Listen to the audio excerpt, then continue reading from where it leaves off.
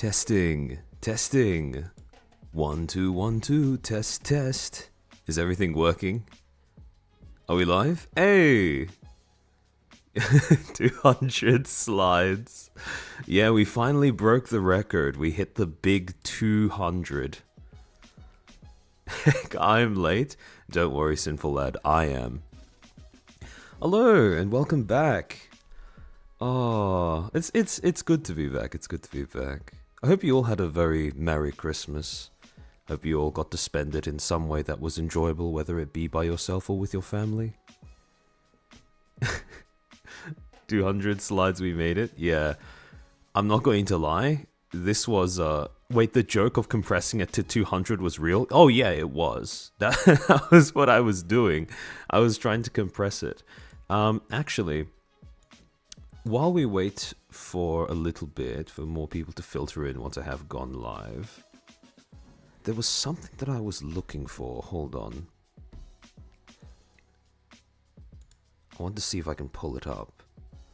Oh, Mercurius Olcus, thank you for the 5 gifted memberships. That's very kind of you. Give me a second.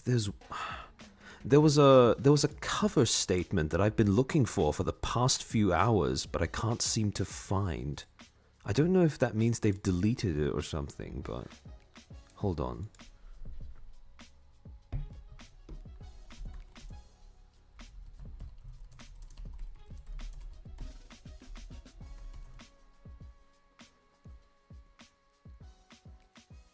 Okay.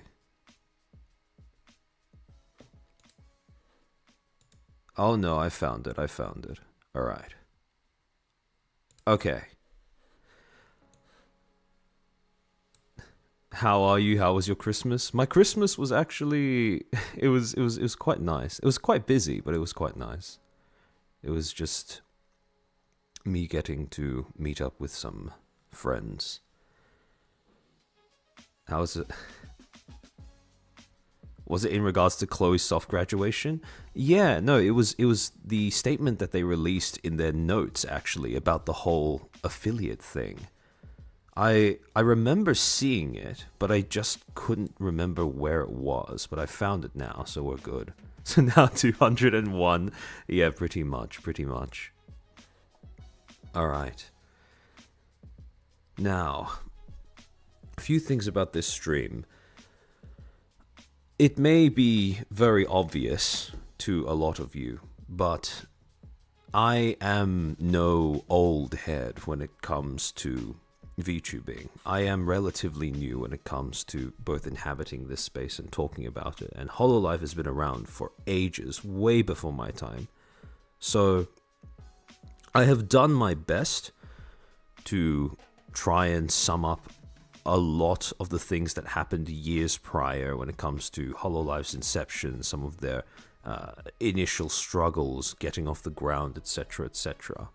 However, to anyone who's watching the VOD, if there are any inaccuracies or anything along those lines, feel free to just let me know in the comments. I am more than willing to accept criticism on this because of the fact that, again, I'm very aware, I am not someone who's been around for that long, relatively speaking. Now the joke needs to be 300 slides minimum, yes. Well, for me, being the only sober person at a Christmas party is quite a rough place to be. By the way, is the BGM coming through? Hold on, I didn't get to check my audio levels before we started.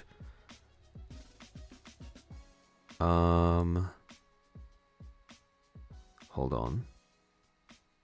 Could you increase your volume, please? Okay, let me do that.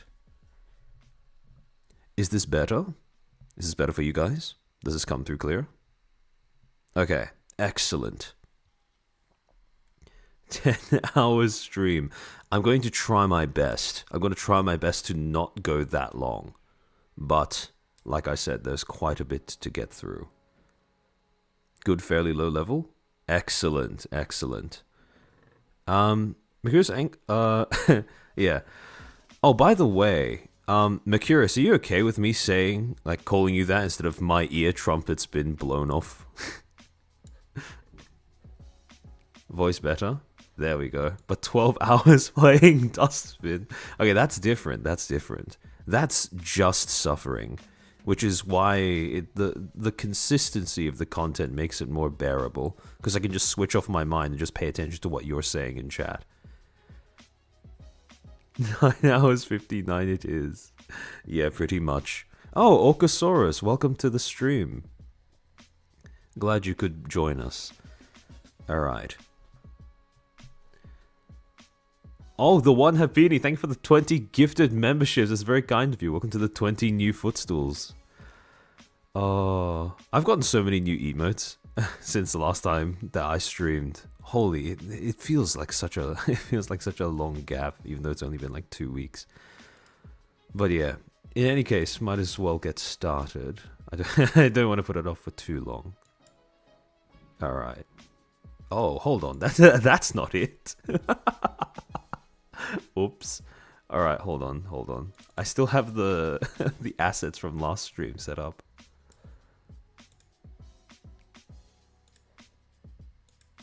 There we go. That's much better. Okay. Sorry to flashbang you with hoof, guys. Because Orcus, thank you for the 2. You can call me what you like, Chairman. I will take that. I will take that. Chris Raw, thank you for the 10 gifted memberships. It's very kind of you. Oh, welcome to the Footstool, Sapini. I didn't realize you weren't a member before. Okay. So, before we start, as usual, a few disclaimers, especially for this topic. As always, do not attempt to harass or contact any of the people mentioned over the course of this stream in any way, shape, or form. There will occasionally be instances where I'm a bit critical of somebody that I'm commenting on, but the same thing applies. My critique is purely meant to be on the basis of conduct and prior decisions, not intended to either be or permit an attack on somebody's character. Second, the inclusion of all videos and images shown for the purposes of critique and or commentary throughout this stream is protected under fair use. Third, dates may be affected by time zones. As usual, I have a lot of screenshots, and also I live in Australia, so things may be off by about a day or so. And finally, if something's blocked off on screen because of the chat or because of my Fuji, don't worry, I'm going to be reading it aloud more often, well, pretty much guaranteed. So, the other thing is, I just want to give a quick shout out to Depressed Nasagi, Rima, and Toledo. Their videos have been very invaluable over the course of putting this stream together, because they've acted as very convenient summaries and archives of a lot of the events that I'm going to be talking about. So over the course of this stream, we're going to be referencing quite a few of those, and I really recommend you go check their content out. But yeah, in any case, I want to start off this stream with a little bit of a history lesson. At this point, a lot of people in chat who've watched my prior streams know this song and dance, and it goes all the way back to August 6th of 2020, when HoloLive Japan, or HoloLive proper, released their 5th generation. 5th Gen Holo will debut soon. Press release, linked below in that tweet. And, as you can see, at the time that this was announced, Holo's Gen 5 had 5 members, and the 5 members were as follows. First 4 being Yukihana Lami, Omaru Polka, Shishiro Botan, Momosuzu Nene, and a 5th, Mano Aloe. A headstrong, mischievous succubus in training who dreams of becoming the diva of the demonic realm. However, if you were to go onto HoloLive's talent page today and go to their Gen 5 section, you will realize that there are only 4 out of these 5 talents that are actually shown. And we'll get into the reason for that in a bit. Now, true to the word of the announcement, Between August 12 and August 16, all 5 members would successfully make their debuts. Lani would start off on the 12th, Nene on the 13th, Botan on the 14th, Aloe on the 15th, and then finally finishing with Polka on the 16th. However, not too long after Mano Aloe made her debut, there was trouble in paradise. Hololive's Twitter put out the following post on the 17th of August, stating, "As we announced earlier, Hololive 5th generation member Mano Aloe is currently under Twitter restrictions. We apologize to everyone who has been looking forward to this update, but please wait a little longer until it's lifted." And on the same day, Mano Aloe would post out an announcement of her own, linking to a stream stating, "Urgent, we have an important announcement." The reason for this restriction? Apparently, a few months prior, on May 24th, Mano Aloe had hosted a test stream on one of her past life accounts, an account by the name of Dedichi on twitcasting.tv. Now, this was pretty much a test stream where she presumably sat in call with a member of management and checked her rigging, made sure everything was working. However, the problem was that they forgot to delete the stream. Management either forgot to inform her, presumably management forgot to inform her, and as a result, the stream was up for everyone to see, and see it they did. People soon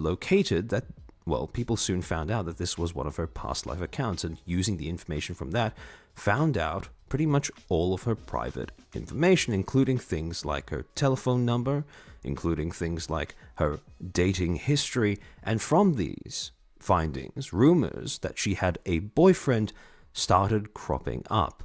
And because this was very early on in Hololive's formation, because of the fact that this was a period of time where Hololive didn't really have much going for them in terms of fending off the unicorns, people started dogpiling on Mano Aloe over supposedly having a boyfriend, as well as forgetting to delete this stream. "So you have a boyfriend. I wish you happiness. Management, fire Aloe. This guy's existence is completely unacceptable. His private use before release is a breach of contract, and he can be fired." Yes, this was doxing. Absolutely, Alan. And it had happened not even a week after her debut. When Aloe went live on August 17th, the short stream was pretty much entirely her apologizing to her audience. At about 1 minute, 28 seconds, she prefaces the entire thing by stating that the stream and the statement has been approved by management prior to her going live.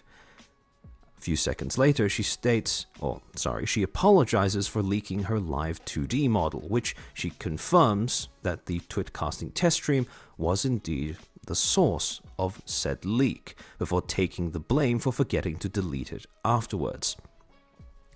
At 1 minute 55 seconds, Aloe confirms that the test stream was indeed done under the supervision of management, but was accidentally left visible to the public. Again, she reiterates that she accepts blame for this oversight. While she does make it very clear that the stream itself had been approved, at no point throughout the entire thing does she ever blame anyone but herself for her current situation. And finally, at 2 minutes 25, she states that she apologizes to all people involved in this matter, including the other Hololive members and audiences.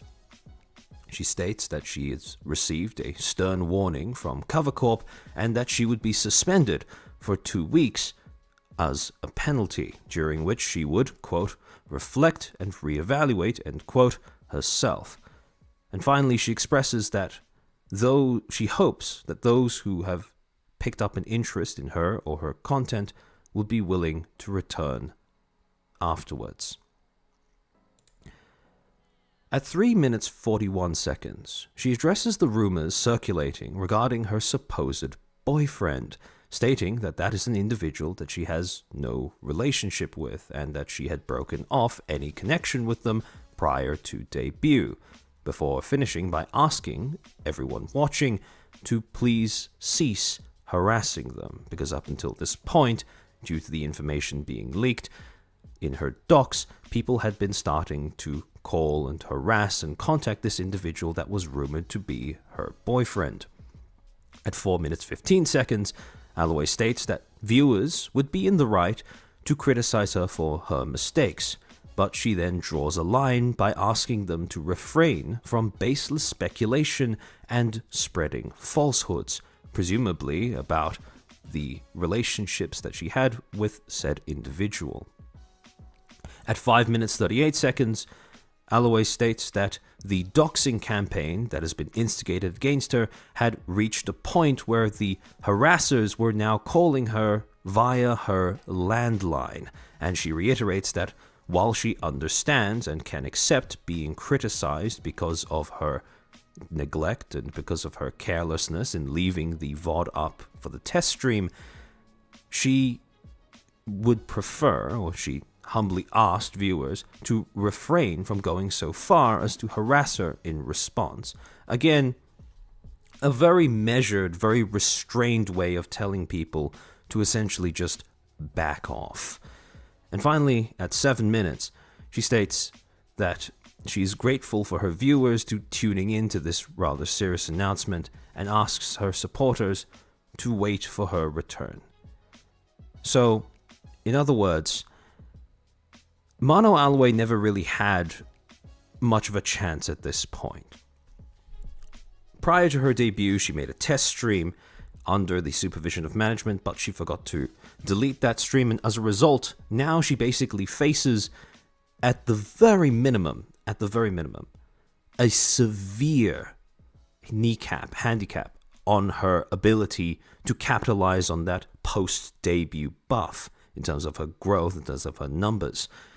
However, after departing for 2 weeks after this stream, any fans who were sticking around waiting for her return would confront the fact that that was never going to happen. Because on August 31st, 2020, Corp put out an announcement that Mano Aloe had graduated. Quote, "Thank you for your continued support of Hololive production. We regret to announce that due to personal reasons, 5th generation member Mano Aloe will be graduating from Hololive on Monday, August 31st, 2020. We apologize for the misunderstandings caused last time due to the lack of a translated official announcement and the delay in adding subtitles to the apology stream. As such, we would like to explain the circumstances in more detail this time. Mano Aloe debuted as part of Hololive's 5th generation on Saturday, August 15th, 2020. However, after signing the contract with Cover Corporation, but prior to her official debut, Mano Aloe conducted a test live stream on the video streaming service Twitcasting, in which she used her then unreleased live 2D model. This stream recording was not deleted afterwards and remained available to the public. As a result, her model and the nature of her character were leaked prior to her debut as part of the 5th generation. Cover Corporation deemed this to be a breach of contract for disclosure of confidential information, and as such, placed a 2-week suspension on Mano Aloe, which began on Monday, August 17th, 2020. Upon further discussion, however, Mano Aloe decided that she was not physically or mentally prepared to continue with her activities. In accordance with her wishes, we have decided that the best course of action would be to allow her to graduate from the group. We wish her all the best in her future endeavors. We would like to thank all the fans and everyone involved in their support for Mano Aloe despite her short tenure. We apologize for the confusion and concerns that have resulted in relation to this incident. We sincerely hope that you will continue to support our company and our talents in the future.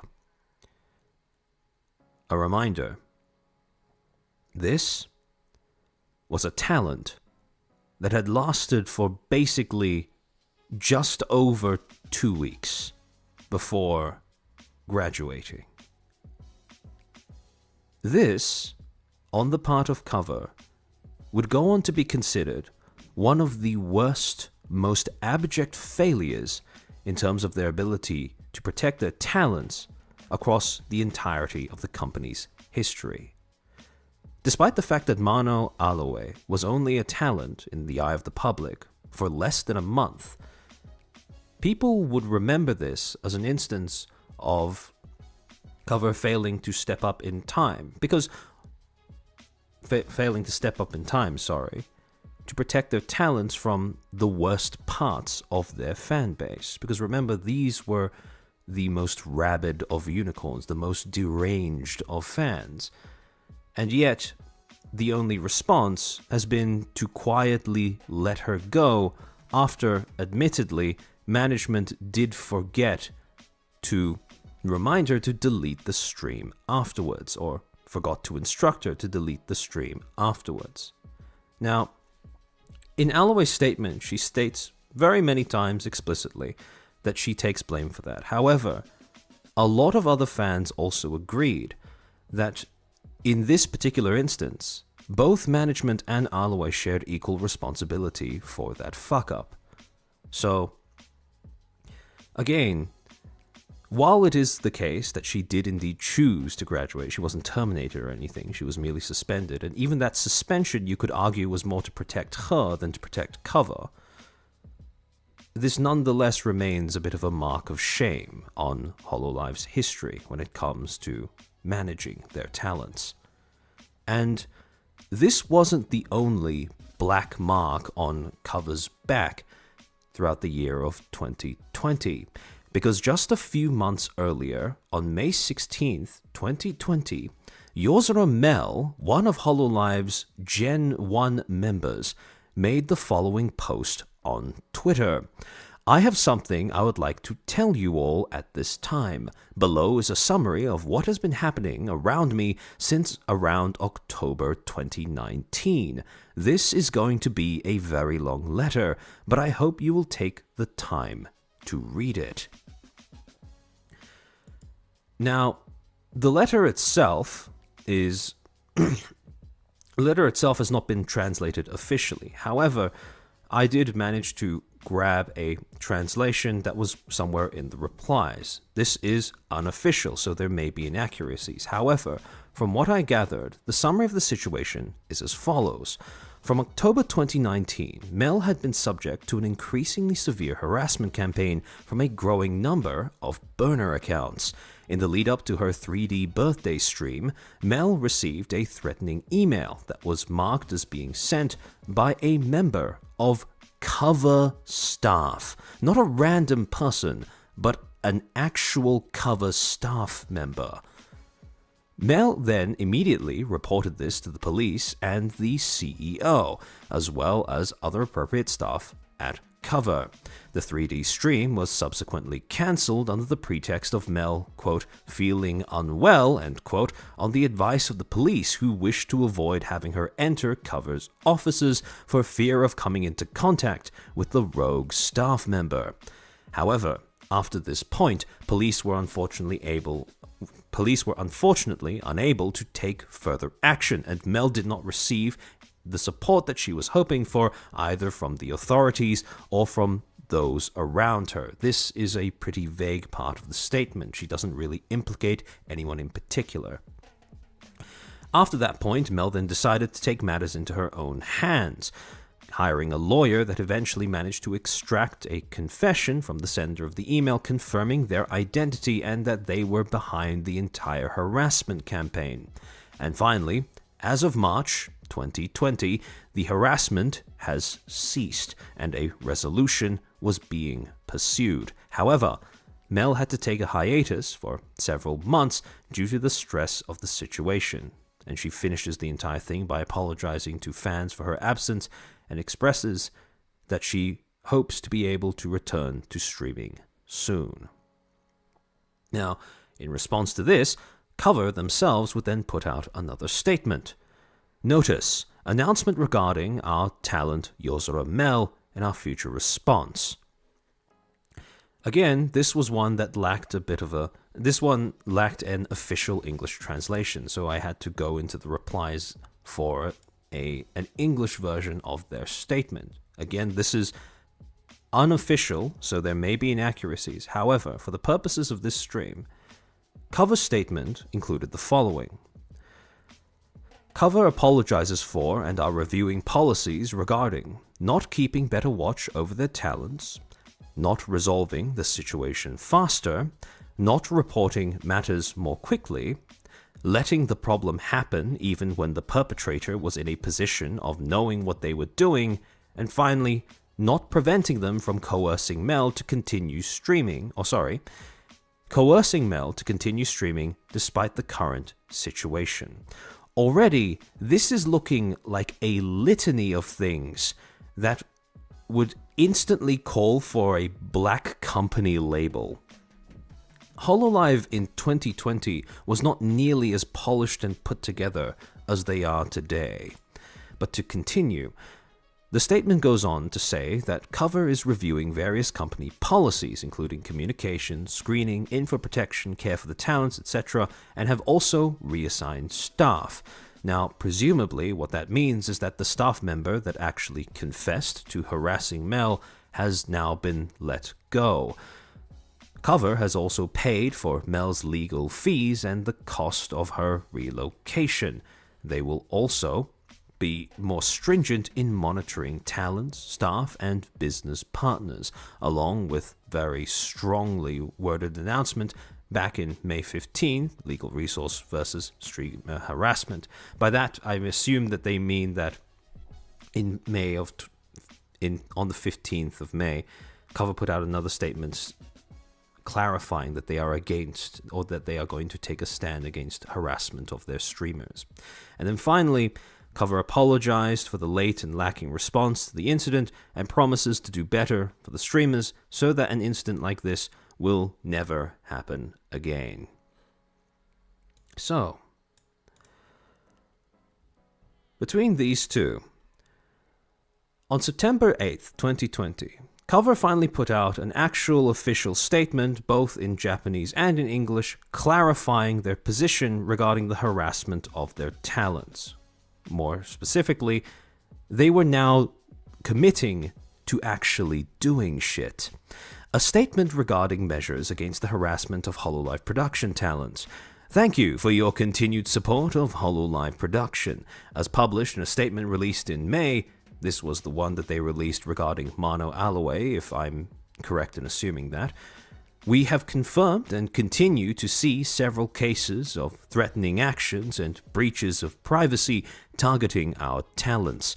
Cyberbullying and harassment, especially as of late, pose a serious threat to the livelihood and well-being of our talents, and as such, we cannot tolerate them. We have been preparing to take legal action against these threats.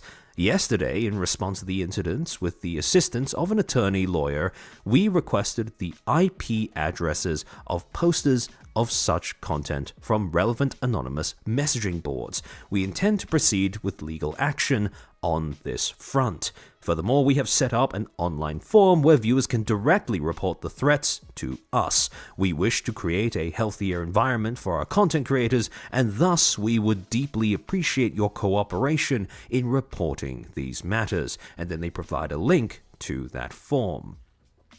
They go on to state, Cover is taking the following steps in response to these threats. 1. Filing police reports. 2. Filing reports to social media and anonymous messaging boards. 3. Requesting sender IP addresses on the aforementioned websites. 4. Submitting requests to internet service providers for contact information associated with aforementioned IP addresses. And 5. Damage claims against the senders. The dangers posed by harassment are not exclusive to Japan. These issues exist worldwide. As such, we will also be taking measures against threats to our talents coming from overseas. These measures, along with our existing support system systems are set in place to ensure that our talents and fans can continue to interact in an enjoyable manner. We hope for your continued support. Signed, Tanigo Motoaki, or Yagu. This was coming forward from this point. This then became the origin of Hololive's current anti-cyberbullying and harassment policies. However, at the time, this was a statement that very much needed to be said, and up until this point, Hololive hadn't really come out and made a clear stance in as much detail as this, as of yet. However, while this was all happening in this year, regardless of the fact that Hololive had now responded, their responses to the previous two situations that we just talked about, Mano Aloe and Yozora Mel, were so lackluster that, for the time being at least, both of these talents ended up becoming symbols of Cover's inability to look after their own talents.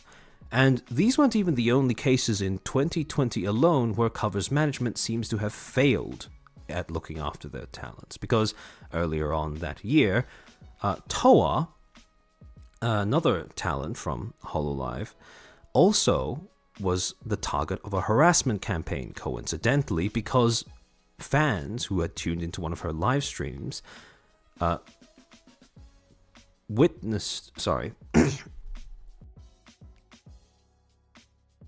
can feel my voice kind of dying today.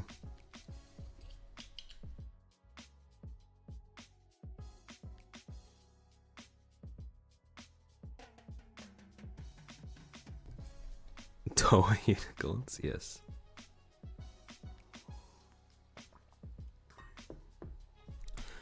So yes, as I was saying, Toa had been the target of a harassment campaign because viewers on one of her streams had heard her speaking in a Discord call where there happened to be male voices, and they had assumed that these were, or at least one of them was, her boyfriend.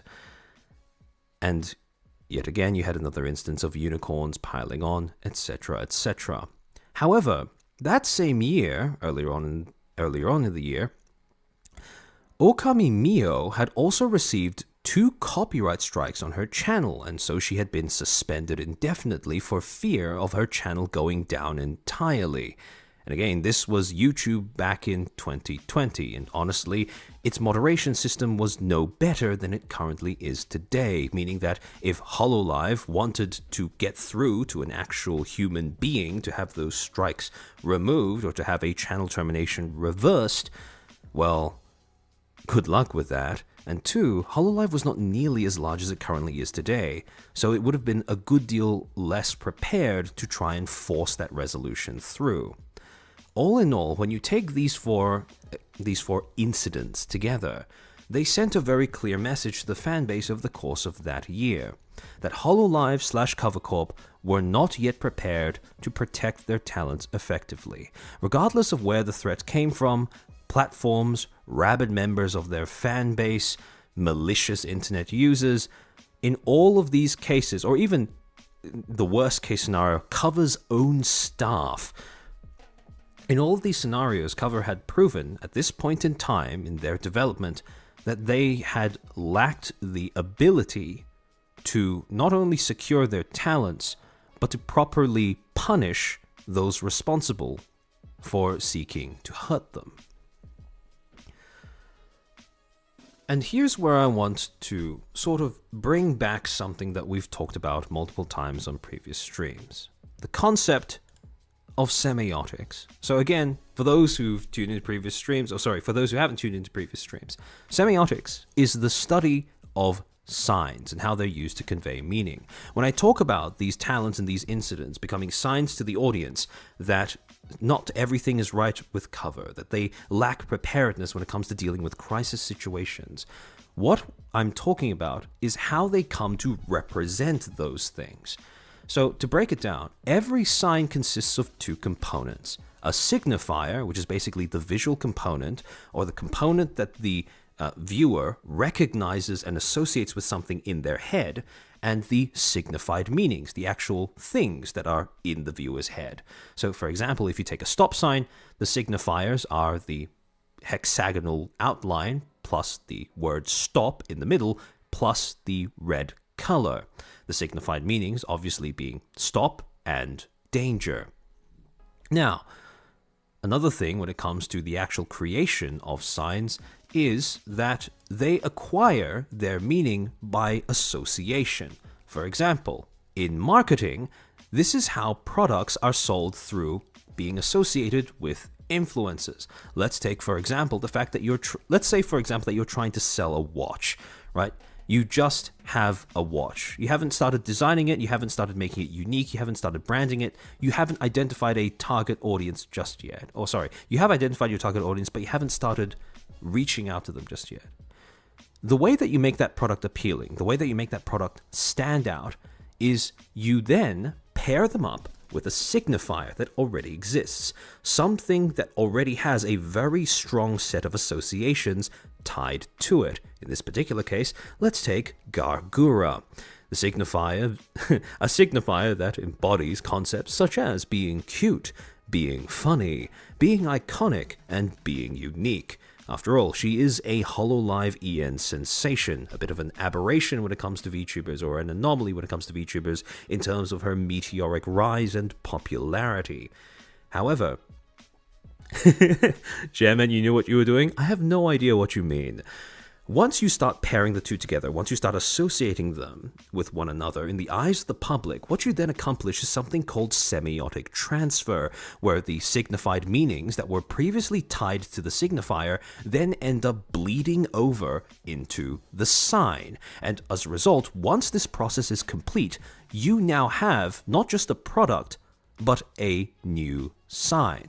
The product then absorbs all of those associated meanings that were previously attached to the thing or the celebrity, the influencer, whatever, that was advertising it. So now, when you combine just a normal watch with Gura's branding, you now have a watch that also signifies being cute, being funny, being iconic, and being exclusive. Thing is, this isn't just a thing that you can do with products or objects. You can also do this with people. In fact, when you have a product that you want to market, how do you even get a signifier in the first place? And the answer is that, well, through a very similar process. This is where human icons come in, or celebrities, basically. In stage 1 of a celebrity's life cycle, they are just an ordinary person. They've been selected for some arbitrary reason by people around them to become a signifier. In the second stage of their life cycle, a brand identity is curated for said person. This is where a team or a group of people, or even the person themselves, sits down and decides on what sort of mental associations they want the public to have. What sort of mental associations do you want to attach to this person? For example, let's say that you just grab a young woman off the street and she happens to be very good at singing, and so you start curating a brand identity that involves components such as having humble beginnings, being a talented singer, being a feminist icon, an environmentalist, a tragic romantic, and a dreamer. And then in stage 3 of the celebrity's life cycle, you then try to expose the public to them as often as possible. In this stage, the public is coaxed into taking interest via sustained media exposure. Put them on the news, put them on the internet, put them anywhere where people can see. Even if it's as stupid as a girl saying "Hok Tua" into the microphone in a street interview, as long as you get that clip out there to enough people, you've created a celebrity. And that is what happens in the final stage of a celebrity's life cycle. That person now becomes a human icon, a celebrity. And if you look at this process, you realize, hold on, this is the exact same thing as what we just described with the watch. At the beginning, you select a signifier. Then you try to infuse meaning into said signifier. The signifier then gains signified meanings, mental associations that you want people to take away from them, or that you want people to think of when they see them.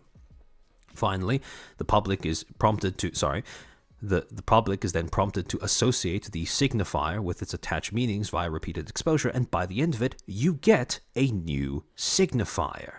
And the reason why you do this is because celebrities are some of the most powerful marketing tools you could ever ask for, because the moment they reach this stage, they basically become an infinite money glitch so long as they remain relevant in the public eye. Since any product that you make, in theory at least, could could absorb all of the meanings that they've come to embody through simple association. This is the end point of every celebrity, to act as a sort of marketing tool, because at all points, if they don't represent a set of values that they wish to project out to the public, they are projecting those values onto the things that they are showing, the things that they show themselves in the public's eye with. For example, a bag that they're wearing, or a piece of jewelry, or a watch, or some alcohol, whatever it may be. Thing is, though, when it comes to this entire process of turning a person into a signifier, it's not just a positive thing. It's not just something that people do consciously for the purposes of marketing. This can also happen completely by accident, and it often does in cases where there is a crisis. Following the same four-step process, what essentially happens is that in stage 1, instead of a person being selected deliberately, a crisis occurs that it involves a person. Now, they could have been put there by somebody else, or they could simply be in the wrong place at the wrong time. It doesn't really matter. All that matters is that in stage 1, a crisis occurs and somebody happens to not only be in it, but to suffer it as well. In stage 2, signified meanings are then attached to the victims, and in this particular case, if we use Mano Aloe and Yozora Mel as examples of this, the signified meanings that they started to absorb based off of how the public reacted to what happened to them were the following. They picked up connotations of powerlessness, drinking game, take a nip every time Chairman says signifier drunk within the hour. Oh yeah, you don't want to do that for this section of the stream. So they picked up connotations of being powerless. They picked up connotations of victimhood, of trauma, betrayal, neglect, and managerial incompetence.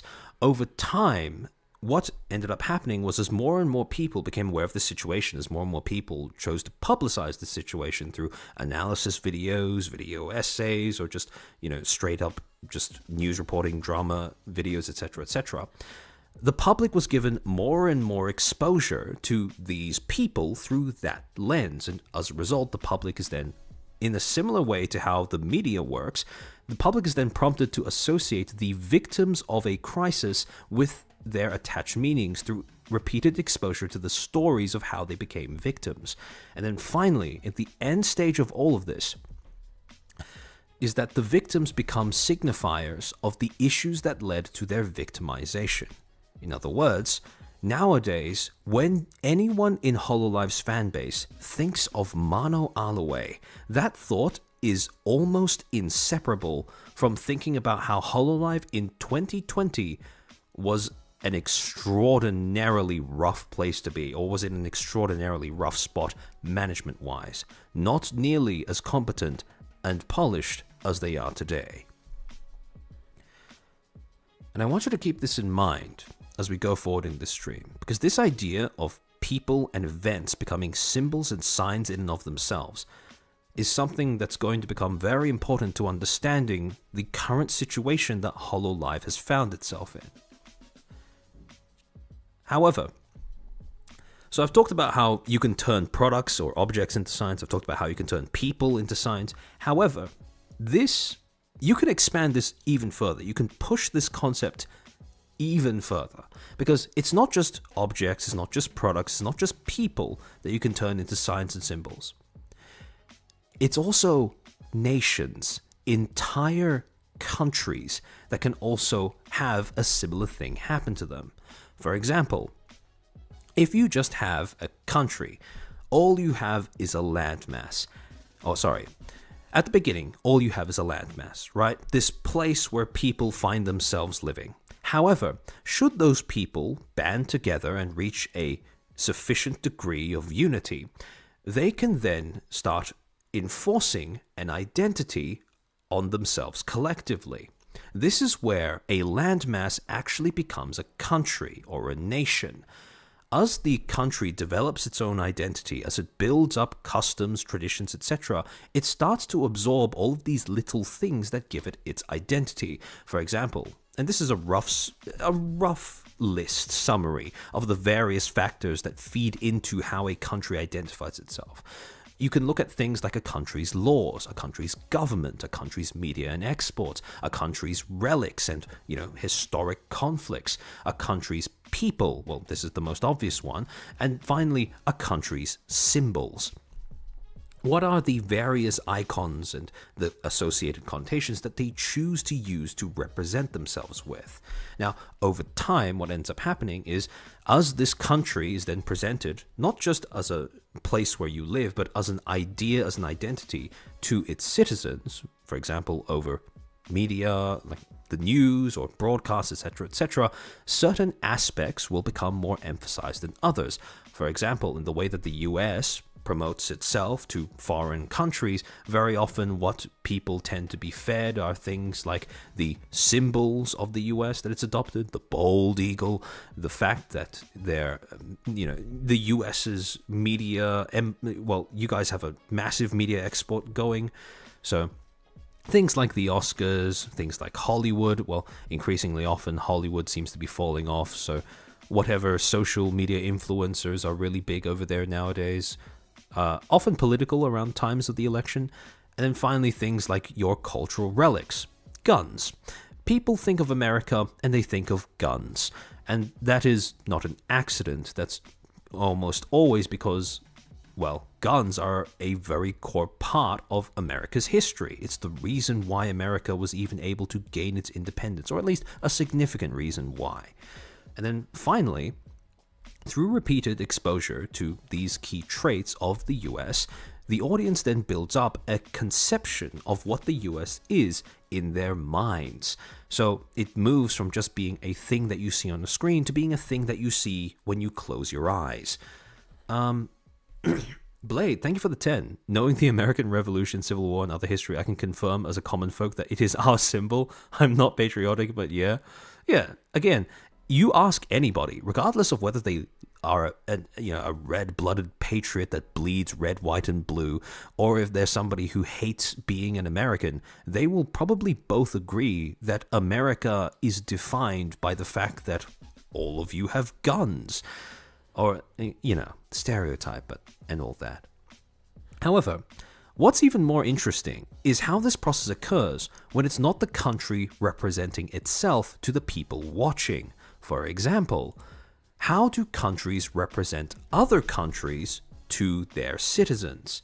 Let's take, for example, the US and China. Now, when you look at China's various, the various things that makes China, China, you have some similar things to what's going on in the US. For example, you still have the broad categories of laws, government, exports, relics, people, and icons. However, the individual things that fall under these categories are quite different. Instead of exporting things like Hollywood, you export things like, well, very commonly, manufactured goods.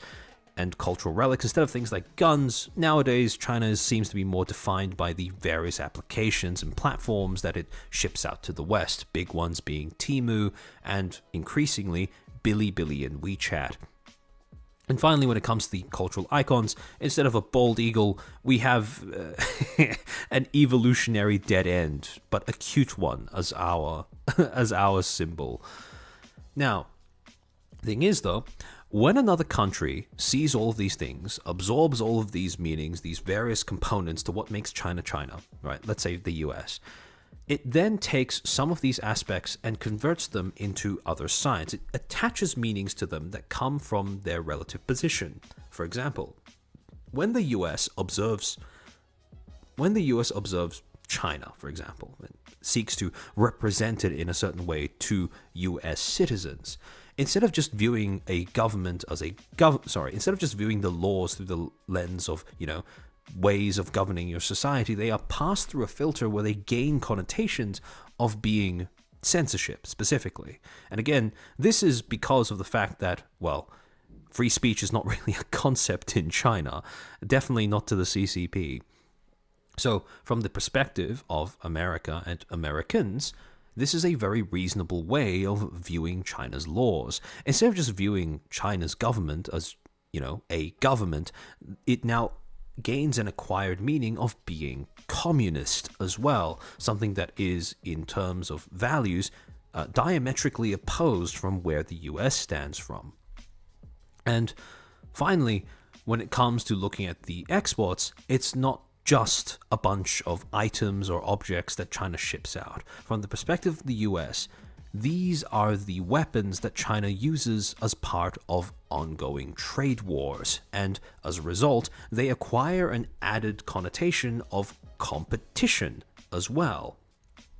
So, as a result, when you have, for example, the US government or US legacy media portraying China to its citizens, instead of portraying simply its laws, its government, and its exports, it will present things like censorship or communism or trade wars. These all become the things that US citizens understand China as or know it by because of the way that China is portrayed by US media. And as a result, in the final stages, people start associating China with all of these things. When people in the US think of China, more often than not, they think censorship, communism, and maybe if they read the Financial Times, trade wars. Now, this brings us rather conveniently into the fact that China also happened to be one of HoloLive's first footholds in terms of finding a new audience outside of Japan. Chairman getting negative social creds. I think I already had it when I revealed on stream that I was Taiwanese, so I don't think I have very much to lose in that regard, but I appreciate the concern. In any case, sorry. For the purposes of the next section of this stream, a few things that I want to set up with you guys. First,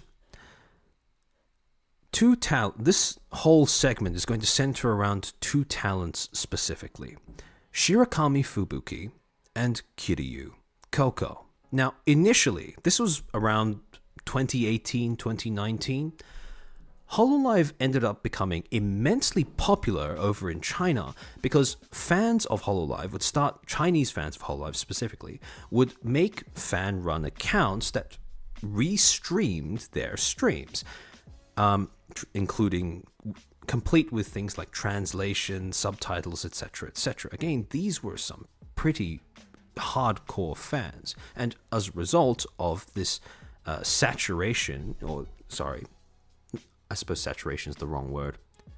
As a result of this entry point into the Chinese market, what ended up happening was, well, three knock-on effects of that. First, HoloLive's presence on Bilibili absolutely exploded.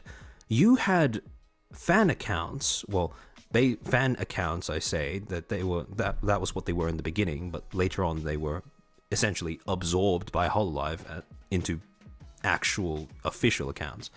These fan accounts would gain so many subs so quickly that a good number of them started to outpace the growth rate of the talent's YouTube channels.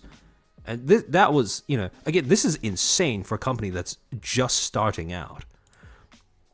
The second thing that started happening was that due to all of this increased exposure, HoloLive started getting collabs with other corporations, specifically gacha games, things like Azure Lane, which would then, propel it into an audience that was even wider and even further spread across the globe. China was essentially, China and especially the Azure Lane collab, was essentially the reason why Western fans started Western audiences started gaining momentum to expand outwards as well. And finally, this ultimately culminated in the creation and formation of an entire branch located directly in China, HoloLive China, or HoloCN. Now, when we're talking about talents that are immensely popular among Chinese audiences, immensely popular especially on Bilibili, the talent that everyone seems to focus on the most, or at least one of them, seems to be Shirakami Fubuki. Now, Fubuki in particular is an extremely iconic member of HoloLive. Not only was she one of HoloLive's iconic Gen 1 lineup, or a member of HoloLive's iconic Gen 1 lineup, aside Aki Rosenthal, Akai Hato, Natsuhiro Matsuri, I hope I said that right, and Yozora Mel. But she also went on to found an entire, well, I'm not sure if it was a branch, but it was supposed to be separate from being a normal gen, called Gamers, where she basically enlisted Okami Mio, and then Mio enlisted Okayu, and Okayu enlisted Korone. And thus, HoloLive had an entire branch that was now dedicated to making gaming content together. And she wasn't just popular among JP audiences, she was incredibly popular among Bilibili's audiences. If I remember correctly, her Bilibili sub count at around 2019 going on to 2020, it had accumulated over 1 million subscribers. And I believe that at this point, that was more than she had on YouTube. So, again, this, if anyone could be said to be an unofficial ambassador, again, this would be it. Fubuki would be it. On top of that as well, we're going to be, a lot of this is, I recommend watching, Depressed Nasagi has a good video on Fubuki's rise, Fubuki's origins as a talent, especially as an ambassador of HoloLive in the eyes of fans, called The VTuber Who Saved HoloLive. And again, my summary of it may not be as complete, so I recommend checking out this video as well. However, we're going to be drawing on some parts of it quite extensively for the rest of this section of the stream. So, when people first thought of Fubuki in terms of the way that she conducted herself, in terms of what she contributed to HoloLive as a company, there are a few things that tend to crop up over and over again. The first is the fact that Fubuki was she created, or she was a driving factor behind the creation of Gamers. Not only was she seen as a founding member because of the fact that she was part of HoloLive's inaugural Gen 1, but she also went on to create an entire branch on her own, or form a branch on her own, through referrals, enlistments, etc., etc. Second is the fact that there are it's a very, very common talking point among JP talents when they come into contact with her in terms of how nurturing she seems to be to them. In this particular clip, Subaru from, I believe, HoloLive's Gen 2 or Gen 3, goes on to state that, well, Fubuki basically raised her, took her under her wing, mentored her, and not only that, but Fubuki was also one of the first HoloLive JP talents to start engaging publicly, collaborating, etc., with HoloLive's HoloStars. Now, again, since this was relatively early on in HoloLive's development, HoloStars had a massive problem. Oh, Gen 2? Okay, great, Gen 2.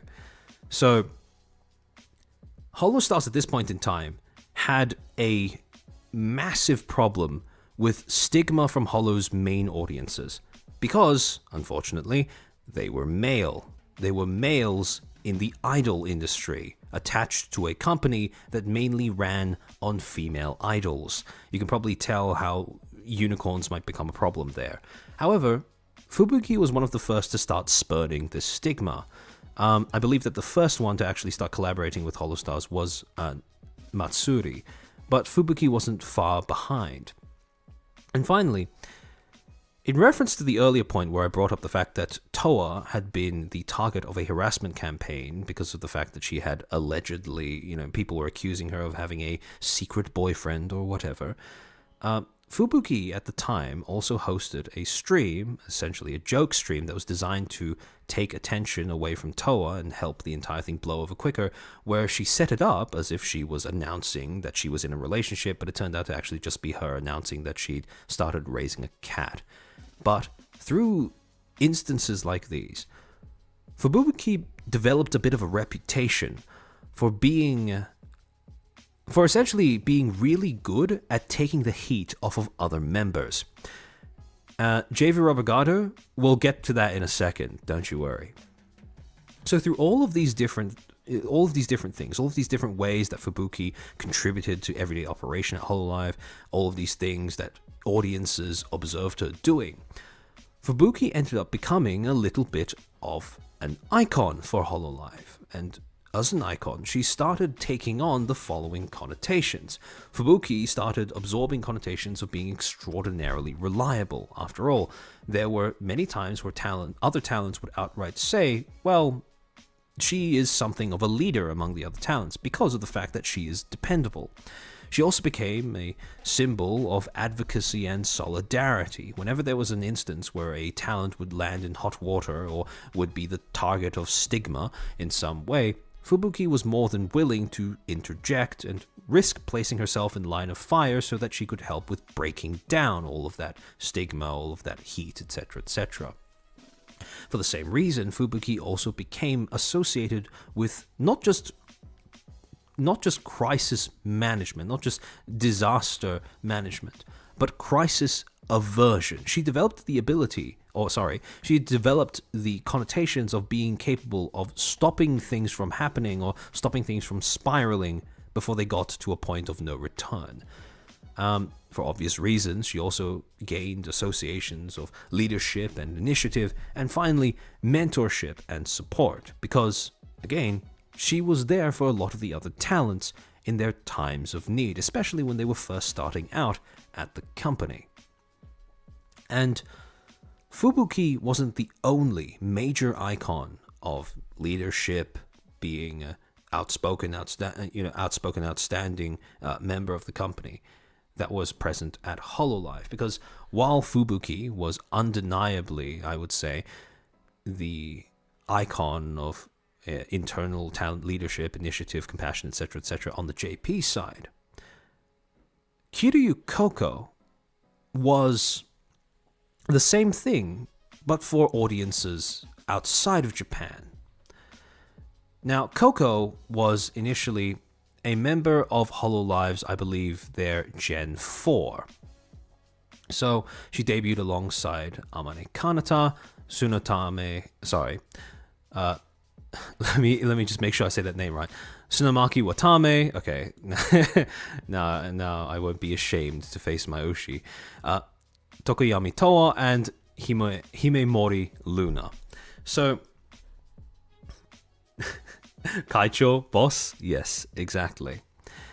So, for this section, Rima has a great video summing up basically how Coco went from being someone who was initially looking at getting into HoloLive as a manager to being one of their top talents in the year 2020, called How One Word Cost Kiryu Coco Everything. I highly recommend you go check out that video on her channel, but for the purposes of this stream, I will be summarizing some points of it for you guys. So, when you look at the various things that Coco was known for, was associated with over the course of her time at HoloLive, well, a few things. First, she hosted Asa Coco Live, which is basically a a parody news show where she would go through various things, memes, etc., that would happen around in a week and among HoloLive's fan base, etc., among the other talents, and just present them in a funny talk show manner to her audience. She would also regularly host things like meme reviews, where audiences could get directly involved by simply making posts on I believe, a subreddit or something that she set up, that she would review sometimes with other members on stream as well. She was also known as being pretty much the first HoloLive talent to start branching out, not just to EN audiences, not just to Chinese audience, not just to JP audiences, not just to Chinese audiences, but to EN audiences as well. Not only was Coco bilingual, she was also, I believe, the first, if not one of the first, to start using English subtitles in her streams as well. And this worked wonders when it came to exposing EN audiences to HoloLive and growing that particular part of HoloLive's fan base. And finally, at least in the year 2020, Coco at some point was the top earning I believe streamer in terms of super chats on YouTube, period. So not only that, but she was immensely successful in terms of being a profitable streamer that pretty much was capable of carrying HoloLive's expansion into the West on her back for those first few months. And as a result of all of these things, when you look at some of the connotations, the associated meanings that people attached to Coco, you had things like, for example, the fact that she was humorous and adaptable, that she was quick on her feet, good at improvising, good at riffing off of things as they come up in the moment, that she developed a reputation for testing boundaries. She wasn't afraid of breaking the idol stigmas. She would swear on stream. Her catchphrase for when she opened Asakoko episodes was "Good morning, motherfuckers," or something along those lines, if I remember correctly. She also happened to embody EN viability and overseas interest. So the fact that she was able to appeal to an EN audience and integrate EN audiences into her streams so seamlessly ended up becoming, in general, she was essentially the sparkle in HoloLive's eyes that signaled their interest in a HoloLive English before HoloLive English even existed. On top of that, she was also known for being innovative, her ingenuity, coming up with new ideas, coming up with new ways of delivering content to her audiences, etc., etc. She was also known for involving the audience in her content. Again, things like meme reviews, stuff like that, do wonders when it comes to making your audience feel integrated in terms of what you're doing, what you're talking about, what you're showing. And finally, this was partially her branding as well, in terms of the actual character that she was playing, because she was supposed to be this kind of almost this kind of semi-silly Yakuza-esque she had this semi-silly Yakuza-esque vibe to her, where she became known for being a maverick, being outspoken, and as a result, Holo USA and Coco Kane. Yeah, I remember seeing that clip when I was researching this video. But yeah, so essentially, she was the closest thing that HoloLive had at that moment when it comes to being able to include rule breaking and rebelliousness into their brand. Because aside from that, it's pretty cut and dried. They're mostly things like, they weren't. The whole idol thing was a little bit of a joke at this point as well, even way back when. But at this particular point in time, none of the other talents really had that same energy when it comes to embodying rebelliousness that Coco had. And as a result, she ended up incorporating a little bit of fire into HoloLive's overall image that wouldn't have been there without her. And this is where we start getting into as you understand the fact that Coco has become a sign of all of these things, I want you to keep this in the back of your mind for what we're about to go through. Because understanding that this is what she represents is key to understanding what was at stake during what has now become known as the Hololive Taiwan incident. At some point during September of 2020, Akai Hato, or Hachima from Hololive's Gen 1, and Coco Kiryu would accidentally, while they're going through their stream analytics, end up showing that China and Taiwan were represented as separate countries according to YouTube's systems, and they read it out as such. Only problem? This was a major taboo in nationalist China. In fact, this was such a taboo that this became an international controversy basically overnight. So you had this is quite crazy to think about, because especially from the perspective of someone who's only been around for, let's say, like 1 year, maybe 1.5 years in terms of in VTubing as an industry. The last time I remember an international incident of this scale was Selengate. So at this point in time, you had things like pretty mainstream newspapers, the Japan Times, talking about how Coco and Hachima had now found themselves caught in the middle of a diplomatic spat between Japan and China. You had things like the JPAC, or Japan Parliamentary Alliance on China, starting to bring up this incident in talks with one another, in meetings, official reports and stuff. And finally, you had legacy media from Taiwan making news stories out of this incident. This was, Burbo, exactly. This was the canon event. This was one of the worst scandals that Hololive had ever experienced in its lifetime, even today. And it was all caused because two talents streamed their YouTube analytics while YouTube, not them, segregated China and Taiwan into two different countries. Now, for those who aren't familiar, the reason why that is considered such a taboo is because China believes that Taiwan should be part of China. In actuality, Taiwan currently exists as an independent nation, but not legally recognized as an independent nation. I say it's an independent nation because, well, if China were to try to attack Taiwan, they have agreements with other countries around the world to defend it as if it was a sovereign nation. So, in current day, they still remain separated. At this period of time, that separation was very much a touchy subject for the Chinese. It remains quite a touchy subject today. So, at this point in time, because of all of the should be is not is, exactly, Agorist, exactly. However, that is not a concept that China and the CCP and Chinese nationalists evidently grasped, because at this point in time, and I genuinely couldn't believe that this was an image that was actually broadcasted on an actual news story, but apparently it was. So, yeah, at this point in time,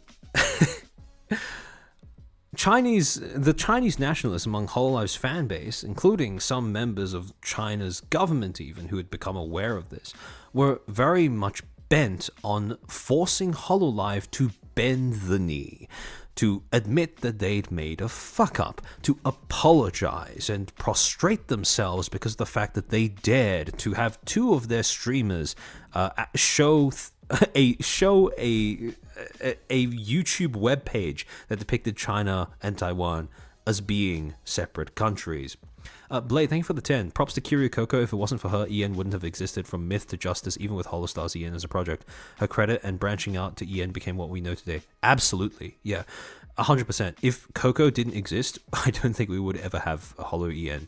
In fact, there's a pretty good chance that Hololive, well, I mean, it's pretty much, I would say it's pretty inevitable that Hololive would look very, very different from the way it does today if they never had Kiryu Coco.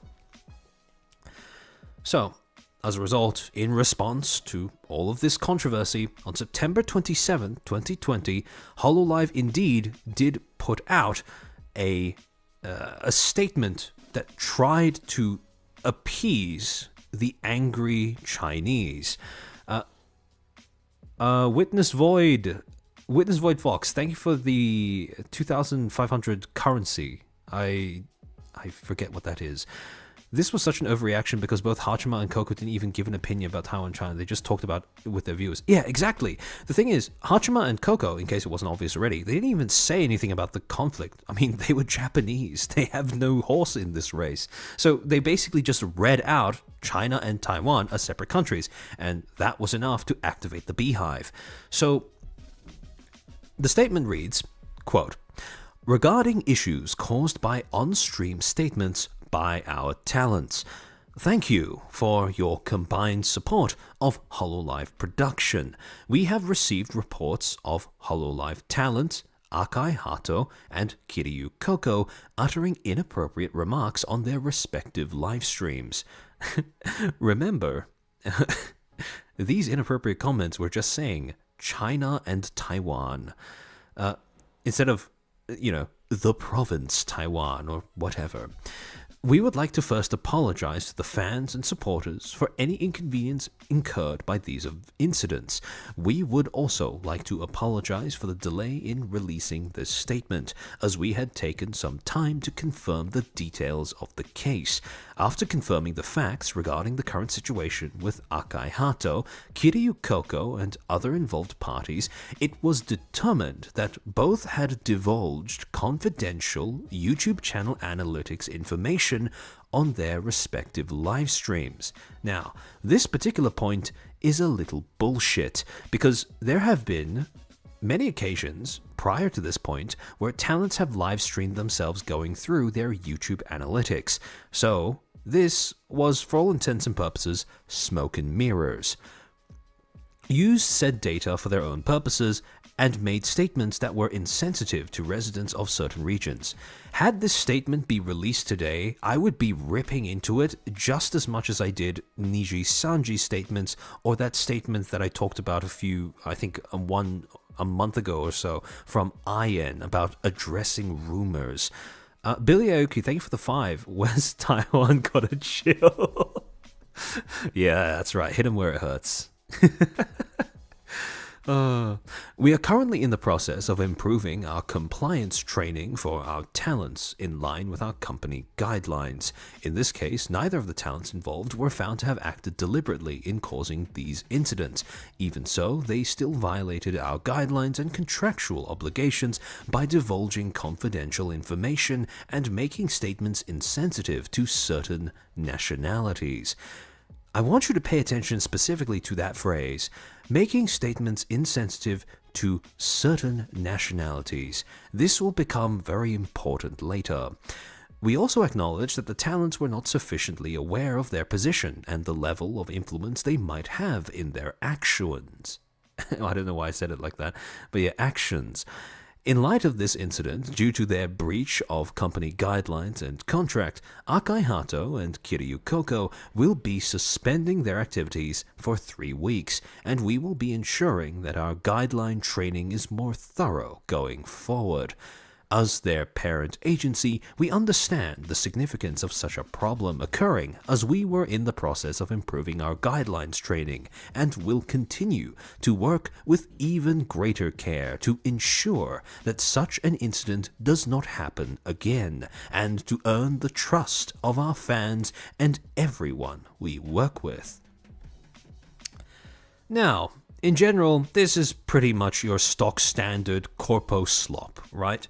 We did something wrong, our talents did something wrong, here's a very technical explanation of how that is the case, or something that sounds like a technical explanation of what happened to be the case. We're going to suspend them, don't you worry, we're going to improve things going forward, etc., etc. The only problem? Literally everyone hated this response. You had people who came from Taiwan saying, respect the feelings of China people? How about respect the feelings of Taiwan people? Disappointment Yagoo. 6.5k likes. People from the West hated this as well. The absolute state of the world right now. This is idiotic. Talk about a fucking persecution complex. I really hope HoloLive doesn't pick China over Coco. It would be such a betrayal for everything she's done for them. And they're absolutely right with that, by the way. Imagine literally just reading the word Taiwan off of a Google Analytics page and then having this happen. What the fuck? And on the other side of the ocean, even the Chinese nationalists weren't happy, because in their eyes, this didn't go far enough. I have been trying my best to not cause trouble to the person I like, but the more I think about it, the more angry I am now. Now I have changed all my personal information, and my attention has been doubled with her, and I can let myself go. Kiryu Coco, I hate you all my life. Even if you graduated from VTuber, as long as you live on the internet for a day, I will diss you to the end of the world. Endless death. Thumbs down emoji. Let you taste my anger and pain. Kissing face emoji. So yeah, again, this was a response that alienated absolutely everyone and accomplished nothing, not least because it failed to take a concrete stance on any one position. Yes, they were suspending Coco and Hachima, but they weren't terminating either of them, which well, let's be honest, that was what the Chinese fans would have wanted, but that would have been social suicide in literally among every other bit of their fan base. And on top of that, the fact that they were even punishing them at all was seen by JP fans and EN fans as being absolutely absurd. So they didn't take a winning position in the eyes of either party. However, there was yet another problem with this particular statement. Because that statement that we just reviewed was merely the English version of a statement that they had released in English, Japanese, and Chinese. The problem? Their Japanese and English versions said something that was quite different to what they said in the Chinese versions, and this discrepancy was so egregious that people even started writing news articles about it. For example, this one from Quartz. Even Japanese anime celebrities can't escape China's campaign over Taiwan. Quote, Cover said HoloLive talents had, quote, become the target of numerous abusive messages and threats to their life of bodily harm. End quote. The company responded by deleting the videos and following a play adopted by numerous other companies who found themselves in this spot. It issued apologies that read rather differently in Japanese, English, and Chinese. In the English version of its apology, Cover stated that it decided to punish the entertainers for divulging, quote, confidential YouTube channel analytics information, end quote, and, quote, making statements insensitive to certain nationalities, end quote, but didn't mention China or Taiwan. In a separate Chinese statement published on Bilibili, however, the agency stated its support for the integrity of China's sovereignty and the One China principle, saying that it respects the feelings of the Chinese viewers and plans to develop in the country in the long run. So, those are two pretty different versions of the same statement. In one, you basically avoid saying anything to do with China or Taiwan. You merely make up a reason to penalize your talents, hence why EN audiences and Taiwanese audiences are so pissed off. And in the other version, you basically kowtow and say, yes, we are 100% aligned with your political policy, to the Chinese nationalist fan base. And this discrepancy ended up ripping HoloLive's approach towards this particular incident apart. Blade, thank you for the 10. This was also sadly the cutoff of the CN branch from its talents, Bilibili and drama. Ian looking at CN, how angry we are. I don't know from JP, but knowing Ian's side, this is kind of an internet war for HoloLive. Oh yeah, we'll get to that in a second, don't you worry. Witness Void, thank you for the 2,500. This incident reminded me about what would have happened if Idol were more explicit about their Israeli origin, or if Nikki Ray talked a bit more about it.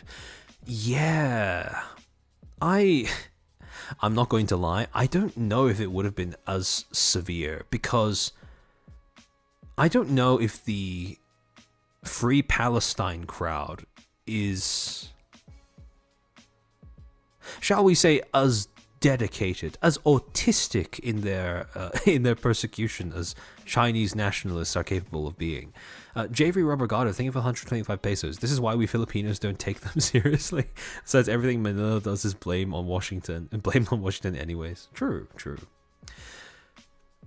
As a result, after being called out, and well, essentially caught with their pants around their ankles, Hololive then published a second statement on September 30th, 3 days later.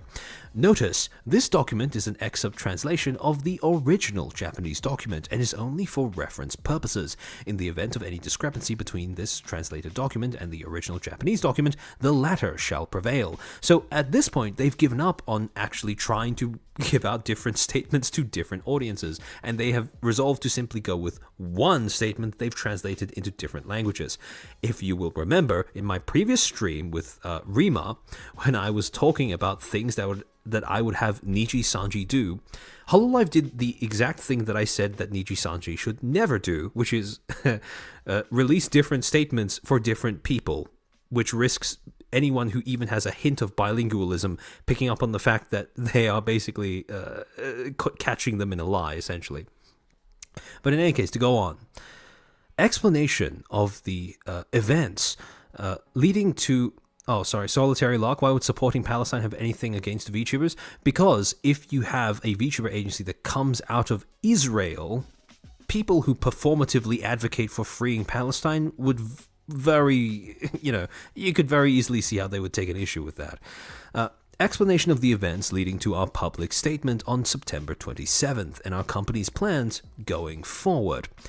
We apologize for the confusion resulting from our recent official statement on September 27, 2020, due to unauthorized disclosure of confidential YouTube channel analytics and actions violating our company guidelines regarding understanding differences in perspective and taking into account positions of countries in which we provide our services.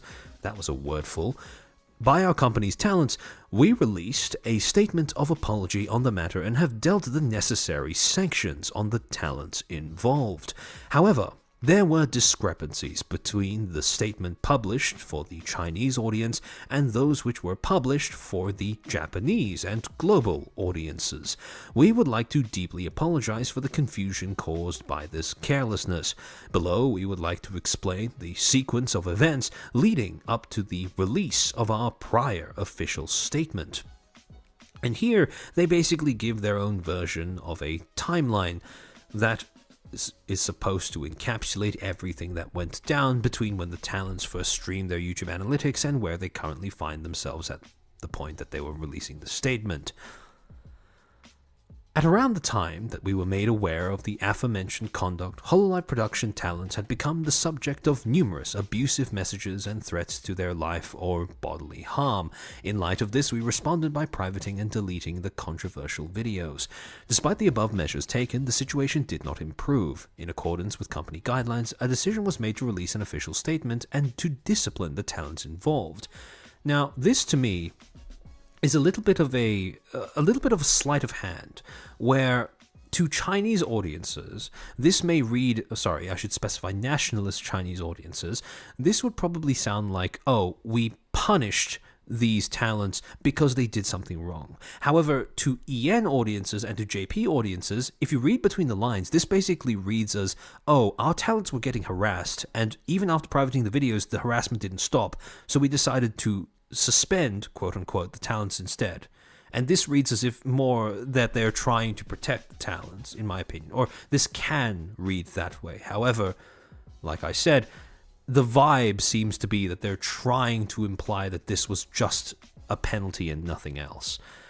3. In preparing the official statement and after careful consultation with our partner company located in China, we were advised that to secure the safety of our talents and employees and ensure that they are able to continue their activities moving forward, it was necessary for us to release a clear statement to the Chinese audience regarding the disputed statements. 4. Taking the above circumstances into account, in order to prioritize the safety of our talents and related parties, our company decided that it was necessary to speak out quickly, leading to the emergency release of the official statement on September 27th, 2020. However, as a result of the official statement, we released included language. However, as a result, the official statement we released included language insensitive to certain geographical regions. With every iteration of that same line, it becomes more and more verbose, to the point where country becomes certain geographical regions, which is always something fascinating that I find when I read over different iterations of corpo statements. We understand the severe ramifications of this issue, both domestically and internationally, and deeply regret our poor handling of the situation. We are aware that HoloLive production has a worldwide audience across many countries and territories. As such, we operate on the principle of providing our services to each country and territory in accordance with its laws, social norms, common wisdom, and the stance of its current government. Due to the above circumstances, and because our service policies, guidelines, and modes of communication differ depending on the countries and territories to which we provide our service, we decided to adapt the contents of our statement and the manner of its release accordingly. Now, this may seem to be a fairly innocuous line, but our modes of communication may differ depending on the countries and territories to which we provide our service. That's a line that I want you to sort of put a pin in. That's something I want you to retain in the back of your mind, because that's something we're going to be coming back to way later on in this stream. Because despite the fact that 4 years have elapsed between then and now, this policy that HoloLive has when it comes to the way that it adapts the way it communicates depending on what countries it's operating out of, that hasn't changed. However, this led to differing statements being released. We would once more like to deeply apologize for the confusion this has caused. Our company takes the confusion caused by this matter very seriously, and in order to clarify management responsibility, we held an emergency management meeting. Part of me does wonder if they had to say emergency management meeting instead of emergency meeting, because it just, I feel like 2020 has utterly ruined the phrase emergency meeting and Among Us for at least half a decade on from today, I would say. It's half a decade from 2020, I would say. Meeting on Tuesday, September 29th, 2020, where, in addition to reprimanding the CEO, our company has resolved to establish a compliance committee to prevent the reoccurrence of such situations. Furthermore, the CEO will relinquish a portion of his salary in light of the seriousness of the situation. Now, to be fair to HoloLive as it existed now at this point in time, I have yet to see another instance in the time that I've been active in VTubing as an industry. I've yet to see a single other instance where a CEO has publicly committed to taking a pay cut as a form of penance for making a company fuck up. So as far as I'm concerned, this is an admirable move by Yagu, and this, I do think that over time in the future, this was a symbolic gesture that ended up solidifying much of how audiences viewed Yagu in terms of being a CEO with integrity and personality down the line. But to go on, moving forward, we will make it company policy to release statements that not only conform to local laws and customs, but are also universally equitable, and rework our internal guidelines to ensure consistency. Moreover, to provide everyone with better service, we promise to always convey a sincere and honest attitude towards our fans and viewers. We hope for your continued support. We kindly request that you refrain from contacting our talents in relation to the situation. I have no doubt that this was a statement that was written by somebody who had received a university education in America. Not even out of the question that it might have been in somewhere around California, because When I read the phrase universally equitable combined with certain geographical locations, this has all the hallmarks of someone who was trained in the Western education system to speak in technobabble. But in any case, after this statement was released, EN audiences pretty much kind of calmed down, because this was much, much better. Not least because of the fact that they actually admitted that the first statement that they put out was a gigantic fuck-up.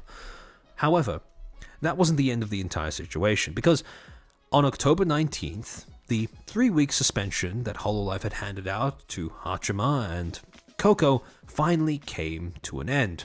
Hachima would make her return with a short apology stream where she would basically take blame for showing the YouTube analytics and saying that she regrets doing so, etc., etc. Now, fans who were in her chat, in her comments at the time, were pretty much just reiterating the same thing.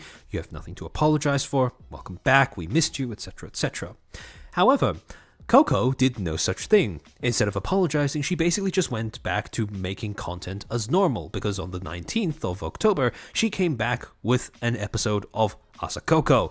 And the day afterwards, she had a formal comeback stream where she basically said, "I'm back," and basically just went about her day as usual. Now, this ended up pissing off quite a few of the Chinese nationalists, because now the Chinese antis were not only they not only had their they not only felt like HoloLive had sort of thumbed their nose at them by only suspending, not terminating Coco, but when she came back, she didn't even apologize. And after this point, a lot of people are spamming based in chat. Yeah, I honestly agree. So after this particular point, and actually, the fact that Coco didn't end up apologizing for the whole China incident, that will become very, very important to how this situation ends up evolving and becoming a part of HoloLive's history down the line. But in any case, the fact that Coco didn't apologize meant that at this point in time, HoloLive's Chinese antis had now narrowed their scope of focus from being mad at both Hachima and Coco to now being mad only at Coco, because Hachima had apologized, so in their eyes, she was pretty much okay. However, Coco, they would not relent until they had managed to achieve Coco's termination. And as a result, what ended up happening was that for months after this event, not even, this was right up until, I believe, almost right up until Coco ended up, almost up to a year after this point. Very frequently, Coco would be the target of hate raids and malicious spam in her chats as Chinese antis banded together to try and stick it to her. However, at this particular point in time, irregardless of all of the goodwill that had been generated towards Coco, because, well, I mean, we saw in the chat just then how I suppose happy EN audiences, JP audiences would be to see a town actually stand up against all of the harassment and international pressure. Aside from that, though, Cover itself was still not having a great time, because EN audiences and JP audiences were still kind of pissed. They still hadn't quite forgiven Cover for bending the knee to China. Now, Coco, on the other hand, this is where things get kind of interesting, because between the EN JP audiences and the Chinese audiences, Coco and Cover were in opposite scenarios here, or there was no one side that would approve of both of them in this present point in time.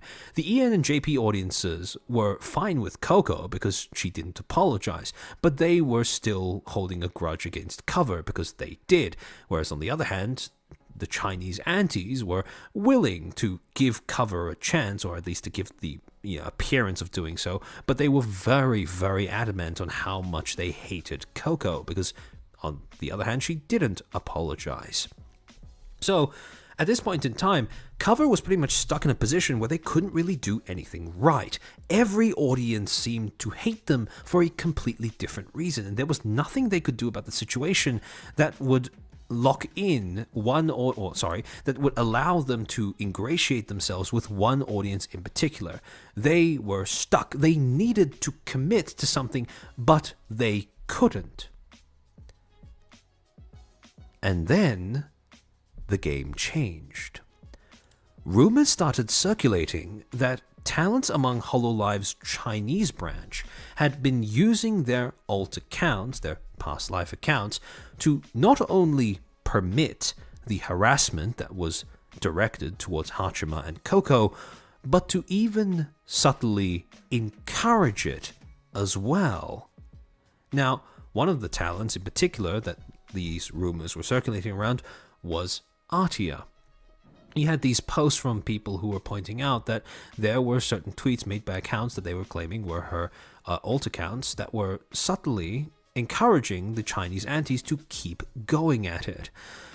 This particular one, Artia reposted her tweet on the 28th of September on Twitter that she does not want to talk about politics at all. So she basically made under her Hololive persona, she basically made a big show, a big song and dance about, oh, I don't want politics near me. Oh, what is happening is horrible. I just wish we could all hold hands and be friends. However, on this supposed alternate account, she was saying something very different. She was repeating the line, hold the bottom line. You get it.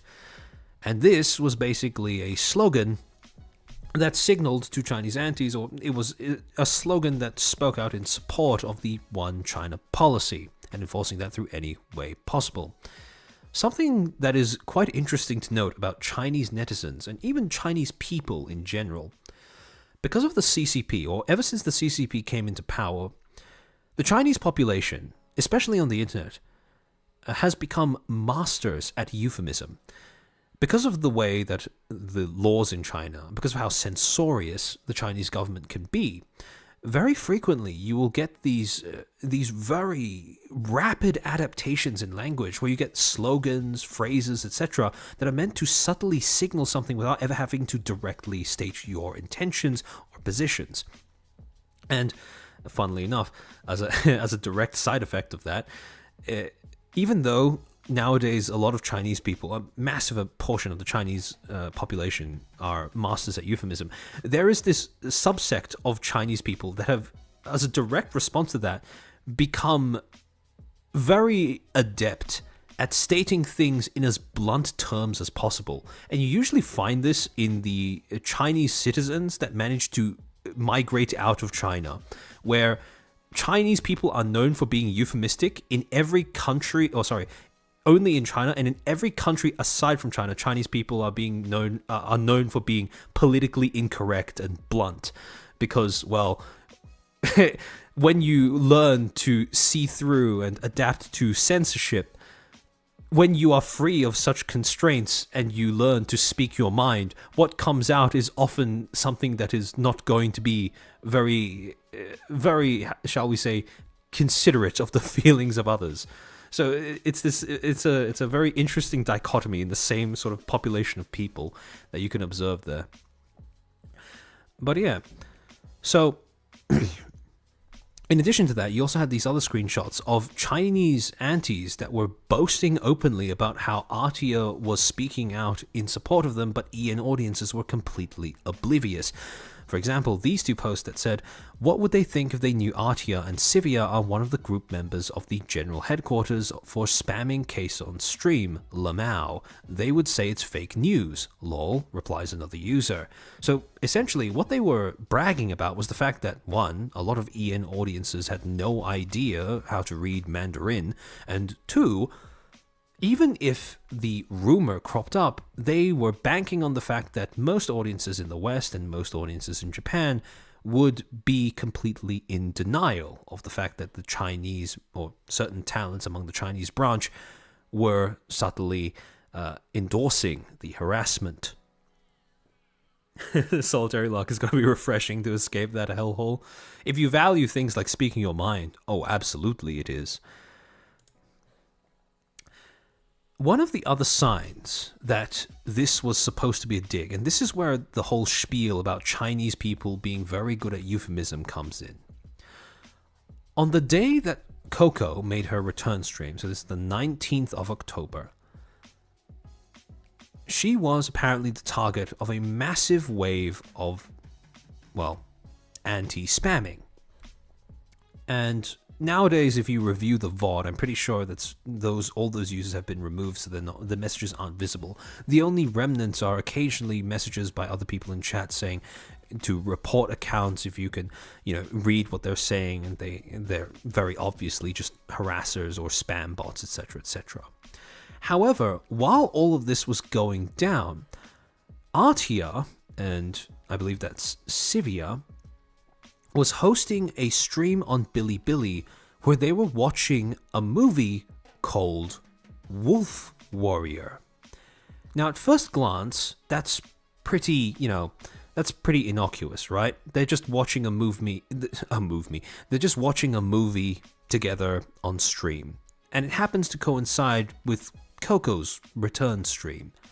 However, you have these comments underneath by Chinese netizens saying, "You think foreigners can understand the meaning and implication? Lamau." And the reason that they're saying this is because Wolf Warrior is not just the title of a movie. It is an actual diplomatic technique over in China. This article by the National Bureau of Asian Research, the first time I saw that, I was quite surprised that was even a thing. But in any case, this article that was published in 2021 outlines Wolf Warrior diplomacy as the following, quote, "In recent years, the Western world has seen a shift in the way that Chinese diplomacy is conducted. In contrast with Deng Xiaoping's strategy of, quote, keeping a low profile, end quote, Chinese officials have more openly expressed controversial thoughts, often with negative ramifications for bilateral relations with other countries." In other words, to translate what that means into, actual English, essentially what that's saying is prior to around 2020, the dominant policy when it comes to the way that China would conduct its diplomacy was to keep a low profile. Don't rock the boat, don't speak out of turn, don't say anything that might be too controversial or offensive to the people who you're speaking to. However, around the time that COVID was starting to pick up, especially around the time that people were starting to scrutinize the origins of COVID, the whole the Wuhan lab leak thing, which at this point has been, I believe, officially confirmed. I hope YouTube doesn't end up adding a note to this VOD purely because I said those words. But in any case, China ended up pivoting the way that they approached diplomacy, international diplomacy.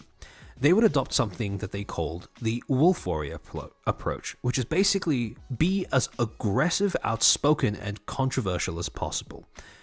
Basically, make it very, very obvious that you are nationalistic, that you will stand up for China's sovereignty, be extraordinarily defensive about any sort of criticism directed at the CCP, and essentially just light everyone who criticizes your country and your government on fire. That was the main backbone of Wolf Warrior diplomacy. And so, now with this understanding, when we look back at how Artia was hosting a react stream to this movie when Coco came back and was getting spam in her chat from Chinese aunties, this now has a very different message attached to it. This is no longer something innocuous. This is a very clear, albeit subtle, message to people who are in the know. This was, for all intents and purposes, a thumbs up to everyone who was engaging in this harassment campaign. And so, upon finding all of this stuff out, Hololive would then launch an internal investigation. And in November, on November 12th, all of those Chinese aunties that were wishing for Hololive to remove itself from China would receive their wish granted via monkey's paw. Because on November 12th, Hololive would announce that they were shutting down their Chinese branch. Every single member of Hololive China would be graduating before the end of December 2020. Now, if you are curious about the fates of the various talents that made up Hololive China, especially after this incident, I would recommend watching Rima's video on it, titled The Dark Secrets Behind the Hololive CN Incident. However, for all intents and purposes, this was the end of Hololive's attempts at branching into a Chinese audience. This was them putting their foot down, or at least it was interpreted by audiences as them putting their foot down and finally taking a stand. And holy shit, did they take a stand. This was the big red button. This was the nuclear option when it came to trying, well, basically, if you wish to retaliate against an audience of a certain sort, this is pretty much the the most extreme option you can take to do that. However, even this, if anything, did not do anything to lessen the harassment that was directed at Coco throughout this entire period. In fact, around the time that this announcement was made, if anything, the antis redoubled their efforts out of resentment. And despite the fact that Coco remained strong, that her head was still held high even through all of this abuse, it eventually became, or at least I would guess that it eventually became a little tiring. Because on June 9th, 2021, so just over half a year later, Hololive would put out an announcement that Kiryu Coco would be graduating from Hololive. Now, I believe that in a statement that she released about her own graduation, Coco clearly stated, "I'm not graduating because of harassment or because of the Chinese or anything like that." However, I believe it is not unreasonable to assume that that may have had a role in influencing her decision to leave. And I don't blame her for... If that is the case, I certainly wouldn't blame her for that. That shit is a Herculean task to put up with for as long as she did, in the manner that she did as well. In this official announcement that was posted onto the Hololive subreddit, it reads the following. "Thank you for your continued support of Hololive production. We hereby announce that on Thursday, July 1st, 2021, Hololive's fourth generation talent, Kiryu Coco, will be graduating from the VTuber group Hololive. We wish to extend our deepest apologies to all the fans and collaborators for this sudden announcement, as well as our heartfelt gratitude and thanks to those who supported her activities for the past 2 years. We, as a company, are saddened by her decision to leave, but after much deliberation between both parties, we've decided to honor her wishes. Please check our official homepage and the press release for information regarding her upcoming graduation event and merchandise, along with her upcoming schedule." And on July 1st, lo and behold, sorry, this should say June, I should have said June 9th when they put out this announcement, not July 9th. And on July 1st, Coco did indeed have her graduation stream. I believe that up until a later graduation, which we will talk about in a bit, this graduation stream yielded the highest concurrent view count of any graduation stream that had been held by a VTuber up until that point. So this Coco broke all kinds of records in her time at Hololive. She was a trailblazer in the truest sense of the word for multiple things.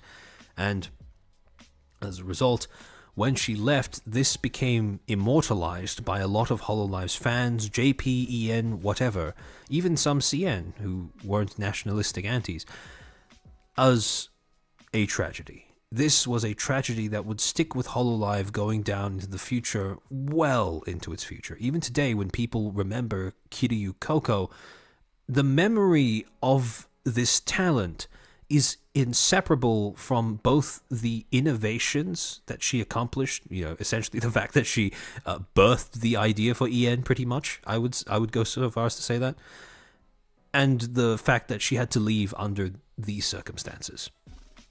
However, yeah, it was, in all respects, it was a good send-off. Now, when we look at this entire incident as a whole, I want you to apply a little bit of a semiotic lens to this. Because what you start to realize is that throughout this entire thing, China as a nation does not just remain as an entity. It essentially becomes not just, a nation, this sort of nebulous conceptual thing, but over the course of this entire controversy, because of the sheer amount of harassment, of hate, of negativity that Coco received, China slowly began morphing into an enemy. Not just this sort of, again, not just a conceptual thing, but an actual opponent to HoloLive as a whole. Over the course of this harassment campaign, China began to absorb the connotations that would turn it into a sign of everything that your traditional VTuber fan absolutely despises. Because it acquired, because of the laws that were operating in the country, it already had heavy connotations of, censorship and the imposition of politics onto entertainment. But on top of that, China also became infamous in the eyes of HoloLive's fan base outside of China for persistent anti-ism, for duplicity, especially in the way that China's, some of HoloLive CN's talents were encouraging the harassment against their co-workers. It became infamous for the pettiness of the HoloLive antis from China, because of the fact that, again, to remind you, this entire thing happened because Coco and Hachima showed YouTube analytics on stream. And finally, China became a symbol of cynical buying power, and so long as HoloLive caved to this, HoloLive would be viewed through the lens of cynicism as well. China represented all money and no heart to all HoloLive audiences outside of China while this entire thing was going down, pretty much. And the interesting thing happens when you start to note how this as a symbol, how China as a symbol, essentially embodied the exact opposite to Kiryu Coco as a sign and as a symbol. These two were diametrically opposed to one another. Coco was a symbol of HoloLive's free-spiritedness, their ability to test boundaries, to make innovations, to act fearlessly with fire when it comes to wanting to try out new things and reach new audiences. And China was essentially trying to shut down all of that. And in the process of doing that, they had ended up turning the Chinese antis had ended up turning their entire country into a gigantic symbol of everything that Coco seemed to stand against. And at this moment in time, Cover was essentially faced with a choice. They had to make a choice as to which set of values they would align themselves with. Now, initially at least, it seemed like they were going to align themselves with China, that they were going to bow down to cynical corporate necessity and profitability and simply cave so that they could get away with as little of a beating as possible. This was why the first version of their statement was lampooned so universally, especially among fans from outside of China.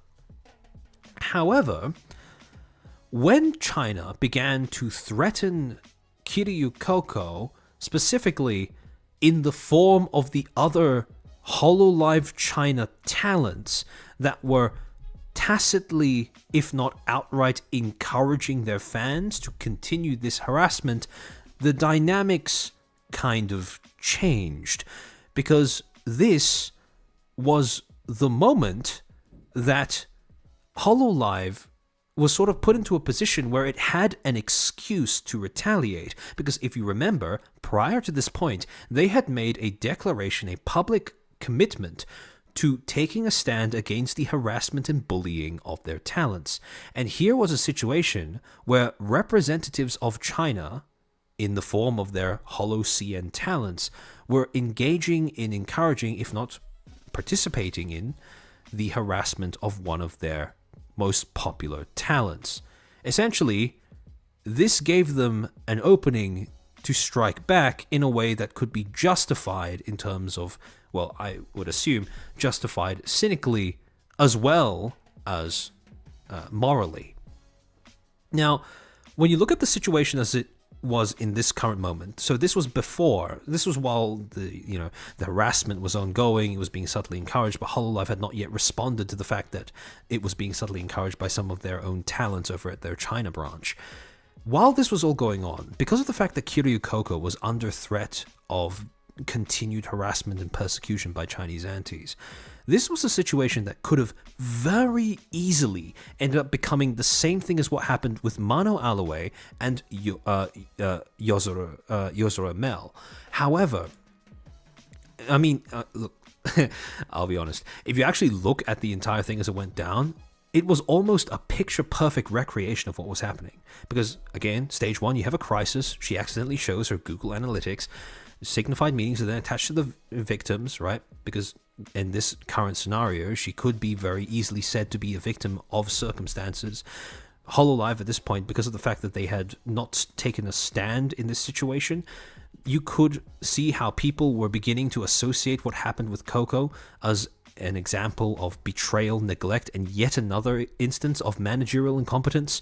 And because Coco is only a talent, very easily you could have slipped into people attributing connotations of powerlessness, victimhood, and trauma onto her as well, especially with the amount of harassment that she endured. And then stage 3, I mean, there were, well, let's be honest here.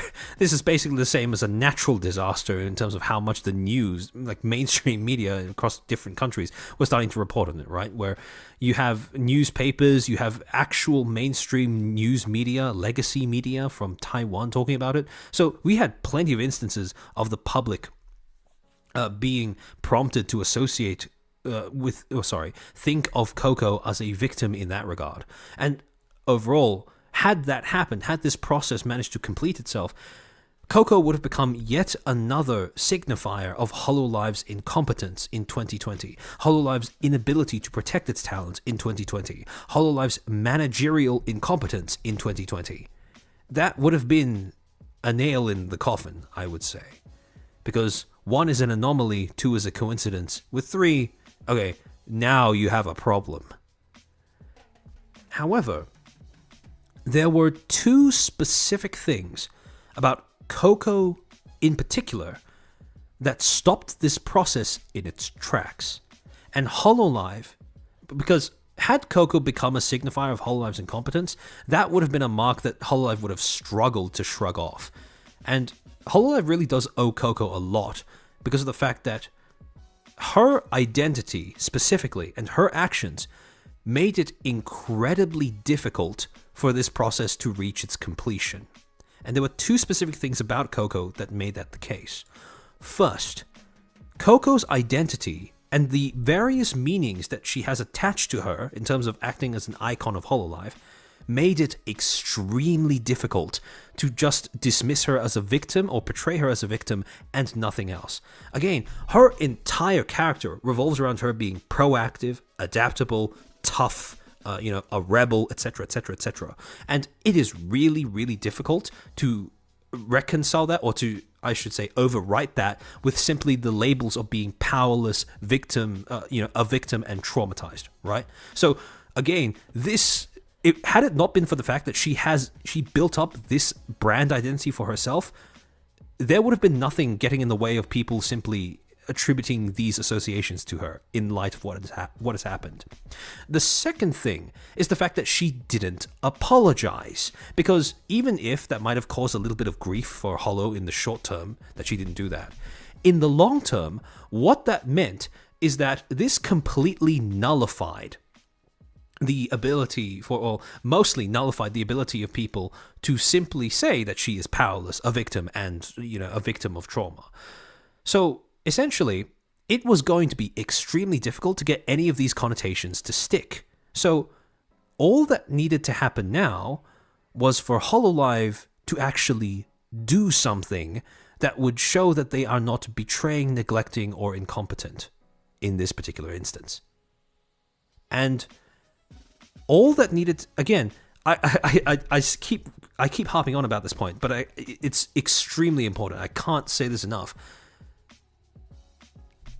Since half of the struggle when it comes to this, half of the negative connotations stem from having to label the talent themselves as a passive victim in this crisis, the fact that Coco has a brand identity that is the polar opposite of that meant that Hololive basically had...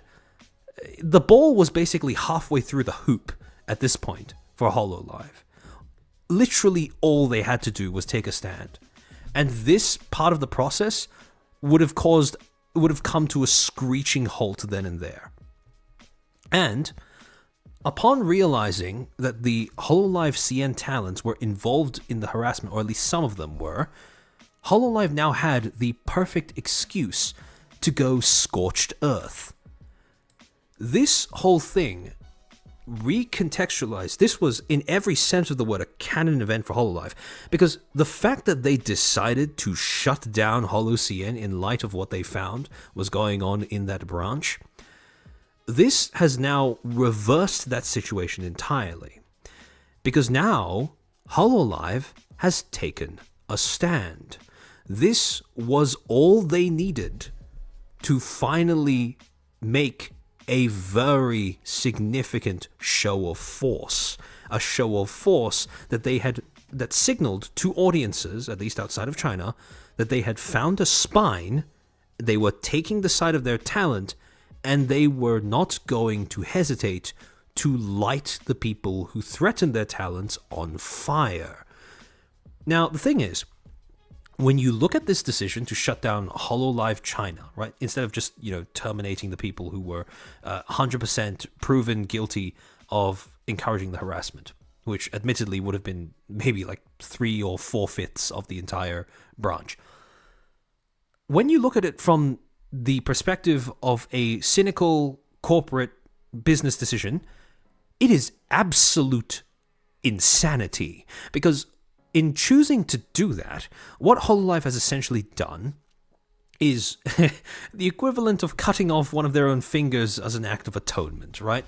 Not only do they give up a significant amount of market share in a absolutely lucrative market. I mean, China is very, very well known for being one of the most profitable, markets for media consumption in the world. Well, I mean, having more than 1 billion people in your country will do that for you. But this also represented a significant setback in terms of their overseas expansion, at least in the short term, because, well, China was one of their biggest overseas markets, one of their biggest overseas audience bases, and they had now essentially just cut that off completely. They also alienated some top-earning talent. Now, I don't think Artia was, Coco tier, but she certainly wasn't a nobody. Artia and other talents at Hololive China were probably, most likely, raking in quite a bit of money, and giving that up would have been no small price. On top of that, they couldn't even guarantee that Coco would stay as a result of that, so in the end they still ended up losing a top-earning talent regardless. And finally, when they pulled out of China in this regard, and in this manner, they ended up alienating, again, at least in the short term, quite a lot of the corporate partnerships that they'd built up beforehand. No Chinese gacha dev was going to touch Hololive with a 10-foot pole after this entire debacle went down, at least not for a while. So, to reiterate, this, from a purely cynical perspective, this would have been an awful decision. However, what Hololive gained from making this decision, at least in the eyes of the audience, ended up ultimately overshadowing all of these things, because regardless of what tangible cynical losses may have been experienced by Hololive in terms of profitability or short-term expansion, they gained something so much harder to obtain when you are a company, and so much more important for the purposes of branding, especially when you are quite new to most audiences around the world. And that thing that they gained from making this decision was principles. In the eyes of basically every audience member outside of China, the decision to blow up HoloLive China in response to the harassment that was directed at these talents that had pretty much, in the eyes of all Western audiences, not even done anything wrong, was a decision that could only be interpreted as an act that deserved respect. A willingness to, like I said before, go scorched earth, stick to your convictions, stick to your principles, stand up for your principles, stand up for the people who are your talents, who helped make you successful, even at great cost to yourself. And so, this was what led to a little bit of audience romanticization, because HoloLive's decision to exit China, although behind the scenes it is very possible that it may have been made purely with cynical intentions, because at this point China is pretty radioactive as a brand towards HoloLive. It would have taken more man hours to start policing talents' chats every single time a Chinese auntie entered, bringing along their friends. It may have been a cynical decision. For HoloLive, it may have very well been a very painful decision that they wouldn't have made willingly if they had any other option. However, in the eyes of HoloLive's fans, this was something that would be romanticized for years afterwards as being one of the key instances where HoloLive could be believed to act as not just a company, but a company with principles, which is extraordinarily unusual and I would say borderline impossible if you are a corporate entity. Because remember, corporations aren't people, and principles are a human thing, or morals are a human thing. And thus, with this decision, with this ending to this saga, the legend of Coco Kiryu and HoloLive's dramatic exit from China was born. Coco became a symbol of HoloLive's conviction, HoloLive's ability to stand up for their talents. What would have otherwise been a disaster that, put the final nail in the coffin in terms of their ability to protect their talents ended up becoming the opposite, ended up making a complete 180, because all of those values that Coco embodied, right?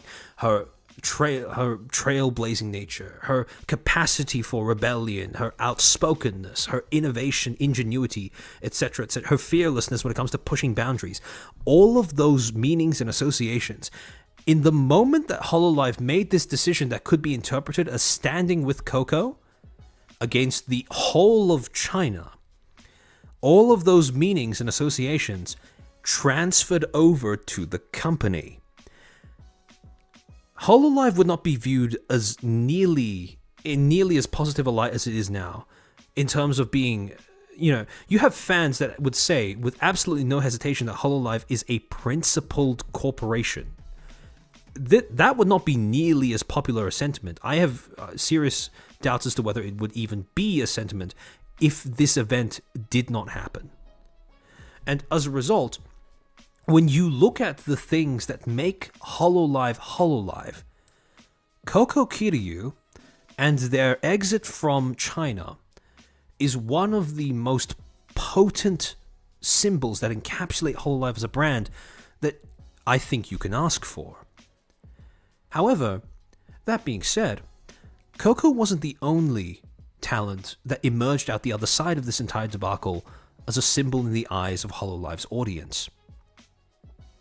Actually, yeah, JV Robogata, thank you for the 125 pesos. That's actually a good way of putting it. China tried to execute a folk devil and they ended up crucifying Jesus. Yeah, this was the original, this was the original VTuber Jesus moment, right? Coco became a martyr.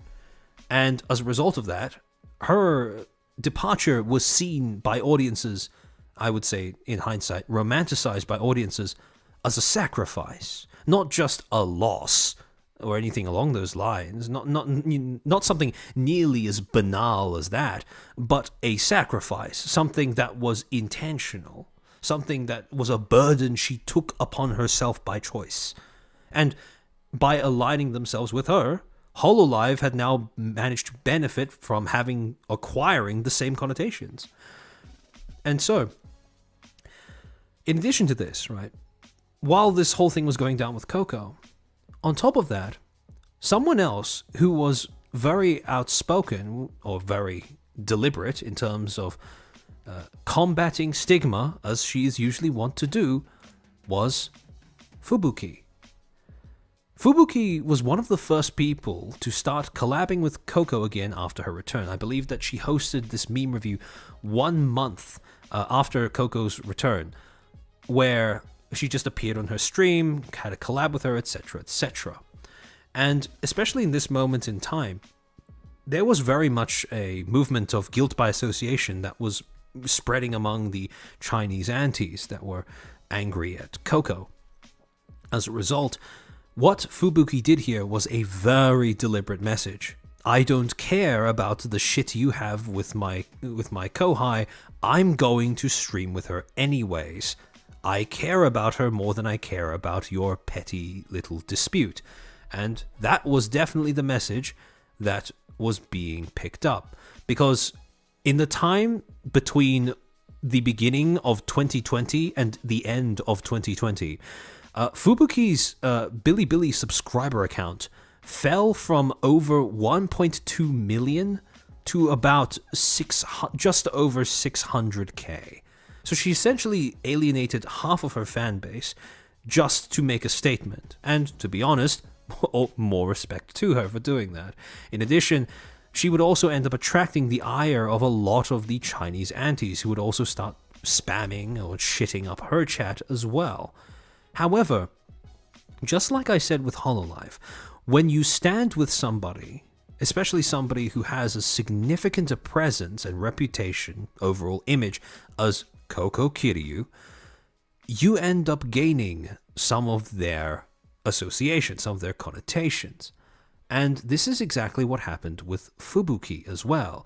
Just as Hololive managed to gain new aspects of their brand image as a result of their decision to stand against China, I wouldn't go so far as to say they stood with Coco. I'd just say they stood against China, which has been romanticized by fans as standing with Coco in hindsight. But with Fubuki, it was completely different. She was not doing anything, or she was not really making a statement to Chinese citizens or anything like that. No, this was purely her standing up for Coco, with Coco. And as a result, we have the final piece of the Fubuki icon puzzle. Because now Fubuki gained an additional connotation, a part of her brand that was always present before, but now had been boosted to amplified to an unprecedented degree. And that was the fact that she had now gained an added mental association in the minds and eyes of Hololive's audience for being a symbol of stability and integrity. She had always been known as part of the glue that holds Hololive together. The fact that she was willing to, stick up for other parts of Hololive's talent roster, to mentor the kohais that came to the organization after she debuted, etc., etc. All of those things were part of her brand image already. But with this was her doing something at enormous cost to herself, or enormous potential cost to herself.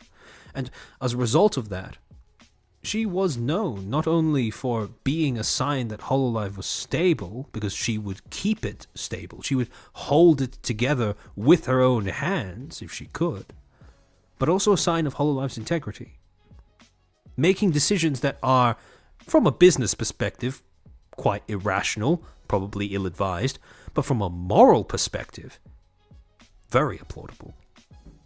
Expected even, if you are indeed somebody's friend.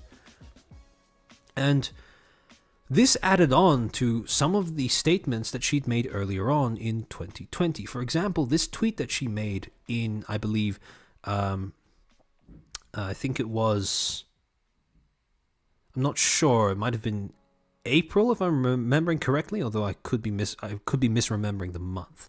But this tweet, which basically says, if anything happens, this was in reply to somebody worrying about HoloLive talents being pressured by management into doing damage control for them.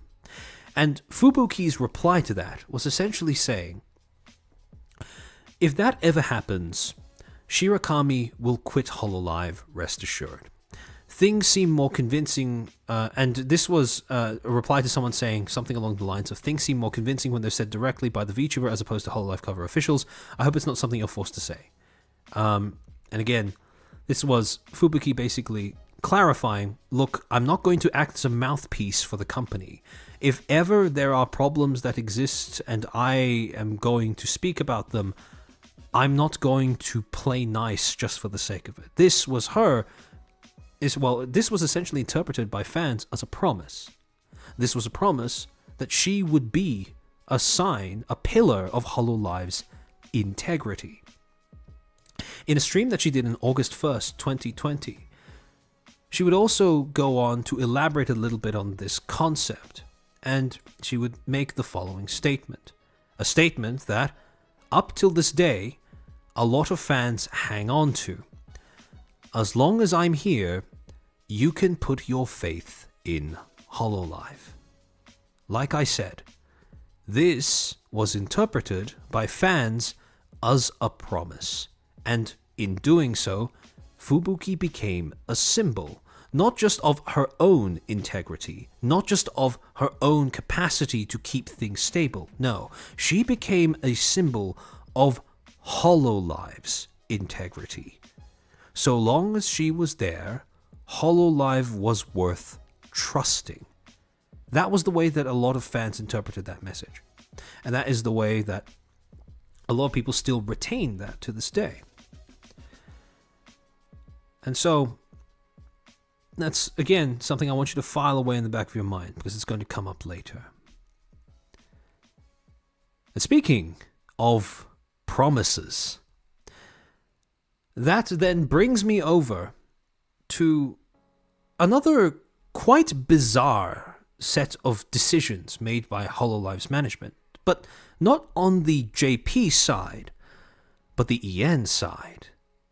HoloLive English Promise, what was once home to one of the most bizarre branding experiments I've ever seen from HoloLive's management in retrospect. See, the thing with HoloLive Promise, for those who weren't around in, I think, pre-2022, I believe. Actually, no, pre-2023, because that's when this unit was formed. Promise used to consist of two parts. Project Hope, which was basically Iris being a solo debutante, and HoloLive English Council, which consists of Mume, Bei, Fauna, Crony, and Sana, who is now graduated. As to who this figure is, we'll get to that in a moment, but to go a little bit more in depth on Project Hope, on July 7th, 2021, HoloLive put out an announcement that they were going to be debuting an EN V-Singer. Cover Corporation has announced that member of VTuber group HoloLive English under HoloLive production, the V-Singer Iris, will be making her debut as part of the Project Hope generation. Now, generation is a little misleading here because, well, she debuted alone, but will go on. The VTuber group catering to the English-speaking market, HoloLive English, has established a new branch titled Project Hope as of today. We are pleased to announce the V-Singer Iris will make her debut as part of this new branch. Her debut stream will take place on Sunday, July 11th, 2021 from 10 a.m. JST. We hope that you will all look forward to watching the debut stream. Now, this is nostalgic. I have no doubt this is a throwback and a half for a lot of fans, I would assume. And lo and behold, 4 days later, July 11th, Iris did debut. And she debuted with an original song, no less, Seizure of Despair. And for all intents and purposes, numbers-wise, in terms of actually generating a fan base and audience, this debut was an absolute success. Only thing, though, and this is what confused me when I was researching for this stream, I never really understood the rationale behind debuting Iris alone. Because, see, the thing is, solo debutantes were something that HoloLive has done, but it's something that HoloLive did years ago, years before 2021 even. See, debuting talents as solo projects, so to speak, instead of as part of a larger generation, that was an experiment that Cover had already done, they already had done and dusted on their JP side during their formation. Because if you go back to HoloLive's earliest stages, this is, 2016 to 2018, that period of time, 2019, somewhere around there, HoloLive did try, initially at least, to debut talents one by one as individual idol projects to see if they would stick. And, well, there were 5 that stand out to mind. You had Tokino Sora, you had Sakura Miko, you had you had Roboko-san, you had Azuki, and you had Suisei. 3 of these were solo debutantes that were supposed to be independent or individual, VTuber idol projects. 2 of these were supposed to be V-Singer projects that debuted under Inonaka Music, which was a music label that HoloLive had set up as part of its, as a separate branch from HoloLive proper under the broad umbrella of Cover.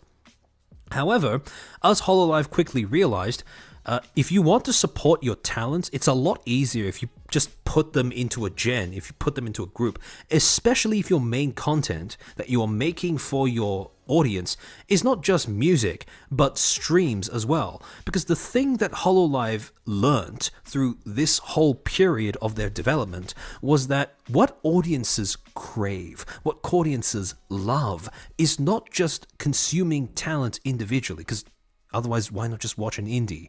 Especially, why not just watch an indie that's really talented at making music? No, what set HoloLive and other VTuber corpos aside, set them aside from set them as different from their competitors, was the fact that these were groups. They were cohesive. You got to witness as an audience member, you got to witness things like them interacting with one another, them enjoying their time with one another. You got to observe things like group dynamics, unique interactions between each individual person when you put them in the same place. And when people start streaming together, you get to watch that rapport build up in real time. That is a heartwarming viewing experience. That is not something that you can capture with just a bunch of disparate individuals. So, eventually, what HoloLive seemed to realize after having all of these talents debut individually is it would just be easier if they were just put under one umbrella. And as a result, by the end of, I believe, I think, if I remember correctly, by 2020, these talents had now been consolidated into HoloLive's Generation 0, because technically they all debuted as individual talents before Gen 1 was even a thing. And this, up until that point, this was a little bit of an unofficial name. But in general, like I said, it was easier to put them into a gen. For both branding reasons and content reasons, as well as management reasons, I would assume, it was just easier to put them all in one place, as a group. And this was a lesson that HoloLive JP had learned. Unfortunately, I can only assume this was a lesson that did not carry over to the management who were in charge of HoloLive EN. So this was something that they tried yet again with Iris. Now, I'm not going to lie, there have been... I've been quite perplexed by this decision, especially when looking through HoloLive's history. Now, from all accounts, based on what Iris herself has said during various streams when she has talked about the subject of her debut, debuting by herself has not been something that she seems to begrudge management for. However, she has expressed multiple times that it was indeed lonely. Because in the interim period immediately after she debuted, she didn't really have a bunch of gen mates to call her own. She didn't really have people who she could mindlessly just hit up for a collab, let's say. Because the only other Hololive EN gen that existed was Myth, and they were just that, a generation. They had one another. They were one cohesive group that was branded and built to exist that way. And while she did collab with them pretty frequently, I believe that her first collab was with Ina. Was with Ina. I think if I remember correctly, it might have been just over a month or slightly less than a month after her debut. So she did end up collabing with pretty much every member of Myth at some point after her debut. But in that immediate interim time period, I have no doubt that it would have been a little bit of an isolating experience. Clubhouse 51? Yeah, I think that's it. I think that's it. Or it might have been an interview. I don't remember which. But in any case, about 1 month after Iris debuted, an announcement will be made on August 17th that HoloLive English Council was going to be debuting as well. This was HoloLive English's formal second gen. The announcement goes as follows.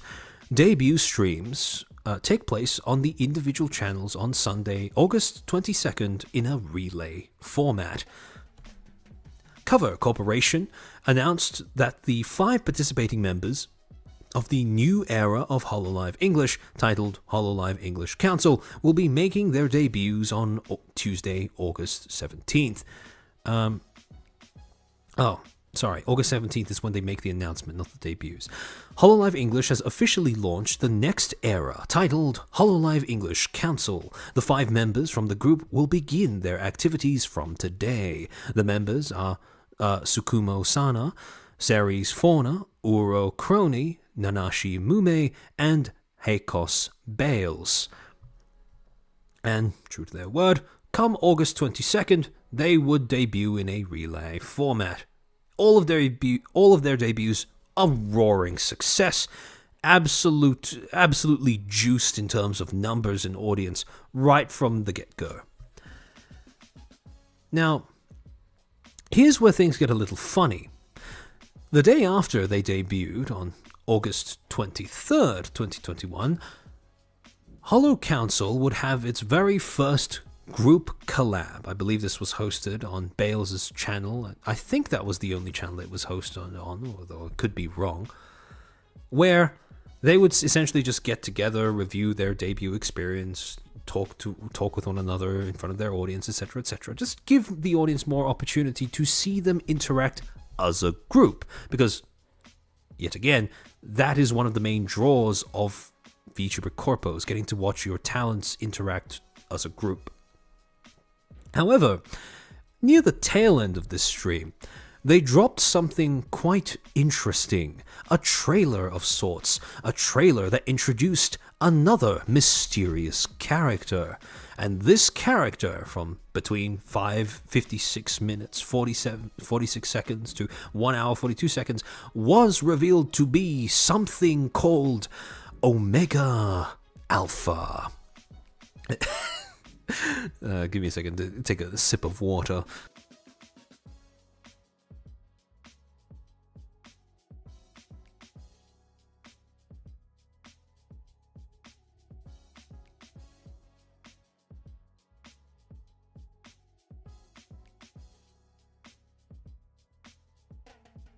Oh, goodness. Okay. Whew. How many hours are we at?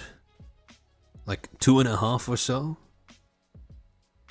I'm not even halfway through the presentation, so this is going to easily be 5 hours. Oh, strap in. So, This new character they were introducing was a little mysterious. People didn't exactly know what the hell Omega Alpha was. After all, they just recently had an entire debut, a project, a gen of sorts, that was just one person. So who was this? Was this the 6th member of Council? Was this something else entirely, like Iris? Did we have a new V-singer in the house? Well, the explanation that they were given didn't really do much to clear it up. The end. The exiled of worlds. The cause of, quote, events. And was told to be the origin of the ancient malediction, quote, Eye of Omega, gaze of Omega, end quote. Usually an observer, it is now taking an active role for unknown reasons. Holy Chinibio. But yeah. Now, thing is, Omega Alpha had actually been involved in the formation of this weird group of sorts, informally known as Council Risk, prior to this point as well. Because if you went back to Seizure of Despair, which was Iris's debut song, and you scroll down through the credits, you will see that Omega Alpha is actually credited with being a producer in the song. So, at this particular point in time, a lot of people were speculating on what people saying cringe and tuny. Yeah, I'm not gonna lie, when I read this the first time, I had a bit of a I felt my neck recede into my shoulders a little bit as well. But it's I'm sure as we will see, it's part of the brand. So a lot of people understandably had questions. After all, this was kind of jammed into the stream. Even in the way that Bae introduced it, she basically said, "Oh, I was just given this video and told to play it on stream," and she did. So that was that. So people didn't really have much of an idea of what exactly Omega Alpha was supposed to do in HoloLive. And thankfully, soon afterwards, or soon before, I forget when exactly, Omega Alpha themselves would clarify this in a tweet on the same day. Nice to meet you. Nice to meet you all. Lots of information to share in the future. However, for today, let's just leave the spotlight on the council members and give a big round of applause for their efforts.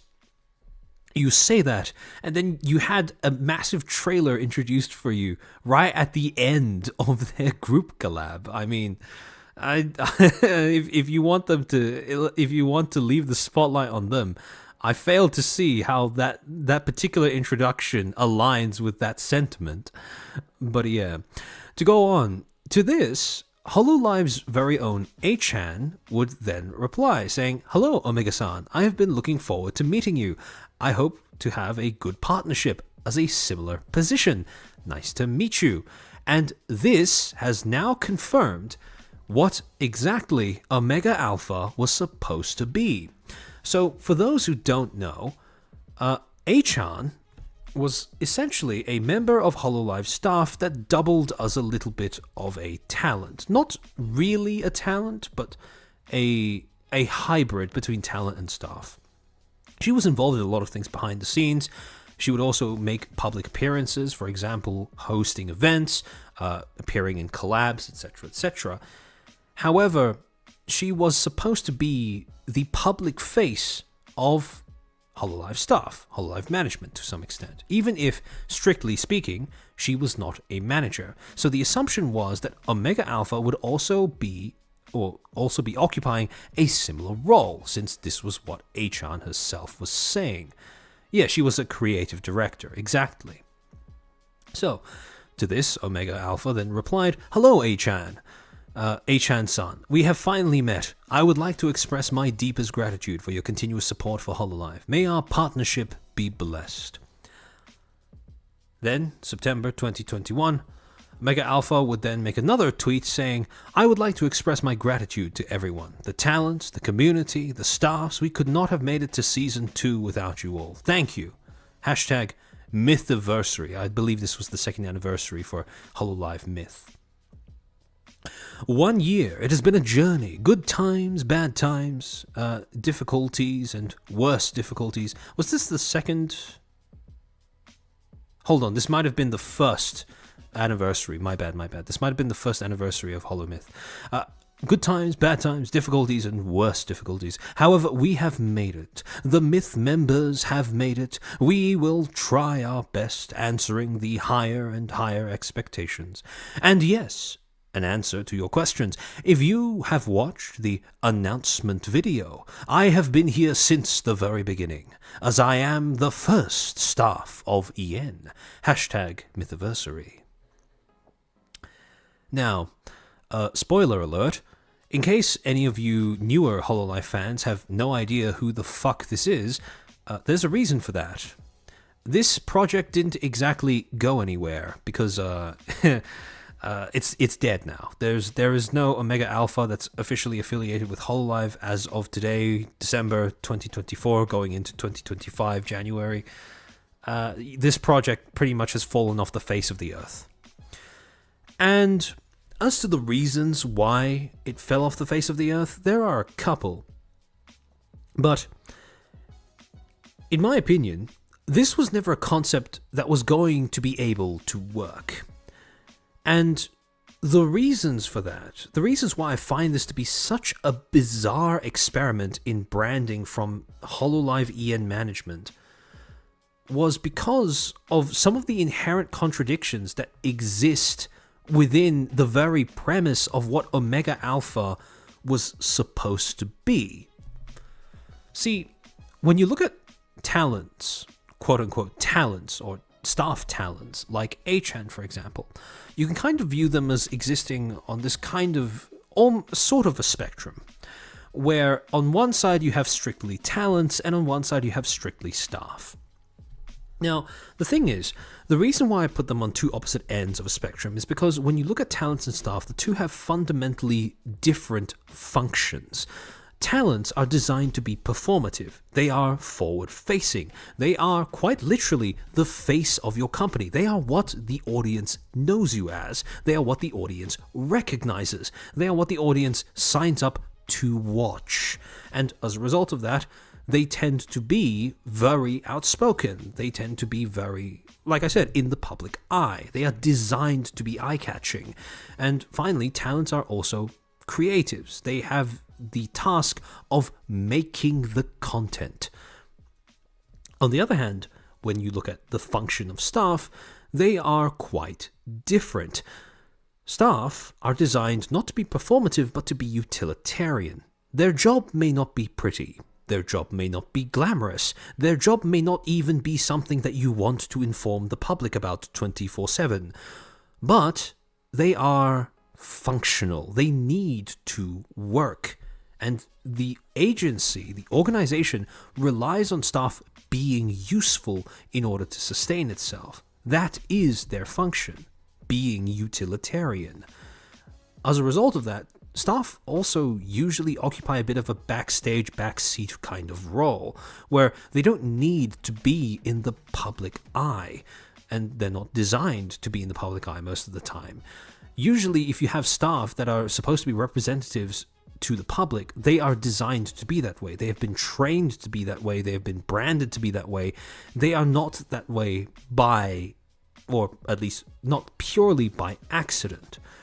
This is a conscious decision that the company needs to make. And finally, instead of being mostly creative, staff are, for the most part, quite administrative. They are tasked with accomplishing these sort of menial, everyday tasks. So, when you look at these two sets of traits and priorities, the thing that you might realize is that, to a certain extent, the two roles are a little incompatible. You can't really act as both simultaneously. You do have to make concessions from in the realm of one or the other. And when you look at talent staff, or staff talents, like Achan, like Omega, they land at very different points of the spectrum. Achan leans significantly towards more in the direction of staff than talent, whereas Omega, I mean, just based off the way that they speak and based off the way that they were introduced, I'd say they lean way more towards talent than they do towards staff. Billy Oki, thank you for the 5 feet. Thank you for keeping the tradition alive. I salute you, sir. Dude, I would like to think that Omega Alpha is something that Holocover wanted to be like Dizzy from Face Connect. Yes, and I think you're actually on the money with that comparison. However, there are a few things that makes Dizzy work that doesn't allow Omega Alpha to work. For one thing, one key difference between the two actually is, well, the fact that Dizzy is a talent. Or whether you're referring to Urara or Dizzy, the answer will depend on what separates the two. Urara was very much a case of management being talent at the same time, and even then I would say that yes, it worked, but it didn't work because the idea itself was good. It just worked because Dizzy was basically superhuman. So I wouldn't chalk that up to being an advisable thing to try in general for companies or for talents. However, if you're looking at Dizzy, I think the reason why Dizzy works is because of the fact that she is just a talent. She's a talent with managerial experience, but she is still fundamentally only one of those two things. So, to understand why Omega Alpha as a branding exercise doesn't work, we need to understand what it was aiming at, which is, being something similar to Achan, and why Achan did work. And understanding that requires understanding the thing that makes Achan appealing as a figure, as a representative of Hololive, and as an icon. And that is, well, if I had to narrow it down to one thing, only one thing, I would say that it is Gap Moe. So for those who don't know what Gap Moe is, Gap Moe, broadly speaking, is just a term that describes affection that is born of inconsistency between different aspects of a given character. When you look at the different traits that somebody has as a persona, as a character, as a person, and you note that those traits are inconsistent with one another or contradict one another in a way that seems quite appealing, quite cute, or quite fascinating to watch. And you very much see this being active when you look at talent staff like Achan and Norika. Now, if you don't know, the lore of these two is basically that Achan is a friend of Tokino Sora, Hololive's very first VTuber idol, who became a part of staff as a way of supporting her best friend. Now, as far as backstories go, if you want a compelling character, that is crack cocaine. That is top tier stuff when it comes to fostering a very clear identity when it comes to building up the character of a staff that doubles as a talent. However, Norika is kind of similar, where the lore is basically that Achan is trying to wrangle all of these different talents, and she's training Norika as her assistant, in the arts of talent support, management, administration, etc., etc. That is quite literally their lore. A manager whose best friend became an idol, and that manager's assistant. Very simple, very simplistic. However, the Gap Moe comes from this professional backstory and their professional demeanor, and actually watching them interact with the talents. There's something indescribably funny about seeing this put-together businesswoman, for all intents and purposes, get accidentally murdered in Minecraft by a screeching talent, only to revive and then take out all the suppressed rage that she has supposedly built up over the course of her career by murderizing the talents in return. Seeing stuff like that is hilarious, and that's where a lot of the appeal comes from. But it goes even deeper than that, because even if you just look at their visual designs, right? This is pretty, it's pretty stock standard. They look pretty normal. They look like they are dressed just like you would if you were to attend your everyday office job, right? Your average 9 to 5. And part of the Gap Moe comes from looking at these characters positioned next to, the idol talents. I mean, for example, let's take Achan, right? Her character model. If I were to put her amongst Hololive's Gen Zero, if you just look at them as a group, A-chan sticks out like a sore thumb. And not just because I put her in the middle. If you look at all of the way, if you look at the way that every other character is dressed, right? Sakura, Miko, Sora, Suisei, Raboko, Azuki, all of them look like glamorous idols. They all have frills, dresses, bows, adornments of some sort, whether it be like metal cat ears, gear feet, flowing dresses, these sort of half jackets, etc., that plaid, that tie, that bonnet that Suisei has. And in amidst all of that, you have A-chan just standing there dressed the same way that you or I would go to a 9 to 5. That is part of the appeal. That is part of the contrast. That's where the gap moe comes from. She looks a little ridiculous at times, especially if you were to put her next to someone like Heikos Bales, for example, or, I don't know, Crony, or Mori Calliope.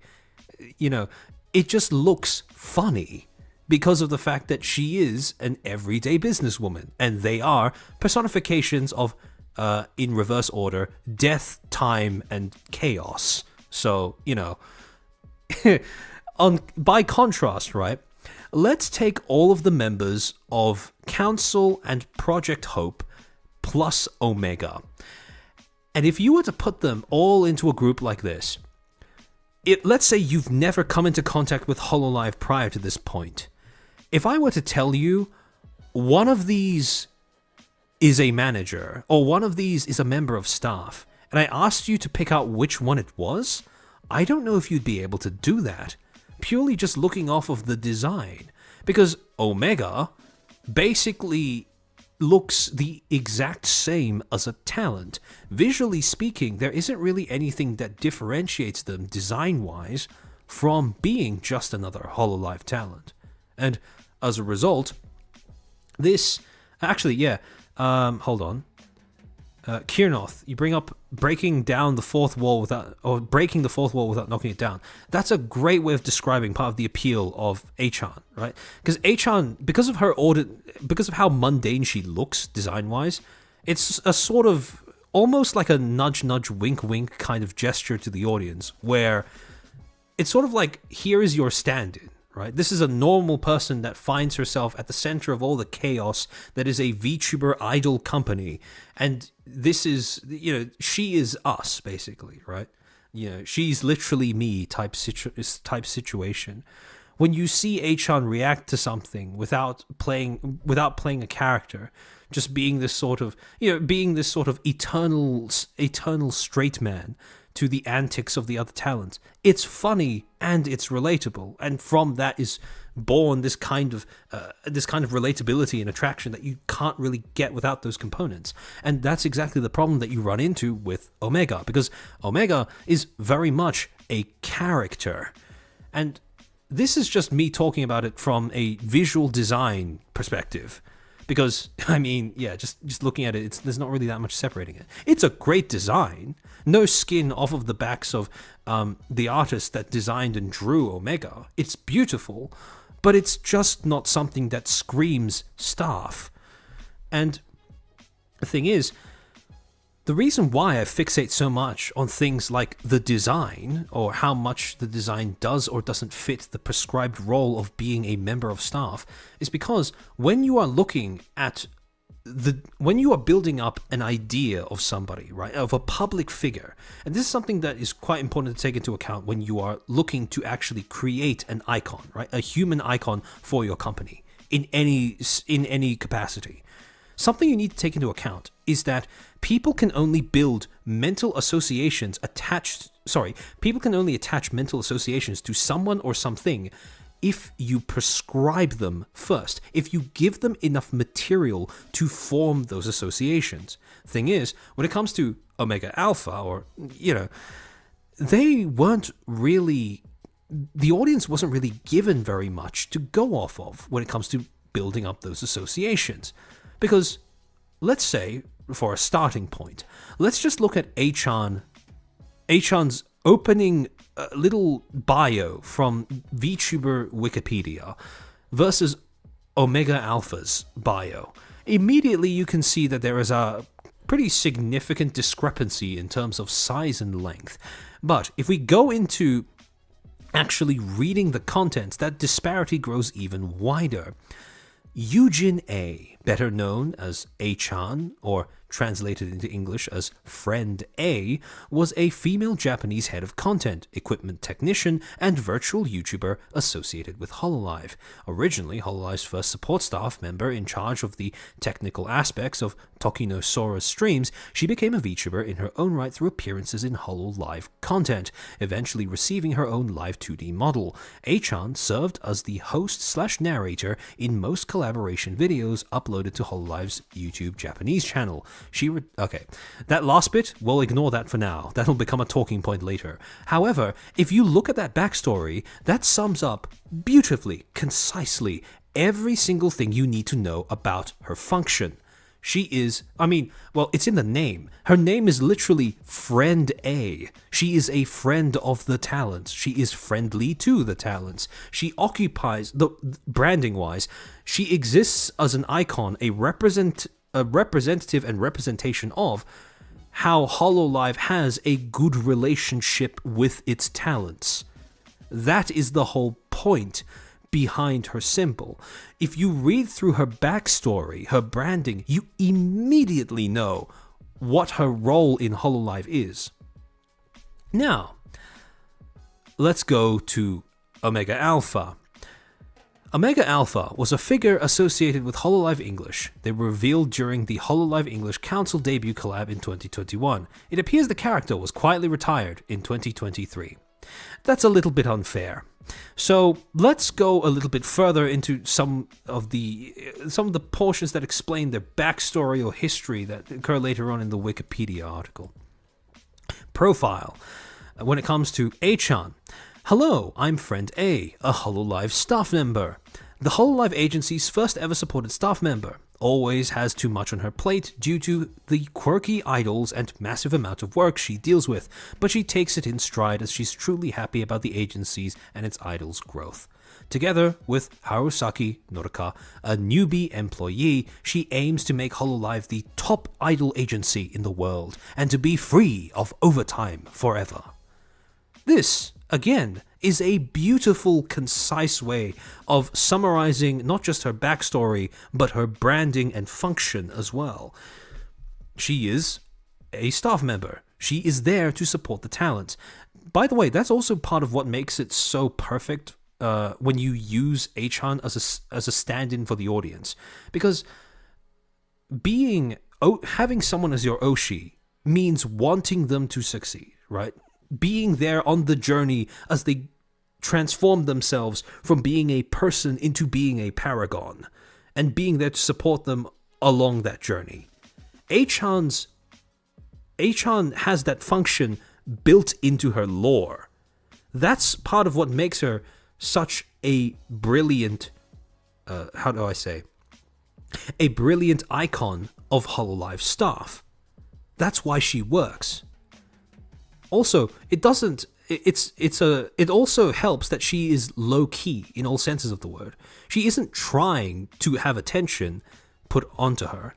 In fact, she exists for the opposite reason. She exists as part of the supporting cast, which makes sense from a lore perspective because she started off as best friends with Sora, Hololive's first VTuber idol, but it also works from the perspective of function, because staff are supposed to be relatively low-key. That's what feeds into the overall synergy between two otherwise conflicting roles, talent and staff. Mark's Mayhem, thank you for the 10 gifted memberships. That's very kind of you. Welcome to the 10 new footstools. Now, again, all we have for Omega's profile is what was read out during the Holo Council collab stream. The end, the exiled of worlds, the cause of events that was told to be the origin of the ancient malediction gaze of Omega. Usually an observer, it is now taking an active role for unknown reasons. I read through A-chan's profile and I know exactly who she is and exactly what she does. I read through this and I have no fucking clue what the purpose of Omega Alpha is. So, immediately, if all we're going off of is visual design and backstory, we have no way of knowing what the role of this person is. And what's more, it actively, when you look at the backstory plus the visual design, it actively conflicts with the idea that this is supposed to be a member of staff. See, the thing is, let's look at their visual designs for a second. A-chan, very low-key, normal, ordinary, mundane, but deliberately so. It works because of that. Not only in terms of being a self-contained design that sums up her role and personality, but also in the way that it's designed to contrast against the talents that she manages, assists and supports. By contrast, look at Omega Alpha's design. Again, it's a good design. It's in the sense that it's visually appealing. I just don't think that the artist that was commissioned was given a very compatible task with the intention behind making a staff talent, because this just looks like another talent. It is extraordinarily complex. It's very grandiose. It's very eye-catching as well. I mean, if you put it's actually a running joke in HoloLive MVs, I believe, where people, while they're making the music videos, will insert H-chan into the background as a sort of, where's Wally or where's Waldo if you're American type gag. If you put H-chan in the background, there is a chance that you will glance over her the first time you see the image. If you put Omega Alpha in the background of something, I think you're going to have a very hard time missing this. It is eye-catching in terms of the way that it is colored and the way that it's designed in silhouette. I mean, it's supposed to be the HoloLive / cover play sign, but there are arrows pointing towards Omega's face, for fuck's sake. Everything about this design screams, look at me. Even if we factor in Nodoka's design, for example, it's very similar to A-chan's, where it's just, ordinary, ordinary, subtle, low-key, etc., etc. And when you compare these examples of talent staff and their designs versus these examples of talent staff and their design, you can start to see how the two kind of butt heads with one another, how the talent side and the staff side of Omega's role are kind of pulling in opposite directions in the way that it's created. Nodokas. I see you, Robin. I see that your priorities are set very straight. And this brings us into one of the other problems with Omega Alpha's design. Not even design, but backstory, conduct, and character as well, when it comes to establishing them as a member of management. They are the archetypical embodiment of chunibyo. Now, for those who don't know what chunibyo means, it's basically a term that, broadly speaking, is it's a term that refers to grandiose delusions, often associated with adolescent boys, but adolescent girls are capable of developing this unique form of mental illness as well. But it's basically delusions of grandeur that fundamentally arise out of a desire to stand out or be different in some way. This is the look at me, I'm so special type thing, right? Yeah, Randot. Eighth grade syndrome is the direct translation, I believe. And the thing is, right, when you look at Omega Alpha, the whole thing screams chunibyo. Like, look at the lore, for example. A-chan, lore, she's a staff member, also a friend of one of the talents. Nodoka, a staff member, a novice. Alpha Omega, the exiled of worlds, the end, the cause of events, the whole, etc., etc., etc., right? It goes off of the page. And this is this is a trait that can work for a talent, but it doesn't work for staff. And the reason is because they have opposite archetypical their archetypical traits are in opposition to one another. For example, when you think of staff, the things that make staff functional, the things that you recognize a good member of staff by, the character traits that you observe, that you look for, are that they are empathetic, that they are dependable, and they are grounded. Fundamentally, all of them add up to being someone who you would like to know, who you want to know, who you should know. They are designed around familiarity and dependability, or I should say reliability. By contrast, if you look at the archetypical traits of your average Chinibyo, they are the following. They tend to be quite egotistical. That's not something you want in a member of staff, by the way. They tend to be someone who is quite powerful, or at least who has the impression that they are, and they tend to try to be quite mysterious. I mean, I think with the way that Omega was introduced, I think mysterious was definitely the vibe that they were going for. So, the thing is, you don't want members of staff to be any of these things, because there is a difference between being powerful and being dependable. And if you had to make a choice between those two things, you would definitely want your staff to be dependable rather than to simply have power and or lord it over everyone. You don't want your staff to be egotistical, because at the end of the day, their job is fundamentally a supporting role. They are a face of staff, but they are not the face of your company, if you're doing things right, at least. So egotistical doesn't make much sense either. And then finally, mysterious. You don't want your staff to be mysterious. The last thing you want is a staff member that you cannot read, or that your talents feel they cannot read, and as a result, don't feel comfortable hitting up for support, or just talking to, or trusting. As a result, these two roles, these two character archetypes even, are completely disjointed. They don't work with one another. If you try to mix them, you're going to have to make compromises to the point where one is basically reduced to being a vestigial limb of the other. And that's exactly what you see happening with Omega Alpha. Because when you look at some of the connotations, based off of all we've had to work with so far, right, which is basically just the marketing, the way they were introduced, their lore, and their visual design. When you look at the various connotations that have been infused into these two talents as an icon, right, A-chan versus Omega, when you look at the connotations, the associations that A-chan has, she is dependable, she is supportive, she is professional, she is friendly, she is familiar. This is because of her conduct. This is also because of her conduct, but also of her visual design.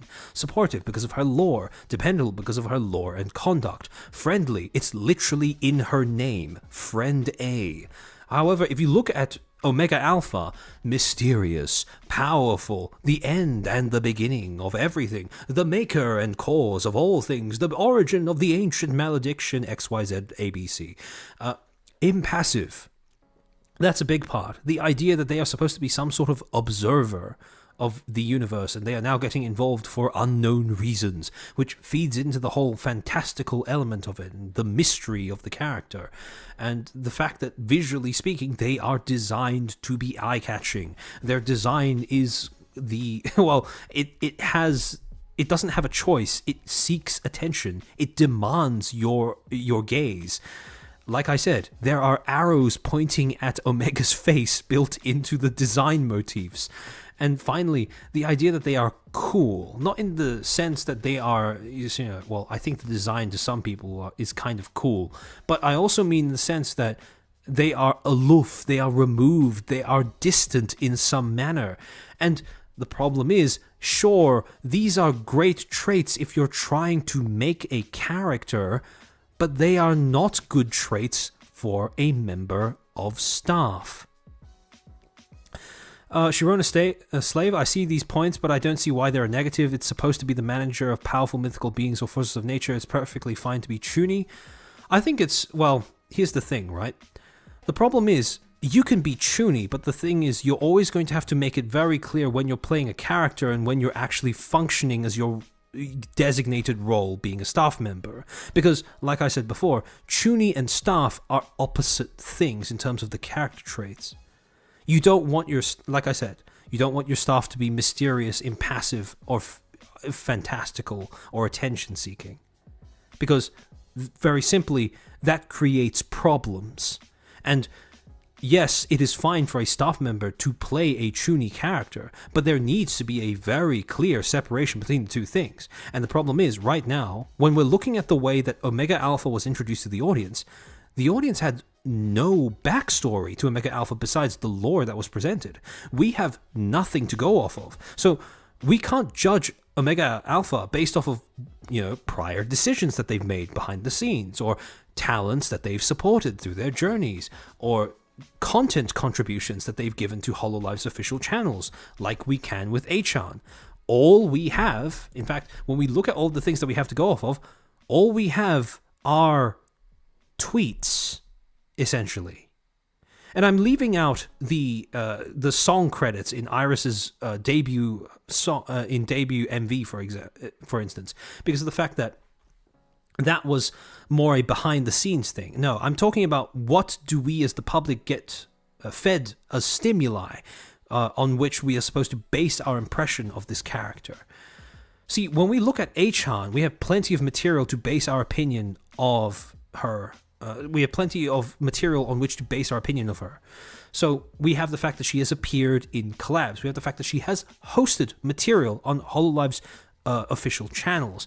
We have the fact that multiple talents have spoken up multiple times about how much they have supported her. There are fun anecdotes from pretty much any talent, EN or JP, that talk about meeting her for the first time, getting to interact with her in real life, going to the studio and, having a nice chat with her, or her giving them like a snack or something. These anecdotes go on endlessly. We have ample material to form our impression of Achan as a member of staff. We have ample material upon which to base our judgment in terms of what is her function and her competence when it comes to fulfilling those functions.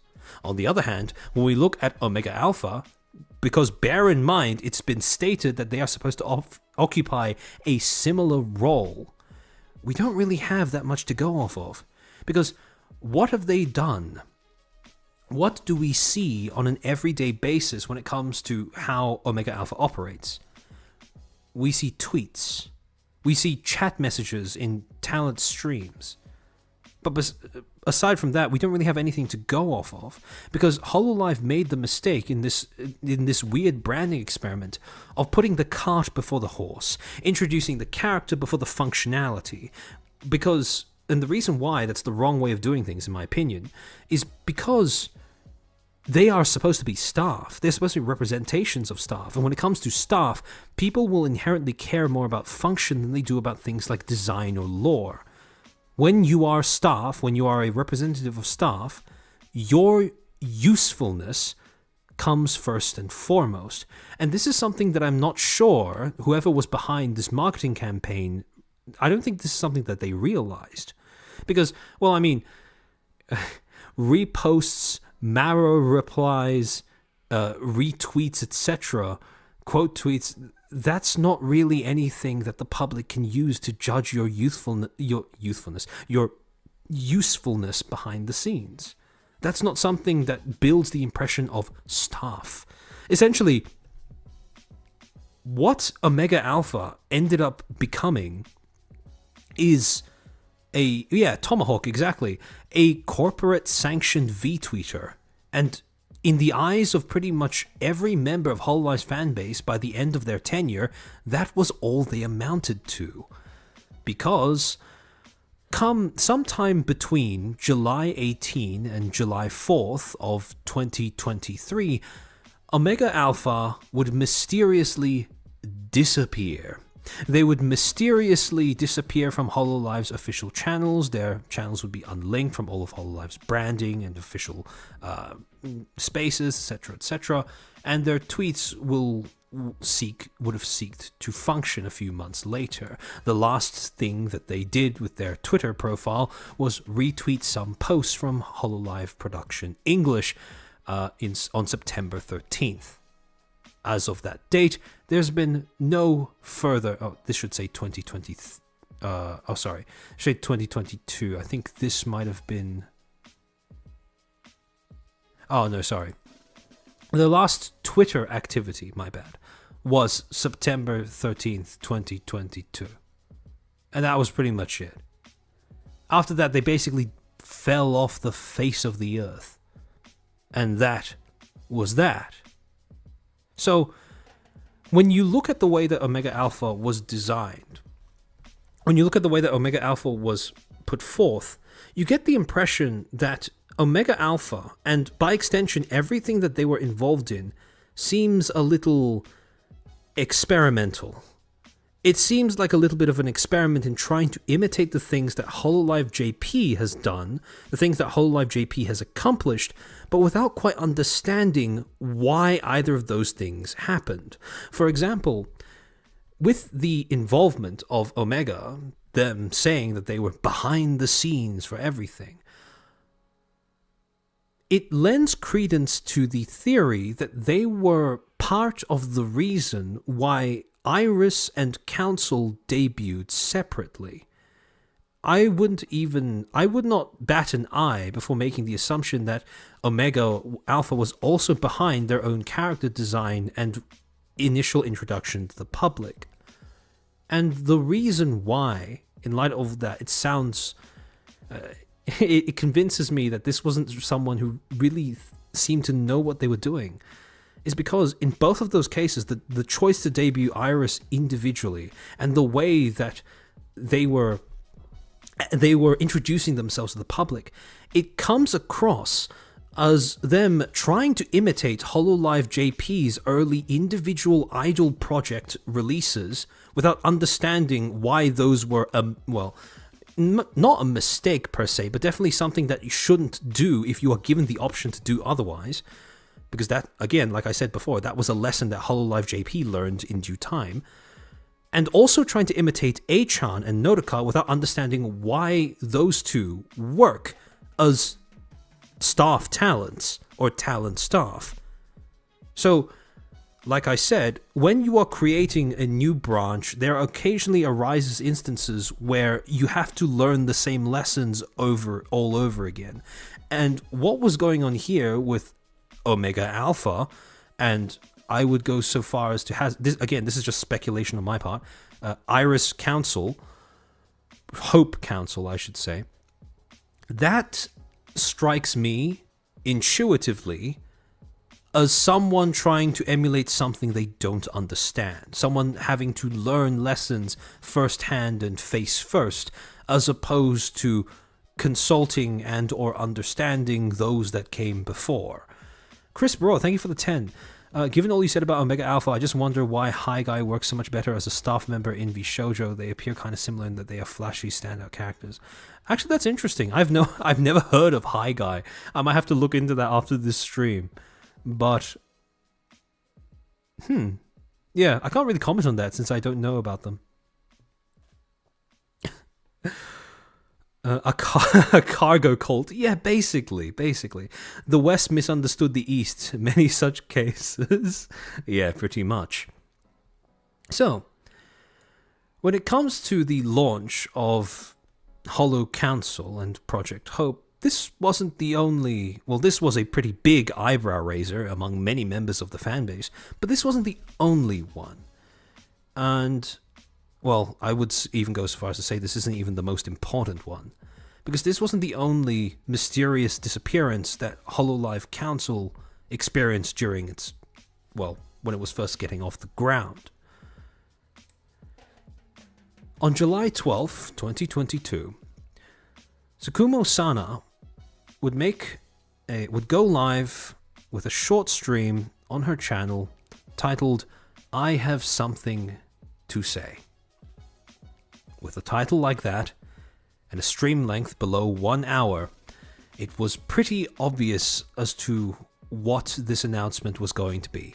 At this point, all VTubing audiences have been conditioned, Pavlovian style, to understand what it means when you have that combination of traits in a stream.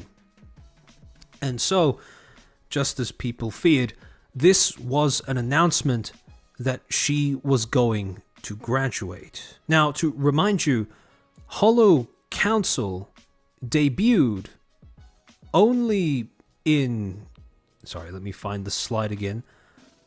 In August 22nd of 2021. So this wasn't even a full year after their debut. And the gen was already... the gen was already going to lose a member. After this... on the same day, Sana would also announce to her fans in a tweet that, she would declare her affection for her fans in a tweet after announcing that she was going to graduate. Thank you, I love you too. And to this, all the other members of council would reply as well. Bales, you are one of a kind, we'll always be supporting you, and we'll always love you. Crony, shoot for the stars, no matter what you do, we'll always be here, we love you. Mume, just multicolored hearts, following the colors of each of the council members. And Fauna, heart, candy. I believe that these are a combination of their Oshi marks, if I'm remembering correctly. Love Sana forever. The other HoloLive talents coming in to echo the same sentiment, send her off with affection as well. Ina, we love you, we want you to be the happiest, my ball of sunshine, I'll miss you a lot, your place with us is eternal. Watame, Sana is always our companion, I will always love you. Kiara, Sana said she's giving up her friends in Holo, but we'll always be friends even after. Oh yeah. During her stream, she expressed that she understood that by graduating, at least she had accepted the possibility that by graduating she'd also be giving up the friendships she'd built in HoloLive. However, this was a direct response to that by Kiara, basically saying, no, just because you're graduating doesn't mean that, you can't talk to us again, that we're going to stop talking to you. Which was honestly a very heartwarming thing to see during this time. And Yagu coming in with the thank you for everything, just being a responsible CEO. Now, the reasons for Sana's graduation were never stated explicitly. Sana herself did say that it wasn't something that she could give detail on, but she did say that it was something that had arisen suddenly, something that was unexpected, unanticipated, and that she could not have fought in any way. So, popular speculation, as you can probably see from my chat, is that it was a medical condition of some sort. Me, personally, I wouldn't know, since all I have to go off of is what has been stated in the public eye. And later on that day, Cover would come out with a formal announcement stating that Sana was indeed graduating. Announcement of Tsukumo Sana's graduation. Thank you for your continued support of HoloLive production. We regret to inform you that on July 31st, 2022, Tsukumo Sana will graduate from VTuber group HoloLive English Council. We wish to extend our deepest apologies to the fans and related parties for this sudden announcement. We had discussed several times with Tsukumo-sana regarding the direction of her activities. However, as they went on, it became difficult for her to continue her VTubing activities. After much deliberation between both parties, with deepest regrets, we have decided to honor her request for graduation. Wasn't it back problems? Yeah, I had heard that, yeah. Her back problems. That was the explanation that I saw the most among the various places where I saw people talking about this. Again, this graduation notice pretty much not vague as usual, but gives enough information to the audience to understand that this was not an easy decision for either party. This was ultimately Sana's own request, and HoloLive was sorry to see her go. Pretty much anything that you really need to say in an announcement. This wasn't all doom and gloom, however, because on the same day, Sana would also put out the following tweet teasing that there was going to be more content coming up in the future with all of these little gremlin-looking things upon a white background. And, well, a few days later, July 21st, these would finally be unveiled as the big, small 3D models, I believe, that were left as a parting gift for the holomems that had been designed by Sana herself. Big or small, we always ball. And they debuted in a stream that was hosted by Mume that Sana retweeted. All in all, pretty heartwarming. Pretty, as far as ways of leaving a company, for both fans, talent, and management, this seemed to be quite gentle. It was traumatic, for sure, for a lot of Holo Council fans, because, like I said, this was less than a year after they had debuted. This was also the very first graduation that HoloEN had ever experienced. So, this was a monumental loss at the time. But, all in all, it was pretty much good vibes all round. And, well, this is, ultimately, when she did have her graduation stream on July 31st, Sana's Eternal ended with this a little big small concert, which was very cute, very heartwarming. However, with her departure, for several months afterwards, Hololive Council / Project Hope now existed in this weird limbo state, where the person who was supposedly overseeing this entire project was, well, they were doing their mysteriousness shtick, so no one had much clue as to what the fuck was going on there. But on top of that, Project Hope still remained separate from the rest of Council, and Council now had a hole in their ranks because one of their members had been taken from them.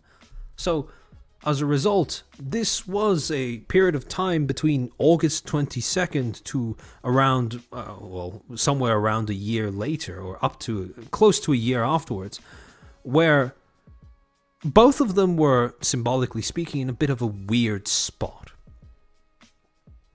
Then, come August 2023, so exactly 1 year later, even the person who was supposed to be overseeing them would vanish off of the face of the earth. So, at this point, they pretty much just looked like a rudderless ship, because you'd established this one figure who was supposed to represent staff and who was closely tied to both of these groups. I say group in quotation marks when I'm referring to Project Hope. But now that head, that publicly marketed head of this weird gen amalgamation was now gone as well. So this was basically a rudderless ship. It wasn't even a complete ship at that, because, like I said, not only was Hope separate from Council, but Sana was gone. However, thankfully, not too long afterwards, Hololive would finally bite the bullet on admitting that this whole setup was a bit strange from the get-go, and they would dissolve Hololive Council and Project Hope, and instead create a new unit. On October 9th, Cover Corp announced the creation of the new unit, Hololive English Promise. A very fitting name for reasons that we'll get to in a minute. Formed by Hololive English members. Cover Corporation announced today the new unit, Hololive English Promise. 5 talents from Hololive English, Iris, Ceres, Fauna, Oro, Crony, Nanashi Mume, and Heikos Bales will join together and begin their activities as members of the new unit.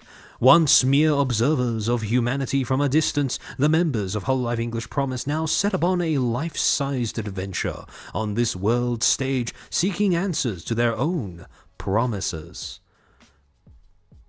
Accordingly, V-Singer Project Hope has now been closed. Iris will now officially belong to Promise starting from October 8th, 2023. There will be no major changes to the activities of the 5 members of Hololive English Promise. They will continue to create and provide content in their unique styles, and we would appreciate your continued support for the talents. And thus was formed Hololive English Promise. Bit of an interesting start. Very odd start, if I'm being honest. Subject of a very, well, in my opinion, an unnecessary experiment in terms of branding and staff, but ultimately it seemed to end in a pretty good place. Now, on a subsequent stream 2 days later, on October 11th, Iris would go live to clarify, or to, well, primarily to play Suika game, but in the process she would also clarify what exactly Project Hope had become and what exactly Promise was supposed to be. At 11 minutes 44 seconds, Iris states that Promise was essentially a move to rebrand into a unified generation, turning what was once Project Hope plus Council, or Council RIS, as fans of the group have referred to it as informally, into something more like Myth or Advent, or even, as some people in chat are pointing out, Device or Devis. I hope it's Device. I really hope it's Device.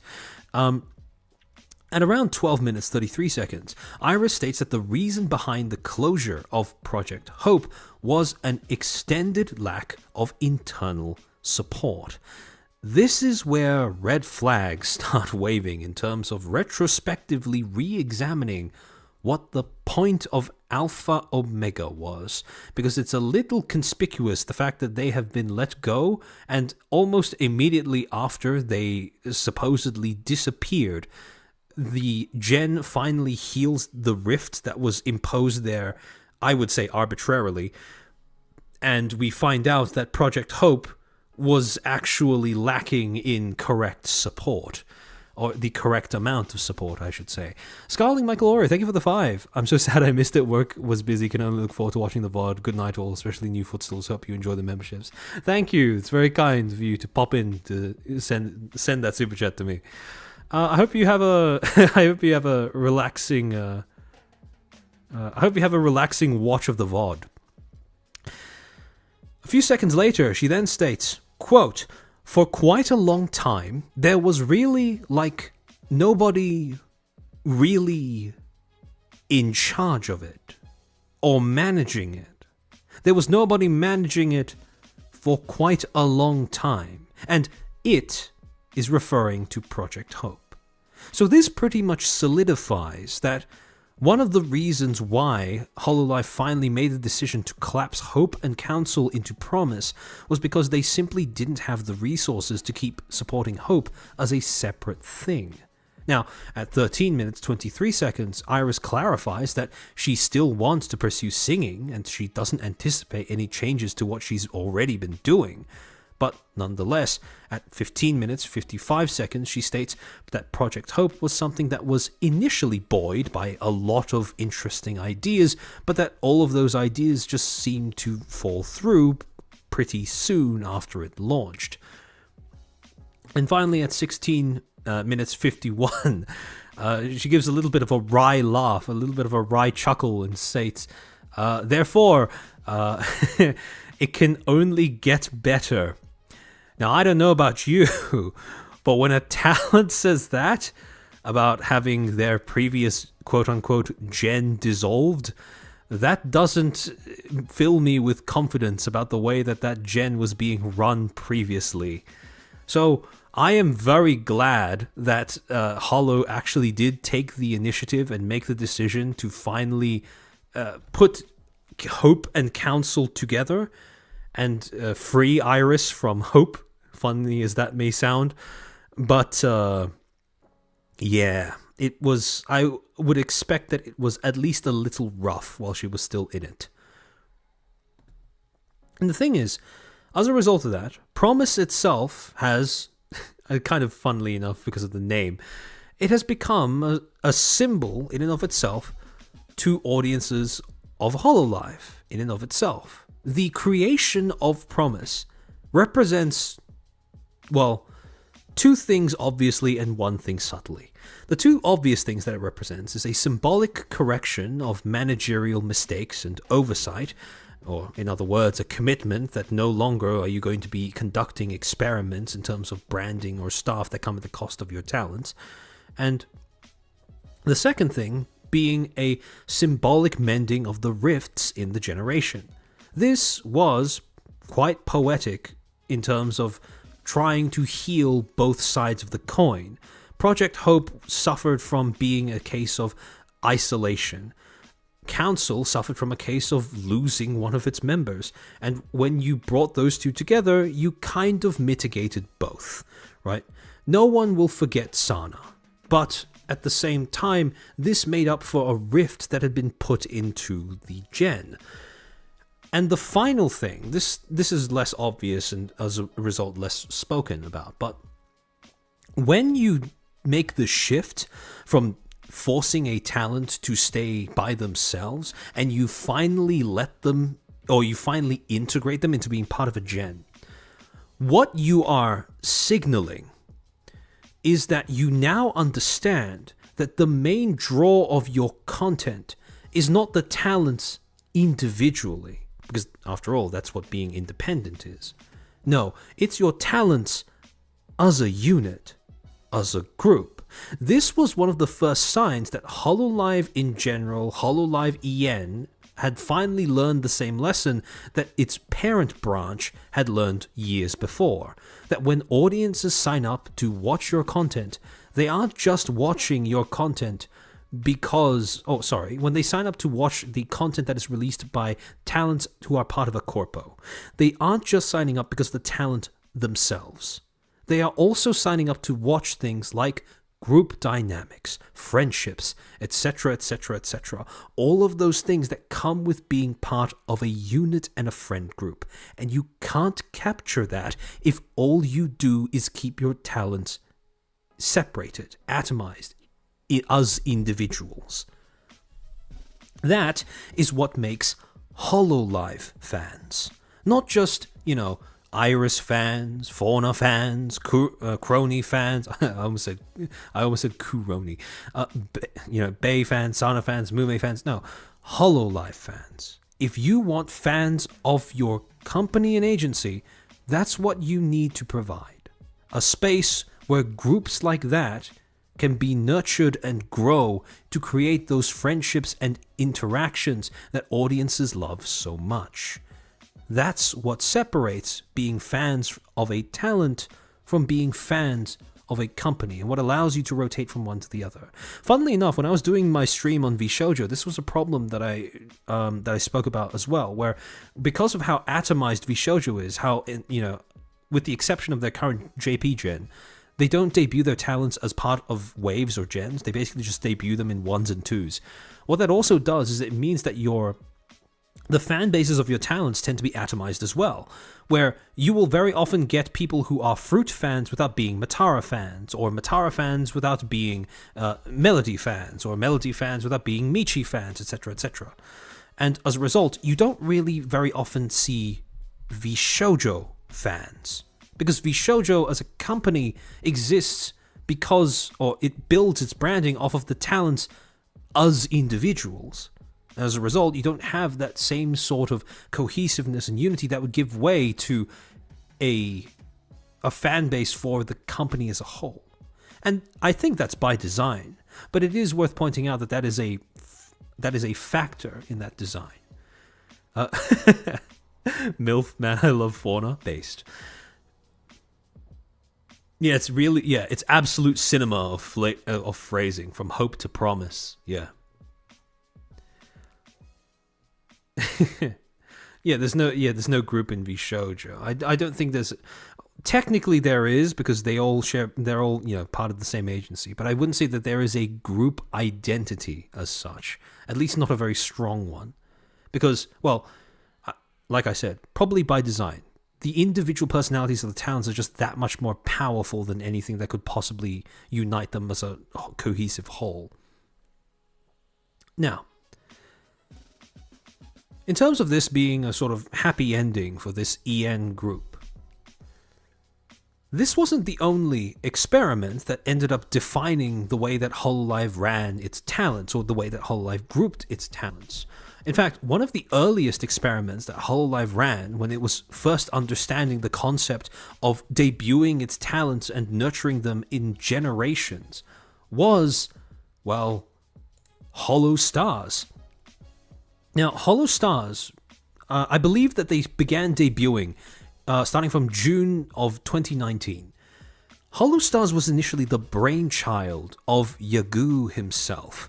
Essentially, he understood, upon seeing the success of the female VTuber idols who are part of Hololive proper, he then got the idea, oh, okay, what if we did male idols as well? And thus was born HoloStars.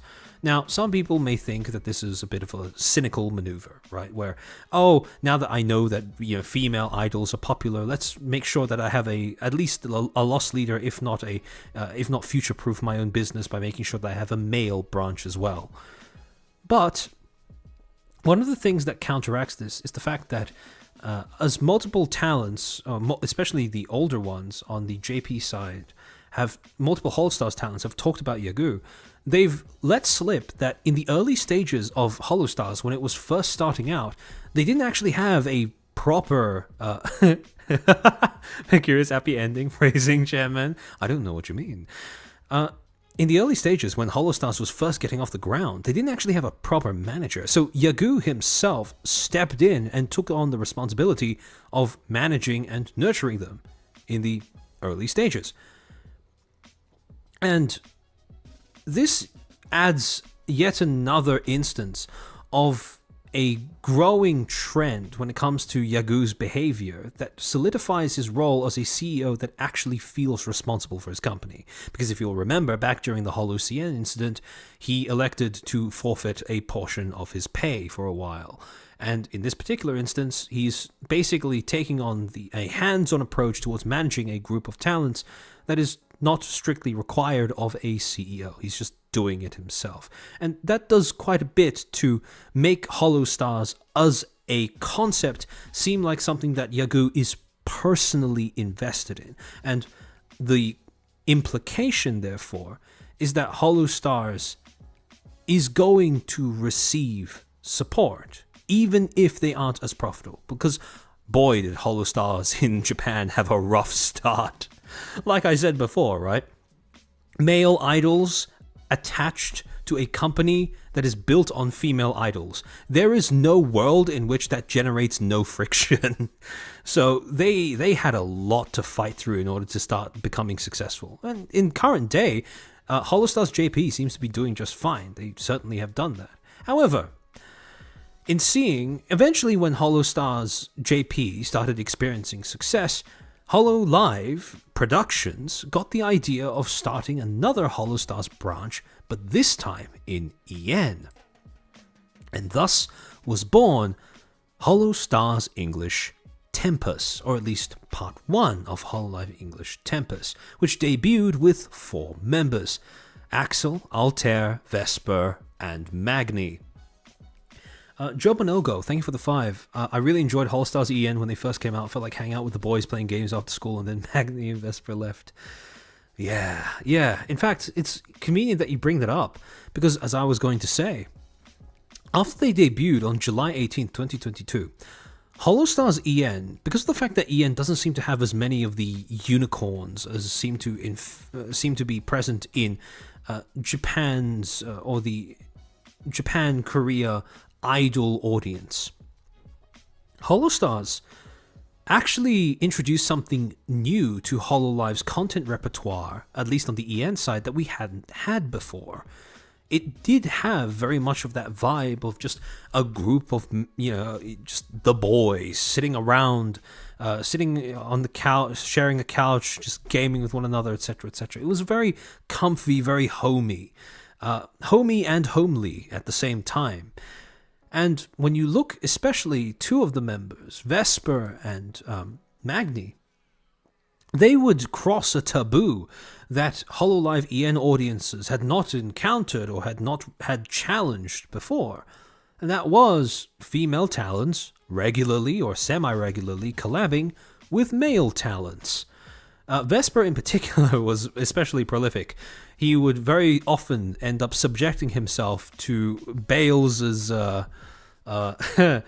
Zuma brain rot, so he put it, as well as the psychic damage inflicted by Crony on the collabs that they shared with one another.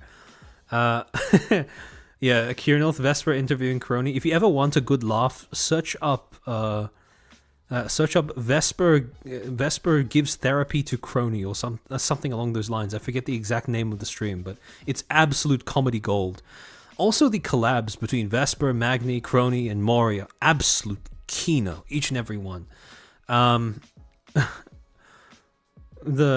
watched one clip of them playing Uno together, and my YouTube feed has had that constantly as part of, I think, roughly there's at least one entry every time I refresh my YouTube homepage for the last 2 weeks at least. And finally, just have these group collabs between Holo Stars, HoloLive ID as well. So this brought on, at least in the short term, this injected a new wave of collabs and creativity and group dynamics that people hadn't seen before. It was really, really refreshing to see. However, this didn't last forever because there were rumblings that there were tensions behind the scenes, specifically between Vesper and Magni and HoloLive's management. And the clearest sign that we would get that this was all starting to reach a little bit of a boiling point was all the way later in November 19th of 2022. So this was quite a bit after they debuted, so a few months afterwards. However, on this day, we would receive a little bit of an abrupt announcement from HoloLive's official channel, or not even HoloLive, Cover Corp's official Twitter account. Effective immediately, the accounts of talent Noir Vesper from HoloStars EN will be stopping all activities for 2 weeks as a result of his internal misconduct within HoloLive production. Please understand that there may be changes to some pre-announced activities. Now, this was something that caught quite a lot of people off guard because, well, this is, if you just read it on its face, this is a pretty ominous statement. Internal misconduct sounds incredibly severe, and yet audiences had no idea as to what was going on. Management didn't really elaborate further, and for obvious reasons, Vesper couldn't exactly shed more light on the situation either. So fans were forced to wait. And for 2 weeks they did. Until around December 9th. Well, until Vesper would make his comeback, and then on December 9th he would finally talk about exactly why he was suspended.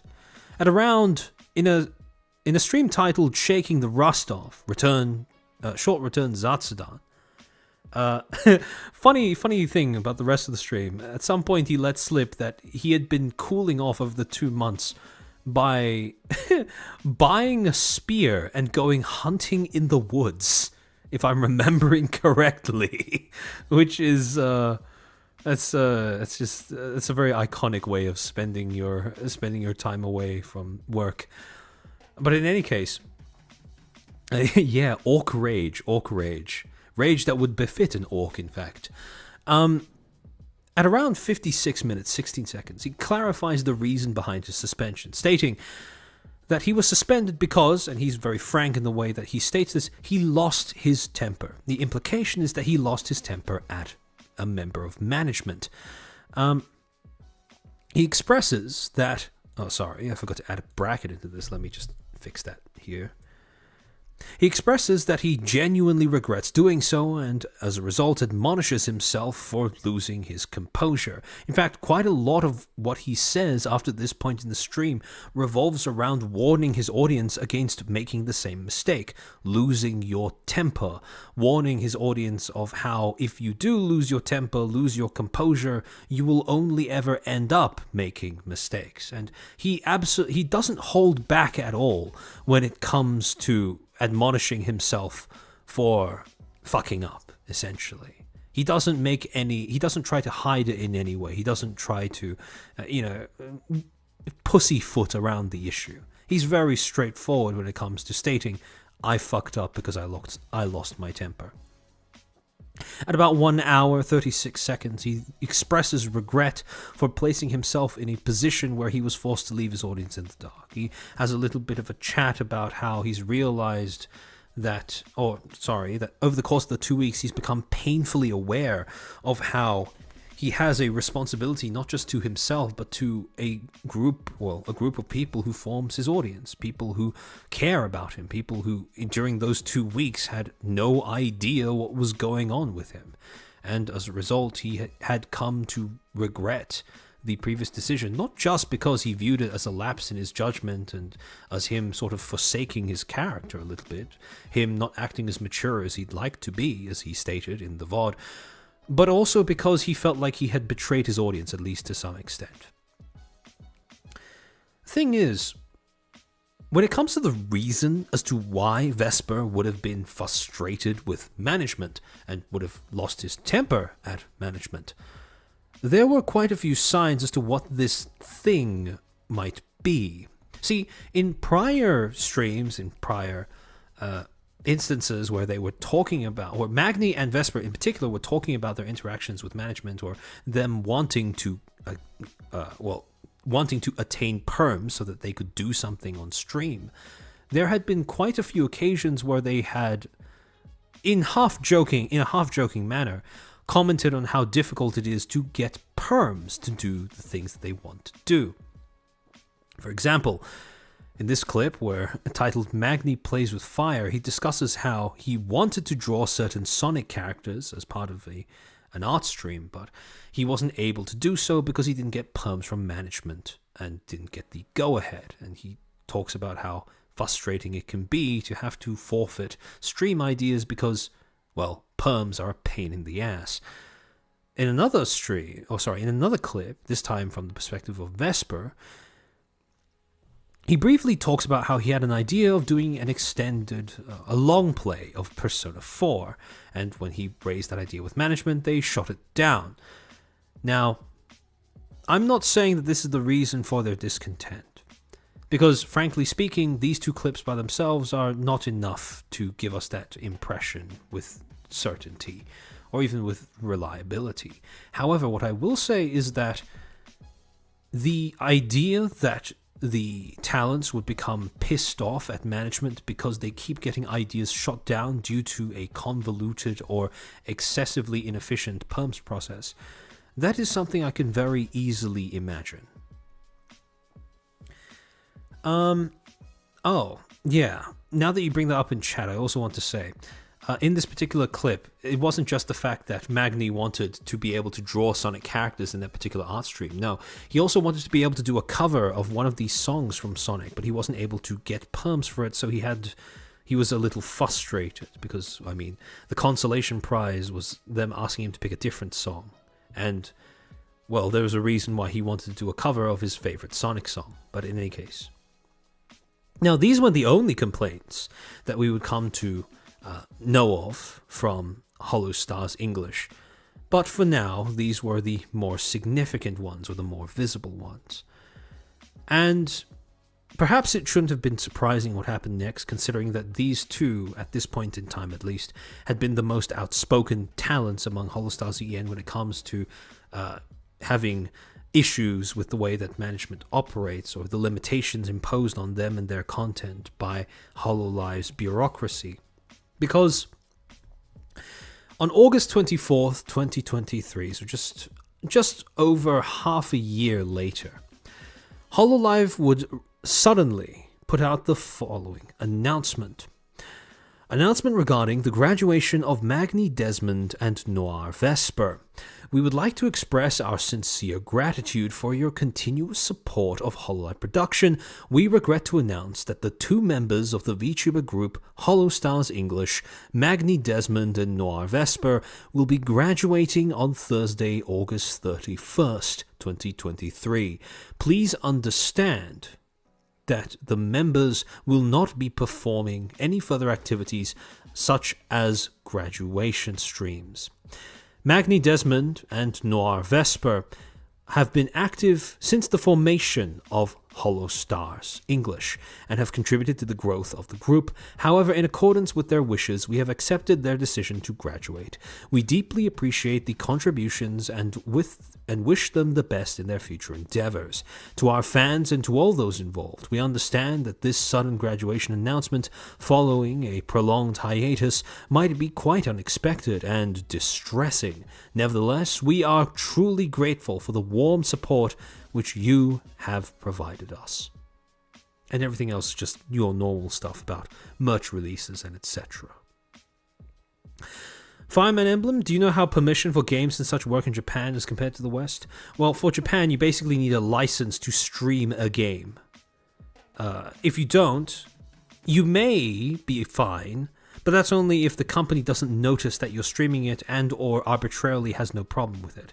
It's a little risky to rely on the company, one, becoming aware, but two, not having an issue with that. Because Japanese companies are infamously litigious when it comes to copyright. So in the West, you can just pretty much pick up whatever game, play it, and I'm pretty sure it's covered under fair use. But for Japan, not so much. Long and short of it, fair use doesn't exist in Japan. Exactly. Yeah, they need written permission from copyright holders. Exactly. Yeah, I'm a reindeer. It comes from things like the game, the music, the art that's used in the game, I would assume. All of those components. So, this, for a long time, was one of the great mysteries of HoloLive EN, of HoloStars EN. And it still remains to this day. Because up until this, well, even today, we haven't had a formal clarification from Cover, and certainly not a direct clarification from the past lives of Magni and Vesper as to what exactly caused this so-called graduation. The fact that they didn't graduate with a stream also implies that things behind the scenes probably deteriorated much more rapidly and much worse than what the public is aware of. Because why would you not do a graduation stream? That is a massive, there's a chance to generate a massive amount of income, basically a departure package, a safety net for yourself after leaving a company.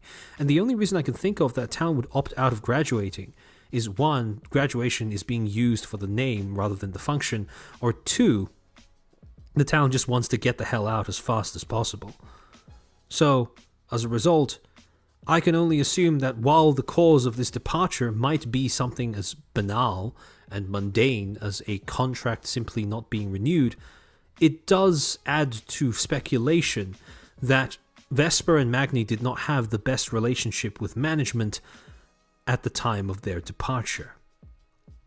Fire Emblem, thank you for the 5. So it's the staff's problem that the talents can't play games if the company can't get permission. Well, it's partially. It also depends on the company who owns the copyright actually responding to the company that's reaching out for perms.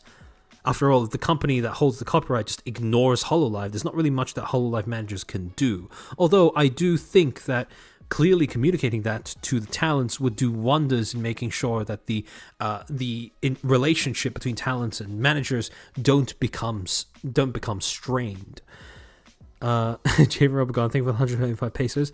I don't know who's stricter, Disney, Walt Disnuts, or Japanese Corpo. That's honestly, well, it depends, right? It depends on. I don't know if Disney would sue children, but I'm quite sure that Nintendo would. On the other hand, I don't know if, well, actually, yeah, now that I say, I think Japanese companies are more litigious, and I'm purely basing that off of how Nintendo managed to get a patent for a mechanic that was in Pal World after Pal World became successful. So yeah, I'd say Japanese corpos, not Disney. As awful as Disney is, as much as how they tried to get out of paying a settlement to someone whose wife they killed in their theme park by saying that they signed up to Disney Plus, I still think that Japanese corpos are more litigious. So, yeah. Oh, they did once do it to a child. Ah, I see. Okay. So, when you review all of the various instances, the various canon events that have happened throughout HoloLive's history that we've gone through up until this point, what you come to realize is that these are a collection of events that have come to define not just HoloLive, but HoloLive's management. Mano Aloe, Kiryu Coco, Yozora Mel, the formation of Promise, the creation of Holostars, and the mysterious disappearance of half of HoloTempus, or at least half of the first 4 debuts in HoloTempus. All of these events have contributed towards what people's current perception of HoloLive's management is. These are the signs by which we recognize and conceptualize HoloLive's management and management styles. And thing is, you can group them, broadly speaking, into a bunch of different categories. For example, the top 3 can be grouped as different crises that HoloLive has dealt with. The bottom right 2, so the graduation of Vesper and Magni, as well as the decision to create Promise and Council, Hope and Council remain as mysteries. We'll never know exactly what went on behind the scenes for that to happen, but it did, and as a result, we're sort of left scratching our heads as to how these situations arose in the first place. Billy, how many slides is this? We are 118 slides in. There are 200 in total, so that'll be fun. And then finally, when it comes to Holostars, Promise, Coco, and Mel, these can broadly be grouped as decisions that HoloLive has made in response to the various crises that have arisen under their watch. And when it comes to the way that people have come to define HoloLive's management, there is a reason as to why, at least I would say, throughout, I would say at the moment, it is currently a lot more positive than it is negative. Because when you look at these various canon events, the decisions, HoloLive has had more instances where they've made a decision that has overall improved the situation, or at least contributed towards the recovery of those affected, than they've failed at doing so. If we are talking about failures, Mano Aloe and her plight is an abject failure and on part of HoloLive's management. But for Yozora Mel and Kiryu Coco, they kind of managed to clutch it up in the last moment. For Mel, it was mostly because of the fact that HoloLive managed to contribute towards, basically funding all of her legal costs and the costs of moving. Whereas with Kiryu Coco, like I said, they finally took a stand against her harassers, even if they didn't take a stand with her, per se. And the other 2 are mostly just corrections of things that weren't really crises, but just odd in general, or decisions that turned out to be better than it initially seemed to be, when it comes to Holostars and Promise, respectively. So, overall, when you look at the things that define what people think of Holo's management, this is what you should be thinking about. Or at least this is what I identified that people seem to be basing their assumptions on HoloLive's management off of. Now, this brings us rather conveniently into a discussion of how large and how successful HoloLive has become at the moment. Because when you're looking at the brand that HoloLive has built up, upon building a brand, you create something that is very, very hard to disrupt, so long as you're actually running your company even mildly competently. See, the thing about having a brand image is that it makes your product more stable because it gives consistency, or at least it promises consistency to the audience that is consuming it, while also giving you a very easy way of marketing yourself to prospective audiences. Evo, I'm surprised you didn't include our favorite lolcow Miki Neko. I don't think Miki Neko was that much of a crisis for management, per se. Yes, that was a yab, but I don't think it was that much of a crisis. Yeah, Rochelle was more. I think her actions contributed more to her plight than Hololive's. Hololive's action or inaction, for that matter. And when we look at Hololive as it exists nowadays, it has a really strong brand. It's really successful. A whole bunch of different branches spread across the entire world. Very, very successful. Which then begs the question, has Hololive become too big to fail? And let's say, for example, that you have a company that is as large as Hololive. Under what circumstances would a threat emerge that could actually feasibly pose a threat to its continued existence? And for this, as part of answering this question, I want to bring up this clip from a random orc by the name of Randon, titled, "Why VTuber Corpos Fall." Now, Randon is someone who seems to have quite a lot of knowledge on how VTuber Corpos work, despite mysteriously not having been part of one himself, if you know what I mean. However, for the sake of... I do think that it's a video that's worth watching, especially if you happen to be like a consultant for or a manager in a small VTuber corpo, because quite a lot of what he says is gospel, I would say, when it comes to running a company, in terms of the various criticisms that he points out here. Very underrated things to point out in general. However, for the sake of this stream, I'm going to summarize some of the points that he brings up over the course of this short clip. Right at the beginning, he clarifies that small and large corpos tend to fail for different reasons. Now, while it is possible that the problems that kill a small corpo can threaten a large corpos generally have to deal with more problems that small corpos don't have, at least at that stage of their life cycle. At around 18 seconds in the video, he states that one of the problems that he's observed that seems to plague VTubing as an industry at the moment is that there is a shortage of proficient managerial talent. Managers in this space are very often inexperienced, and small VTuber companies will often fail when management is unable to, quote, nurture and support, end quote, the talent to the point of being able to become a full-time streamer, whether through audience growth or the provision of a salary/stipend. And for Randon, at least, this is the benchmark of what a talent should be able to receive should they join a corpo: the ability to become a full-time streamer, and thereafter to grow accordingly, or to put their best efforts towards growing accordingly. Now, at around 1 minute, 25 seconds, Randon states, quote, "The VTuber makes the company, not the other way round," end quote.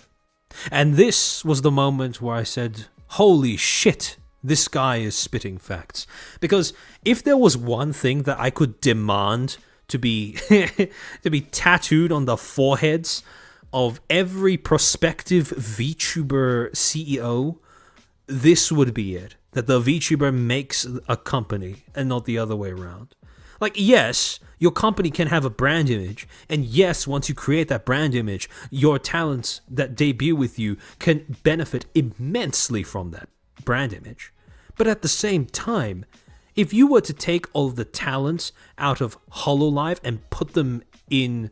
I should amend that statement. If you were to take all of the the creative talents and the managerial talent out of Hololive and swap them with the creative talent and managerial talent of Nijisanji, within the span of, let's say, 3 to 5 years, they would basically be inversions of where they are now, I am convinced.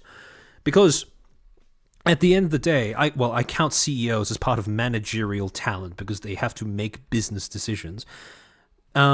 Because at the end of the day, it's the people in the company that make the company what it is.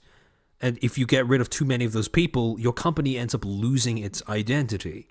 And finally, at 2 minutes, 18 seconds, Randon states that big corpos can face similar issues to their smaller competitors, but there are some challenges that are unique to companies that have achieved a certain level of size or certain level of growth. And as to what those challenges are, I am going to let him speak for himself. Let me switch over to the React scene that I've prepped. Hold on. There we go. All right, hold on. Let me see if this is working. I hope this is. There we go. Okay, excellent. All right, let me open this up. Ones too. Okay. Hold on, let me mute the music. All right. By the way, was the audio working just then when I played the video for a little bit?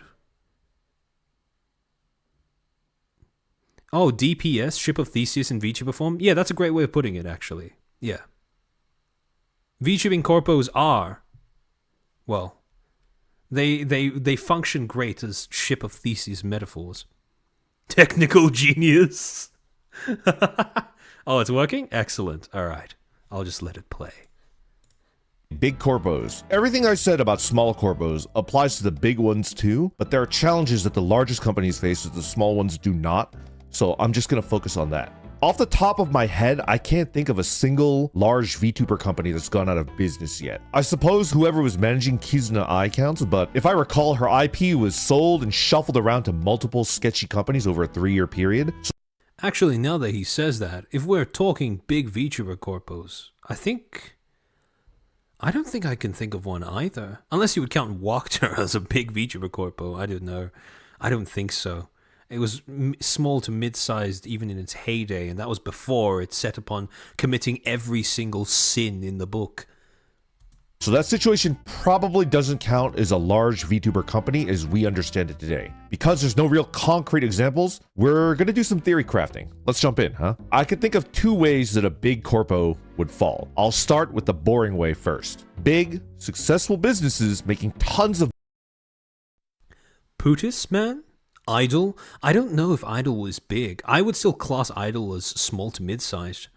And even then, well, Idol under its previous management could qualify for an entire stream in and of itself. I won't lie. I have a massive bone to pick with the whole transparency bollocks that they pulled early on in their marketing. That's an entire rant that I could have for that's at least a few slides worth of a rant. But yeah, I don't think I would class Idol as big and successful. They were good at projecting the image that they were going to get there under their previous management. But I don't think they ever had the ability to do that. Purely because from what we know in terms of what things were like once they got sold off to Brave, their books were not balanced at all. They were struggling to put money, to send money off to the right places. They were completely incapable of shipping off merch to their customers. And there have been more than a few anecdotal reports of their talents being given, shall we say, less than stellar managerial support in their time over there. There is a reason why I think a lot, well, not a lot, but a good number of ex-Idol talents basically were jumping for joy upon the company being sold off so they could finally leave. That does not fill me with confidence about the way that the company existed prior to that point. Because I'm not going to lie. That company was I get the impression that it was always living off of borrowed time. But yeah. Blade, thank you for the 5. If you mean Niji, it's funny, we can throw shade at Niji. I don't know the other corpos. Yeah, the thing is, Niji isn't dying, though. Like, Niji-en is, well, I wouldn't say that Niji-en is dead, but it's definitely not living. But Niji JP is doing absolutely fine. So I do think that Randon is absolutely correct in that I don't think there's a single big corpo that's gone through that kind of failure, if we're not counting Kizna Eye, that is. Money can still go bankrupt. If you're spending more money than you make, is not sustainable, and it will end at some point if nothing changes. It happens all the time. The VTuber company could have a lot of full-time staff on payroll. They could be investing a lot of their money into expensive projects, stuff like that. Listen, it's good to invest money back into the company, to work on new projects that could pay off big. But in the meanwhile, bills still have to get paid. That gap means that a big corpo needs to push increasingly creative or invasive ways to increase revenue. Going down this path. So, that's the first way that a big corpo can fail, judging off of Randon's hypothetical. Ironically enough, this is something that a corpo becomes more vulnerable to the more it reinvests in its own growth. Because there comes a point where you need to maintain a margin of a certain, shall we say, a certain percentage of your profits so that you can continue to reinvest while still making sure that all of your expenses are being paid. The thing is, if you reinvest too much, if your margins are too thin, let's say, hypothetically of course, you have your company was started with venture capital, and because your margins have been too thin, all of the previous investors that got your company off the ground now want their money back. All of a sudden, you're in a little bit of a tough spot because, well, your margins are thin since you've been reinvesting, and as a result, you don't really have a lot of cash on hand to pay them back. So this is very much a way that you could potentially, well, you could potentially screw yourself over as a large company if you're not careful about it. Path also means the TKs away buybacks? I don't know about that one. See, the thing about buybacks is, I suppose technically they are. You can make the argument that you are spending money to increase the value of your company, but that's not real reinvestment. That's not real reinvestment. That's just a numbers game that you play with the stock market. So yeah. Means that only streaming is no longer an option. The company has gambled its future on the development of a new product that is equally profitable or even more profitable than their VTubers. See, this is one of the tragic ironies of VTuber companies. The more successful they are, the larger they grow, because that's what a company is designed to do. However, the larger they grow, the more they need to make sure that, well, they are essentially put into a position where only streaming is no longer a viable option. They need to find more ways to monetize, and depending on what ways they settle on, that may or may not end up alienating some combination of their talents and or audiences. So the larger a company is, the more of itself it has to compromise. And this is pretty much, for all intents and purposes, inevitable. Because if a company doesn't grow, it dies. A company doesn't grow, it tends to die. And once a company grows, it kind of forms an obligation to keep on growing.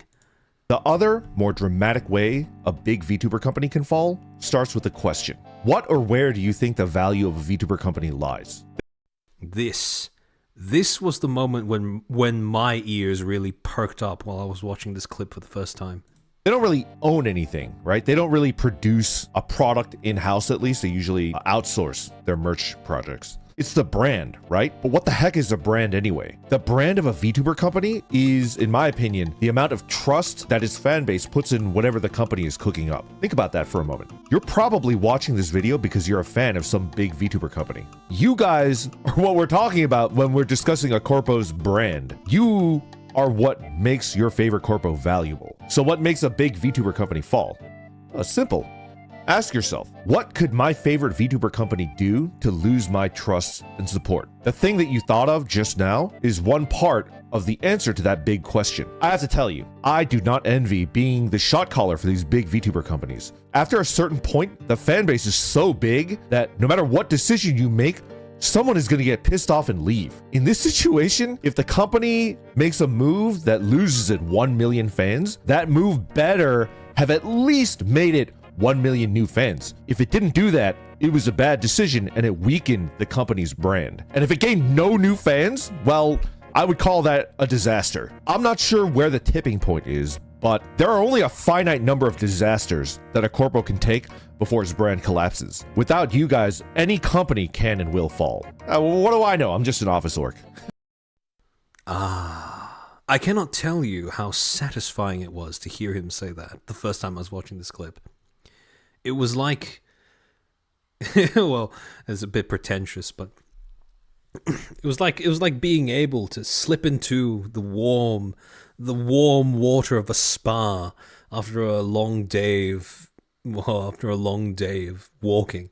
So,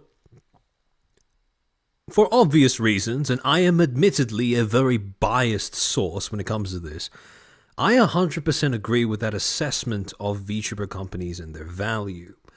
See, when it comes to providing your talents with tools that they can use to make their own content, yes, that is undeniably one of the main reasons why people would even think to join a VTuber company. However, when you think about a company as an entity, as a corporate entity in and of itself, one of the main things that guarantees its value is its brand, the way that people conceptualize the company.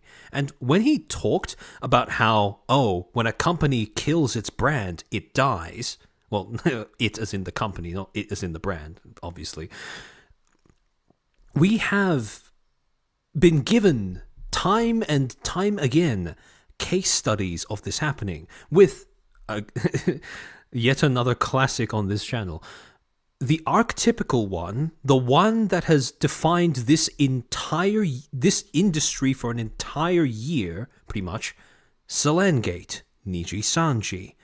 Their debacle at the beginning of the year really highlights just how devastating the impact of losing your brand can be for an agency. And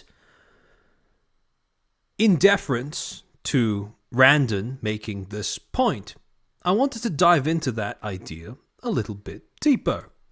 So, according to what Randon said, right?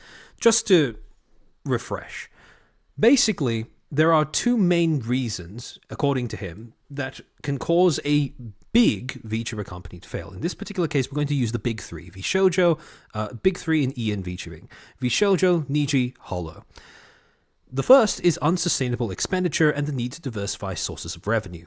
The second is the erosion of brand image, of the company's brand image, I should say, and the loss of audience trust. Now, what do you notice about these two things? Well, actually, if you've watched my previous streams, you will probably know why these two things are so, shall we say, frightening to a company, or why they should be very frightening to a company when considered together. Curious to see if anyone's able to point it out.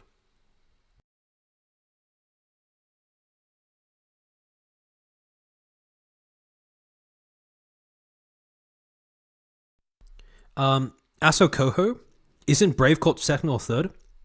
In terms of size and money, perhaps, but in terms of influence, I wouldn't say so. Because VShojo is objectively a massive entity in EN VTubing. And, well, Niji has been diminished significantly, but I still think it is part of the top three, if only barely hanging on.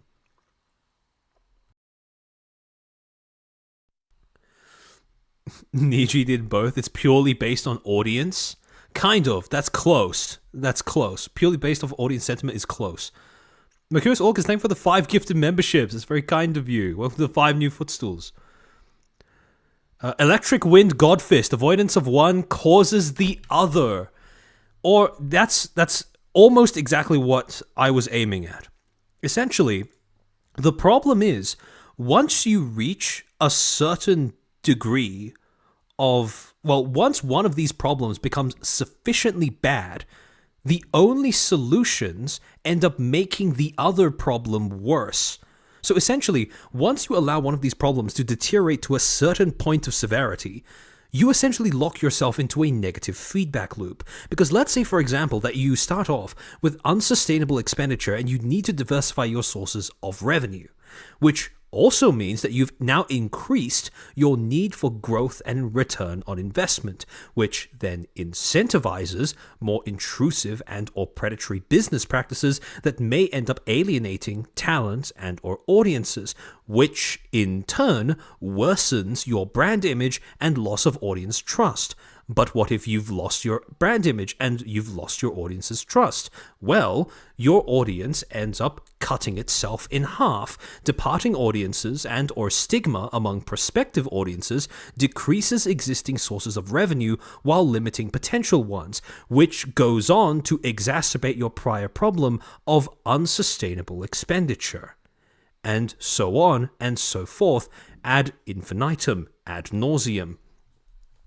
And this is why these two problems are extraordinarily frightening to any company worth its salt. Because, like I said, you can't afford to let either one of these become too much of an issue, because it will make the other one worse the moment you try to fix it. You are essentially caught in a lose-lose scenario. At best, you cross your fingers, grit your teeth, and hope that the loss turns itself around by some miracle before things get too shit. And thing is, this all well, to be fair, the first one, you'd have to be, how do I say? Something would have to go very, very wrong, or you'd have to be quite idiotic from the get-go for this to become a major problem.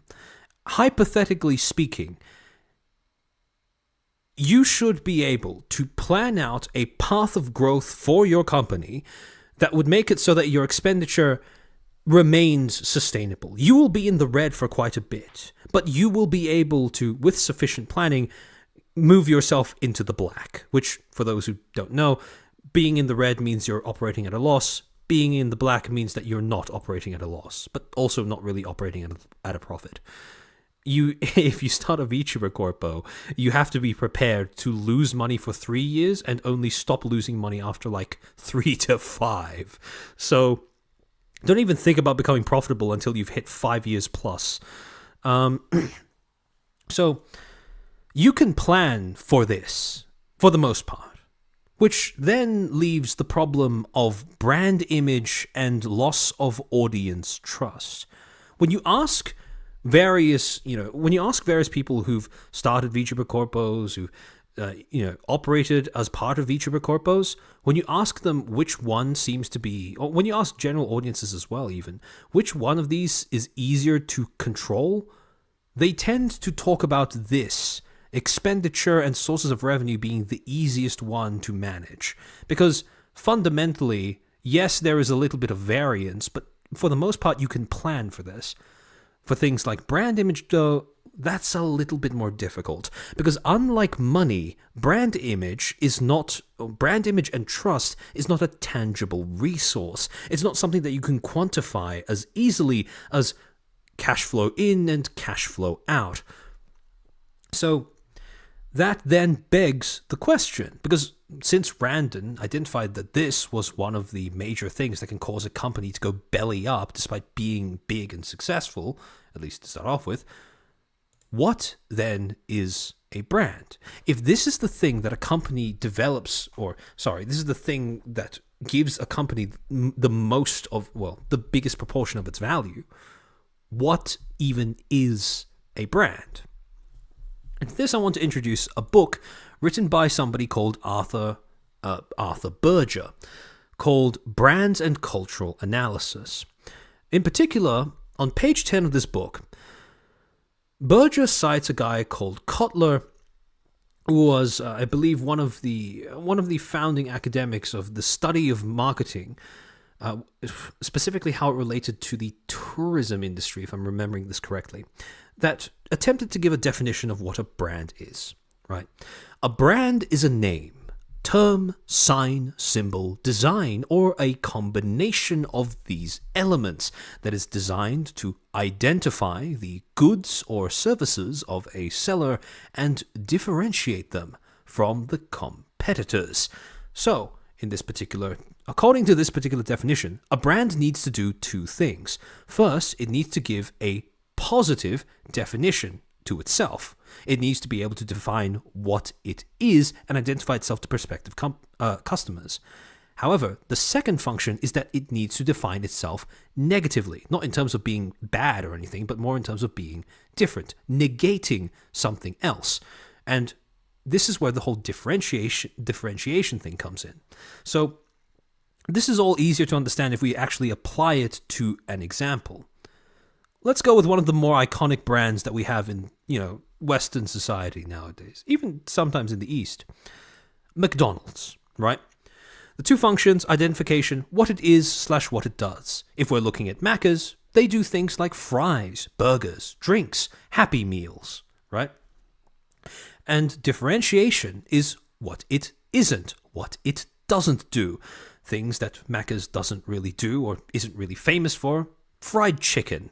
That's more KFC's route. Now, that's not to say that there are no McDonald's that serve some form of fried chicken, and I'm technically counting chicken nuggets as a form of fried chicken.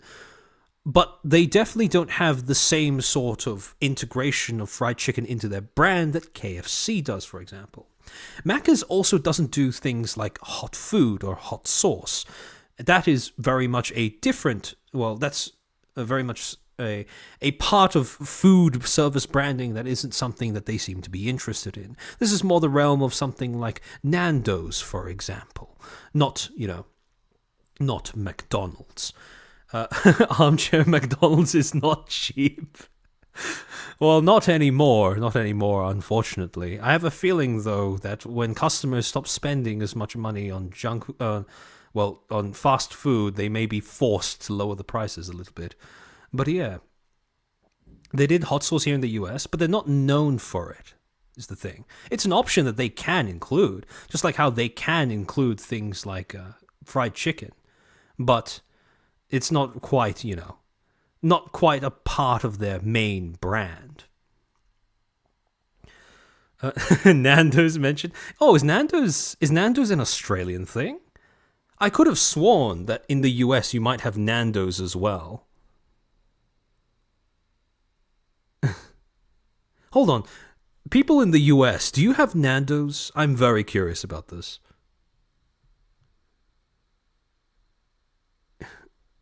Yeah, the McRib, true. What are Nando's? Oh, Nando's is basically this sort of, how do I say? This chicken place here in Australia that specializes in serving chicken with hot sauce, that kind of stuff. So, Nando's is a UK thing. Oh, so that's where it comes from. I see. That explains why the US people have never heard of it. But yeah, no cheeky Nando's in the US. If you ever come to Australia or the UK, I recommend checking them out. Now, variance is extreme between individual restaurants, but if you find a good one, you will find it will be quite good, at least in my opinion. But yeah. So, when you look at the way that this stuff works, essentially with the identification, when you're looking at what a brand is, what it says that it is, what it identifies as, this is the more explicit function of a brand, right? This is what I am. If you think about me, I want you to think about this. This is how I define myself. Whereas differentiation is more of an implicit message. This is more a brand brands rarely outright say, oh, I'm not the fried chicken fast food place. Oh, I'm not the hot sauces fast food place. No, all of that is conveyed implicitly through simply maintaining boundaries between what you are willing to provide as a service or product versus what your competitors are willing to provide as a service or product. Now, when you look at it this way, though, what you realize is, hang on a second, this function of branding is almost exactly one for one the exact same thing as semiotics. The explicit part is the sign, the signifier, the thing you actually see, and the differentiation, the implicit part, is the signified meaning, the stuff that you associate with the signifier, with what you see, the stuff that you only keep track of in your head. And when we look at McDonald's this way, we start to understand that we can actually break down brands using semiotic analyses by looking at them as signs, signifiers, and signified meanings rather than just this nebulous concept of an identification of what you are plus a differentiation of what you aren't. So when you break down McDonald's into signifier plus signifier meaning, when you break down the signifiers of McDonald's, the two major factors that go into the way that that brand works, right, the McDonald's symbol works, is you have the golden archers. Now, this was a pretty iconic part of the way that physical McDonald's, stores, if that's the right word, I forget what the technical I've been referring to them as drive-thrus for so long that I've actually forgotten. McDonald's, oh, geez, at some point we called them restaurants, didn't we? Yeah. What? Damn, that's a sobering thought. Yeah, so the Golden Archers was an iconic part of the way that early McDonald's franchises restaurants were built. It was an actual part of their architecture that made them iconic and recognizable. And as a result, what McDonald's did when it was coming up with the current iteration of their icon, their brand, is they mixed this with yellow as a color. And I mean, why wouldn't you, right? Because when you look at the two signified meanings of this, right? The signified meanings that are associated with this constant reminder of what McDonald's used to be, this sort of homey place where you could just go into for cheap food and come out with a full meal, etc., right? Broadly accessible, open to everyone, has assurance of quality, pretty standardized. All of these things are encapsulated in referencing the golden arches in your icon, right? So when you have the golden arches, the signified meanings attached to that are accessibility, reliability, and nostalgia. Yeah, it also looks like fries, which is an added benefit, right? However, when you look at the choice of yellow as a color, it's also something that adds a little bit of extra pizzazz to the brand image. When you have yellow as a color is symbolic of things like being bright, being happy, and finally being child-friendly. Quality? Not anymore, but at some point that was a part of McDonald's brand, of the Macca's brand as a concept, as a thing. So when you take a look at all of these things, it starts to make a lot of sense as to why McDonald's has chosen this to be its brand. And by dissecting the things that the brand is supposed to represent, you can start to understand or get a better idea of how McDonald's operates or how it sells itself as a service and or a product. Yellow means pee. You forgot genocide. See, this is part of the reason why I assume that the people who complain about McDonald's as a way of supposedly advocating for Gazans are just all mentally ill. Because, how do you see that? How do you see this and you think genocide? The point is that, absolutely nothing about this is reminiscent, visually or symbolically, of genocide. Besides, the mental associations you've managed to build in your head because you saw them on some chart that people were sharing on social media. So, yeah, it's, from my perspective, it's just all mental illness. But in any case, so now that we've actually applied it to I would say a pretty iconic brand, pretty easy one to dissect, admittedly, we can start applying this to some of the corpos that we were looking at earlier. Let's take, for example, Corp. Now, Mark's Mayhem, thank you for the 5 gifted memberships. That's very kind of you. Came from night shift with overtime, need sleep, will catch VOD. I look forward to it. Oh, Rima! You sniped Rima, Marks. Good job. Welcome to the stream. Horse was lurking. Alright, so when you actually dissect Corp's brand, right? This is, as far as brands go, it's not that complex, but there are 3 parts of it that work pretty synergistically with one another, visually speaking, right? The first is the play sign, right? The play symbol. Pretty self-explanatory as to what that signifies. Video, visual media, entertainment. The second, cover, or Cover. If you go to Cover Corp's website, they explain the origins of their name as the following. The origin of our name, communication plus virtual equals cover. As the origin of our name suggests, we established our company in June of 2016 with the aim of bringing about a future where everyone can communicate through games, concerts, and other entertainment in online virtual spaces. So, cover, as is pretty self-explanatory because it's in the name, is a stand-in for communication plus virtual. However, it also has the added benefit of being reminiscent of cover as in song and cover as in technology. And finally, the colors itself, the colors that create this brand, that define this brand, that sort of, the fact that they have this combination of different shades of light blue, this sort of almost this kind of, I hope this is the correct word, but this sort of iridescent blue that they use for the icon, which is supposed to be something that connotes it being cool, futuristic, and the fact that it operates in shades rather than in blocks of color conveys the idea that it's complex in some way. This is the kind of icon that someone from Silicon Valley would have an orgasm over, and that kind of makes sense considering that Yagu is a tech bro and HoloLive started off as a tech company. So Blue Dorito, though deceptively simple, is actually, I think it does a pretty neat job at summing up all of the things that cover wants itself to be perceived as or to be associated with. Yeah, it looks shiny, exactly. Now, when you look at HoloLive's logo, it's pretty similar. It's not that different from Cover Corp. First, you have the same signifier and the same colors, right? You still have the play sign, the blue Dorito, which signifies video, visual media, entertainment, plus cool, futuristic, and complex. Where it differs is in the name, HoloLive Production. And when you split it into its base components, it signifies holographic, meaning, something appearing virtually when it's not actually there, or a broadcasted image, live performance, live as in live performance, and finally, media production. All of these encapsulate exactly what HoloLive does and exactly what HoloLive is.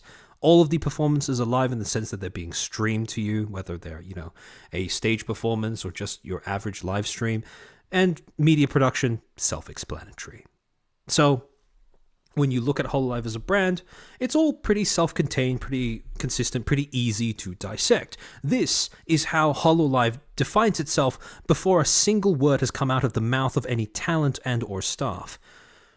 Now, we can also do the same thing with the other brands, though. For example, Nijisanji. Now, regardless of what I've said about the company, and I do think that the way the company has gone, how determined it seems to be to coat itself in mud is a real shame. I actually, objectively speaking, I actually kind of like the logo. I do think that the logo is quite clever in terms of the amount of different ideas that it's able to sort of synergistically encapsulate amongst one another, right? So, if you break down Nijisanji in terms of its branding, the different signs and the different signified meanings that are supposed to be attached to them, you have a whole bunch of different things working together in synergy, right? The shape of the mouth thingy, that's supposed to be a speech bubble. The rainbow itself, as it comes out of the mouth, that's supposed to be a Wi-Fi signal. The rainbow, that's pretty self-explanatory, pretty obvious. And finally, I didn't even know this before I wikied it, before I saw it on VTuber wiki. But apparently the eye is not actually an eye. It's supposed to be a moon. And when you tie it back together, I mean, it's pretty obvious as to what each of these individual symbols signify, right? The speech or dialogue, that's the main thing that their livers trade on. They yap on stream. Wi-Fi, online/connectivity. Rainbow, diversity, vibrance. And finally, the moon. It's supposed to be a reference, or it's supposed to have connotations of magic/lore. Because, and I didn't even know this before I googled this, puking rainbows back then. Yeah, it's a little unfortunate that's what it's recognized as nowadays instead of what was probably intended. But, okay, I'm not going to lie. Part of the reason why I like it is that in addition to actually being able to dissect it as pretentiously as I have here, it also just looks funny. in another universe where Niji was not awfully run, I think this would have been beautiful. But in any case, yeah, apparently Niji has lore. Like, Niji, the company, has lore. Quote, "The virtual moon was created as the first and primary location in the virtual world by Riku Tazumi because of his nature as the ultimate moon celestial." This is some Omega Alpha shit. "The moon acts as the primary headquarters of Nijisanji, a company in which the moon is a common symbol. Inside the virtual world within the Nijisanji system, most of the virtual controls that control Nijisanji's system exist and are monitored in this domain by various staff-san plugged into the system. It's the most Chunibyo interpretation of Japanese lunar myth plus the Matrix, and you just kind of jam them in with one another and hope what comes out is not too worthy of an abortion. But this is what Nijisanji apparently debuted with, so that makes sense as to why the moon is there. Omega is a Niji plant. That is certainly one of the rats of all time. His writing is this fire. I don't know if Riku came up with this himself. Maybe he should take up maybe you should start making ASMR scripts for people or something. Maybe he should hire out he could become a competitor to Merryweather Media. I'm sure people would welcome a bit more competition in that particular part of the VTubing industry. But yeah, bro cooked so hard that the pot burned through. But in any case, yeah. So that's Nijisanji, and that's a semiotic analysis of Nijisanji's brand. Again, I like this symbol. Like, objectively speaking, from a design perspective, I like the way that they've put this design together. It's just a shame about the actual company. But then we move on to VShojo's branding. Now, VShojo's branding is also like Hololive's and also like Covers in the sense that it's also relatively simple. It only has 3 components. V, which pretty obvious what that signifies, virtual. Shoujo, meaning in reference to shoujo genre of media, shoujo romance, something that breaks down to for women or romantic or romanticization, that should say. Romantic or romanization. So the reason why I put in romantic is not in the sense, it's not lovey-dovey. I mean romantic in the sense of idealistic or idealizing something. So perceiving something in terms of how you would like to see it or in terms of what makes it beautiful, as opposed to perhaps the gritty realities of what it is. Funless, thank you for being a member for 5 months. Funny that JP Moon God is shunned by the Sun Goddess. I see. But yeah. And I also put in romanization because shoujo is a romanization of the word, of the original Japanese word shoujo, which is, it's spelt with different letters, accents, etc. And the reason why I think that this is kind of perfect for VShojo is, I'm not going to lie, their brand is built on the fact that, at least in part, almost all of their talents are women. It is romantic in the sense that VShojo also operates off of a very idealized vision of what it means to operate as a professional VTuber or as part of a VTuber company. And finally, it is very romanized in the sense that it is westernized. It is VTubing that has been adapted for a Western audience. In fact, Iron Mouse herself is a perfect example of this, where she takes a medium that originated in Japan and she essentially has turned it into something that is broadly appealing to Westerners as well. You don't have to be into anime or even Japanese culture to be into VTubing. If your first exposure to VTubing is through Iron Mouse, for example. So, yeah. And then finally the pink, pretty obvious, right? Pink, hot color, feminine, feminist as a result of that. And I think it's pretty obvious when your when your slogans are things like, talent freedom and how you want to empower your talents, I think that ties in pretty self-explanatorily with feminist or feminism. Also, the fact that with feminist connotations, you have the ideas of emancipation and empowerment, both of which are massive cores of VShojo's initial branding, because they sell themselves on their ability to empower the talents that join them, and their early branding focused a lot around the idea that they were emancipating talents that had previously been locked up in the confines of, traditional VTuber corpos, etc., etc. So,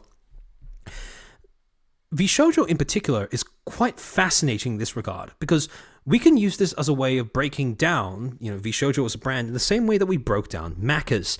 So, for example, let's take one of the first pillars, or one of the initial most well-known / infamous pillars of VShojo's branding when they first started out. Talent freedom. Talent freedom, not just as a concept, not just as a practice, but talent freedom as a brand. And here's where I'm curious. Here's where I want to ask you guys something. When you think about talent freedom as a brand, let me see if I can make a poll for this. When you consider talent freedom as a part of your brand, right, or as a brand in and of itself, which direction do you think it leans more towards? Is it identification, what VShojo is, what it does, or is it more differentiation, what it is not / what it doesn't do?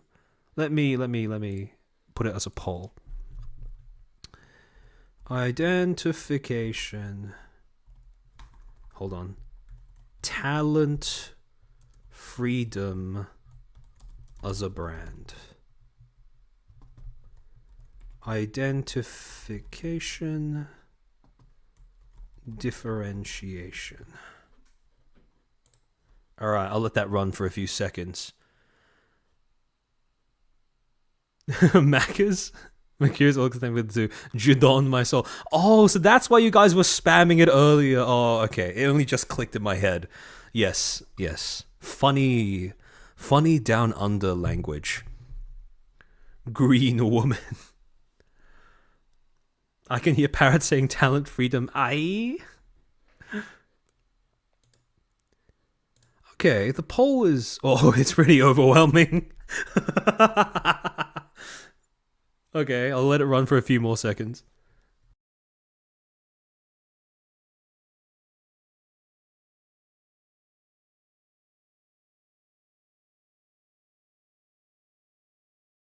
$130 votes. I'll wait until it gets up to, let's say...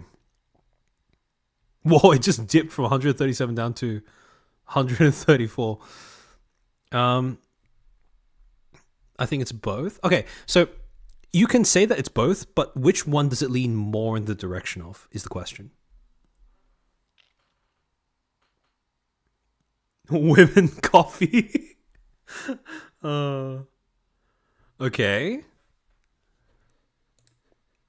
One of the things about being a Westerner is we pride ourselves in our individualism. We like being proud of how different we are, so it's very obviously differentiation.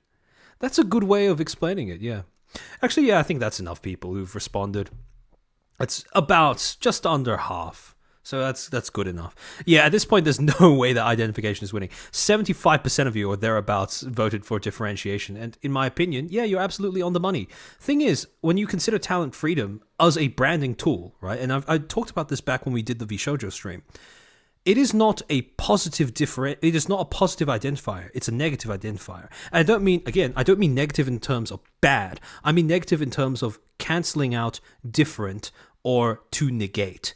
The thing is, when you look at differentiation, both as a marketing tool and as a practice, they both revolve around refraining from action or refraining from doing something more than they revolve around actually doing something. For example, in your marketing, it's more negative in the sense that it's more about saying, oh, we're not like Niji, we're not like Hololive, we're not like traditional VTuber corporate agencies. And I said this in my VShojo stream, but if, let's say, tomorrow, both Niji and Hololive changed the way that they, removed a significant number of restrictions from their talents and essentially changed their approach towards quote-unquote talent freedom overnight, VShojo would be forced to adapt its branding as well to match. because this method of marketing yourself is purely referential. It relies on being reactive, because if your competition, it relies on your competition doing one thing so that you can conspicuously do its opposite. The thing is, when you look at the way that talent freedom works as a practice as well, this is in terms of things like internal policy, your protocols, etc., it also more revolves around inaction than it does action. Because when you provide talent freedom, at least in the way that VShojo has demonstrated its use of it so far, it seems to be less rules and less scrutiny on talent social media, which is, well, I mean, technically that's what's advertised, because that's freedom of expression. But at the same time, it's not so much, I wouldn't say that it's so much a benefit so much as it is,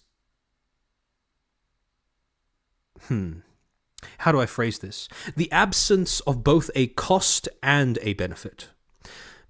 Absence of a cost in the sense that you don't have as much an imposition of control onto what you say or do, but a absence of a benefit in the sense that you also don't have anybody else looking out for you either.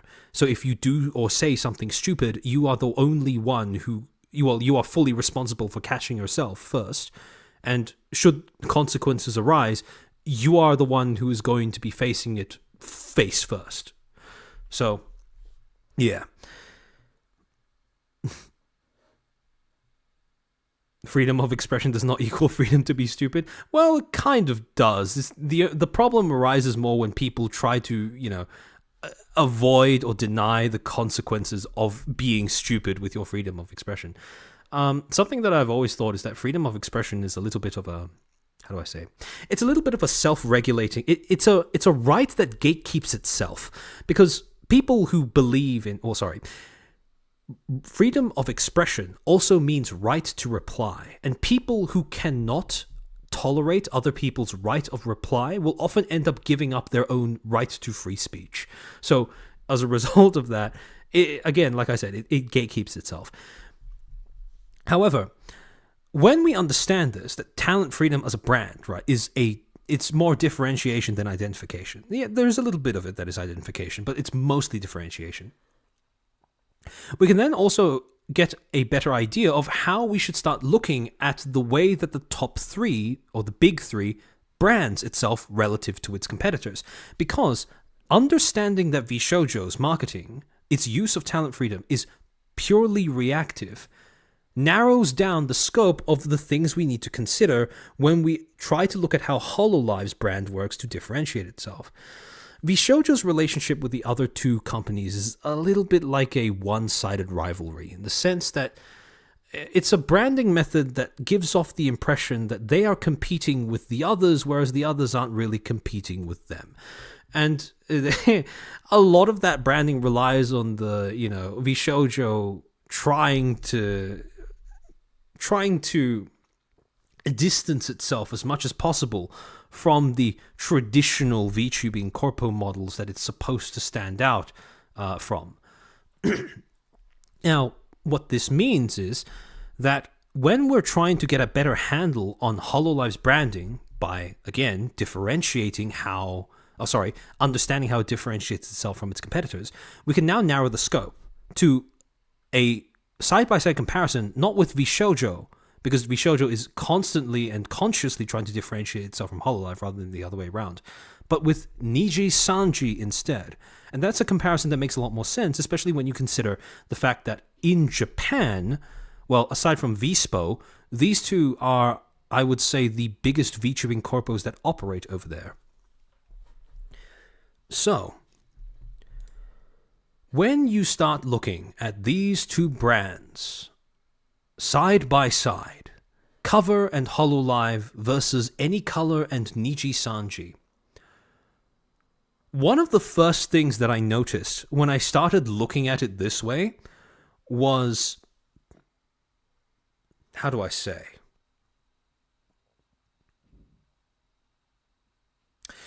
Cover and HoloLive come across as branding that could work for a Japanese or Western audience, or more specifically, it looks like branding that was built to accommodate Western audiences. Whereas Any Color and Nijisanji give me the impression that they were designed based off of a Japanese person's idea of what a Westerner would like. And the reason why, well, a few things. First, when you look at cover, like when you actually look at the words, cover HoloLive Productions, cover makes sense as a language, in the English language. The reason why I'm so certain that they made this with the intention of expanding into the West, or at least while understanding enough of the West to adapt its language into their branding, is because they spelt it cover with an E instead of cover with an I, despite the fact that it's supposed to be communication virtual based off of what they said on their website. So this tells me that they at least did a little bit of research when it comes to adapting English to fit their branding and adapting their branding to fit English. Same thing when it comes to HoloLive. Holo is pretty obvious as to what it means. Like I said, holographic or hologram or holograph or whatever.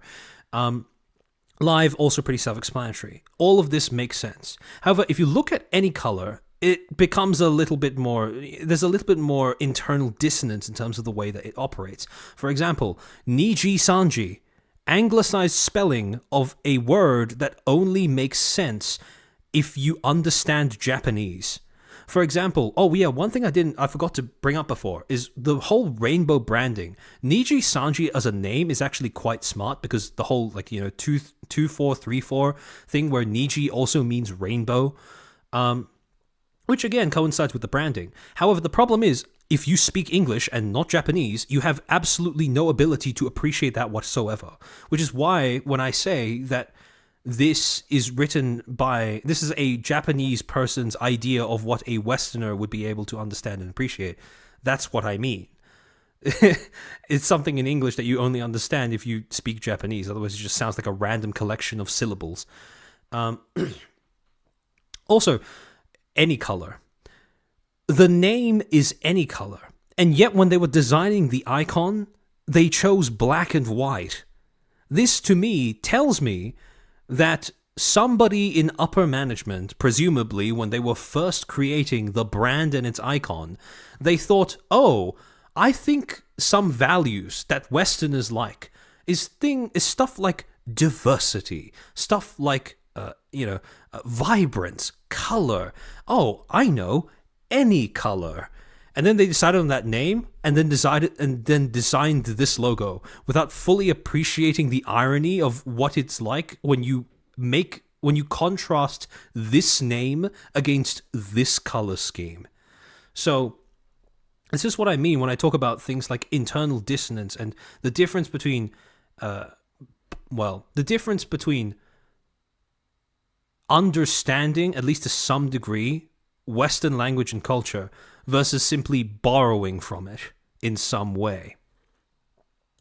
The second thing that you tend to notice when you're contrasting cover versus HoloLive as well as Any Color versus Niji is that you get, with HoloLive and cover, there is a unity in terms of the way that they look. There is in terms of pure branding, you can very obviously see how HoloLive is an offshoot of cover.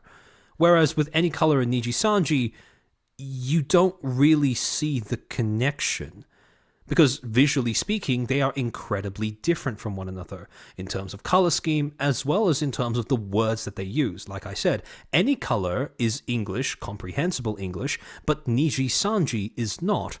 And as a result, you get this sort of distinction between the two where HoloLive and cover have visual consistency and they appear to be EN-oriented, whereas with Any Color and Nijisanji, there's visual dissonance and appears to be JP-oriented. Again, I understand that there is supposed to be a link between Any Color and the rainbow thing, but unless you understand what Niji means in Japanese, it's circumstantial at best, I would say. Now that we've managed to identify some of these things, right? How these brands work in terms of differentiation, visually speaking. The only thing that's left is understanding how does HoloLive set its brand? Well, how does HoloLive define its brand? How does HoloLive differentiate itself from its competitors in terms of everything besides the name and the logo? This is the actual meat and potatoes of a brand, by the way.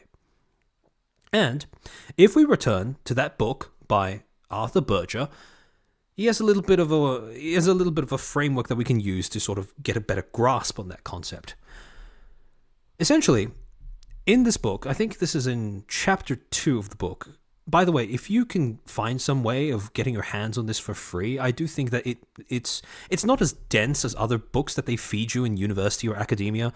So I think it is a pretty good read if you have the time or if you're interested. It's definitely something that you might be able to flex in a work meeting, for example, to impress one of your superiors, or a manager or a boss or something. So I recommend it if you get the chance or if you have the interest.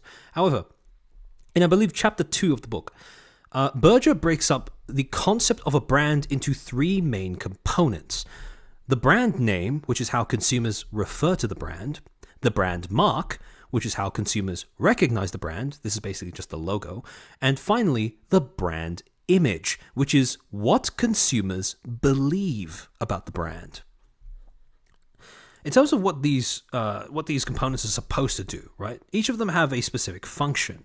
A brand name provides distinctiveness and promises consistency. A brand mark lends color and personality to your brand. After all, I mean, look at my channel, for example. The brand mark is a chair with sunglasses.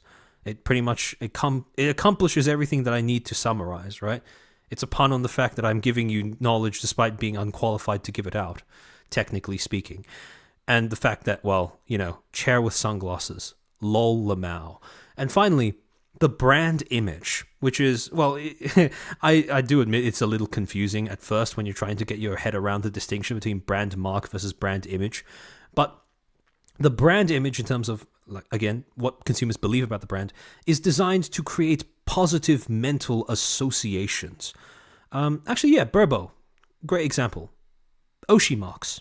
When a VTuber chooses an Oshi mark, the whole point is to lend a very easily recognizable source of color and personality. Well, it's supposed to summarize their personality in a way that is easily seen and easily spread, because literally anybody can just go onto their social media profile, whichever platform they're on, and just add some emojis to their name to signify which fan base they belong to.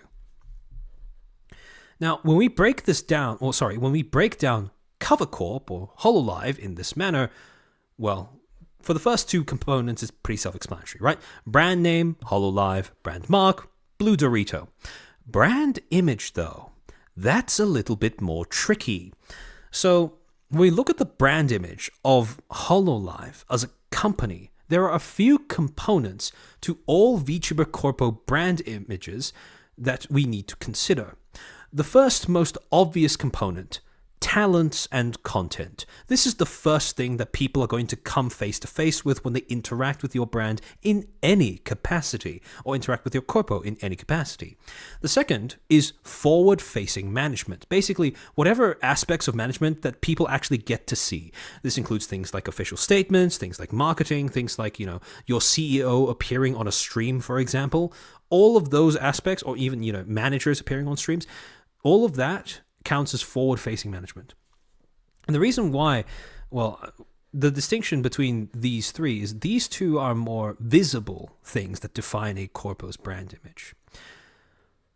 The last thing that defines a corpo's brand image in the eyes of its audience are its internal practices. However, here's the thing. Your internal practices, assuming that they're good, are things that you want to be a part of your brand image. But the problem is, you want them to be a part of your brand image without ever really exposing them to the public, for obvious reasons, because you need secrecy in order to maintain control over, your business. You need to make sure you don't just throw all of your information out for free. Also because there are occasionally aspects of running a business that don't make sense to, the average person, the average consumer, but are integral to the running of your company. And if they develop a negative opinion of that, despite the fact that you need it to run, you sort of put yourself in an awful position, speaking from the perspective of someone running a company. So again, you're forced with this question. How do you integrate internal practices into your brand without ever allowing the public to understand what your internal practices are, at least on an intimate level? So the answer is that you let your internal practices show through your public decisions and the legacy that those decisions leave behind. And this is why I went on and on and on about how those decisions that HoloLive made between, 2018 and 2022, 2023, that's why those decisions were such a big deal. Because when I talk about how these decisions inform how people conceptualize HoloLive's management in their heads, this is how that works. We don't know how HoloLive manages its talent. We don't know what their internal policies are because they're internal. However, the only way that we can get an idea of how those work is by looking at the fruits of those policies and practices, by looking at the results of those, the outcomes of all of those things. Yeah, let actions speak louder than words, exactly. And, well, if you must keep your actions covert, you can at least make the results a bit more visible. Or actually, not even that. The results will be visible regardless of whether you want them to be or not. So, this is the missing piece of the previous puzzle. So when we're looking at a corpo brand image, instead of just looking at internal practices, or in the eyes of the public, what ends up happening is the corpo's brand image is now composed of three main things: talents and content, forward-facing management, and past decisions, past and present decisions, especially the ones that have lasting consequences for the company and its audiences and its staff as a whole. So, the question then becomes, returning to what we asked previously, how does HoloLive differentiate itself? So, if we understand all of the components that are necessary in terms of creating a brand, right? Brand being something that differentiates you from your competitors, how does HoloLive accomplish that? Well, if we look at its decisions thus far, from HoloStars and Promise, we get the idea that HoloLive manages to be talent-centered, but not talent-led.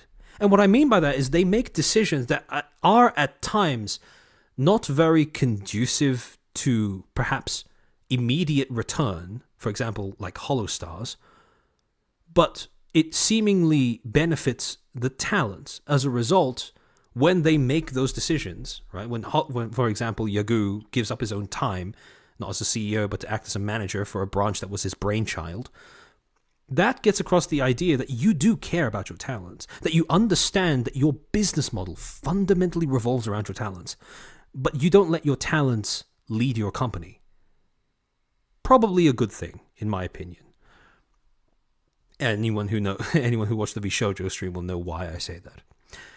On the other hand, though, when you look at decisions like the ones that they made during the Kiryu Coco debacle and the Yozora Mel situation, you also get this idea. It sends a very clear message to HoloLive's audience that management, despite the fact that they can be quite slow on the uptake, for the most part, management is capable of admitting when they get something wrong. Management will admit fault and pivot accordingly. And as a result, when you look at its two major competitors, VShojo versus Nijisanji versus HoloLive, you start to see that these are some of the ways in which HoloLive fans might distinguish the brand of HoloLive from the other two. HoloLive is talent-centered, like VShojo, but it's not talent-led, like VShojo. There is restrictive, bureaucratic management at HoloLive, like at Nijisanji.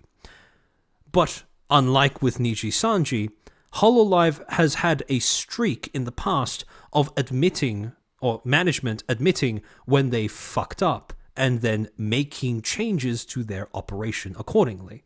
Again, these are the two pillars that HoloLive as a brand relies on to differentiate itself from its competitors. Or, in the case of this, I'm not going to lie, I think VShojo more took it as it established itself as a competitor by taking this and then running with the opposite, right? It took the idea of being talent-centered and then expanded that into including being talent-led as well. And as a result, when you have both of these things working for you, right, when your internal practices give rise to these two conditions in your workplace environment, you essentially establish a bit of a positive feedback loop that reinforces your brand, indefinitely. For starters, if your management is capable of admitting when they've made a mistake and also willing to change their practices accordingly, management ends up becoming more adept at addressing problems and redressing grievances. Now, what this also means is that talents end up feeling more supported, more secure in their position, while also keeping a tight handle on their public image because they feel looked after, but they don't have because they feel looked after, but they also very keenly feel an obligation to the company and maybe to their genmates as well. They are a lot less hesitant about doing things impulsively. And when that happens, audiences then feel more comfortable investing in the company, both emotionally and monetarily. Because if you get the impression that your favorite talent, your Oshi, is being looked after, you don't need to worry as much. And so you can feel free to simply say, you don't simply have to stipulate, for example, I'm a Pippa fan, or I'm a Leah fan, or I'm an Urika fan, or whatever. You can say, I'm a Phase Connect fan. It slips off the tongue really easily, and you don't need to feel guilty about saying that. If your company builds up a reputation for looking after its talents, it becomes a whole lot easier to be a fan of the company in addition to being a fan of individual talents. And I suspect that that's why, Oko, welcome to the stream. Welcome, Oko Raiders. We're talking about how HoloLive builds a brand for itself. So, and also the positive benefits that come with actually, looking after your talents. But yeah, so the thing with HoloLive, for example, is a big reason why I suspect there are a lot of people that identify as Holo Bros, right? Is because of the fact that over time, over the last few years, HoloLive has slowly but steadily built up a reputation for itself as a company that, since 2020, has learned from admittedly very painful lessons how to actually protect and look after its talents. And as a result, people don't feel as much need to dissociate from the company and only, dissociate from the company while still wanting to follow the talents. Unlike what we see in Nijisanji currently, for example. By contrast, you also don't tend to see what happens in VShojo, where people are extraordinarily passionate fans of individual talents, but VShojo as a whole, as a company, they tend to be kind of, mildly positive, but mostly apathetic, at least from what I've seen. So, also, coincidentally, actually, we might touch on this topic after the planned yapping portion of the stream is over. It also links in with why I suspect Matara's art competition has turned out the way that it has. But that's a topic for later. In any case, so when you understand that HoloLive has managed, or at least in its up until now, HoloLive seems to have gotten this positive feedback loop down pat. This then, when I was researching this then made me think, okay, so this is what they do in order to differentiate themselves. This is what their brand is built on. But what is their brand? If I had to summarize what makes HoloLive, what makes HoloLive so appealing to so many of its dedicated fans, not just its talents, but it as a company as a whole, what makes it unique? What makes it HoloLive? I went looking for other people who watch a lot of Hololive talents very regularly, what they were saying about the company, etc., etc. I talked to some people, I interviewed some people, looked at what people were saying on forums, social media, etc., etc. And when I was looking through all of those places to get a general idea of audience sentiment, to get a general idea of what people think of when they think Hololive, why people love Hololive, there was one phrase, one line that kept coming up over and over and over again. And it was this: Hololive exists in its own world. When I look through all of what people have been saying and all of the different instances of people expressing why they like Hololive so much, why they are so invested in the company, why they feel so safe being invested in the company, this is a sentiment that comes up again and again and again. So, in other words, when you try to sum up Hololive in terms of, its main appeal, the core of its appeal, this is it.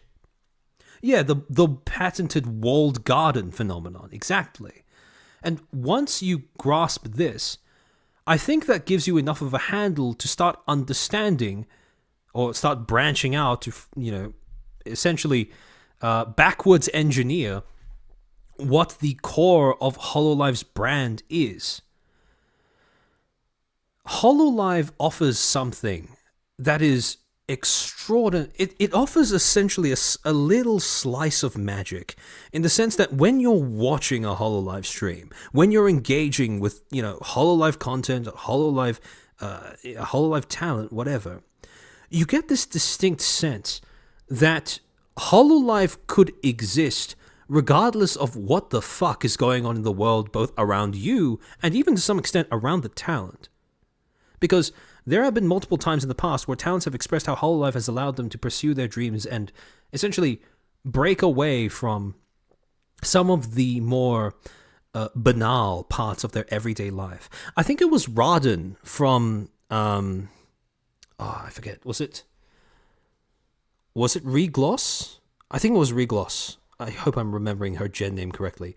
I think I remember that Raden talked about how she had, as a result of joining Hololive, or soon after joining Hololive, she managed to quit smoking. And it's stuff like that, like little tiny anecdotes about the individual talents' lives like that build towards this impression. Oh, Regloss? Yeah. So, that builds towards this impression that when you watch Hololive, when you're a part of Hololive, whether it be as a talent, as a fan, maybe even a staff member, you get to escape the world for a little bit. You get to create your own little slice of paradise. You get to inhabit that for a while.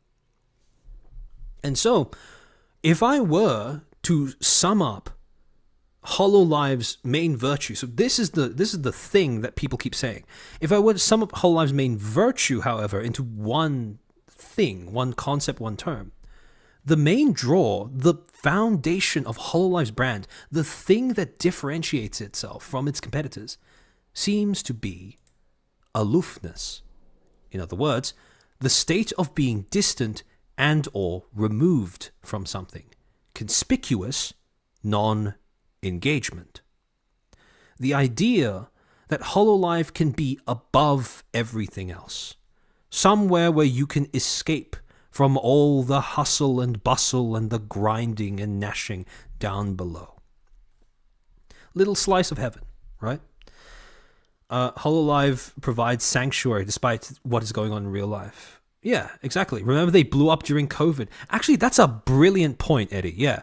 Hololive did blow up during COVID. I think that did, maybe in terms of, maybe through some sort of inherent nostalgia factor as well among a lot of their older fans. It kind of reinforced this idea that they were an escape from the world in that way. That makes a lot of sense, actually. Yeah. But it's also sustained throughout the years by a constant commitment to, well, keeping their content evergreen, not really allowing it to be affected by things like real-world politics. By the way, that's why the whole Coco thing was so important, because since China represented it, well, throughout the entire debacle, China represented the imposition of politics onto your entertainment by nuking Holo China and exiting the country. Hololive essentially ended up signaling to fans that it was against that idea, against the imposition of real-world struggles and strife onto the content that it provided. And that reinforced, way down the line, the idea that it could be safely held as an aloof paradise. As a result, when you start breaking it down that way, when you start examining aloofness, or the fact that aloofness seems to be the core of Hololive's branding, or Hololive's success as a brand, you start to realize that it imparts two different qualities that make it quite interesting to watch as a corpo. The first is that it reinforces escapism, just as a blanket thing. Okay, hold on. I just realized that my icon's kind of blocking this, so I'll raise it a little bit. Hopefully that helps you see it. This is basically just a screenshot of Fuomoko saying this is just Teletubbies with tits. But having aloofness as one of the cornerstones of your company's brand makes your ability to provide escapism both to your audience and to your talents so much more powerful and potent. Because if you didn't have that, you would constantly have to be dragged back down to earth to deal with the realities of, everyday life, etc., etc. When you have this as part of your brand, escapism becomes just that much more easier to pursue as a product, or as a service, I should say. The second thing that aloofness imparts on Hololive as a brand is non-reactivity. You get this idea, or this overarching impression that, well, Hololive doesn't really need to compete, or at least that's the impression that it broadcasts to its audience. Hololive has not needed to resort to a talent freedom in order to advertise itself. It has never had an all-out war incident with its talents. At least not from memory.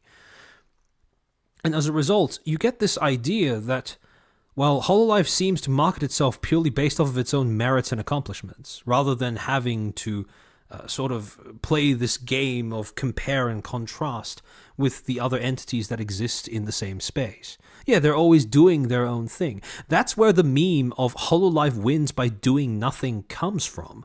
Because what they are doing is simply not engaging, not reacting, just proactively doing their own thing. And that's, like I said, that's why aloofness as part of their core makes so much sense to me.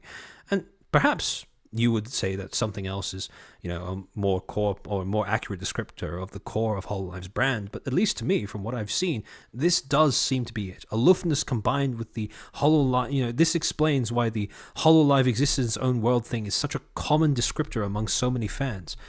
And then, this then comes to the end product of a brand, right?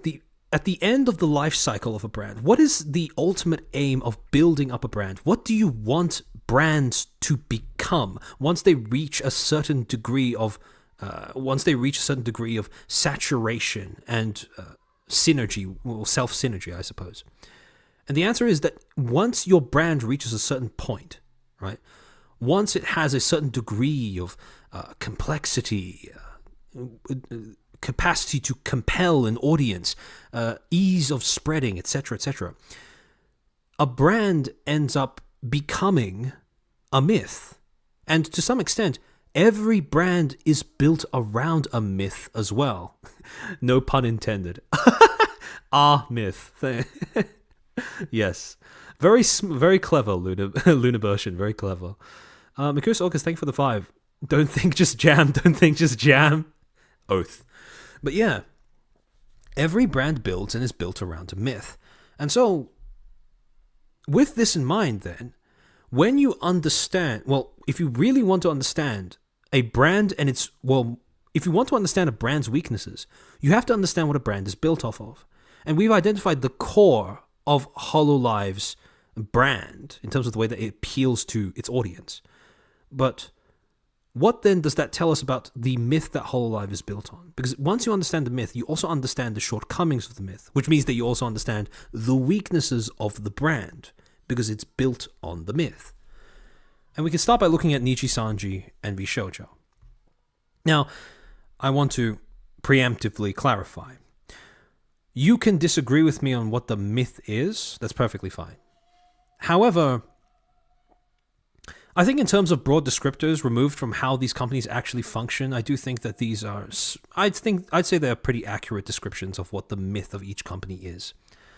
With Nijisanji, they are built off of this myth, this idealization that a single company can accommodate any talent and all audiences. The rainbow imagery, the whole, multicolor, Wi-Fi symbol, connectivity, all of that, it all ties back to that same idea, right? One company, all audiences, any talent. That is the myth of Nijisanji. If it were given the ability, the leadership, to become the best version of itself, I am convinced that it would be something along these lines.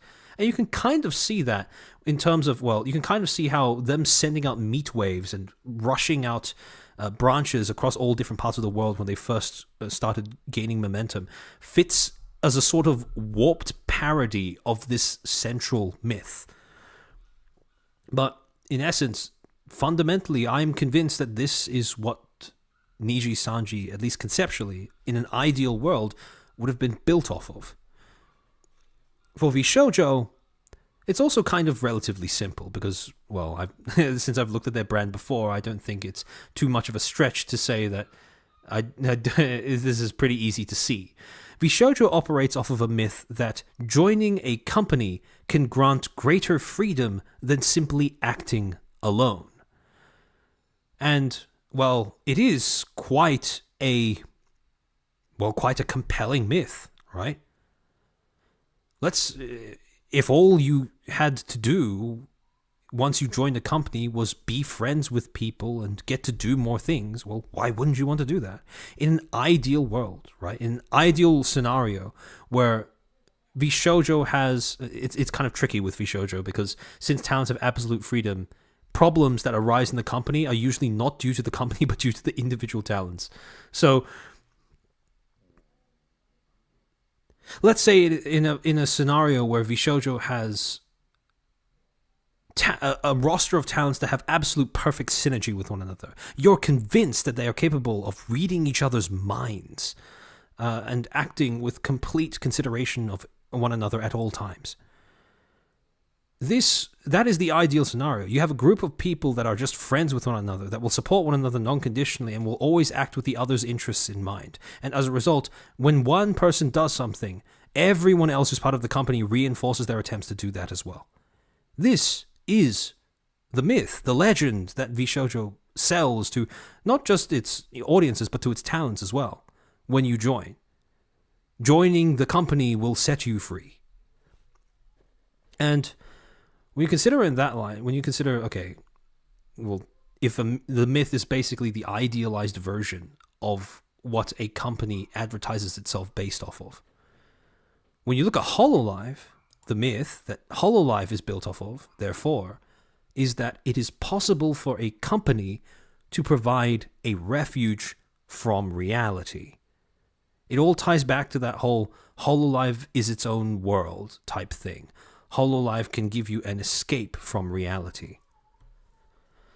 That if you join HoloLive, if you watch HoloLive, at least for a little bit, you won't have to worry about the world around you. It could collapse, and you'd still be happy. Because, you'd either be chasing your dreams or you'd be watching somebody you care about chase theirs. So, this is the brand, this is the myth, this is we've got all of the components. We have all the ingredients that we need to start really dissecting things now. And now we arrive at the more uncomfortable, more cynical, more pessimistic part of the stream. Now we're leaving behind all those cozy interpretations of, what a brand is ideally, what each VTuber corpo wants to give to its talents and to its audience. Because when you understand brands, when you have an idea of how brands operate, what they're built on, you are now in a position to ask the question, how do you kill a brand? How do you destroy, like Randon said in the clip, how do you destroy an audience's trust in the brand? Which basically means, how do you ruin the brand image that exists in the heads of your audience? Tomahawk, thank you for the 5. The keyword for VShojo, I agree, by the way, is can grant. Whether it actually does is up to the talent. Gun Run, VShojo just writes the checks. Yeah, exactly. Like I said in the VShojo stream, VShojo has a lot of benefits that you can access as a talent. It's just how those benefits are weighed up against the costs. And for the overwhelming majority of the time, from the perspective of each individual talent, the costs are negligible. No pun intended. The costs are negligible. VShojo provides so many benefits to its talents that it's pretty much worth any one of their time to just be there. But it is very much, because every talent has absolute freedom, it's very much up to each individual talent as to how much they benefit from that freedom that they are given, how much they benefit from the resources that they are provided with. So, well, okay, back to the back to how you kill a brand. This is where we murder our babies. So, when you're looking to understand how you murder a brand, you have to go back to the whole, the basic outline, basic framework of how a company operates, basic components of what is in a brand, right? Brand name, brand mark, brand image. In this case, now we have a complete set of this framework. Brand name, Hololive, brand mark, Blue Dorito, brand image, a company can provide refuge from the harshness of reality. This is its central myth. This is the thing that it builds off. This is the thing that it markets. And so, when you look at each of these components, which of these is more likely to give out first? I don't think we're going to be able to, I don't think Hololive is planning on changing its name anytime soon. I also don't see it changing its branding anytime soon, unless it pulls off a Silicon Valley-esque abortion of redesigning its own symbol. If it does, that things are truly over. But in any case, the one place where I can see very easily there being erosion in the overall integrity of the brand is the brand image. This myth. And so, that then begs the question, how do you kill a myth? And the answer? You bring it back down to reality. Or, well, there's two components to that answer. The first is that you bring it back down to reality by making the reality of the situation a lot more clear to people who believe in the myth. For example, with Nijisanji, the myth that a single company can accommodate any talent and all audiences must eventually also give way to the reality that pursuing all audiences will necessitate limiting, if not erasing, talent individuality. This is a blessing that comes at a great cost. Same thing happens for VShojo, by the way. The myth that joining a company can grant greater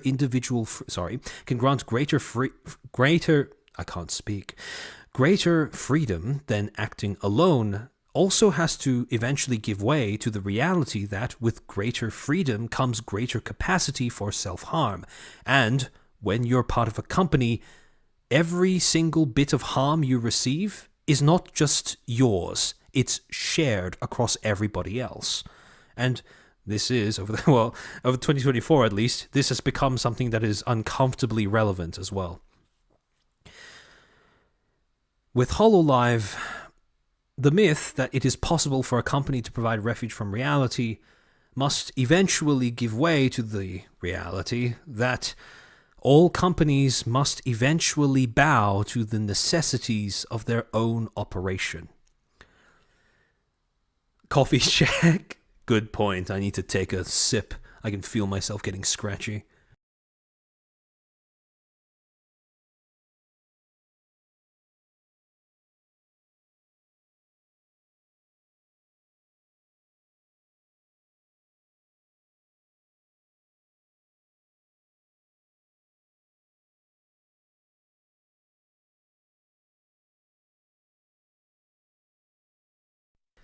Funless, except Henya. No one touches the kettle, no company yap can affect her. See, funny thing about Henya is she actually has a little bit of that quality that Hololive is built on as well, that kind of, not aloofness in terms of a personality trait, because I think Henya is like, Henya's personality in terms of the on-screen personality is quite the polar opposite of that. But she does have that sort of magical quality that comes from appearing to be separate from the rest of the world, which, from the perspective of an audience member, is quite special to observe in a talent. Waiting for cover to go private again so they can do their own thing with less meddling, sips coffee. At this point, I think that that's a little idealistic. But when I talk about things like the necessities of their own operation, when I talk about things like corporate realities, what I'm referring to are mainly three different things: rules, growth, return on investment.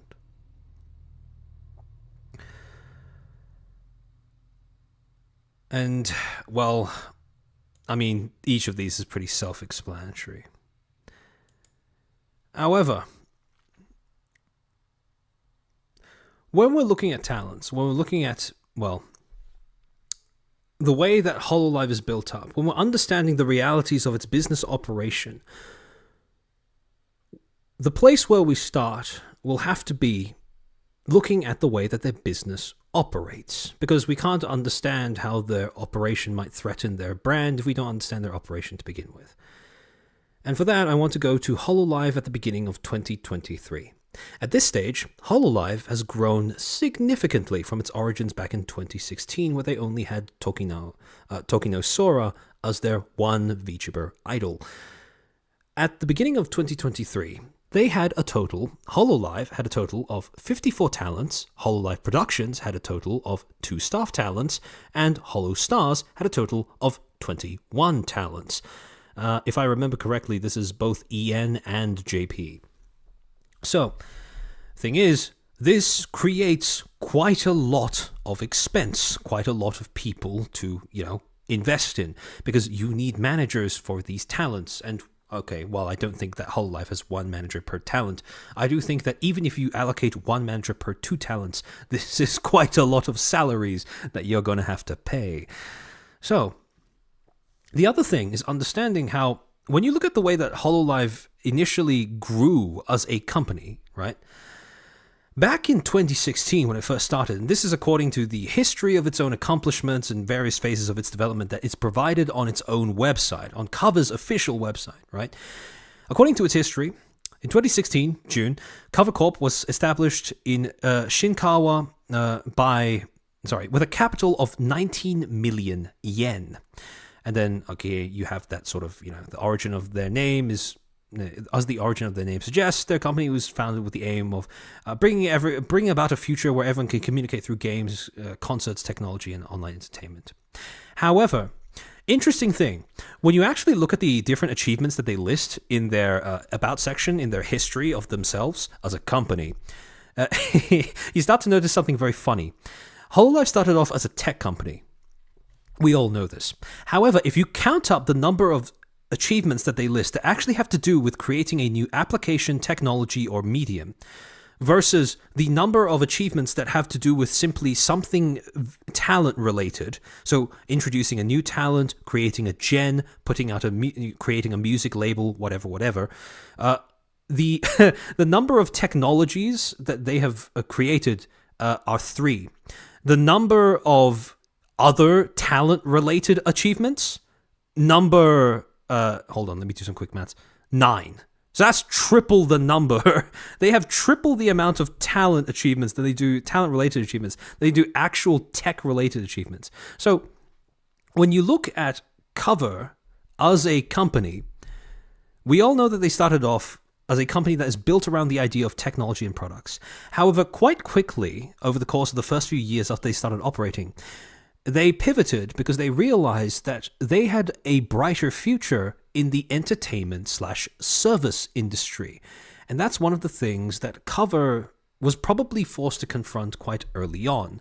Yes, they were established with a capital of 19 million yen, but that capital was probably designed to create some sort of product that could be sold, that could be sold at relatively low cost, generate huge profit margins, etc., etc. What they probably weren't anticipating was that they would now find themselves in the entertainment/service industry, which is one that constantly requires upkeep, the escalation of maintenance costs as you get larger and larger and you provide higher and higher quality entertainment, higher and higher quality service to your customers.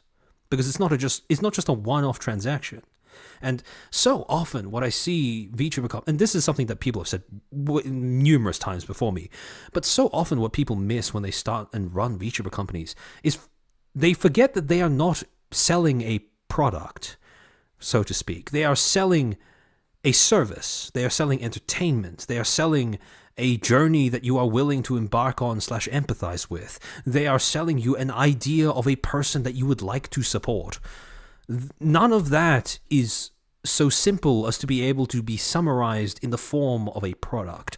More often than not, it is a service. And, well, the closest thing that companies have to a product are the talents. And, surprise, surprise, the talents are people, and they need to be looked after as such. So, while HoloLive had, at some point, I couldn't get over this when I first saw this. At some point during HoloLive's early development, I think this was in 2017, the first thing that HoloLive made, not HoloLive, Cover made as a company was a fucking VR ping pong game. So this is where they started off, and this is where they're going, right? They started off making VR ping pong, and then now they're a multi-million dollar or multi-billion yen company that specializes in idols, VTubers, talents, talent management, content, whatever. That is quite the pivot.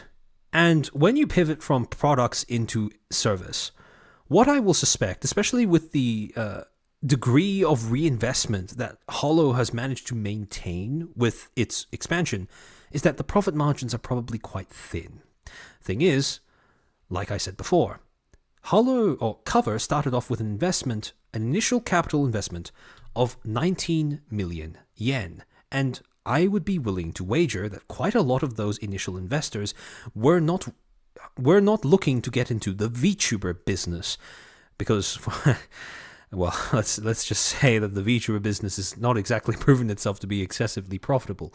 So it's not inconceivable that at some point during that period of time when Holo was coming up on 2023, the initial investors that funded Cover's initial capital started getting a bit antsy, started wanting some of their investment back because maybe they didn't like the direction of the company. Maybe they didn't think VTubers were worth selling.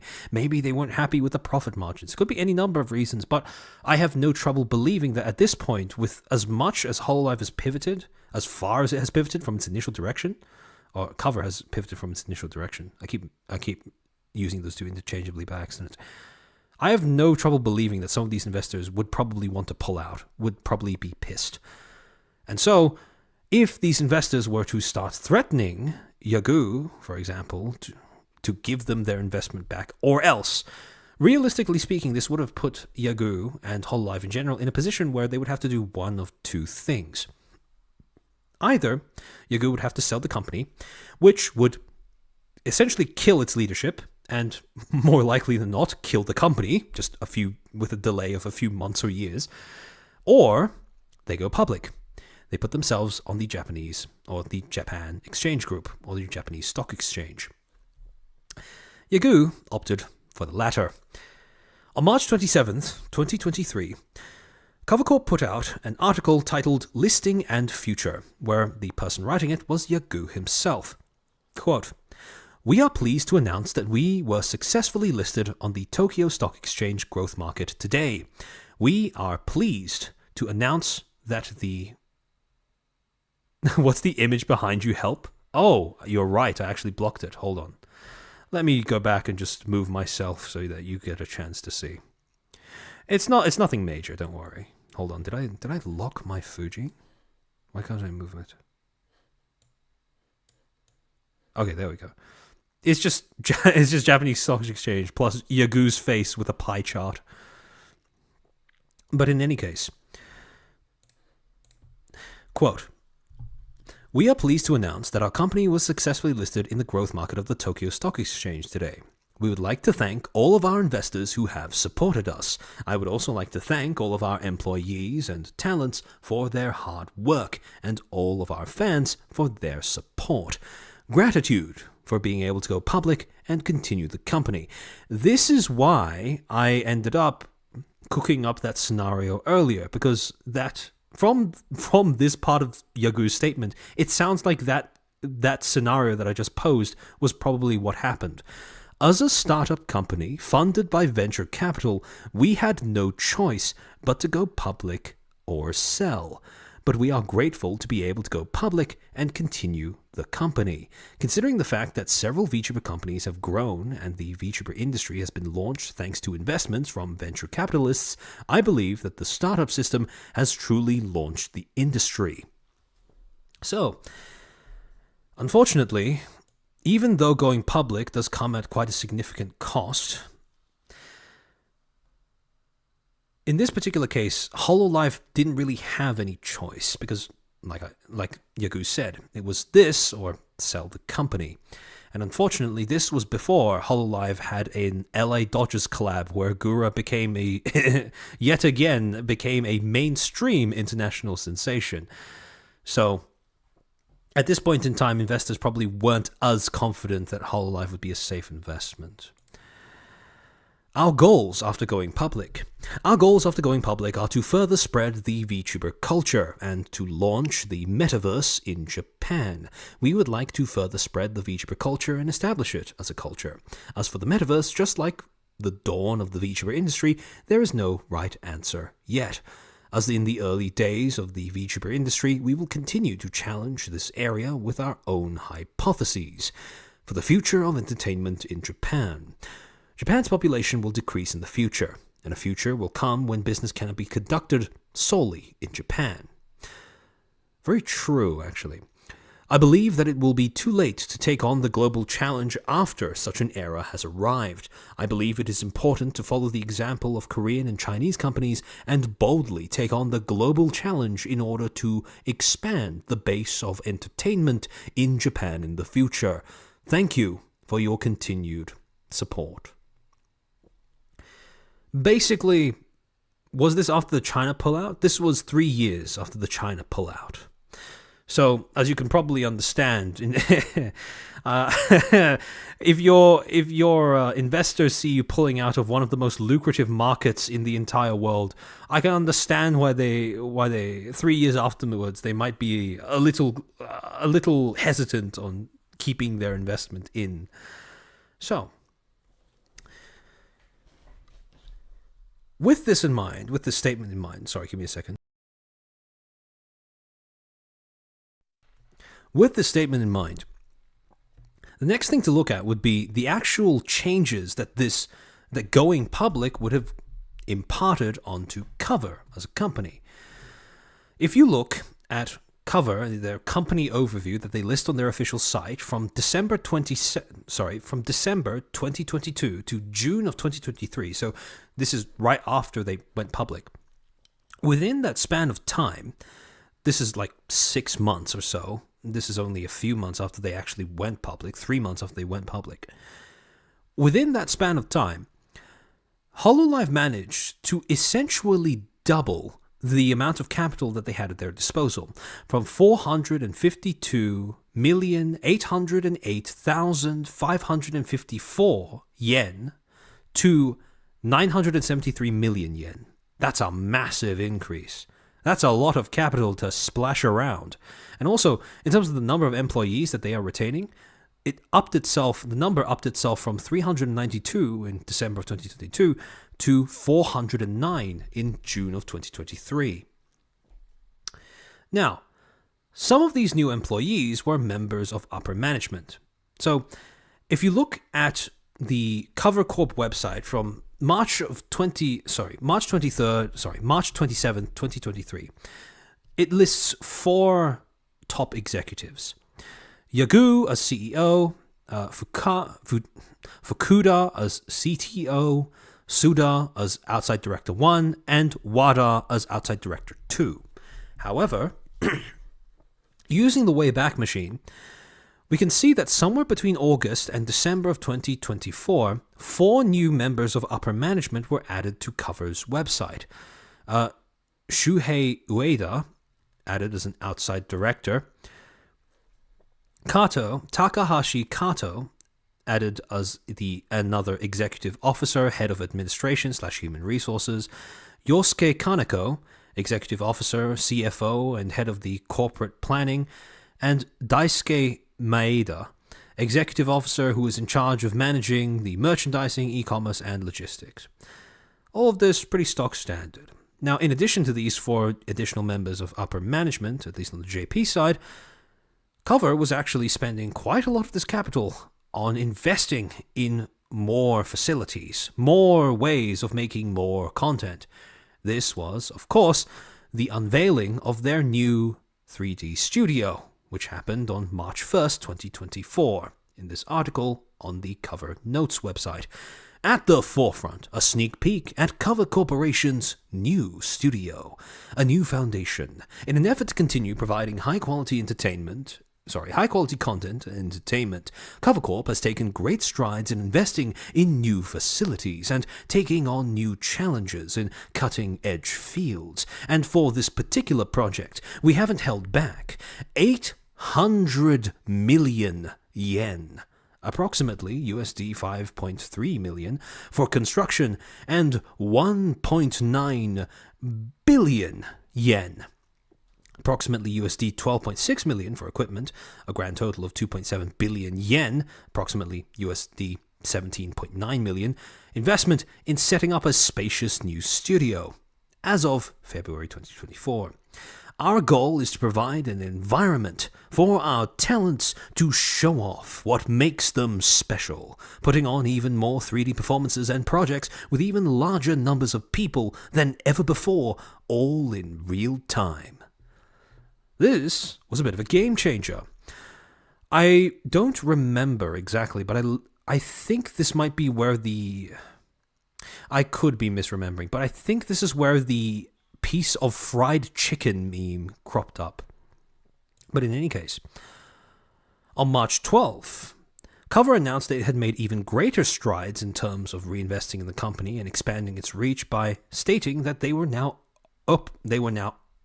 opening their first overseas subsidiary, Cover USA. Cover Corp will strive to create virtual entertainment that transcends borders and generations to promote localization in various regions and challenge the global expansion of VTubers. Mio's fried chicken. Yeah, there we go. Now, because of the fact that I've been keeping up with what's been happening with manga and anime, the moment I hear localization, I start to get worried. But in all seriousness, though, what HoloLive is proposing here is pretty business smart. If you want to expand into a new region, probably set up, a base overseas so that you can get some better resources available to you when you try to, solicit the natives. Cover Corporation announced that it will be opening its inaugural overseas subsidiary, Cover USA, in North America. The main objective for opening their first location outside of Japan is aimed at localization efforts to facilitate global expansion. Cover USA will uphold its mission, "Together, let's create culture loved by all," and is committed to expanding its talent group to English-speaking countries and Indonesia, engaging in VTuber business on a global scale. Given this context, Cover Corporation believes that to expand and promote VTuber culture globally, it is crucial to establish localized business environments, including tailored content provision and sales activities in each region. In the past year, Cover Corporation has begun to create awareness of the VTuber industry in these markets. Basically, just more stuff about how they are expanding into more spaces, and as a result, they need better connections to their overseas audiences. This is why this base was set up to provide localization aid. Establishing Cover USA. In recent years, the global entertainment market, including games, anime, and manga, has been expanding. The VTuber market in particular is expected to reach 80 billion yen in Japan in fiscal year. In Japan in fiscal year 2023, and is predicted to grow significantly to approximately 25 trillion yen globally by 2028. Among these, the North American market has a strong foundation in entertainment culture, with its own intellectual properties. Japanese character IPs with worldwide recognition have historically gained popularity and enthusiasm through North American media channels, further expanding through merchandising and licensing. Given this background... Oh, hi Lumi, welcome to the stream. Still yapping armchair, how goes it everyone? Yeah, I've been yapping for about 6 hours now. We're gunning for 7 or 8 at this rate. Japanese character IPs with worldwide recognition have historically gained popularity and enthusiasm through North American media channels, further expanding through merchandising and licensing. Given this background, Cover Corporation has decided to establish Cover USA in North America as the first step in accelerating global business and content expansion.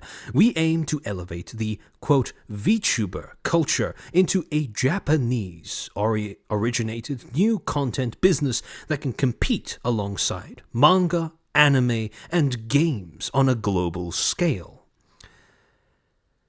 There is one little... There are 2 phrases in this entire section of the document, these 2 paragraphs, that worry me a little bit. And it worries me because it may signal a little bit of a shift in terms of how Hololive conceives of what it is selling. Can anyone here spot what those 2 phrases might be?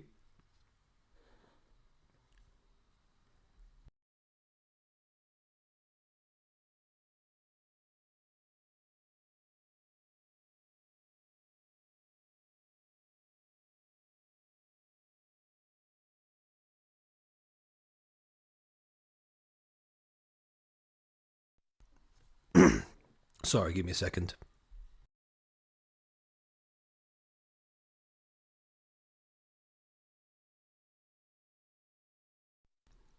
Global scale? No, not quite. Worldwide recognition? No, not quite. Yes, agorist. Entertainment culture / IPs. And the reason why that concerns me is because it is... How do I phrase this? When you understand that you are selling a service, what you fundamentally understand is that what you need to invest in, what you need to cater, well, what you rely on to cater to your audience, your consumers, is a person, right? Your talents, your service providers. And as a result, you understand that the main product that you're selling, entertainment, an emotional connection, as well as an intellectual one, that is fundamentally a service. Oh, can you put the BGM back? I forgot that I had it off. Sorry. Oh, my bad. Yeah, much better. So in any case, what you tend to forget is that, well, when you switch from understanding that you're providing a service fundamentally to focusing more on providing an IP, you start to slip.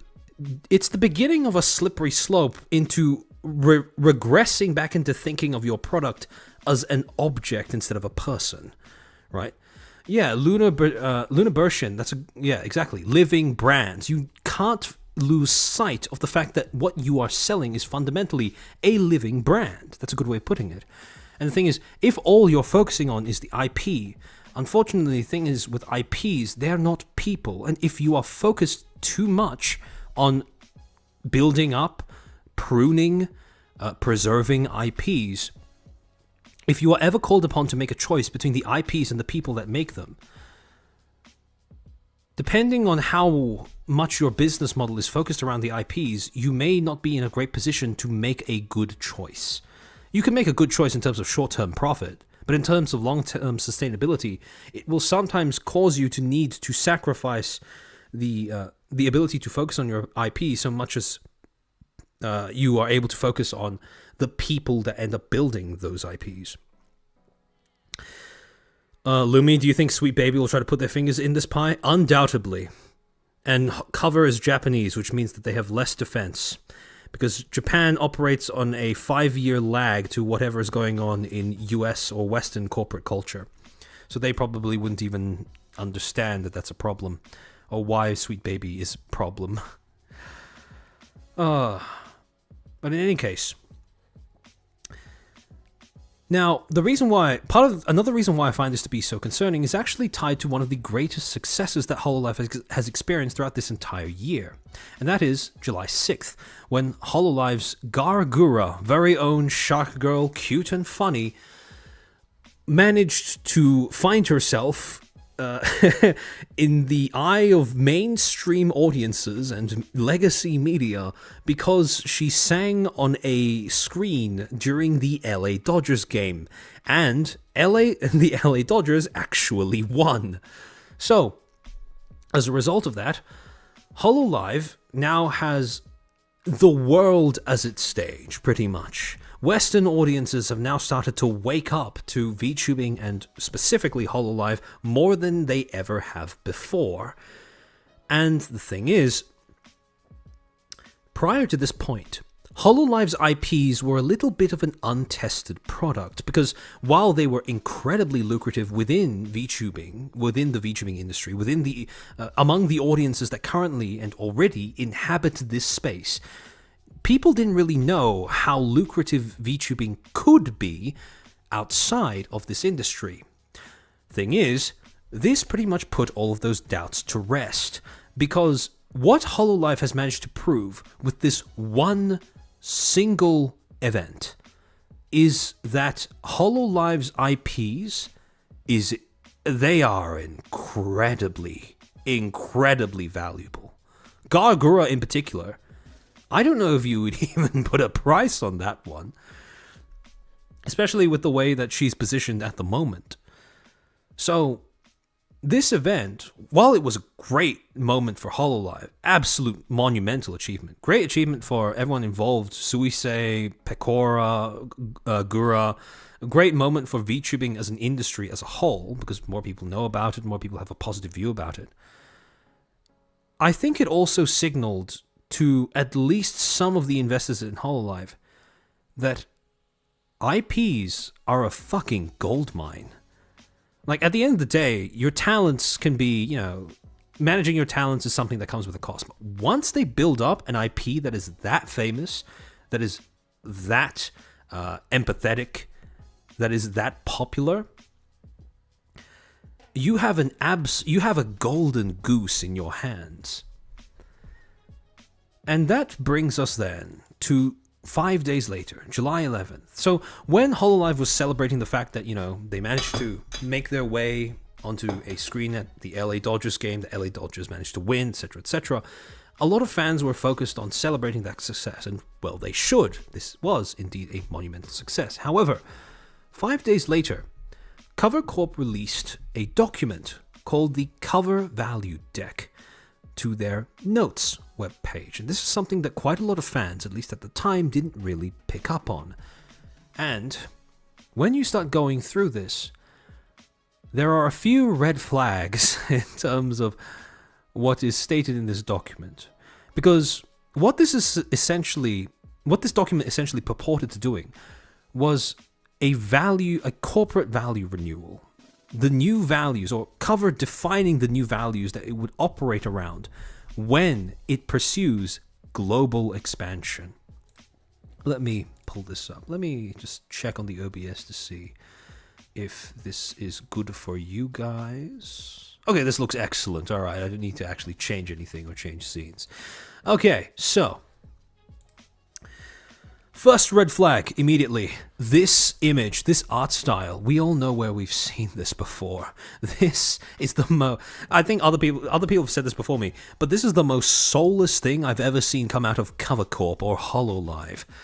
Let's look at this, a semiotic breakdown of this.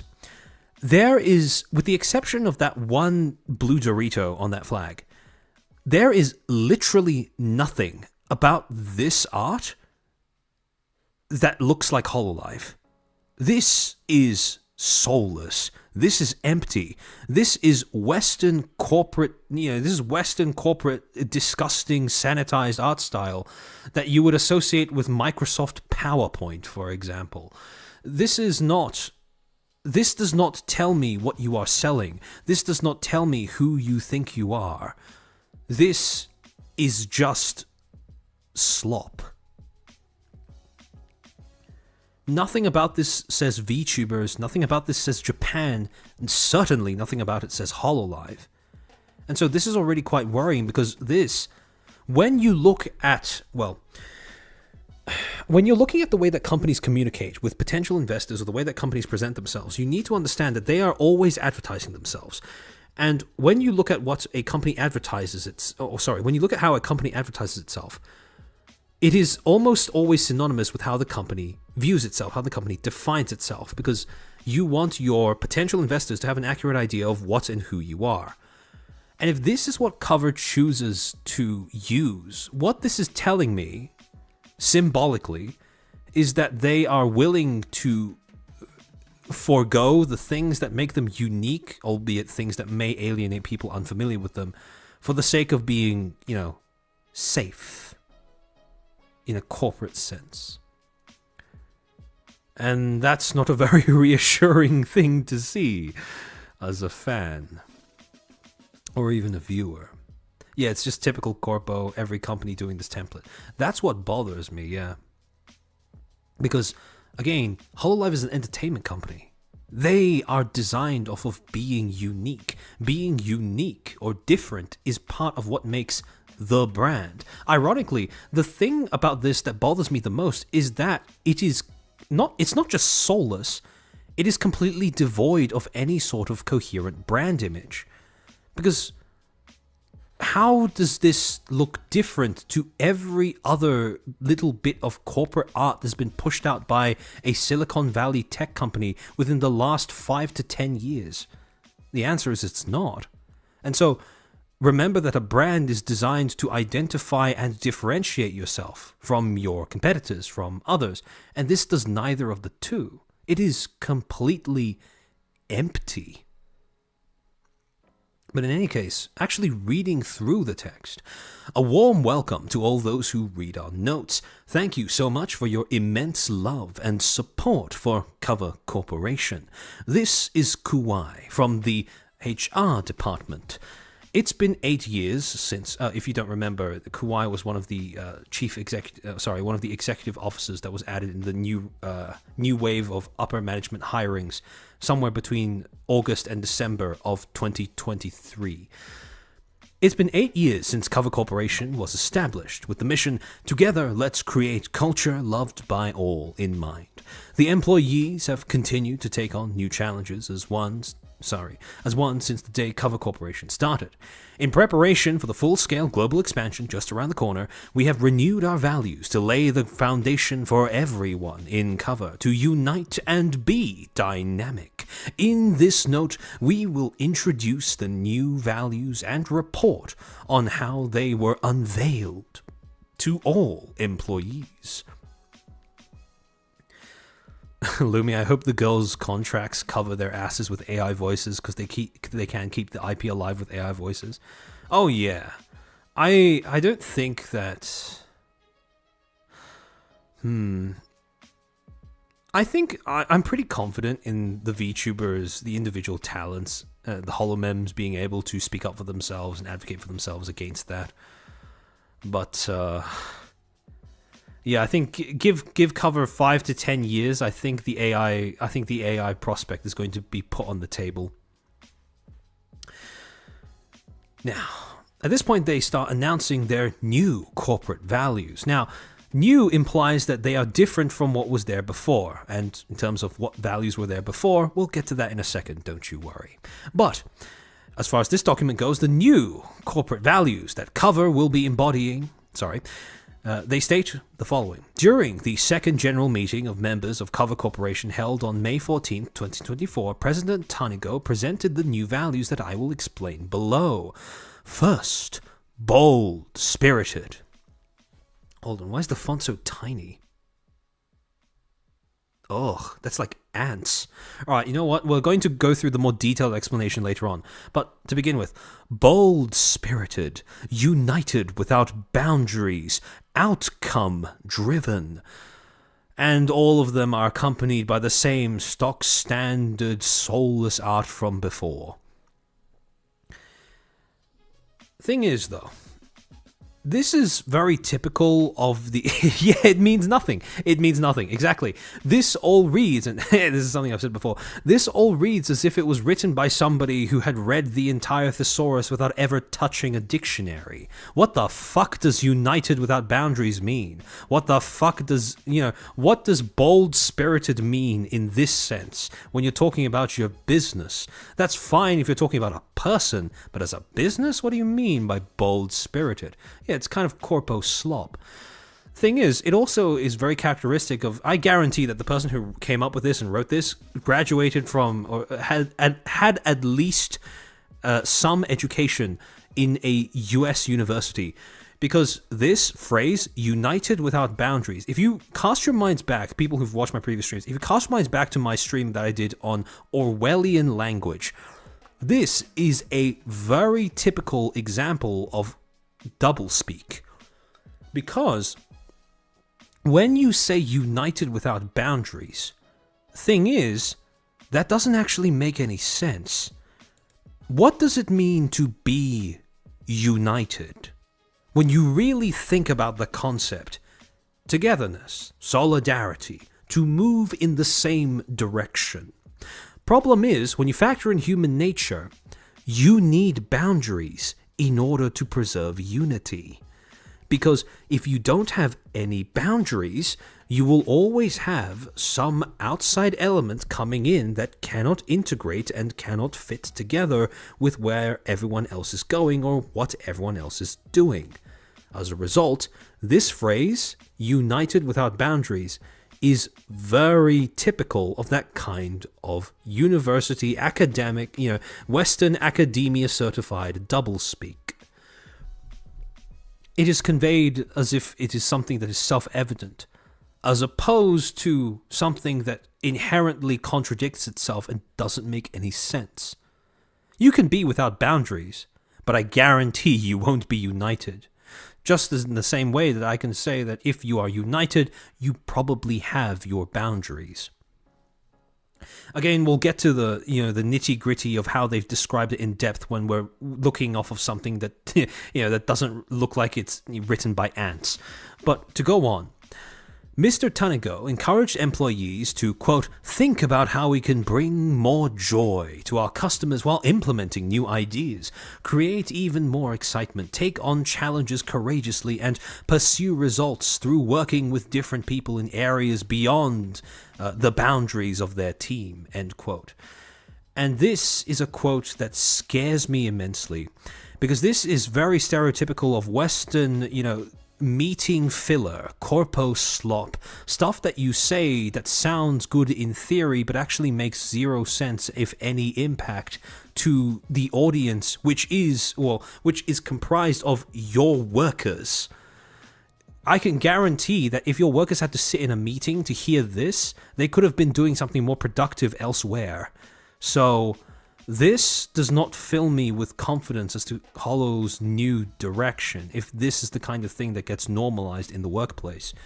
But also, bring more joy to our customers while implementing new ideas, create even more excitement, take on the thing is, this will come naturally if you just continue doing your jobs. It's almost certainly an entirely redundant idea. Create even more excitement. Take on challenges courageously. This is going to be incredibly ironic as we go forward later on in this stream and look at some of the things that have changed among Hololive's management as of late, and pursue results through working with different people in beyond the boundaries of their team. See, this is one of those ideas that sounds good in theory, But in actuality, it has very limited utility.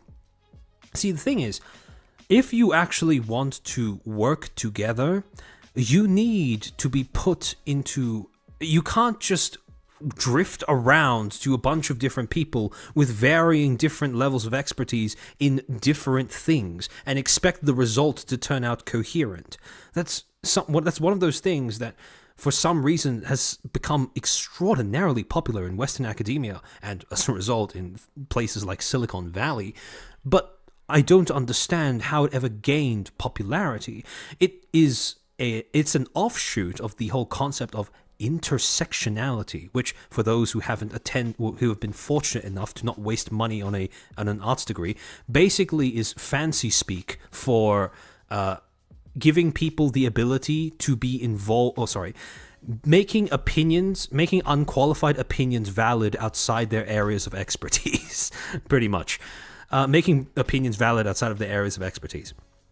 That's essentially what intersectionality is. The technical definition is the idea that everything is interlinked, and if you want to solve any problem, you need a whole variety of perspectives from a whole variety of different fields, areas of life, society, etc., yada yada. But, like I said, in actuality, all it really means is people are... Well, it gives people the feeling that they are welcome to provide their opinions outside of their areas of expertise, and it makes it so that other people actually have to take them seriously, or at least pretend to. Which, I'll be honest, is one of the worst things to ever come out of Western academia in modern day. I've had to deal with way too much of that in my time. Ugh. Yeah, it's just asking for trouble, exactly. The guiding principles of each value. For every employee to embody the values, words alone are not enough. Action guidelines are necessary. We have also renewed the do's and don'ts guideline of each value. I'll share a few of them. First, to be bold-spirited.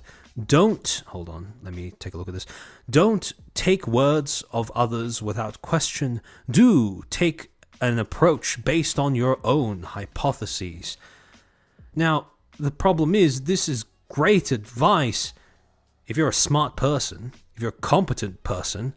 Imagine for a second that you are the EN manager that decided it was a good idea to debut Project Hope and Council as separate generations. Now imagine that you are encouraged to embody this value. That doesn't sound like a great mixture now, does it? And the thing is, the problem with a lot of these Western values that get pushed onto people, or, it gets pushed onto people who are fresh into academia, just as it gets pushed onto foreign companies trying to enter the Western market, is that all of these principles sound good, but they are crucially missing the component that is human nature. And the fact that all of these are only as good as the people adopting them. So... do take the words of others without question. Questioning others, yeah, that's fine, so long as it doesn't get in the way of you actually doing something. But take an approach based on your own hypotheses, that's a little dodgy in terms of advice. That varies in terms of effectiveness quite greatly. And again, some people are just not meant to be creative, and that's okay, but you're going to have to be aware of that. And here they elaborate a little bit more. Proceed with your own hypotheses rather than thoughtlessly doing as you are told. The creation of new value only becomes evident when you think and act autonomously. Beautiful, brave, stunning, but limited in terms of practicality. The second value, to unite without boundaries. Don't merely complete your own tasks. Do things that you can't achieve on your own. I mean, I don't think I need to explain the problem with this as a value, but in case it isn't self-evident, completing your own tasks is actually a good thing, and if that is all you do, that is also all you're paid for, so there is not really anything wrong with this. Of course, if you want to get a promotion or more attention from the higher-ups for any reason, especially if it's positive attention, probably do more, but if your only aim is to stay employed, probably don't do this. You don't need to do much more than this, sorry. However, doing things that you can't achieve on your own. Again, this is a good thing in certain cases. When you have a group of people that are capable of having a unified vision, uniting behind one banner and acting in tandem, this is an excellent idea. However, if you have people that are simply not compatible with working with one another, this will only ever mean that you start projects without finishing them, that you accomplish things at a subpar rate with subpar outcomes. And yet again, this is another example of a value that sounds good on paper, but crucially misses the fact that human nature exists and is the ultimate limiter on what ideas are good and what ideas are good in theory. The ultimate distinguisher, I should say. By all means, it's important to fulfill your own duties. However, there are limits to what can be accomplished through that alone. In order to continually create new values, you must boldly attempt things that you can't achieve on your own. This is good as a luxury, but as a general practice and policy, this is honestly quite awful. Because if everything is running smoothly and you want to do something extra, that should always be encouraged. But it should never be a policy that you try to do something that you can't accomplish alone. Finally, to be outcome driven. Don't point fingers in the case of failure, but do apply insight gained from failure. Can anyone see a little bit of a problem with these two lessons, one after the other?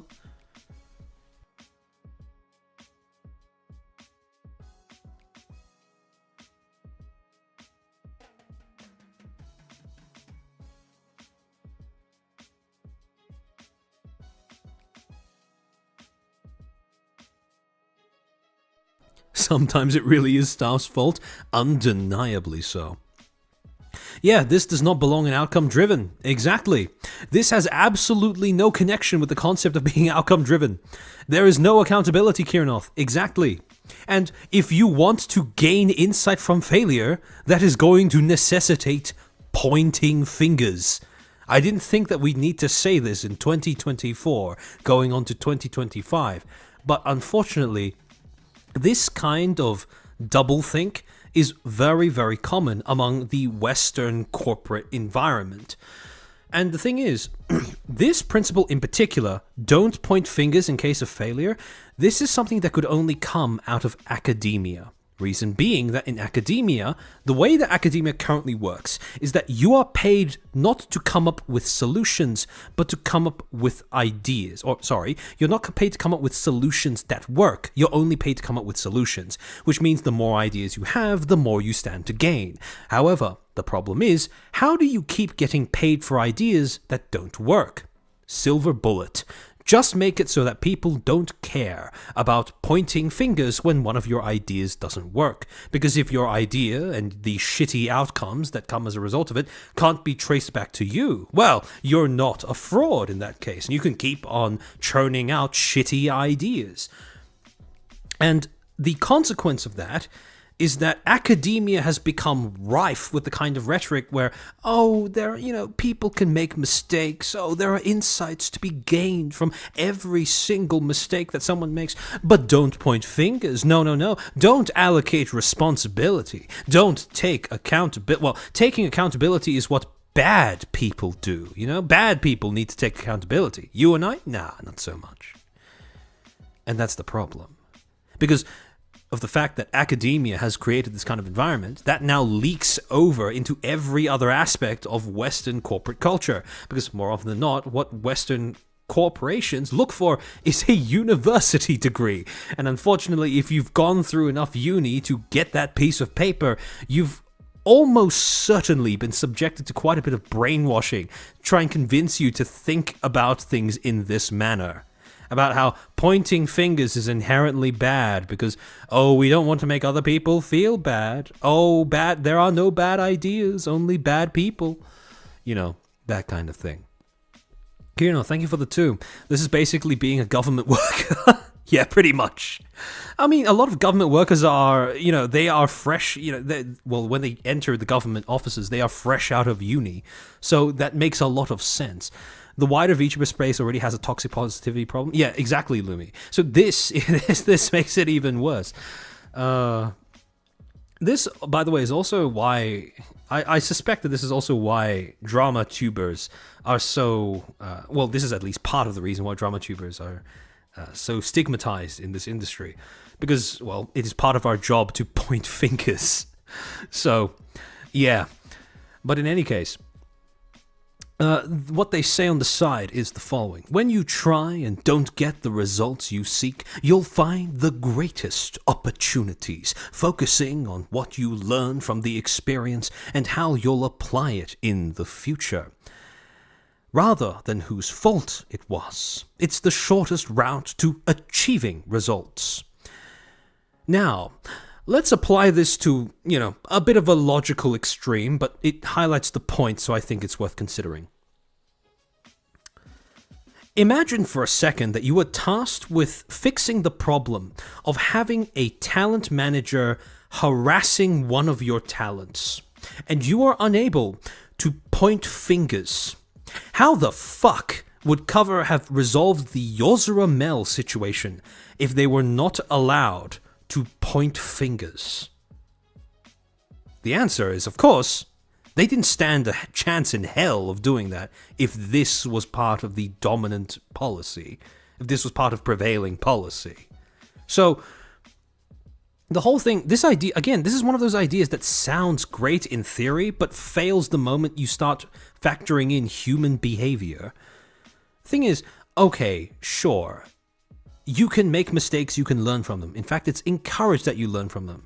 I also agree that when an employee makes a fuck up, you shouldn't immediately fire them, because if you do that, instead of giving them a chance to learn, depending on the individual employee, you may simply swap them out with a new employee that is equally as inexperienced and just as liable to make the same mistake yet again. However, the thing is about, learn from the experience and you'll apply it in the future. This is a platitude that becomes significantly less viable the lower you are on the corporate ladder. CEOs? Well, for sure. Every time they fuck up a company, they somehow manage to land into the lap of another one. So if you're a CEO, you definitely do have the luxury of simply learning from your mistakes. But if you are a bit lower down in the ladder, if you are, let's say, a technician, or if you're a talent manager, and one of your talents ends up getting cancelled because you didn't stop them from tweeting something, for example, whether you have the chance to learn from that mistake, a lot more up in the air than it is for a CEO. So, good in theory, not in practice, and definitely not as a policy that needs to be followed. So, these are some of the examples that I will introduce in this article. I believe that if every employee is aware of these actions, it will lead to embodying the company's values as a whole. Now, to be clear, I don't think HoloLive is dead, but I do think that this is concerning enough to keep an eye on, because these values are conducive to Western corpo brain rot, Western academia corpo brain rot, and if I'm being completely frank, if they are allowed to take root in any sort of competitive environment, or an environment that is designed to be or to accomplish anything that is even mildly competitive, basically HoloLive, because it's supposed to compete with other big VTubing agencies, it's going to rot it from the inside out, if it's allowed to stick. How many slides are we at? We're taking a little bit of a break from the slides in order to react to some corpo slop. It's very depressing when I have to review corpo slop from HoloLive, of all places. But in any case, to continue, employees are appointed as ambassadors of these values. At the general employee meeting where we unveiled our new values, we held a workshop called Let's Put These New Values into Practice. Now, the way I see one of these values in particular operating, for example, don't point fingers. What happens if you're an employee and you realize that something is going very wrong in your area of work? What happens if you start pointing fingers and saying that something just isn't working? That, for example, one of your talent managers just has a stick up their ass and is making it hell for your talents to get perms for a game or something. What do you do in that scenario if you have to follow these values? Well, you're faced with a little bit of a rough choice. Either you violate these values and therefore you don't get promoted as a quote-unquote ambassador of the value, or you comply with the value but you leave the problem unsolved. The problem with the one that I have a problem with the most is this parody of being outcome driven, because this creates an environment where it's just toxic positivity but sanctioned through workplace policy. I'm happy you can speak Lumi language, aka the brain of a fish, so I can understand. The thing about university language and corpo language is that it's basically useless unless you can make it comprehensible to the average person who doesn't have a university degree and isn't a CEO, has never been through Silicon Valley. Because, yeah, being able to speak like you just walked out of, a sociology lecture is fine if you want to fillet your own intellectualism. But it doesn't really mean anything unless you can actually communicate an idea. So, in terms of what they go on to say, at the general employee meeting, when we unveiled our new values, since we created these values, we want our employees to not only understand them at a surface level, but to experience and recognize them deeper. This workshop allowed employees to interact while exchanging opinions about values. I hope some of these opinions were negative, because holy shit, some of these values are dumb.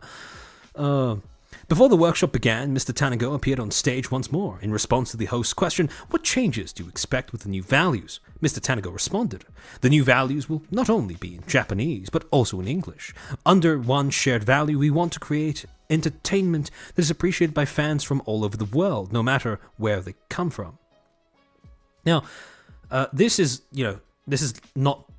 less sloppy than the previous one, so thankfully, I don't think this is a script that's been written for him by somebody else. Or at least I don't think this section is as egregious. He also revealed that a US branch will be established. So this was prior to the announcement that... Well, this meeting presumably occurred prior to the announcement of the US cover branch.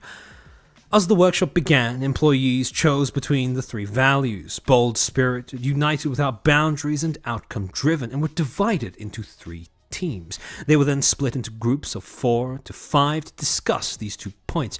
This is like something that I would do with high schoolers, and this is why I'm starting to lose faith in the idea that Hololive has not been, at least to some extent, contaminated by the same sort of, self-filleting, back-patting, corpo bloat that wastes so much time of so many employees' lives in these Silicon Valley, hug boxes.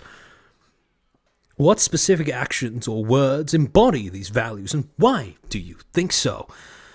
Some of these groups engaged in serious discussions. Others digressed and engaged in small talk. Honestly, the ones who did this are based. Overall, everyone was relaxed, that's good to know, and conversations were lively. Groups were formed twice with different people to exchange opinions, which allowed employees to interact with those they do not usually speak to. There was also a segment to experience the values physically by asking everyone to strike a pose they think embodies the value. This is straight out of an arts degree. At the end of the workshop, the hosts appointed all the employees as ambassadors of the values they had chosen. Special badges with the words bold-spirited, united without boundaries, and outcome-driven printed on them were handed out to employees in the respective teams, and the workshop ended off with an encouragement to work hard while embodying the values they chose starting tomorrow. This is the kind of let me put a sticker in your sticker book kind of infantilization that is, yet again, very, very common in these Western corporate academia-ridden environments, and it is a little disheartening to see that the same sort of thing seems to be spreading into Hololive. Lastly, we have renewed our values, but the mission of Cover Corporation will remain the same. Our mission since the establishment of the company has always been, together, let's create culture loved by all. And this is true. This is a slogan that Hololive has had even way back in, well, according to what I've seen in the Wayback Machine. I think they've had this for pre-2020 even, although I could be wrong on that. With our new values, all of us at Cover Corporation will work together to spread our message not only to Japan, but worldwide. We hope that you continue to support and watch our growth.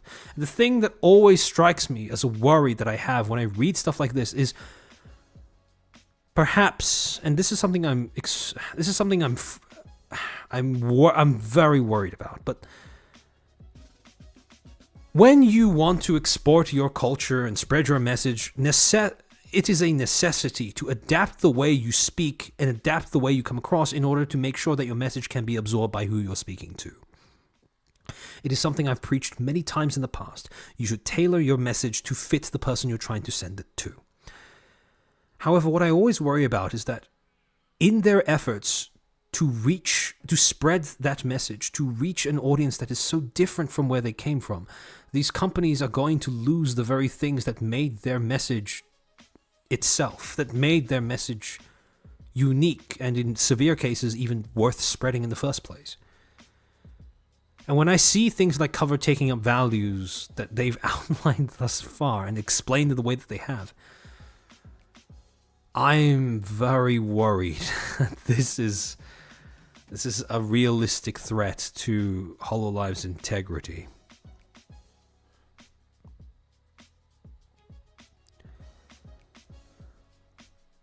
Hold on, let me take a look in chat.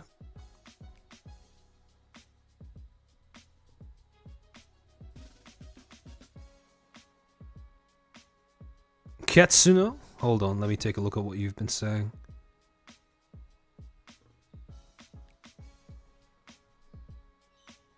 Your whole dumb Doompost Holo is going Western, going woke, it's dead. It's years late. That's been the first Doompost of HoloEN.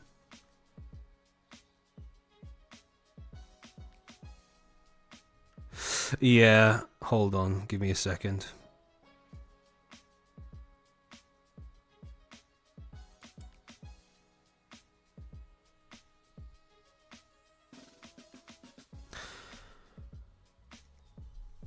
Warning to anybody who happens to be in my stream for the first time and wants to speak in chat. This is not a democracy. I have very strict rules around not engaging in bull in a china shop behavior. If you want to make a point, that's perfectly fine. If you want to discuss things, that's perfectly fine. However, blindly attacking in all directions, that is not how I want people to be discussing things in my chat. If I see that kind of behavior, I'm going to ban it. You can do that wherever you like, just not on my streams. Alright. Again, you do, if you want to argue something in either direction, if you want to disagree with somebody, you're free to do that. But do it civilly. That's not a very high bar, but it's important to clear anyways. In any case, so, having gone through all of that, if you want to get an idea of how Cover may have changed in terms of its values, the easiest way of getting an idea of how and how much they have changed is by taking a look at the values that they have just introduced in that corporate value renewal document and taking a look at the values that they previously used to define themselves. And for that, thankfully, we have a resource. Hold on, give me a second to just adjust something in my settings. I've been talking so long that the night shift on my on my screen is activated by itself. All right, so if we use the Wayback Machine to go back in time to Cover Corp's website prior to this change in their corporate values, we can see that prior to March 27th, 2023, Cover Corp had 3 quite different values listed on their website. Instead of things like being bold-spirited, united without boundaries, and being, what was the other one again? I forget. Being outcome-driven, they were united by the values of innovation, teamwork, unity. Now, take a crazy guess as to which set of values I prefer more. And not just because these are shorter, more concise. These are far more tangible, far more easy to comprehend as to what they actually mean when they say this. Yeah, March 2023 when they went public, exactly. So prior to when they went public, these were their values. Innovation, to not end as a one-hit wonder, to create a culture that lasts through time, to step out of our comfort zone and keep trying new ideas. Instantly, you know what that means. You don't need to Google anything. You don't need to think for a second about what they mean when they're talking about things.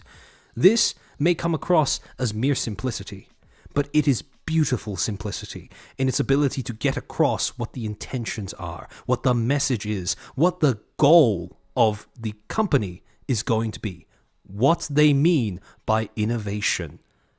Teamwork. No job can be done alone. Quite similar to that, but with a very marked difference.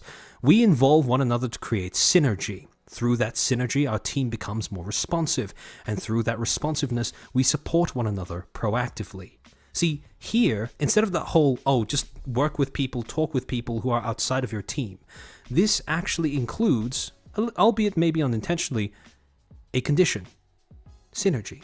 Because when you look at teamwork, the effectiveness of teamwork, when you look at the ability of people from different backgrounds or different areas of expertise, when you look at their ability to come together and actually achieve something, the crucial ingredient that all of these new age corpo slop documents tend to forget is that you need synergy.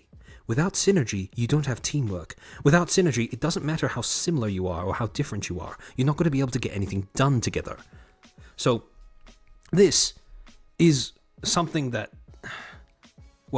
it worked. It made sense as a sentence, as an idea. Everything made sense with this iteration of HoloLive's value of teamwork. Finally, unity. Our content creators are together with us on a wonderful journey. Hand in hand, we sympathize with and respect one another as professionals. Clear to the point, we know what this is about. Your content creator, what this gets across is our content creators are not products. Our content creators are people. And when we make content together, we do it hand in hand. That is what this gets across. And that is a message that has been completely lost in that new slop iteration of the, outcome driven. The fuck is outcome driven? Billy Oki, thank you for the 2. Corpo's speech is inefficient, get rid of it. Amen. Amen. So, again, by contrast, fuck's sake. The new iteration of Cover's corporate values, so this is July in 2024, so 1 year onwards from when the company went public, are bold-spirited. And the way that they explain it, the first thing you notice is that they've gone from being mere sentences to being an entire paragraphs each, which is, The thing is, what does it mean to be bold-spirited? Versus what does it mean to innovate? What does it mean to be united without boundaries versus what does it mean to have teamwork? What does it mean to be outcome driven versus what does it mean to have unity? All of these, if you go back to me reading that essay by George Orwell about politics in the English language, how this sort of this linguistic bloat utterly erases all meaning from expression, that is a perfect fit for this particular section of HoloLive's new approach to corporate values. Covers discontinuous growth. Again, why not just say constant? Why not just say, well, I don't even know what they mean by that. Discontinuous growth has been backed by I would assume they mean continuous? Or maybe unlimited. Again, I have no clue what they mean when they use that particular word there. Covers discontinuous growth. has been backed by a mindset of challenge, of proactively taking on challenges and carving out a new future without ever giving up, taking on challenges more boldly and fearlessly than ever before is crucial in order to continually create new value. What the fuck does it mean to create new value? Already you can kind of see a difference when it comes to what is the goal of this paragraph versus what is the goal being advocated in this paragraph. In this particular case, it's very clear. Hololive doesn't want to be a one-hit wonder. Hololive wants to create a culture that lasts through time, or even more briefly than that, a culture that lasts. Here, create new value. The fuck does that mean? Then you move on to the next one, united without boundaries. And this is the one that has 2 paragraphs. There are limits to what you can achieve by yourself or just with your team. However, if you get out of your comfort zone, take on challenges together with others across teams, divisions, or company boundaries, the possibilities will be endless. Proactively involve your colleagues and also involve yourself in their affairs in order to leverage each other's capabilities while still fulfilling your own role. By doing so, you'll accomplish things that only cover can achieve. I mean, that's fine, sure, that sounds great, but I think in your previous iteration you said that much better. No job can be done alone. Involve one another to create synergy. Through synergy, you become more responsive. Through that responsiveness, you support one another. Basically, involve one another, synergize, and be proactive. Be supportive. That's really simple versus this entire essay. And finally, outcome-driven. Nothing comes from being satisfied that you merely tried. Focus on the change you want to bring about and your desired outcomes. Use everything you can, including expertise accumulated within the company, and use a more flexible trial and error approach instead of clinging to conventional ways of doing things. By sharing the results across the organization, you'll increase the overall success rate. Again, you finish on that wet noodle of a note. What do you mean you'll increase the overall success rate? What is the goal here? Again, if we return to unity, we sympathize with and respect one another as professionals. Easy, simple, really clear. However, you'll increase the overall success rate? What the fuck does that mean? And then, of course, when you compare these two side by side, well, the first two sets of values, right? Innovation and teamwork versus bold spirit and united without boundaries. For all the reasons that I stated before, this is a marked, objective decrease in quality from the previous iteration of those same values. And I say those same because fundamentally, when you do away with the thesaurus speak, when you do away with the Silicon Valley technobabble, when you do away with the academia poisoned spurging, you finally realize, okay, technically, they seem to be quite similar in terms of base idea, right? Trying new things, working together. Trying new things, but said very wordily and changing the goal to be a lot less clear. And, working together, but also making things a lot less clear. However, the third values are where things get a little concerning, because this is the one that has been completely erased and completely replaced. Instead of unity that preaches the idea that content creators and management staff are all part of the same team, that talents are people and need to be regarded as people who you can work with hand in hand, walk with hand in hand in order to have a journey worth talking about.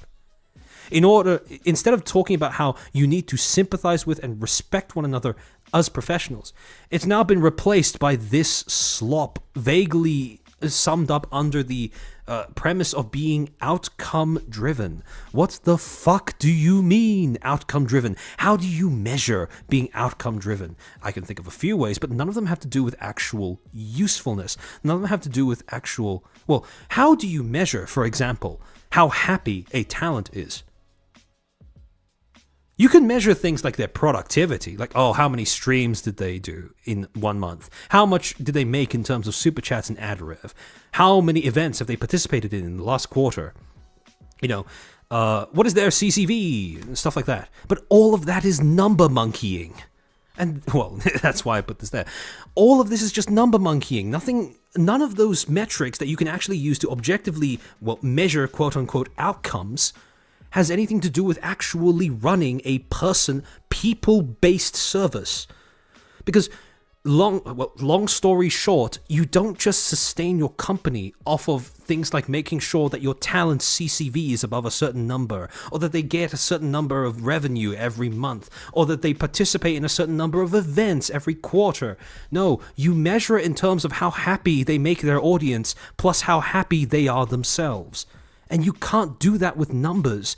Trying to measure that in terms of outcomes is a futile endeavor, which is why it bothers me immensely that Unity, this excellent value when it comes to understanding the product you are selling and the people you rely on to sell it with you, has been replaced by this thing.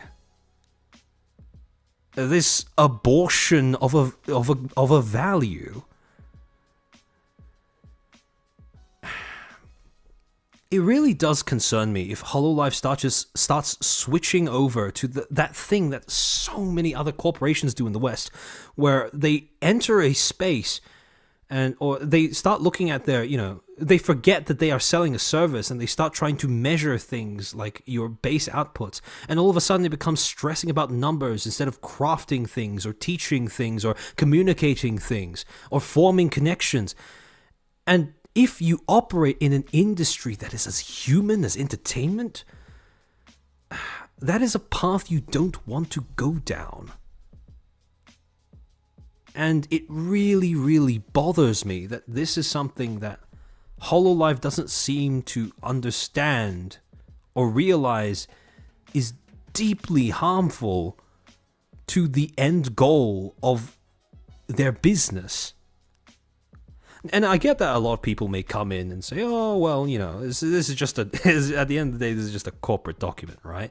Just because they've written this here to appeal to investors doesn't mean that, they're actually going to adopt these practices in their everyday operation.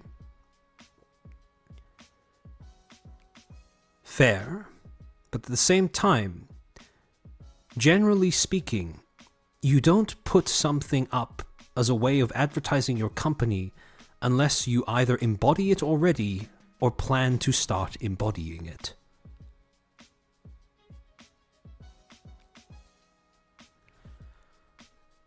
And with that rather sobering notice out of the way.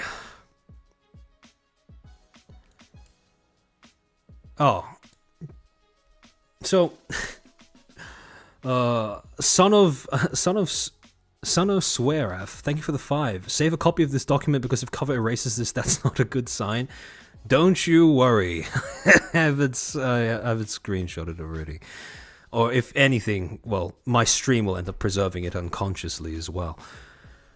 But yeah, if there are any archivists out there that want to make sure that nothing gets erased behind our backs, I would recommend putting in a few entries on the Wayback Machine. Yeah, these values themselves act as filters for investors. Some investors will like this, some will get turned off. Yeah. And the investors that like this are not the investors that I think you want to dictate the long-term direction of your company, I'll be honest.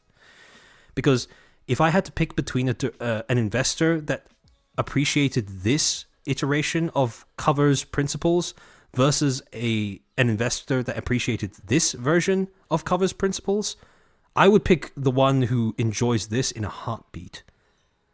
Because someone who resonates with this will understand what it means to provide a service in the form of entertainment with the help of entertainers. But someone who thinks this is, someone who actually looks at this and thinks, oh yeah, this makes sense. That's someone who only ever views people as numbers and statistics. I'm sure there are multiple archives. Yeah, I agree. And so, with this in mind, right? At this point, it's become pretty clear. There is a new direction that HoloLive has been pivoting in. Depending on how seriously you take this document, depending on how seriously you read their their new statement of corporate values, depending on how much weight you put onto this document, this aspect of covers marketing of itself. You may or may not view this as a serious threat.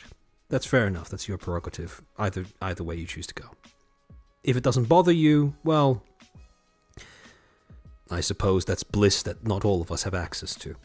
However, when you take all of this into account, when you're starting to wonder why has this year been why have Hololive's fans, audiences, been so much more prone to catastrophizing this year? More so than I would argue in previous years. Why has there been so much doom posting as of late? Because, well, I forget the name of the person already, but the person who I muted on this channel, they did say that this is not a new concern, and they were right in that fact. And yet, the doom posting has happened regardless. The doom posting is, in fact, at least in my opinion, very explainable. Because not only has there been a change in direction, but there have been other changes occurring as well. And whereas this change was a voluntary one, or at least in part a voluntary one, the others, I'm not so sure. And it starts in January of this year. On January 16th, 2024, Hololive put out an announcement that they were terminating their contract with Yozora Mel. Quote, "We would like to express our sincere gratitude for your continuous support of Hololive production. We regret to announce that as of January 16th, 2024, we have terminated our virtual YouTuber master agreement with Yozora Mel of Hololive.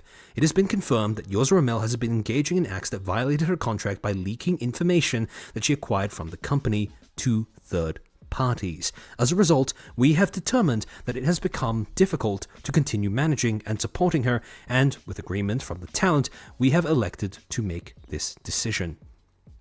To all our fans and partners, we deeply appreciate all of the great support that you have provided throughout the activities that Yozora Mel has engaged in over a period of 5 years and 8 months since her debut as part of the first generation of Hololive.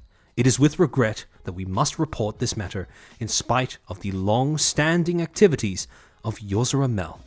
We sincerely apologize for the information we are providing at this time." And everything else is pretty much your customary, we're closing everything. Now, in response to this, Mel herself posted a little bit of a statement that was released with management's approval. Translated version reads as follows. "To everyone, I sincerely apologize for causing anxiety and discomfort to many people due to this incident. I deeply regret my careless actions. We have discussed it with the management and it has been resolved. He kindly gave me permission to publish this text. I am filled with regret that I had to say goodbye in this way to everyone who took care of me. I had a dream that I wanted to make come true with all the Kapu Min." That's basically her fan base. "I'm sorry I couldn't keep my promise, but that doesn't mean that the memories I have with Kapu Min and HoloMem will disappear. I will never forget this. I'm always watching over everyone. I love you forever. Thank you for what you have done. And I'm really sorry. Yozora Mel." Same time, afterwards, on January 16th, the rest of the members of Hololive's Gen 1 also got together to have a little stream to mourn the loss of Mel and commemorate that they spent time together.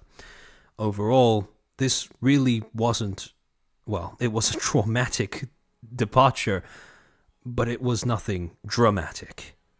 All in all, while people were incredibly shocked that this had happened, people moved on relatively quickly, mostly because of the fact that, well, according to all parties involved, there was really nothing else that could have been done about the situation.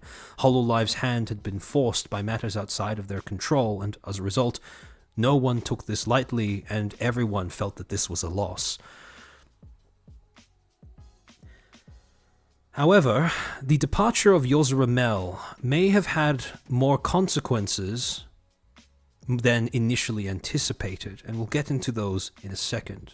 But first, let's move on to June 11th, 2024, when a post was made on the Virtual YouTubers and Hololive subreddit that stated or claimed that Kobo Kanaeru, one of the members of HoloID's newest gen, was streaming on Bilibili. Now, according to this initial virtual YouTubers post, Kobo Kanaeru is streaming on Bilibili. She's streaming on Bilibili, 8:30 p.m., 11th of June 2024. Reminder, please do not harass Kobo or even send her super chats to air your grievance. If you have issues with Cover's talent streaming on Bilibili, then bring it up directly within their feedback procedure.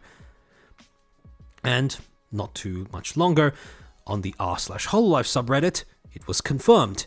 It's real. Kobo is streaming on Bilibili. Now, as you can imagine, the reactions from fans was not very positive, and especially the thing that they were reacting against wasn't really the fact that Kobo decided to stream, although some fans were bothered by that as well, but more Cover's silence surrounding this entire matter, such as from this post on r/Hololive. Need to get this off my chest. Cover's silence on the Bilibili matter alarms me. For a company that has shown itself to be surprisingly good-natured and transparent when compared to other VTuber agencies like it, they have had remarkably little to say when it comes to their apparent return to Bilibili. I would like to think that such a significant occasion would warrant some kind of announcement or statement, but instead all we get is a leak about Matsuri making an appearance, then Kobo suddenly streaming there, and now Sora apparently going there to tell them about upcoming merchandise. No details whatsoever about what Cover's actual plans are for that place. To me, this implies that they knew full well that Western audiences would react poorly, and that keeping it as quiet as possible would somehow lessen the blow or reduce the backlash. It's done the opposite for me, though. I would have greatly appreciated some sort of statement and explanation as to what exactly they intend to do there for the future, because right now, things are looking extremely delicate. I believe I talked about this on a collab that I did with Depressed Nasagi around the time that this entire thing was going down. However, I will reiterate the points that I stated then here now as well. This was a trauma response. For many, many fans of HoloLive who had lived through, been through, watched what had happened with HoloCN and that entire disaster, one of the only things making it a positive memory in their minds was the fact that it ended on something that looked like a resolution, something that looked like a permanent conclusion, a closing of that chapter on HoloLive's history, and a trauma that would never need to happen again. The problem is, this decision to move back to Bilibili puts all of that at risk, and as a result, you've now elicited a trauma response from some of your most dedicated fans. On top of that, though, I do also think that Cover was in a bit of a rock and a hard place, where they had to... There were two ways that fans could interpret the return of their talents onto Bilibili. The first is that this is akin to a kingdom sending its envoys out to a hostile foreign territory. That is the worst case scenario, where people interpret the talents moving onto Bilibili as simply meat waves that HoloLive is using to test the waters to see if it's safe to go back. The second outcome, though, is that audiences view this more as HoloLive allowing its princesses outside of its walled garden while being accomplished with a battalion of hundreds of men to keep them safe. And that is more of, I would guess that is what HoloLive was going for. Essentially what HoloLive needed to do, because that is undeniably the better of the two choices that HoloLive was facing, what HoloLive needed to do was set up a scenario where talents would end up on Bilibili, but it wouldn't be construed as Cover's decision. And the thing is, if it's to be viewed as something that wasn't Cover's decision, the only possible way they could do that, or even have a hope at doing that, is by having the talent simply go there unannounced, or at least unannounced according to official accounts. Which is why, in my opinion, that's the option that they might have gone with. At least I think that that's their rationale. They needed this to look like it was an entirely autonomous decision. Or actually, me saying it like that is a bit misleading. It is entirely possible that this was an entirely voluntary decision by the talents who went to Bilibili to stream, specifically Kobo. However, HoloLive's decision to refrain from announcing their return to Bilibili prior to that, I do think it was informed by that kind of weighing up of the options. Good analogy there. Thank you, I try.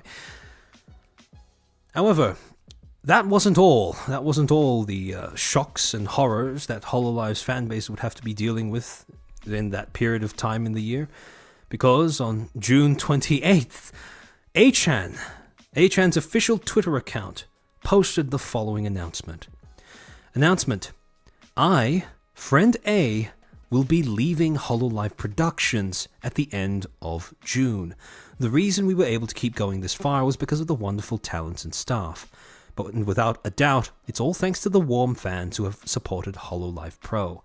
Thank you so much for the past 7 years. And attached was an additional statement that went into more detail as to why she was leaving. Hello, this is Friend A. As you're aware, I've taken a step back from work over the past 3 months due to family health concerns, and I apologize for my long absence. While it may be sudden, I have an announcement to make. I, Friend A, will be leaving HoloLive production at the end of June, because it seems highly unlikely that I will be able to work as planned. I'm terribly sorry to make this announcement when a lot of you have been waiting for me, fully believing in my return. Over the past 7 years or so, I have gone from starting off supporting my best friend Sora's dream of becoming an idol, to meeting and interacting with HoloLive production fans worldwide. Every step of the journey has been an incredibly valuable experience. It has been an absolute pleasure to get to know all of you through the new VTuber culture. I've also managed to grow through this career, and I can say with confidence that these days have been extremely fulfilling, both personally and professionally. And for that, I have nothing but gratitude.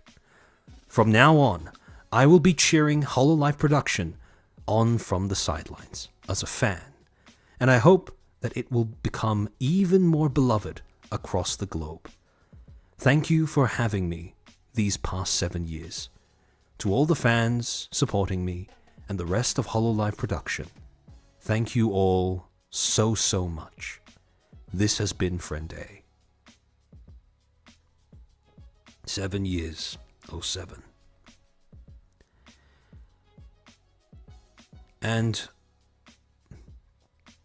I'm resisting the urge to start talking about it now. But a lot of you who are paying attention to the trend of things that I'm going through over the last few minutes may start to be picking up on a little bit of a pattern here.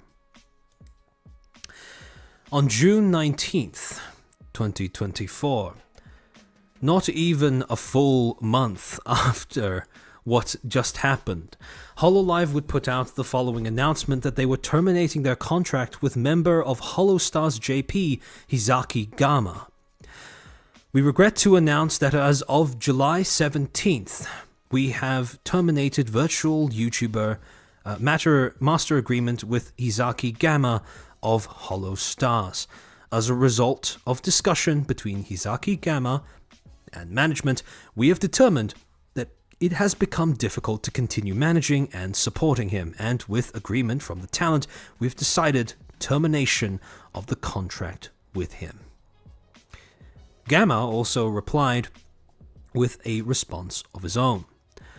Regarding the termination of my contract, I sincerely apologize to all the HoloStars members, fans, and HoloLive production management who have supported me so far for the trouble and anxiety caused by my own lack of self-discipline. I've been permitted to post this statement after consulting with the management, so I would like to convey this message. To all Gamma's assistants, the approximately 2 years of activity have truly been like a dream, and all the time spent with everyone was irreplaceable. We worked together towards our shared goals with unwavering determination every day, and I'm truly sorry that it has to end this way. I am deeply grateful for your unwavering support, and this feeling will continue to be important to me in the future. Thank you so much for supporting Hisaki Gama until now. To everyone who has been involved in and supported my activities so far, I apologize for the sudden and unexpected goodbye in this manner. I will never forget the interactions I've had with those who have supported me since even before my debut. The memories with all of you are my treasures for life. Thank you very much, Hisaki Gama.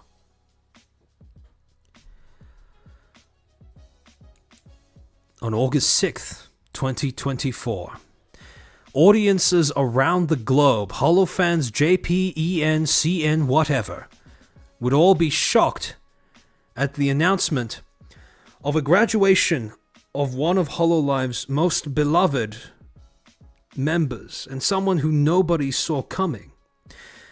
Announcement of Minato Aqua's graduation.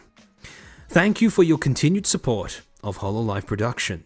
We regret to inform you that as of August 28th, 2024, Minato Aqua will graduate from the VTuber group Hololive. To all the fans and related parties, we sincerely apologize for this sudden announcement. We appreciate the warm support you have given Aqua until now, and we are truly grateful from the bottom of our hearts. Minato Aqua has been one of the members pivotal in contributing to the growth of Hololive production from the early days, serving as a part of Hololive's second generation for approximately 6 years. We are sincerely grateful for her contributions, and in light of that, have accepted her request for graduation. That line is important, because that means that Aqua was the one who requested graduation. This wasn't something that Hololive brought up first, and that may sound obvious, but whenever a talent requests graduation, it is always worth asking why that happened. And, well, Aqua herself would clarify in a stream that she hosted speaking about her own graduation. Now, this was pretty stock standard. No ill feelings towards management. Everything was pretty much fine. She was very grateful to Hololive. She sees them doing great going forward. She's very grateful for everything that they've done for her. And when it comes to explaining the reason for her management, she basically said that it was a disagreement with the direction of Hololive, as well as just, personal matters. So, overall, that didn't really seem to be that much of a, it didn't really seem to be that much of a catastrophe. It didn't really seem to be that worth stressing over, because at this point in time, differences in direction between a long-time talent and the management of a company that's constantly growing and evolving, that's something that happens all the time. So this was pretty much just written off as, it's unfortunate, it hurts, but it's not the end of anything. It doesn't signal the end of anything. And so people accepted the shock, put up with the hurt, and mostly moved on. On October 9th, 2024, Ina from HoloEN's first generation would tweet out the following post. Hi guys, I have a bit of bad news. I really tried and I really fought for it, but due to the company's internal logistical issues, I will not be able to post on social media, stream, etc. until further notice. There were a lot of things I was planning, a lot of things I was participating in, but I most likely will have to cancel everything for the time being. I am really upset, but there's nothing I can do right now. I'm sorry I can't give you a more detailed explanation at the moment, but I will hopefully be able to talk again once I fly home sometime next week. I'm sorry again for the inconvenience. And then she tweets at the bottom, don't worry, I'm not going anywhere. I'll talk to you guys sometime next week. And in response to this, Hololive Production English, their official account, would post the following quote tweet. Notice, as Ina has mentioned, we are working to fix some unforeseen logistical issues that are unfortunately affecting her streaming and social media activities. Ina's manager will be temporarily operating her social media account on her behalf to communicate with her fans until they are resolved. We are sorry for any inconvenience or confusion this brings you, and will have things running as usual again soon. A lot of people looked at this and immediately speculated that this must have been some fuck-up that Hololive had carried out with renewing Ina's visa. That would explain why she's still able to talk, just not while, not use social media and stream, because technically that's her job, and if she doesn't have a visa, she's not allowed to work while still in Japan. That's the assumption that most people had, and pretty reasonable one at that. However, what is quite concerning is the scale of this fuck-up.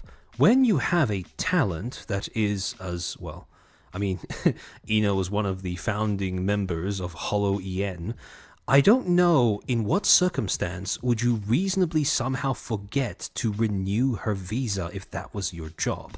I have no doubt that this has nothing to do with Ina's manager. This has absolutely nothing to do with someone who talks to her on a day-by-day basis.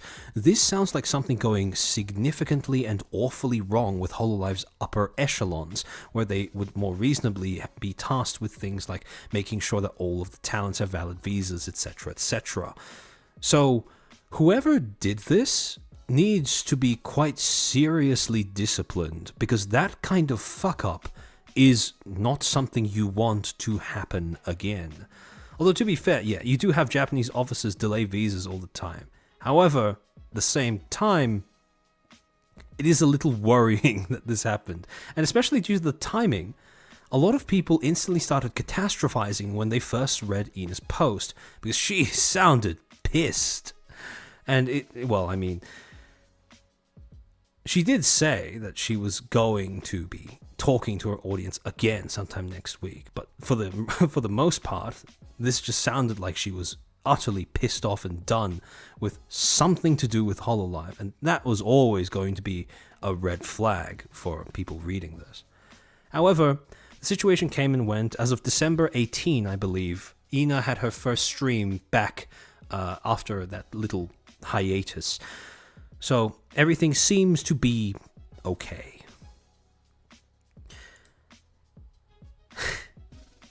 Until September 20th, 2024. This particular year has been extraordinarily rough for HoloLive fans. There's been no break in between, I don't think. When HoloLive Production English would put out the following announcement. Announcement regarding Watson Amelia. Thank you for your continued support of HoloLive Production. We have come to announce that Watson Amelia, a member of HoloLive English, will conclude all of her channel and social media activities on September 30th, 2024. We would like to thank all her amazing fans and everyone involved for their warm support. Though her channel activities will end, Watson Amelia will remain an affiliate of HoloLive Production moving forward. We kindly request that you refrain from contacting our talents regarding this matter. We would like to sincerely thank you for your continued support and encouragement of Watson Amelia. Now, immediately when people read through this announcement, there was one word that stuck out to them. Affiliate? What the hell is an affiliate? Because that was not a term that HoloLive had ever used before. And so people started speculating. What did they mean by this? Was it that she was going to join management? Was she going to act as a consultant? Is there a possibility that she might return in the future? And as a result of all of this, the only thing, although people didn't really know what exactly affiliate meant at this point in time, they did, however, all of the different suggestions and possibilities all tied back to the same thing. It was different. It was a way of graduating that was completely unheard of, and at this point in time, completely unique to Ame. And as a result, fans, for the most part, initially romanticized this as something that was, purely cooked up by Ame herself. People started calling it the Ame way. For example, in this post, debuts, revolutionizes the VTubing industry, elaborates, leaves, truly the Ame way. And there was a reason for this. Ame's personal brand and reputation is built on innovation, innovating things, coming up with new ways to make content and push it out to audiences. She is known as the events supergiant of HoloLive English, or at least she was known as that. I believe she invented the whole concept of VTuber schedules, if I'm not misremembering. So, for HoloLive to introduce affiliate status as a thing in conjunction with Watson Amelia's departure, that was a match made in heaven. If I were a more cynical person, I might even say that could have been deliberate, because there is no ignoring the fact that Watson's personal brand, that Ame's personal brand, did a lot to mitigate the possibility of an initial negative response to her departure. And, well, I'm not going to say that that's what you should assume. That's certainly not something I would like to assume. However, let's take a look at how HoloLive defined the affiliate status. But first, we'll take a look at what HoloLive said in the more broad version of their explanation for what exactly they meant when they said that Ame was going affiliate. Hold on, let me see if I can switch over to... Okay, neither of these screens is optimal. I'm going to add a new source. Give me a second, guys. Hold on tight.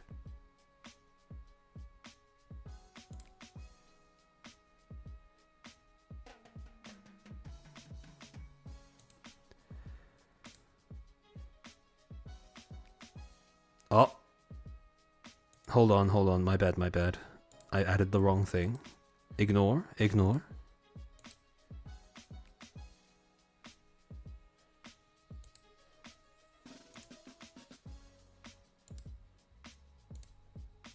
There we go. Much better.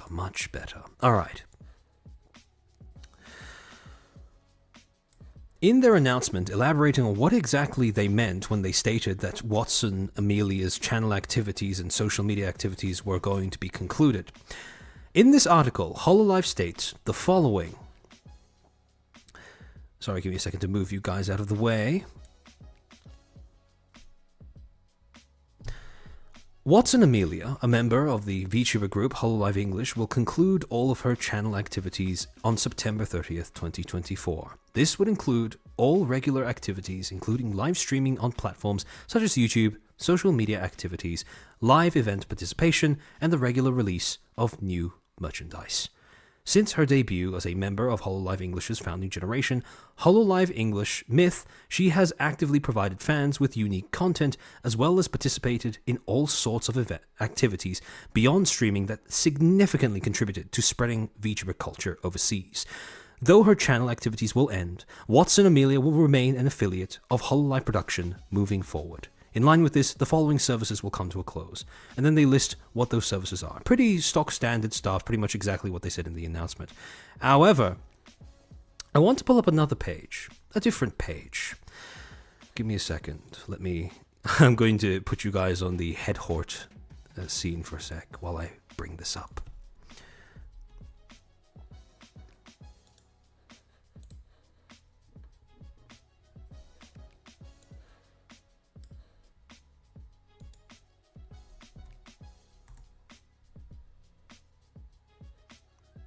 There we go. Okay.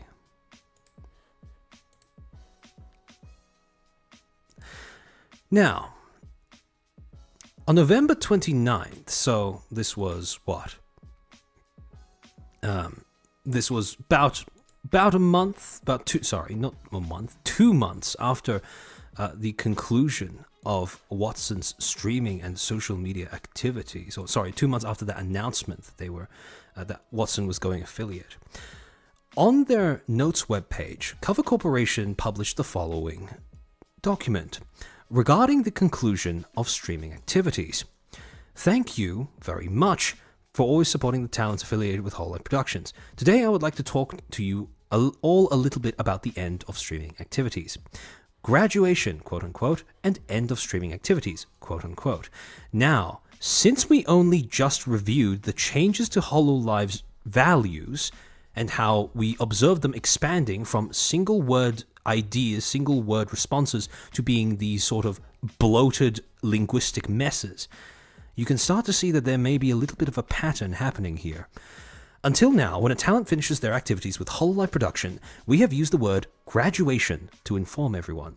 Graduation means that the talent leaves the production and ends all activities except for some ongoing projects. However, for HoloLive Production, for HoloLive Productions, the fans who watch and support all the talent's activities, and the staff who support the talents behind the scenes, the end of activities is accompanied by a strong sense of loneliness. Therefore, we have all been considering whether we can find a new way for talent to leave the production.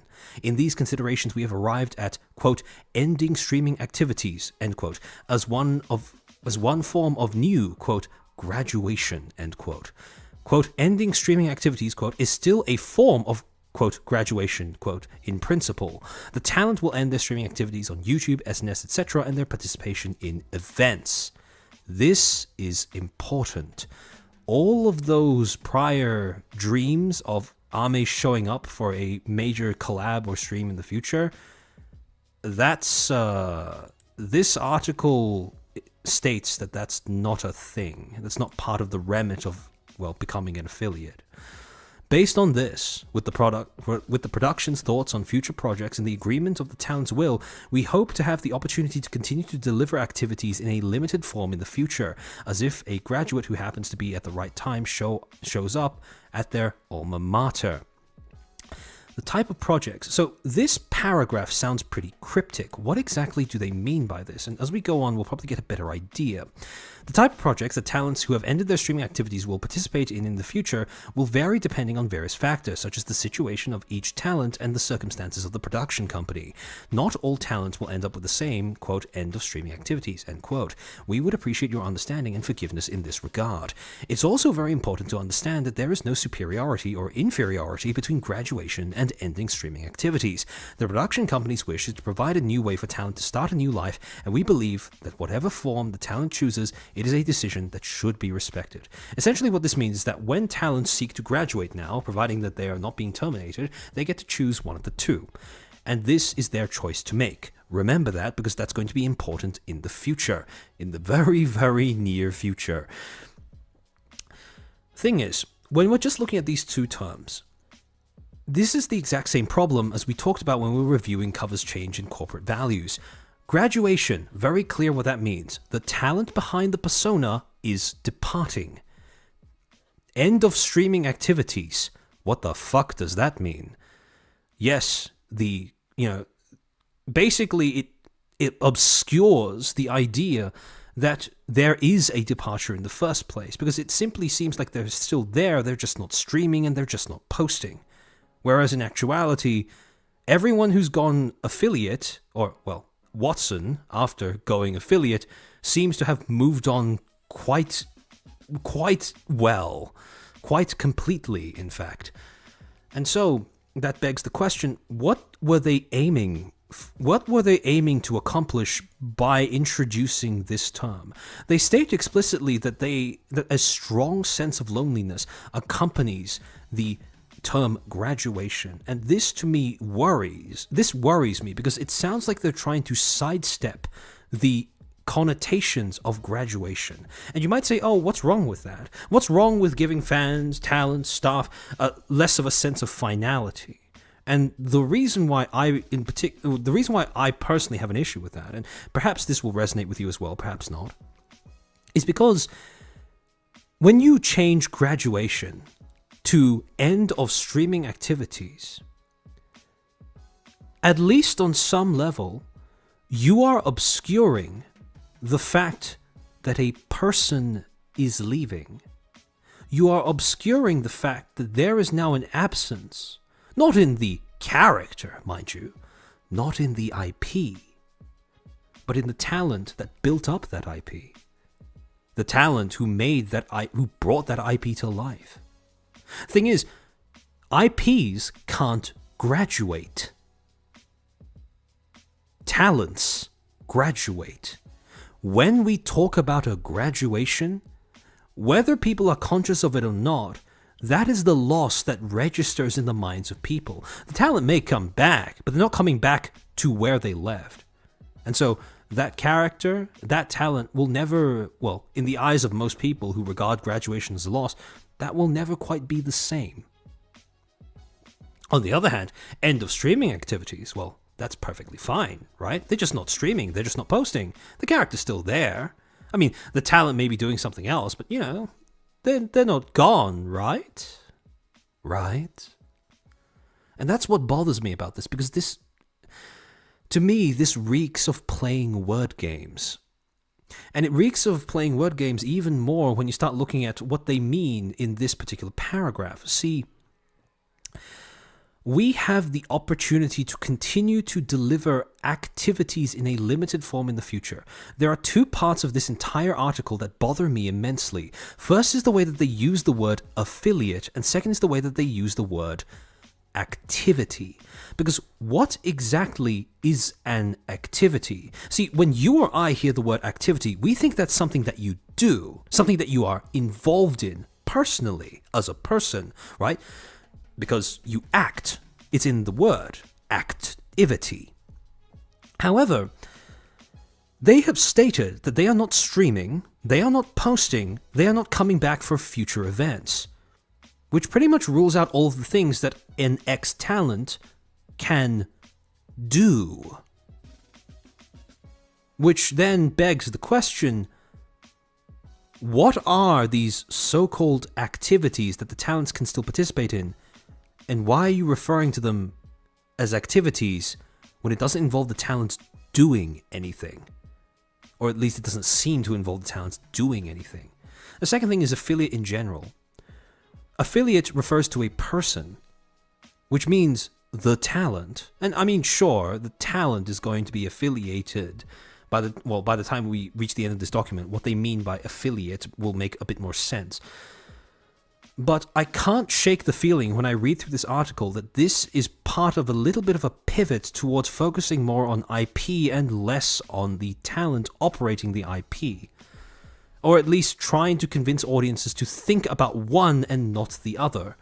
Because like I said, when someone graduates, it's the talent graduating, not just the character.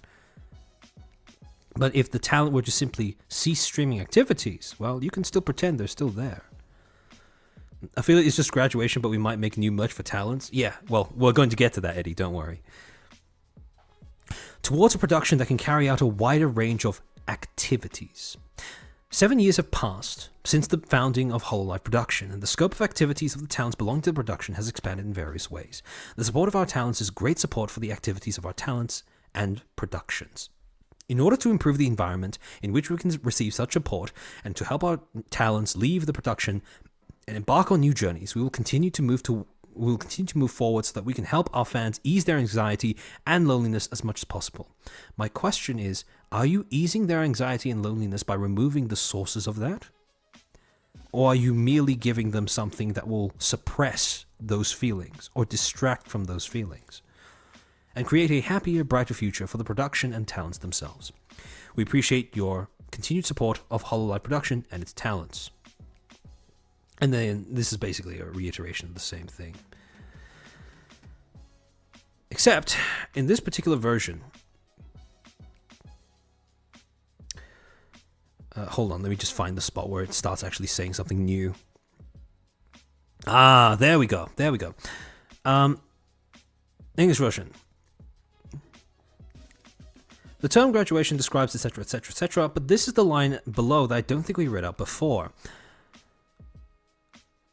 The term graduation describes when a talent is leaving the production, concluding all activities with the exception of a few ongoing projects. However, this complete cessation of activities is often accompanied by significant sadness brought to fans of Hololive production and its talents who have lovingly supported their journey and the staff who work tirelessly behind the scenes.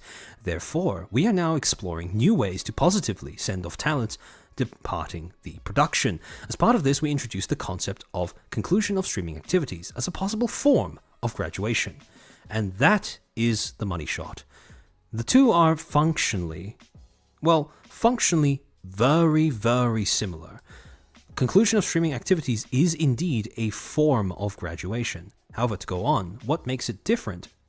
It is still a type of graduation. Conclusion of streaming activities involves stopping streaming related activities such as that for YouTube and social media and participation in events.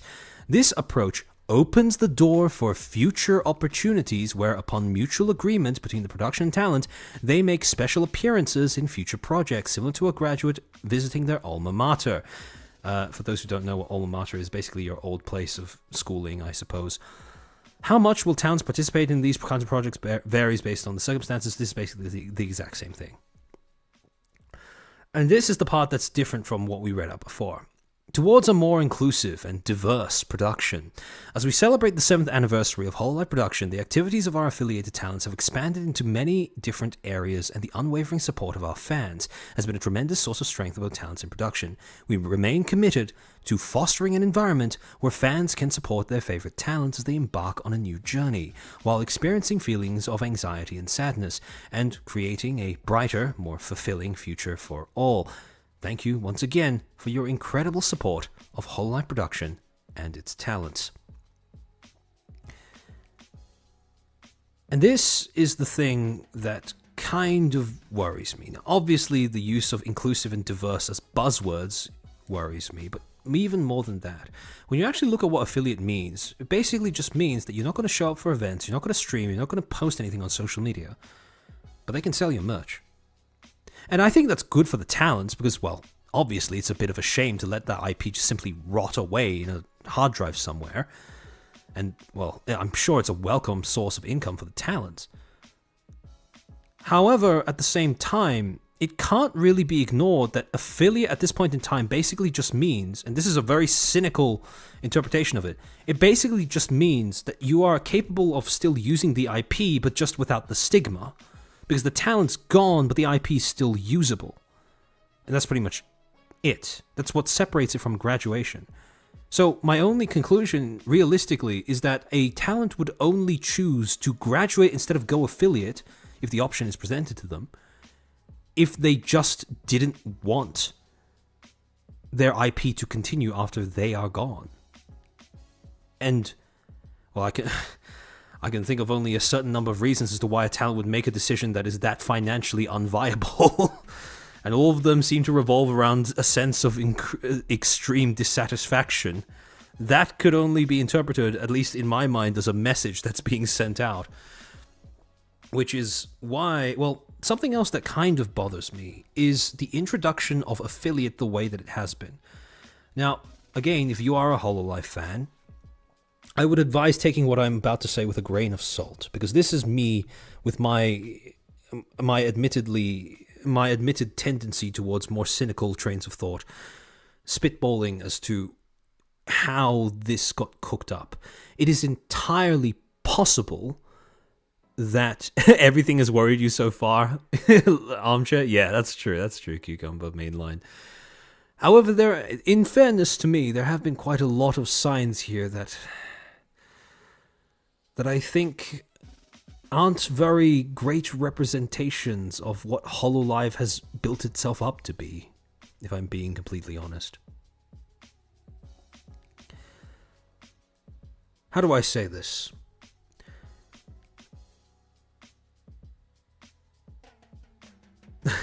Sai, I appreciate that. It's a very kind message. I hope you get your sleep and you recover soon. The thing is, when they came out with this idea, I do remember that in her subsequent statement about her graduation, Ame mentioned the fact that she and HoloLive worked out this new way of graduating together. However, I do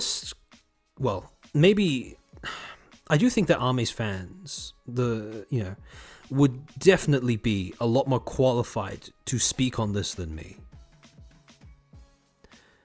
However, I do wonder which of the two went to the other first with this suggestion. I do wonder if it was Ame approaching Holo with the idea for affiliate as a thing, or if it was Holo asking Ame to come up with a different way for their talents to graduate. And we will probably never know the answer to that. I don't know if we'll ever know the answer to that. Or maybe I missed that portion of her stream and I'm a complete idiot for even thinking about this. That's entirely possible. By the way, if you're watching the VOD for this and you did watch the entire stream and you remember that where I didn't, feel free to just let me know in the comments or something. Preferably with a timestamp, but I don't mind just going through the entire thing again. I do think that's a suitable form of penance for glossing over something while watching it.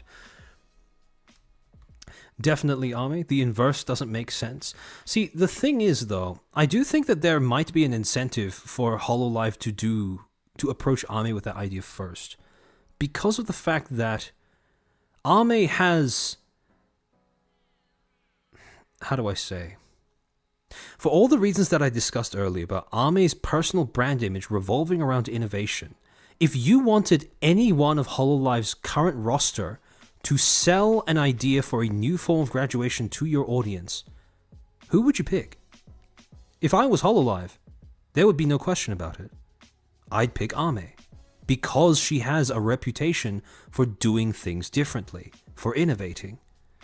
And that's the only, well, that's why I think that it's not entirely out of the question that that whether it was Ame that approached HoloLive first with this idea or the other way around. However, I am completely open to having it being confirmed that, you know, it was Ame approaching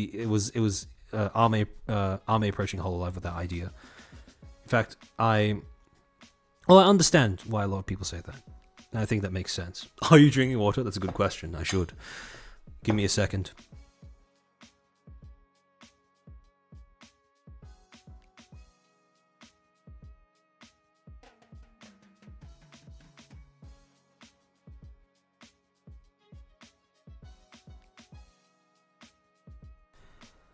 Marius Pirshala.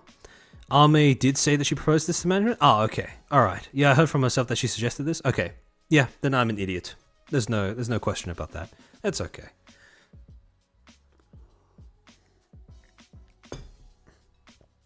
Okay, then everything's, yeah, that's okay, because that means that I've been, now you're just doom posting? Yeah. That means that I've been getting too into my own head, and it's good of you to correct me on that. This is what I suspect too. Ame suggested this first. Holo probably expanded on this after she's gone. Okay, that makes a bit more sense. We could just check her stream. Don't worry, I'll do that in my own time. It's the least I can do. Okay. So, with all of this in mind, bearing in mind that now affiliate is an option, it is, again, an option, purely optional, and bearing in mind what it actually means to be an affiliate, we now have a little bit more context in the backs of our minds as we go forward down the line of what has been happening this year with HoloLive. Because, Sci-Fi Freak, thank you for the 10. Ina said in the stream that there was a slim possibility that she could show up like a guest star, like Brooke in Pokemon guest star in an episode. Oh, okay. I wonder if when they say they can't participate in events or they don't participate in events, I wonder if they mean they can't participate in it live. Maybe what they mean by that is she has the option of recording a video of herself, for example, for a HoloLive event, and then sending that to them so they can play that at the event, even if she's not there, like while it's going on. I think that's a possibility because technically that's outside of the realm of what they've clarified in that statement. But I mean, let's hope. If Dubey gets further Ame work and payout from cover without compromising her schedule, I view it as a plus. Oh yeah, no, I do as well.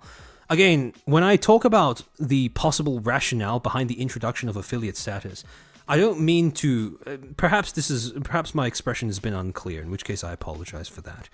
I don't mean to imply that it is a bad thing. All that I am saying is that the way that it was introduced, the words that have been used, I don't like the doing away with the word graduation. I think affiliate is fine as a thing, as a concept, but I don't like how affiliate muddies the water when it comes to basically dancing around the fact that it is still a graduation. That's the bit that makes me uncomfortable, because that comes across a little manipulative. That comes across as you wanting your audience to not feel bad while not actually changing much at all. However, you could make the counter argument, though, that affiliate is a major change from graduation because instead of the IP just rusting away, the talent still gets to benefit from it after they leave the company. In which case, I think that's a pretty reasonable counter-argument. However, yet again, like I said, it's the slight underhandedness that I dislike intuitively and reflexively. I mean, since Fauna is graduating, can we really say that Hololive is doing away with graduation as a word? See, that's the thing, right? As we'll get into it a bit in a second, the distinction between graduation and affiliate, unless there's something in the contract, in the severance contract that, well, there could very well be, because we have no idea what Hololive's severance contract looks like or what happens after talents leave their company in terms of contracts. But unless there is some sort of clause that's part of affiliate status that you can't join another company after you leave, I genuinely don't see why any talent would want to graduate instead of going affiliate. Unless they are trying to express some sort of discontent, or they are, they just want to leave Hololive behind. Sorry, I shouldn't say leave Hololive behind. Leave working at Hololive behind. Because, assuming that there's no such clause in effect, going affiliate instead of going to graduate has only upsides, since you still get money from your IP. So, like I said, the contrast between the two, while it doesn't seem like Cover is doing away with graduation entirely, affiliate existing now sort of recontextualizes what it means when a talent chooses to graduate.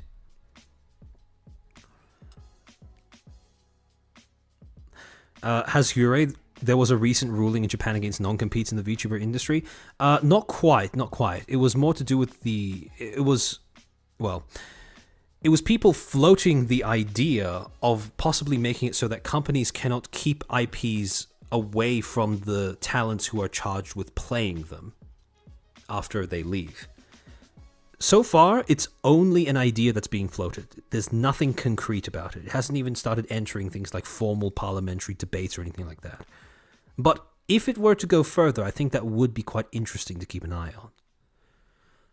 I would assume that affiliates still get money off of the IP because affiliate status means that the company is allowed to keep selling merch of them. So, that's the only thing that I can assume. Maybe it's for their own dignity? That's true, that could be the thing. Although, I mean, it's not like Hololive is producing cheap merch or anything like that. It's not like they're producing low quality stuff. But, I don't know, maybe... I can see there being a moral argument for wanting to graduate instead of going affiliate, because if your fans are buying merch of you when you're not really there, I can see how that might bother some talents. Quite a bit. Even though, the fans are still... I don't think the fans are stupid. I think they know when they're buying merch of a talent that isn't still there as a talent. But I can see that factoring into someone's decision to graduate instead of simply go affiliate. Maybe graduations close all possibilities to use the IP in the future. Oh yeah, no, I absolutely believe that that's the case. I'm just... Until we actually see a talent IP getting used, the problem is that until we get to that point, all we are left assuming is that it's just an IP merch thing, or just an IP, the fact that you're permitted to use the IP. Until we actually see someone using affiliate status in some way. This is all we have evidence for. That's the problem. Everything else is a bit idealistic, if I'm being completely honest. It's us making an assumption to Cover's benefit, which I don't think is inherently wrong. But I do think it is worth acknowledging that it is an assumption that needs to be made, and is being made at the moment. Wouldn't graduation just be a clean break, like cutting off all contact to an ex? Yeah, exactly. That's how I envision it as well. And that's the thing, right? That's why I would assume that if a talent Well, I would assume that graduation is a sign that you're simply done with everything Hololive, I suppose. Or that you will be. Which, I suppose, reinforces what the intention of the affiliate status was. But yeah, I do think that I'm going to need a little bit more. I'm going to need a little bit more substance, a little bit more material before I feel comfortable making up my mind on my own personal feelings about the affiliate status. Because right now I do think that it is an objectively good thing. My only problem is the way that it seems to be pitched.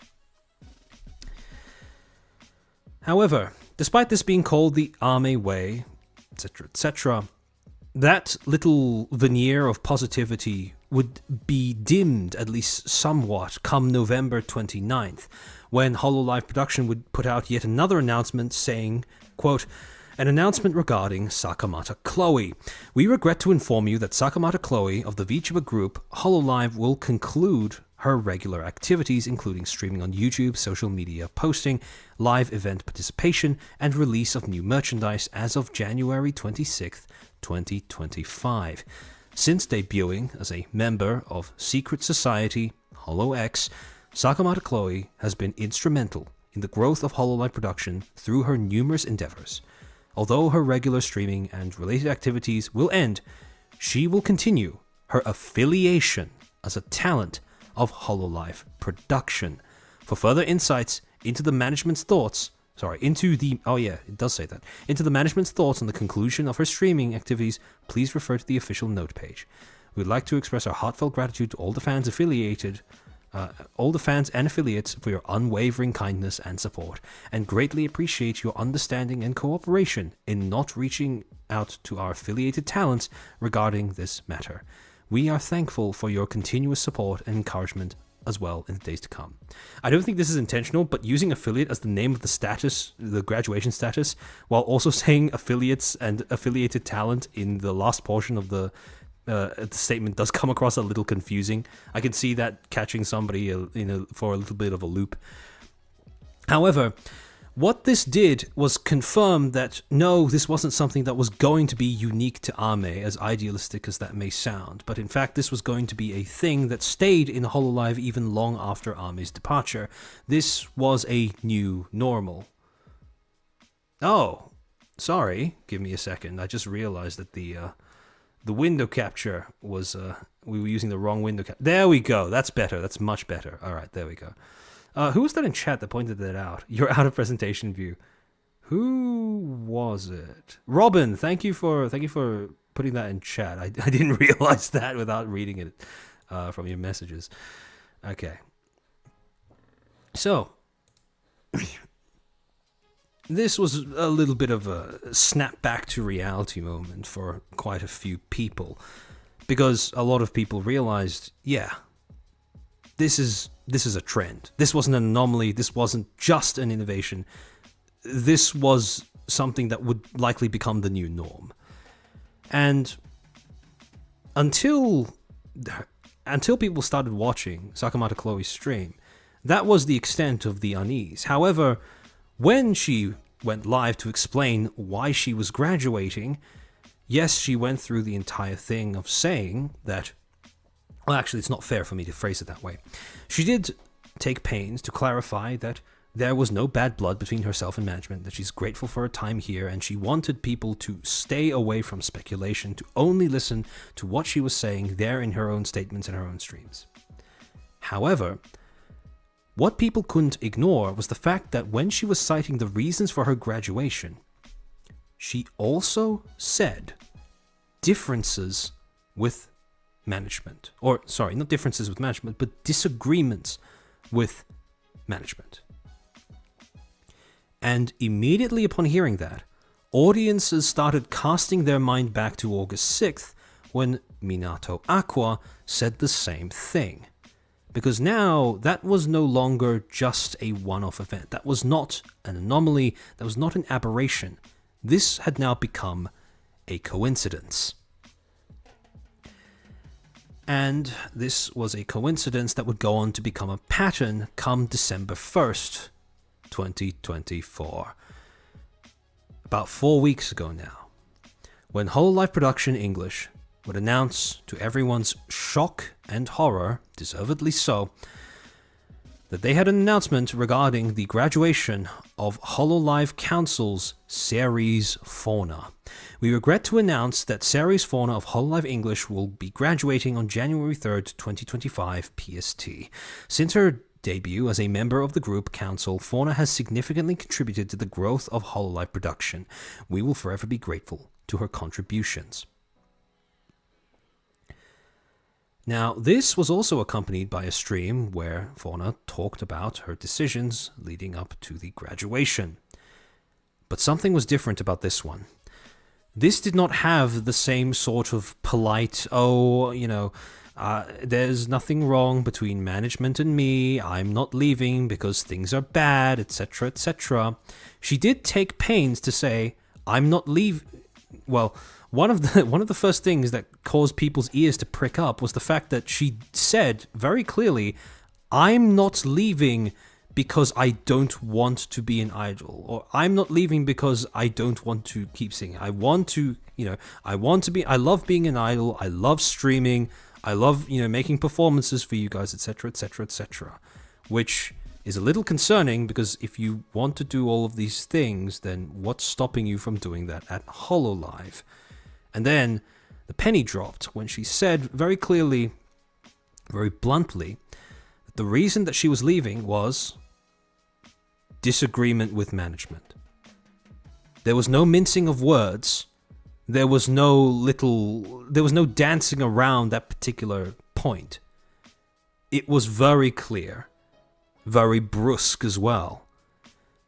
And in as professional a manner as possible, this sounded like a talent that had been burned, that had many, and pardon the pun, unfruitful discussions with management, and as a result had reached a point of frustration that essentially cancelled out the desire to remain tactful.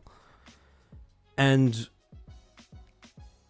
well, I mean, if you've watched any Fauna, you would understand why a lot of people's reaction to that tone was as if she had just started yelling slurs in the middle of stream.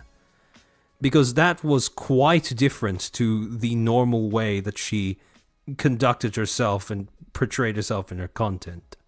Fauna is usually a very chill kind of person. Maybe a little insane at times, but still, overall, quite a low-key individual in terms of the way that she speaks, at least. So that was a bit of a red flag. And it was a red flag that became all the more noticeable when you realize, oh shit, she's not going affiliate. She's just graduating. And as we established before, to our knowledge, to the public's knowledge, there is no discernible downside to going affiliate instead of going to graduate. And this, to me at least, and I do think that this occurred to other people as well, it does seem like the choice to graduate was motivated by some sort of discontent with management. That there was something about going affiliate that just didn't sit right with her. And I don't think it's too controversial to say that. So, perhaps unintentionally, from now on, every single time that a talent chooses graduation over affiliate status, there may be a little bit of a moment where audiences ask themselves unconsciously or, intentionally, wait, why did they do this? And in this particular case, it does very much sound like something went wrong. Something in the negotiations fell through in a way that frustrated her to the point where she just didn't really seem to be interested in putting on a happy face. And so we reach the end of the HoloLive graduation, well, not queue, but definitely streak by the end of 2024. And so we come back to one of the first questions that we started off this whole stream asking. Why are fans doom posting so much? Yes, there are a good deal more graduations than are normal for a company that has managed to keep itself as well held together as Hololive. But I would argue that there's a bit more than that, because I have seen people argue about whether or not doom posting is quote-unquote valid quite a bit over the last 2 weeks. Or not even then, like even a month before today. Months before today, for that matter. And from what I've heard, it's mostly between people who are trying their best to discern whether the current streak of graduations is a bug or a feature. Because if it's a bug, that means that Hololive has grievously miscalculated something when it comes to its change in direction that has managed to alienate a number of its talents that would have otherwise been happy to stay there. However, if it's a feature, that means these talents were probably thinking about leaving anyways, and something relatively minor, non-catastrophic happened that simply made them want to leave. Because at this point, what people have noticed is that, well, a lot of the talents that are leaving seem to be old heads. They seem to be people, well, that's a little bit rude of a way to refer to them, but they do seem to be talents that are more veterans than others. And that in and of itself is a little disturbing, because people like familiarity. People like knowing that the thing that they enjoyed so many years ago is pretty much still the same when they try to enjoy it now. And that's very, well, if that scares you, that's very understandable. You don't want to lose that. Most likely. However, I do think that there's more to it than just that. And the reason why I went through in such, the reason why I went through this list in such a long manner, the reason why it took 8 hours to reach this point is because I don't think it's as simple as simply, oh, the more experienced talents are leaving, or, oh, more talents are leaving than is normal for Hololive. I think it's a little bit more than that as well. Whether it be conscious or unconscious, I do think that the events that have happened earlier this year, when considered as a whole, have been quite, destructive when it comes to the way that people have retained Hololive, have been quite destructive to Hololive's overall brand image, as exists in the minds of their audience. Not nearly as destructive as, what has happened earlier on this year in February, but I do think that it is significant enough to be worth considering. And to sum it up, there are 3 main factors that I think feed into this sudden apparent frenzy of doom posting. 3 reasons why I do think it is reasonable to consider it as such. Because remember, you're not just looking at the individual graduations. You're not even just looking at graduations as a whole. No, you're considering it in the context of everything that has happened over the last few years. Because when people think of Hololive, when people think of the brand image of a product or a person or a company, they don't just consider the last thing they interacted with. They consider everything they know about that thing, person, or company. And so, part of it is change. Yes, that's true. But the kind of change that's happening is also quite different. Because the first thing is that Hololive has publicly announced that they have an intention of changing direction.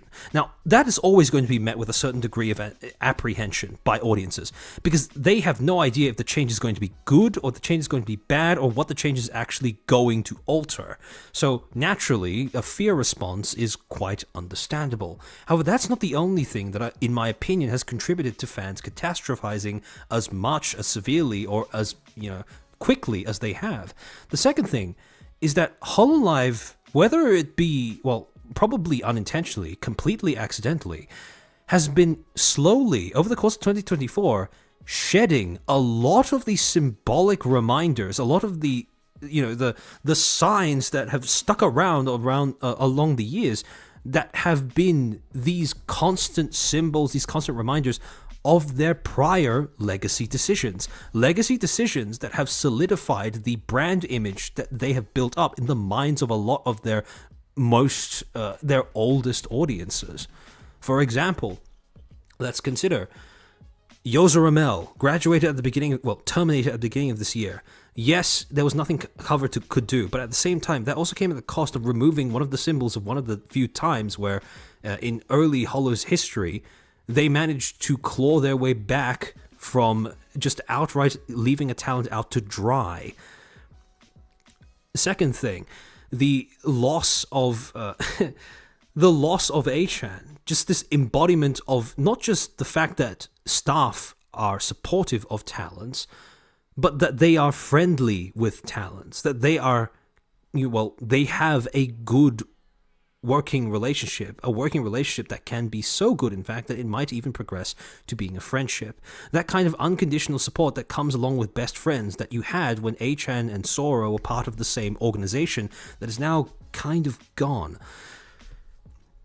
You also have Kobo's return to Billy, which basically undid the illusion, the romanticization of how the departure from China was a permanent thing, and therefore it also calls into question whether that was a statement that was made deliberately or accidentally, thus calling into question whether it was cynically motivated or morally motivated. See, prior to 2024, fans could pretty much get away with thinking that it was a decision that was entirely motivated by morality, because there was no evidence to point to the alternative.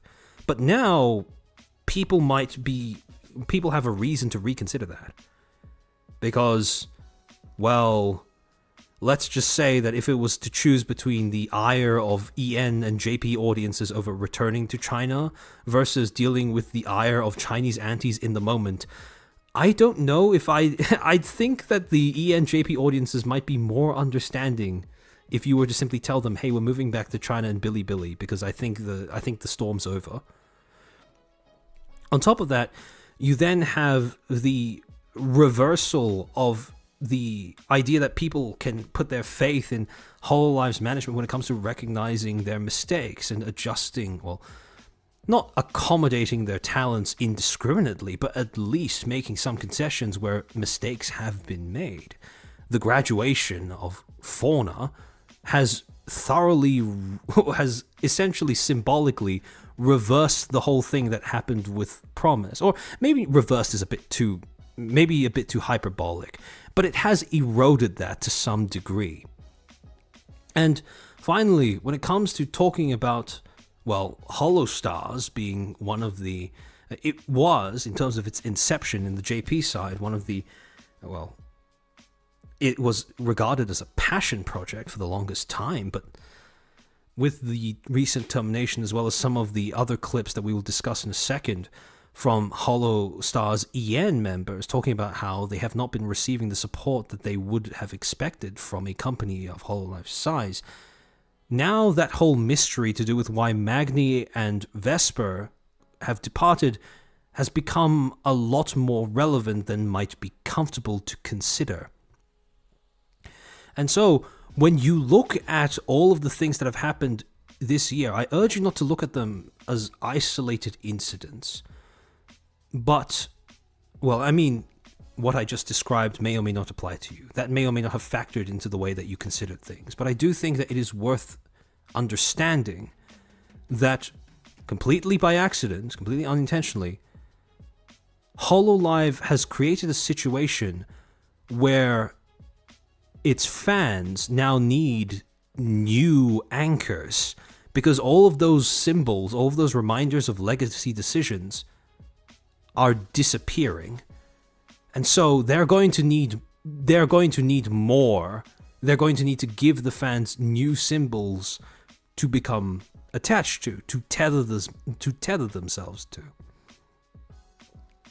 Wasn't Vesper pretty open about corporate work environment just not being for him? Yeah, that's true. Starsian is a bit precarious. Yeah, exactly. So, the final thing, though, and I say this because I saw that someone earlier on chat brought up Fubuki. The thing is, things are changing within HoloLive, or how do I put this? The third and final problem that I seem to think is causing audiences to panic rather than simply, sit and wait, is the fact that to use an analogy, the canary is still singing, but the miners are collapsing over in the shaft. See, the thing is, when Fubuki said, "So long as I'm still here, HoloLive can still be trusted," a lot of people took that to mean, I suspect a lot of people took that to mean that as long as I'm here, nothing is wrong at HoloLive.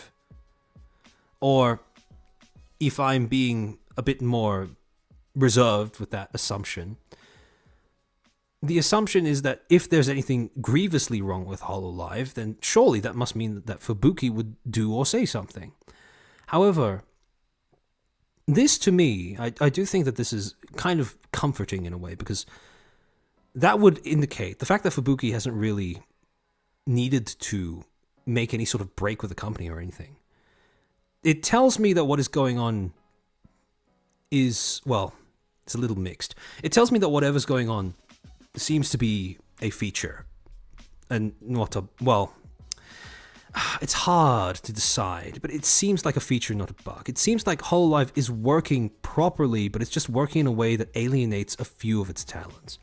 However, the problem is that in the short term, when you simply consider the number of terminations and graduations that have occurred in HoloLive, combined with the fact that people have now lost their anchors when it comes to tying down their image of what HoloLive is in their heads, it very much comes off as if something in HoloLive has not just changed, but left, died.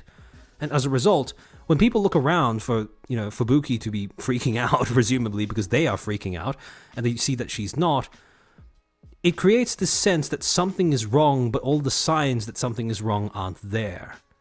And I can see why that may cause panic among certain fans. However,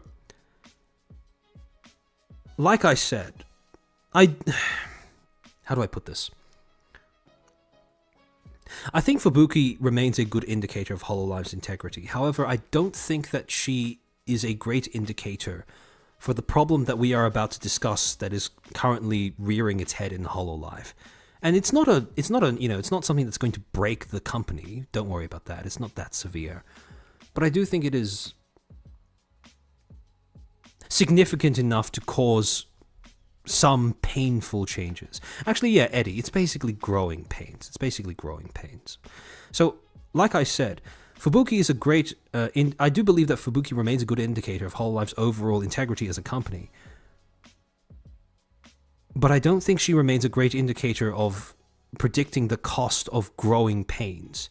Because what HoloLive may be doing may be done with good intentions, but the results may mean that a few people you care about are going to be motivated to leave. Ah, dude, that's a good question. But is Fubuki the canary of Cover's coal mine? She's definitely one of them. But, well, in a second, I'm going to try to make an argument as to why I don't think she should be the only one that fans use.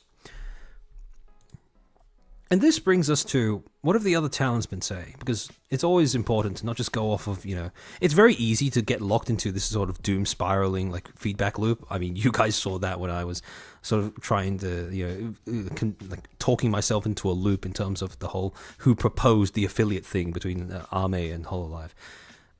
But it is always nice to refer back to what the talents are saying about HoloLive in general over the course of this year, that have influenced how people are now approaching the situation. Now, you can broadly separate responses to what has currently been going on into three categories. First, statements about how HoloLive's management have been throughout this entire year. This is just, not really directed at anything in particular, but just more statements from talents when something bothers them or when they notice something. For example, in this clip of Marine, she talks about how management seems to be a little bit more tight on the restrictions, and how she believes them when they say that, this is all for talent safety, but at the same time, she still nonetheless notices that things are a bit more restrictive than usual.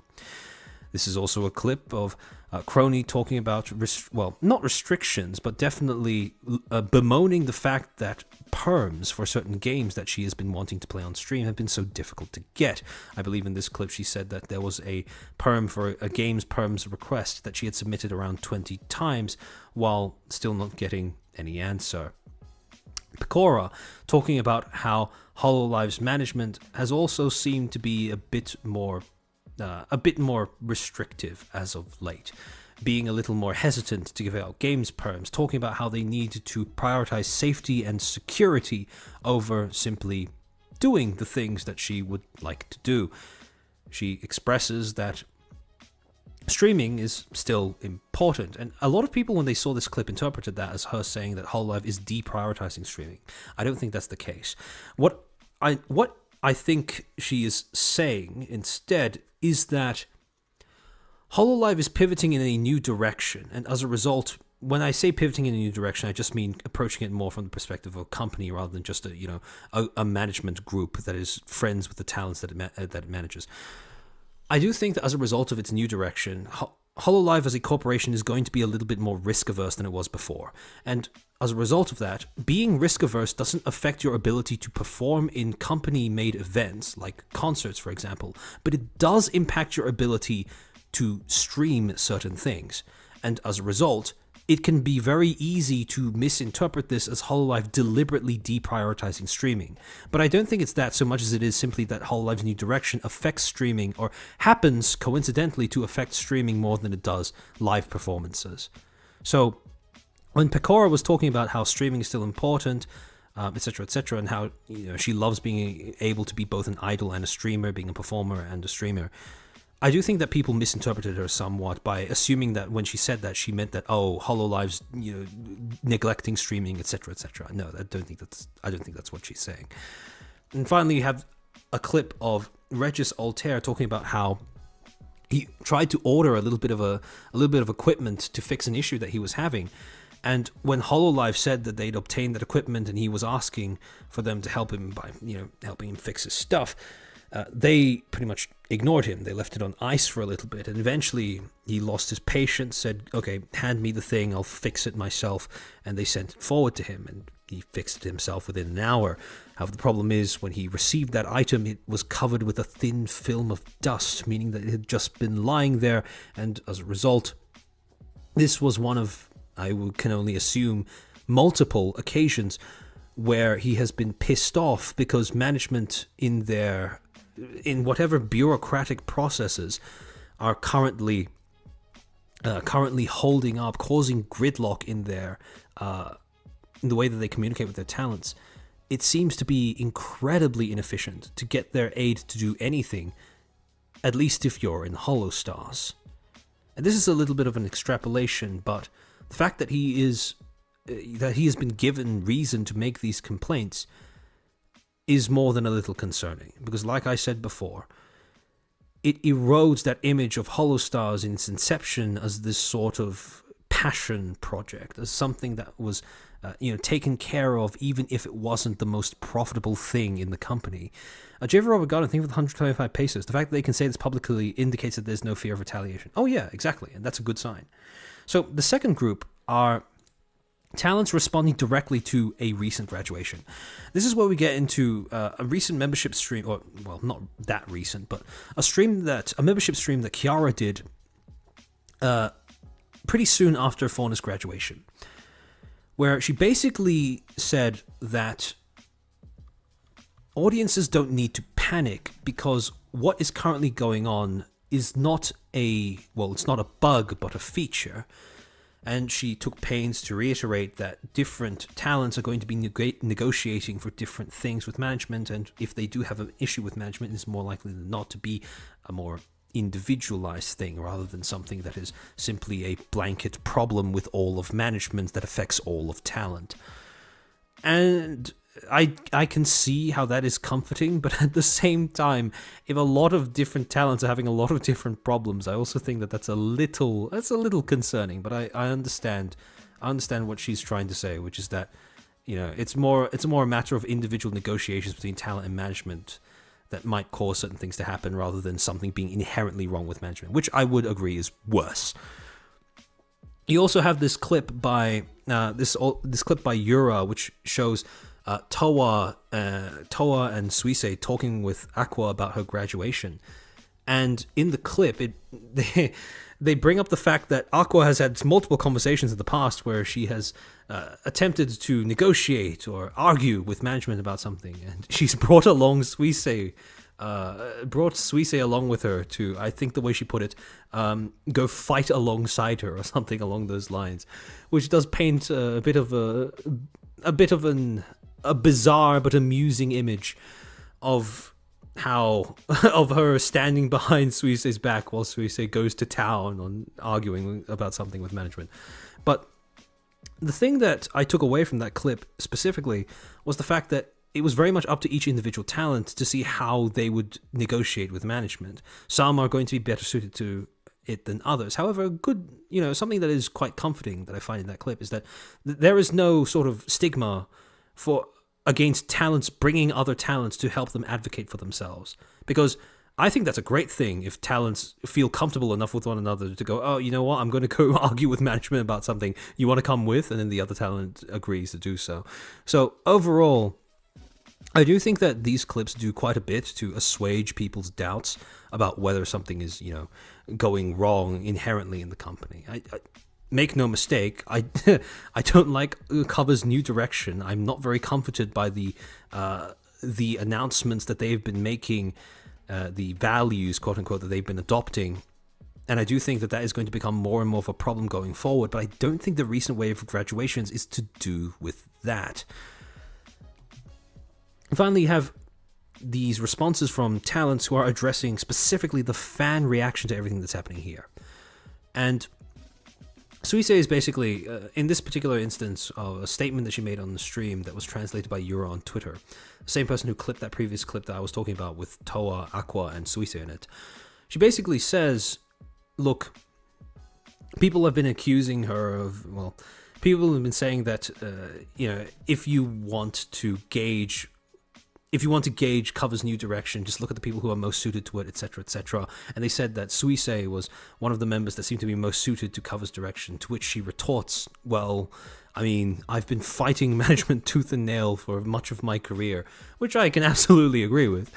And pretty much just sort of pushing back against the idea that some talents have it easier than others. And this, to me, solidified the idea that it's up to every individual talent to negotiate for themselves what they want from management. Suisei very evidently knows what she wants, and she seems to be very capable of articulating that to management. The thing is, though, that's pretty much going to be a skill that you're going to need. Well, that the other talents are going to need to have and or develop in order to remain comfortable at Hololive, I do suspect. And then you have this response by Shiori where she's basically talking about how there's no need to catastrophize. Things are going to be okay. Even though the separation is traumatic, even though there have been more graduations than people predict, she doesn't think that Hololive isn't dying, basically. And I do think it's important to put that message out just so people don't end up sinking into negative feedback loops of catastrophizing. So, to summarize, across all of these statements, some of the commonalities that have emerged are the following. First, that management seems to have become more restrictive and risk-averse as of late. 2, that perms processes remain prone to gridlock. 3rd, that participation in events and initiatives remains purely voluntary for all talents. Oh yeah, I forgot to mention that. Kiara stated that in her membership stream where she put down the rumor that there was some sort of quota for talent participation in events. There is no such thing. She clarified she took pains to clarify that. And 4th, talents are charged with working out their grievances with management on an individual basis. The sources of friction / disagreement with talents and management are likely to be unique to each individual talent. And finally, regardless of all of these problems, talents appear to remain optimistic about the company's overall direction. Now, I'm going to make an argument for cautious optimism, and this is is very much based on speculation. We're nearing the end of the stream. The facts are done, and I'm going to start ratting in a second. However, what I suspect has happened. I'm not the first one to have this idea. Many other people have been arguing this as well. I don't think these talents leaving is inherently a sign of something going very wrong. Inherently with the company. I don't think it's a sign that HoloLive is dying. Although they are going to be taking a hit from, presumably, a change in the way that they manage their talents. Because when you look at the talents that have graduated this year, you notice something. All of them are really, really... Well, I was almost going to say old. But they're all veterans by multiple years. Aqua debuted in 2018. That's 6 years ago now. Ame debuted in 2020. Chloe and Fauna both in 2021. 3 years ago now. Which, in VTuber years, is quite a long time to be a corpo VTuber. And they also, more importantly than that though, more importantly than the length of time that they've been at HoloLive, was the stage of HoloLive's development that they ended up joining. Because as we could all tell by looking at those various stages of HoloLive's journey and development throughout the earlier points of this stream, HoloLive in 2021, for example, HoloLive even throughout 2022 was much different to the way that it is now. What I suspect is that in that particular point in time, especially because Fauna was only part of Ian's second generation, things were probably a lot more loose back then. And same thing goes for Aqua and Ame debuting in their respective gens as well. Even Chloe, despite the fact that I believe she debuted in the, if I'm remembering correctly, she debuted in the 6th generation of HoloLive. I could be wrong about that, but feel free to confirm or correct me in the chat. But even when she joined, HoloLive was still at a point in its development as a company where I think there were a lot lower stakes. They were a lot more loose and permissive with things, because of the fact that this was still their innovation expansion phase. Now, obviously, after you start taking investor money, that starts to constrict a little bit, because you now have to handle risks with other people's money. So I can 100% see that changing over the course of 2023, and as a result, these talents becoming, well, possibly floating ideas, positing streams, asking for perms for certain things, and then getting shot down over and over, and then over the course of that, deciding, okay, I might as well just go indie. Or I might as well just stop. I think indie is more likely, though, all things considered. And as a result, to basically, long story short, I don't think this is because management has become evil overnight. I don't think it's because HoloLive has suddenly neglected the value of all of its talents. I don't think HoloLive has suddenly switched to some sort of uber exploitative model or anything. But I do think that this is a natural consequence of a change, or the talents who have graduated experiencing a change in HoloLive that is markedly different to the way that it was when they joined. Because they did join at a very different point in its development, at least from the outside looking in. I maintain that I could be wrong about this, and, well, if a talent has a statement to make about the differences between HoloLive then and HoloLive now, I will issue an amendment to what I've currently said in this stream. But at the same time, yeah, JV, that's a good point. Indie has become a lot more viable, so it becomes a lot more appealing if you are fed up with restrictions. And I can very much see people being fed up with restrictions after HoloLive went public. Asahara, random question: How does anyone know how many talents have released ASMR recently? Fauna has always been pushed as the ASMR talent, and it seems that this year she's barely releasing ASMR streams. No clue, actually. I have a theory that given how YouTube seems to react to ASMR, it's possible that Cover is banning the talents from doing that. I don't think that theory is very out there, honestly. I think that's very possible. Because I think we all know how YouTube has been approaching ASMR this year. But yeah, overall, I don't think it's worth catastrophizing. Now, based on what happens with HoloLive over the next month or two, possibly 3, I could end up looking very foolish with my stance here. But I think that cautious optimism is still possible. Because, if I'm being very honest, when I look at these talents who have opted to graduate, I can see a logical reason for them to want to graduate that isn't HoloLive is actively deteriorating. Perhaps, well, again, time will tell. I have a lot of misgivings about the express direction that they are heading in, a lot of misgivings about their more corporate pivoting in terms of their directions, their changes in values, etc., etc. But for now, at least, I don't really see any reason to catastrophize. And I don't think these are linked to what I was complaining about earlier. That is more something that I will likely return to harp on about, let's say, 6 to 12 months from now, if I'm being optimistic. So at the end of all of this, that then leaves only one more question. What does this all mean for the fans? We talked earlier about how using Fubuki as a canary might not be the best idea, because while Fubuki can predict when HoloLive is losing its integrity, she can't really predict when a simple change of direction that has no malice or ill intent behind it causes the alienation of specific talents. That's simply too much to ask. So, what then are we supposed to do as fans?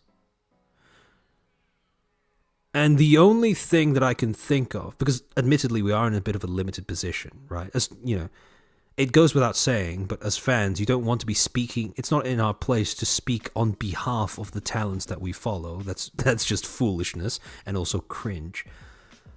But it is our job to make sure that talents feel supported enough to speak up for themselves. If they need to butt heads with management, they need to feel like they're safe to do so. If they need to put their foot down in negotiations, they need to feel safe enough to do so. If they need to express disagreements and point fingers at wrongdoing, especially given where Cover is heading in terms of its corporate values, they need to feel safe enough to do so. And so, the answer seems to be a little obvious, a little bit of a no-brainer. Kind of, not to the point where it's borderline not even worth saying. I don't trust the talent to speak out when the company does something bad, despite what Fubuki said, despite what Suise also said. I trust the talents to express it in some way, I would say, as Ahara. I agree with you in that it's not very likely that they will actually say something clearly when they disagree with something that's going on in management, and likely we will only end up seeing afterwards. But, actually, yeah, currently the only person I trust to speak out is Kiara, because she doesn't have a filter. See, that's the thing, right? The first thing that I propose, well, overall, it's just... How do I say this? HoloLive is changing, that much is undeniable. It's changing in a direction that I am starting to see signs of being not great in the future.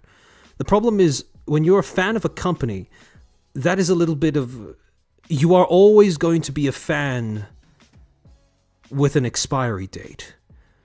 Because companies will change as they grow, and all companies have to grow. Once they get to a certain size, they reach a stage where it's impossible for them to operate without having to make compromises with their own identities, and to some extent, with their own talents.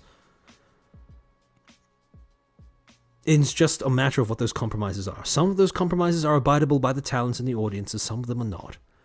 And so, the larger the company gets, the higher the chances are that eventually something's going to happen, something's going to change that causes specific talents to want to leave, essentially.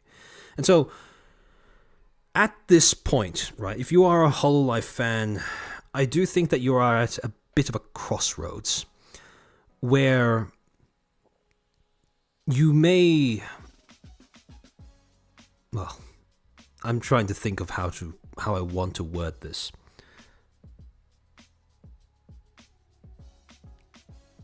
Everyone, when they're consuming content that they enjoy, are faced with two options: being a passive consumer or being an active viewer. And despite the fact that in my streams, in my spaces, according to my own personal principles, I will always advocate the latter over the former, I can't say that I don't understand the appeal of the former. What I'm about to say is going to be quite pessimistic and quite cynical. So, if you are somebody who would like to prefer to not stress about where your entertainment is coming from or what's providing you with that entertainment or how that entertainment is made, I can't say I blame you, to be honest. We're all busy, we're all stressed, we all need something to unwind about, and the last thing that a lot of us need is to be stressing about the thing that we use to relax. So I 100% understand. If you are one of those people, you've stuck around in this stream as long as you have, I'm very grateful for that. Thank you for taking the time to view my content. Like, subscribe, etc. And you don't have to stick around for what I'm about to say. But for the more cynical, more pessimistic amongst you guys,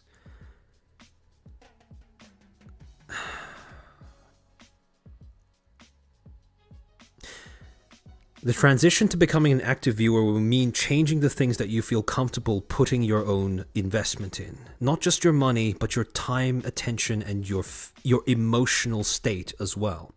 See, the thing is, I do suspect that HoloLive is rapidly approaching, if not has already passed the point, where being invested in the company is going to yield diminishing returns, where it is less safe to be a fan of HoloLive the company than it is to be a fan of, let's say, Takanashi Kiara, for example, or Oro Crony, or Regis Altair.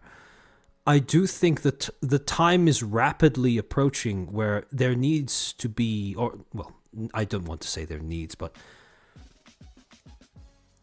you may be called upon to make a choice between being a fan of the company and being a fan of an individual talent.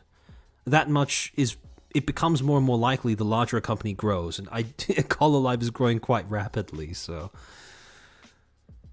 that's why I put so much emphasis earlier on and went into that entire spiel about making sure your favorite talents feel safe. Especially feel safe enough to butt heads with management. Because if they are not, from what we've seen, it's up to each individual talent to advocate for themselves, at least to some extent. They can get another talent to come into negotiations with them, but at the end of the day, it's up to them, fundamentally, to say to management what they want access to, what they want to do, what they want to be allowed to do. And if the talent doesn't feel safe enough to articulate that, then, well, HoloLive is going to be in a bit of a slow but steady decline if that point is ever reached. So, the problem is, because of the fact that HoloLive has now reached a point where it's not able to accommodate everyone, right? This means that there is no way of telling which talents will be alienated by the next change that they have to make in order to keep operating as a company. Because the anchors that people have developed when it comes to grounding their image of HoloLive in their minds are no longer functional, because those were anchors that relied upon the company having a direction that would accommodate the overwhelming majority of talents. And HoloLive has reached a size where that is no longer possible. You can no longer rely on HoloLive making black and white decisions, because the choices they're making are not black and white. It's not, defend your talent against harassment from a manager or don't. It's now something a bit more complex, like, I don't know, let's say,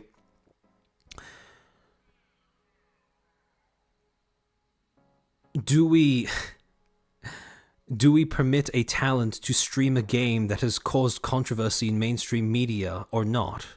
Now, for you and I, that might be a very clear black and white choice, but for a company that now is subject to public investment, that's no longer as clear a decision as it might have been before. So, what I'm saying is that we are now in a position where you cannot have one anchor that will act as you can no longer have one canary that will tell you if that will work for all of HoloLive. Fubuki is a great measure of HoloLive's integrity. I still believe that not great, but still a good measure of HoloLive's integrity as a company. But like I said, you can't rely on Fubuki to tell you if your specific Oshi is going to graduate, because that's impossible. That's asking too much. And so we're in a position where, at the risk of sounding a little pretentious, there's only one thing that you can do as a fan. And that is act as an anchor for your favorite talents. Know who your favorite talents are, why you like their content specifically, and support them, because they will be your canaries. They are going to be the things that let you know if HoloLive as a company is still worth supporting. Because if HoloLive as a company is still worth supporting for you, then that means the talents you enjoy will be there as well, will be accommodated as well. And if the talents you enjoy are gone, well, what reason do you still have to stick around? That may sound cynical and a little callous, perhaps, but fundamentally, why? And so, the one thing I pretty much, I feel is safe to say is that the way forwards is going to be finding yourself new anchors and being one for your Oshi as well, because that's all you can really do. So, it may be a little bit of a cold comfort, perhaps. Cut your connection. I'm not saying cut your connection to the company, but be a bit more discerning with how you choose to attach yourself to it. Be a bit more deliberate and discerning when it comes to what specifically about the company you support and or don't. In other words, I don't see, ironically enough, I don't see being a HoloLive fan as a blanket term being viable for too much longer. Maybe 1 or 2 more years. Then after that, it would make more sense to say, I am a HoloLive fan because I like XYZ talent that is still there. But yeah. But Chris Olkers, thank you for the 5. Choose talent over company, but if they go to Twitch, they are dead to me. Twitch is quite the place.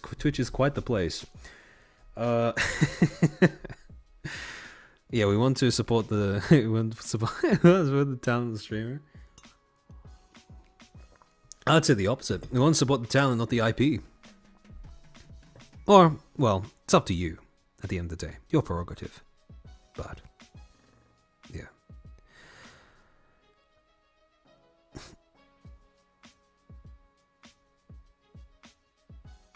At the risk of exercising prudence, at the risk of being condescending, exercise prudence. Yeah, kind of, basically. The most the most disturbing part of putting this entire stream together is then taking the same principles I used to form my opinions of HoloLive, Nijisanji's brand, VShojo's brand, and then applying it to Face Connect as well. Because I actually like Face Connect. I feel like Face Connect is, or at least currently, it's at a point where I like enough of their talents to feel comfortable saying that I support the company as a whole. In terms of, I feel comfortable referring to myself as a FaZe fan because there are that many talents that I enjoy. But I mean, I'm imagining a future, let's say 2-3 years down the line, hopefully longer, where FaZe becomes large enough to the point where it is worth worrying about them making compromises on their own identity. I don't think FaZe is up to that scale yet. I don't think FaZe stands to gain very much from compromising the thing that makes them different or unique. And the thing is, this is something else that I find quite irritating about a lot of other entertainment companies. FaZe, thankfully, doesn't seem to have fallen for this trap yet, but so many other companies mistake being offensive for being non-viable. That's just not the case. Because too many people think of branding as identification, and not enough people think of branding as differentiation. Because the thing is, if you're offending somebody, that's, well, number one, that's inevitable. But number two, that's your brand doing its thing. That's working as intended. You are differentiating yourself from another product because of the fact that somebody else who might enjoy that other product might not enjoy you. That's just a natural consequence of having an identity and a brand and sticking to it. And it's just something that whenever I see a company bend over backwards because they don't seem to register at this point, it just irritates me to no end. Actually, yeah, this is now well into the the unplanned portion of the yapping. By the way, thank you to everyone who tuned in for all the planned portions of the yapping. You sat through a lot. On your way out, please subscribe, comment if you're watching a VOD, etc., etc. I really appreciate it. It helps the algorithm. Yada yada yada, December ad revenue, YouTube this, YouTube that. But yeah, thanks for turning up. I really appreciate it. But back to what I was saying before. I don't know if you guys... Okay. Oh, I'm wondering if I should save this for a future stream. I still need to guerrilla a stream talking about the Matara's art contest and the new wave of YouTube bans. I'll do that at some other point later on this week, I think. Hopefully. I was going to do it earlier this week, but then then this presentation scope crept a little bit. But there was this... recently there's been this company, Vols, that forced one of its talents to apologize on Twitter because they made a fucking fertility joke. Or at least that's the... Well, technically that's still speculation, but I don't see any other... There was not really any other post in that particular instance that could have been it. And when I say fertility joke, I literally just mean, the meme of all of those fertility aids like framed around a person's model, with enough whatever, and you can reforge a dying star, XYZ. And it was just their model. Absolutely. Every time I see a company do that, it's just... I want to slap somebody among their higher ups. Because holy shit, if only more people among those positions of power understood that part of branding is differentiation, which necessitates alienation, we would have so much more diverse forms of media. And I mean diverse in the truest form of the word, as in catering to different people and being okay with that. So many more different niches would be filled because people wouldn't opt for the same corpo-safe slop all the time. It's just so annoying. Surely it's not Globey? No way it's Globey. There's no way. I don't think Bonnie Boxwell would be caught dead apologizing for making a fertility tweet. And thank fuck for that. Every time they show up on my tweet, they brighten my day a little bit. Because they always get a chuckle out of me. But... it's insane what people feel the need to apologize for. Like, holy shit. Just have a spine, have an identity. Be okay with excluding others. Honestly, this whole acceptance thing that they seem to be preaching in schools and universities nowadays has done more damage to people's ability to socialize than anything else, because people are no longer seem safe having an identity, because having an identity would mean that it doesn't appeal to everyone. And this has done awful things for the whole concept of branding, especially in the corporate sphere. Holy. But yeah, as I was talking about before, when I was applying all of those, when I was looking at Phase Connect's brand from a semiotic, from the point of view of semiotics, trying to understand what makes it work. Oh, Azahara, I swear one person probably won. Yeah, no, I agree. I don't think there's a whole crowd of menopaused women complaining about someone making a meme like that. I think it's just one freak. But anyone can get one guide. It's just a matter of, well, how big do you have to be before that stops being a problem? Unfortunately, I don't think it's actually tied to size, but more to mentality, but that's an issue for another day. Yeah, when I was applying all of those, that framework of analysis to FaZe Connect's brand, trying to understand what is the core of FaZe Connect's brand, what is the myth that FaZe Connect operates off of?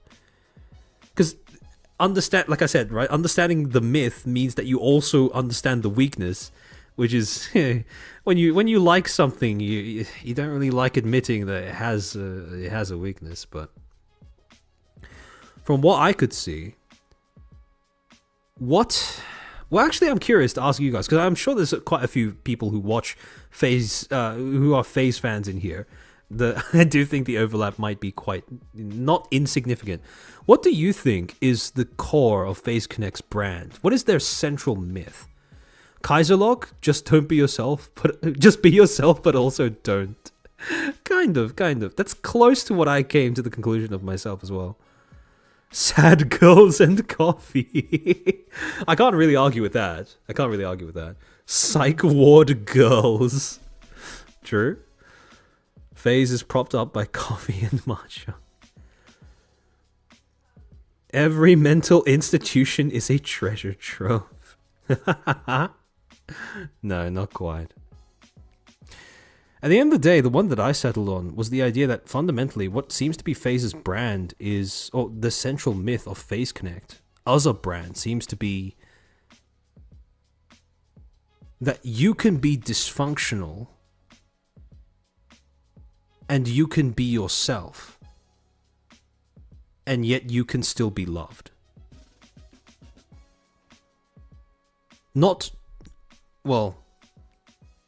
Yeah, I think fundamentally when I thought about FaZe Connect's central myth, that's what I ended up settling on. Because I do think that their brand is inseparable from dysfunction. As funny as that sounds to say aloud. Yeah, there is a little bit of irreverence to that, right? Again, it's all about accepting your dysfunction. Or maybe not accepting it in the sense of wallowing in it, but not trying to hide it, I suppose. In the process, maybe even recovering from it, or lessening its impact on your life. But I do think that's the core of FaZe's myth. And the thing is, the reason why that is a myth is because of the fact that, how do I say? There are limits to that. Two specific limits that I identified when I was thinking about this. One is that FaZe needs to be, the reality is that obviously if you simply assume that every dysfunction can still be loved, that's horse shit.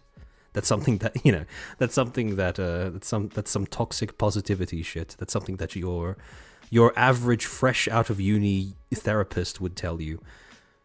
But I do think that one of the limitations with that myth is that FaZe needs to be really, really picky with what kinds of dysfunction it chooses to take on as part of its roster. So far, they've been nailing that balance. But they have to be really, really picky. Which is kind of funny because it means that whoever is recruiting for FaZe needs to be a connoisseur of dysfunction. But, yeah. And the second limitation is that can only be the case. That myth can only become true if the person with the dysfunction is extremely self-aware.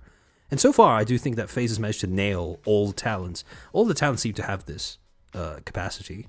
All the talents seem to be acutely aware of their own dysfunction.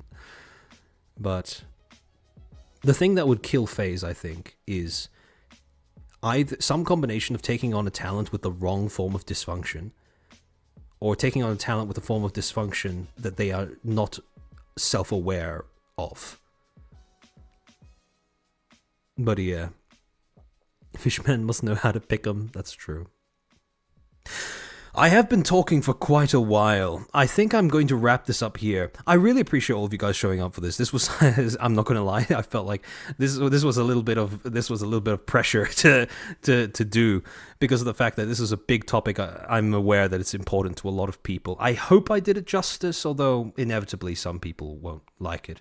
If you have any feedback, though, and you are willing to express it in a way that is articulate and or actionable, preferably actionable, but I'll settle for articulate, feel free to just leave it in the comments below if you're watching the VOD. But yeah, thank you again for showing up. I'm considering what I'm going to be doing for streams going into the next month, and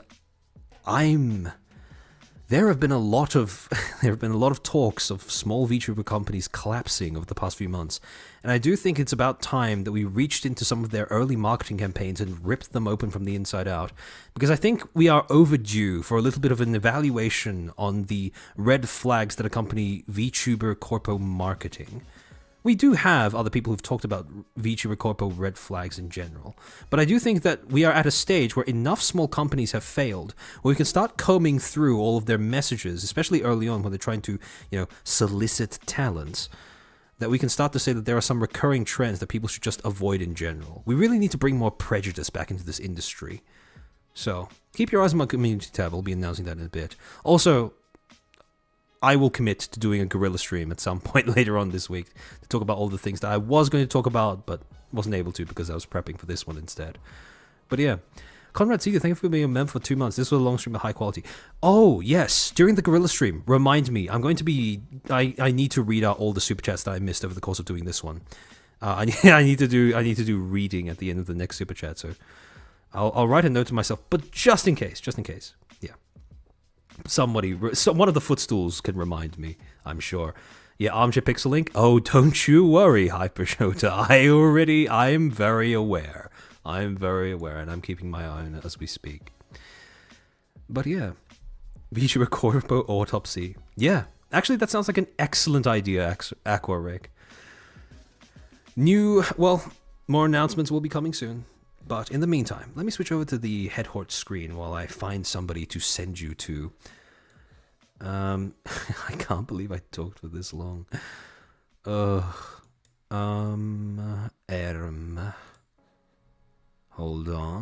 on. We are finding people. Okay, so, Pippa is live, and, fuck it. I'll just do it. Whatever. Okay, guys, I want you to behave in Pippa's chat. If I see anybody, if I see anybody acting up in their chat, I am going to take your liver. So, also, Pippa's a very big HoloLive fan, so I'd ask that you guys, if she, don't. I would avoid bringing up what we were talking about over the course of this stream, because I can see why some people would find it distressing. Last thing I want to do when it comes to Pippa, to be honest. But yeah. Alan is 3D, thank you for being a member for 5 months. Oh yeah. I hope you guys have a happy new year. I hope you guys get to spend it doing something that makes you happy and sets you up to have a great new year as well. But in any case, soon afterwards, I'll probably see you guys again. Because gorilla. But yeah. I'ma act up. No, don't test me, Anna. What? Don't test me. But yeah, thank you to all the new footstools. Thank you to everyone who gifted to all the new footstools that have joined the club. Thank you to all the backseaters for turning up. You guys have shown me a lot of love. I really appreciate this warm welcome back after taking that break. It was good, but it's nice to be back. It's really nice to be back. So yeah, thank you for showing up. More content to come soon. Keep your eye on my community tab. Follow me on Twitter, etc., etc. Like, subscribe, all that shit. Behave. Again, I'll be watching. And I'll see you next stream. Otsu chair.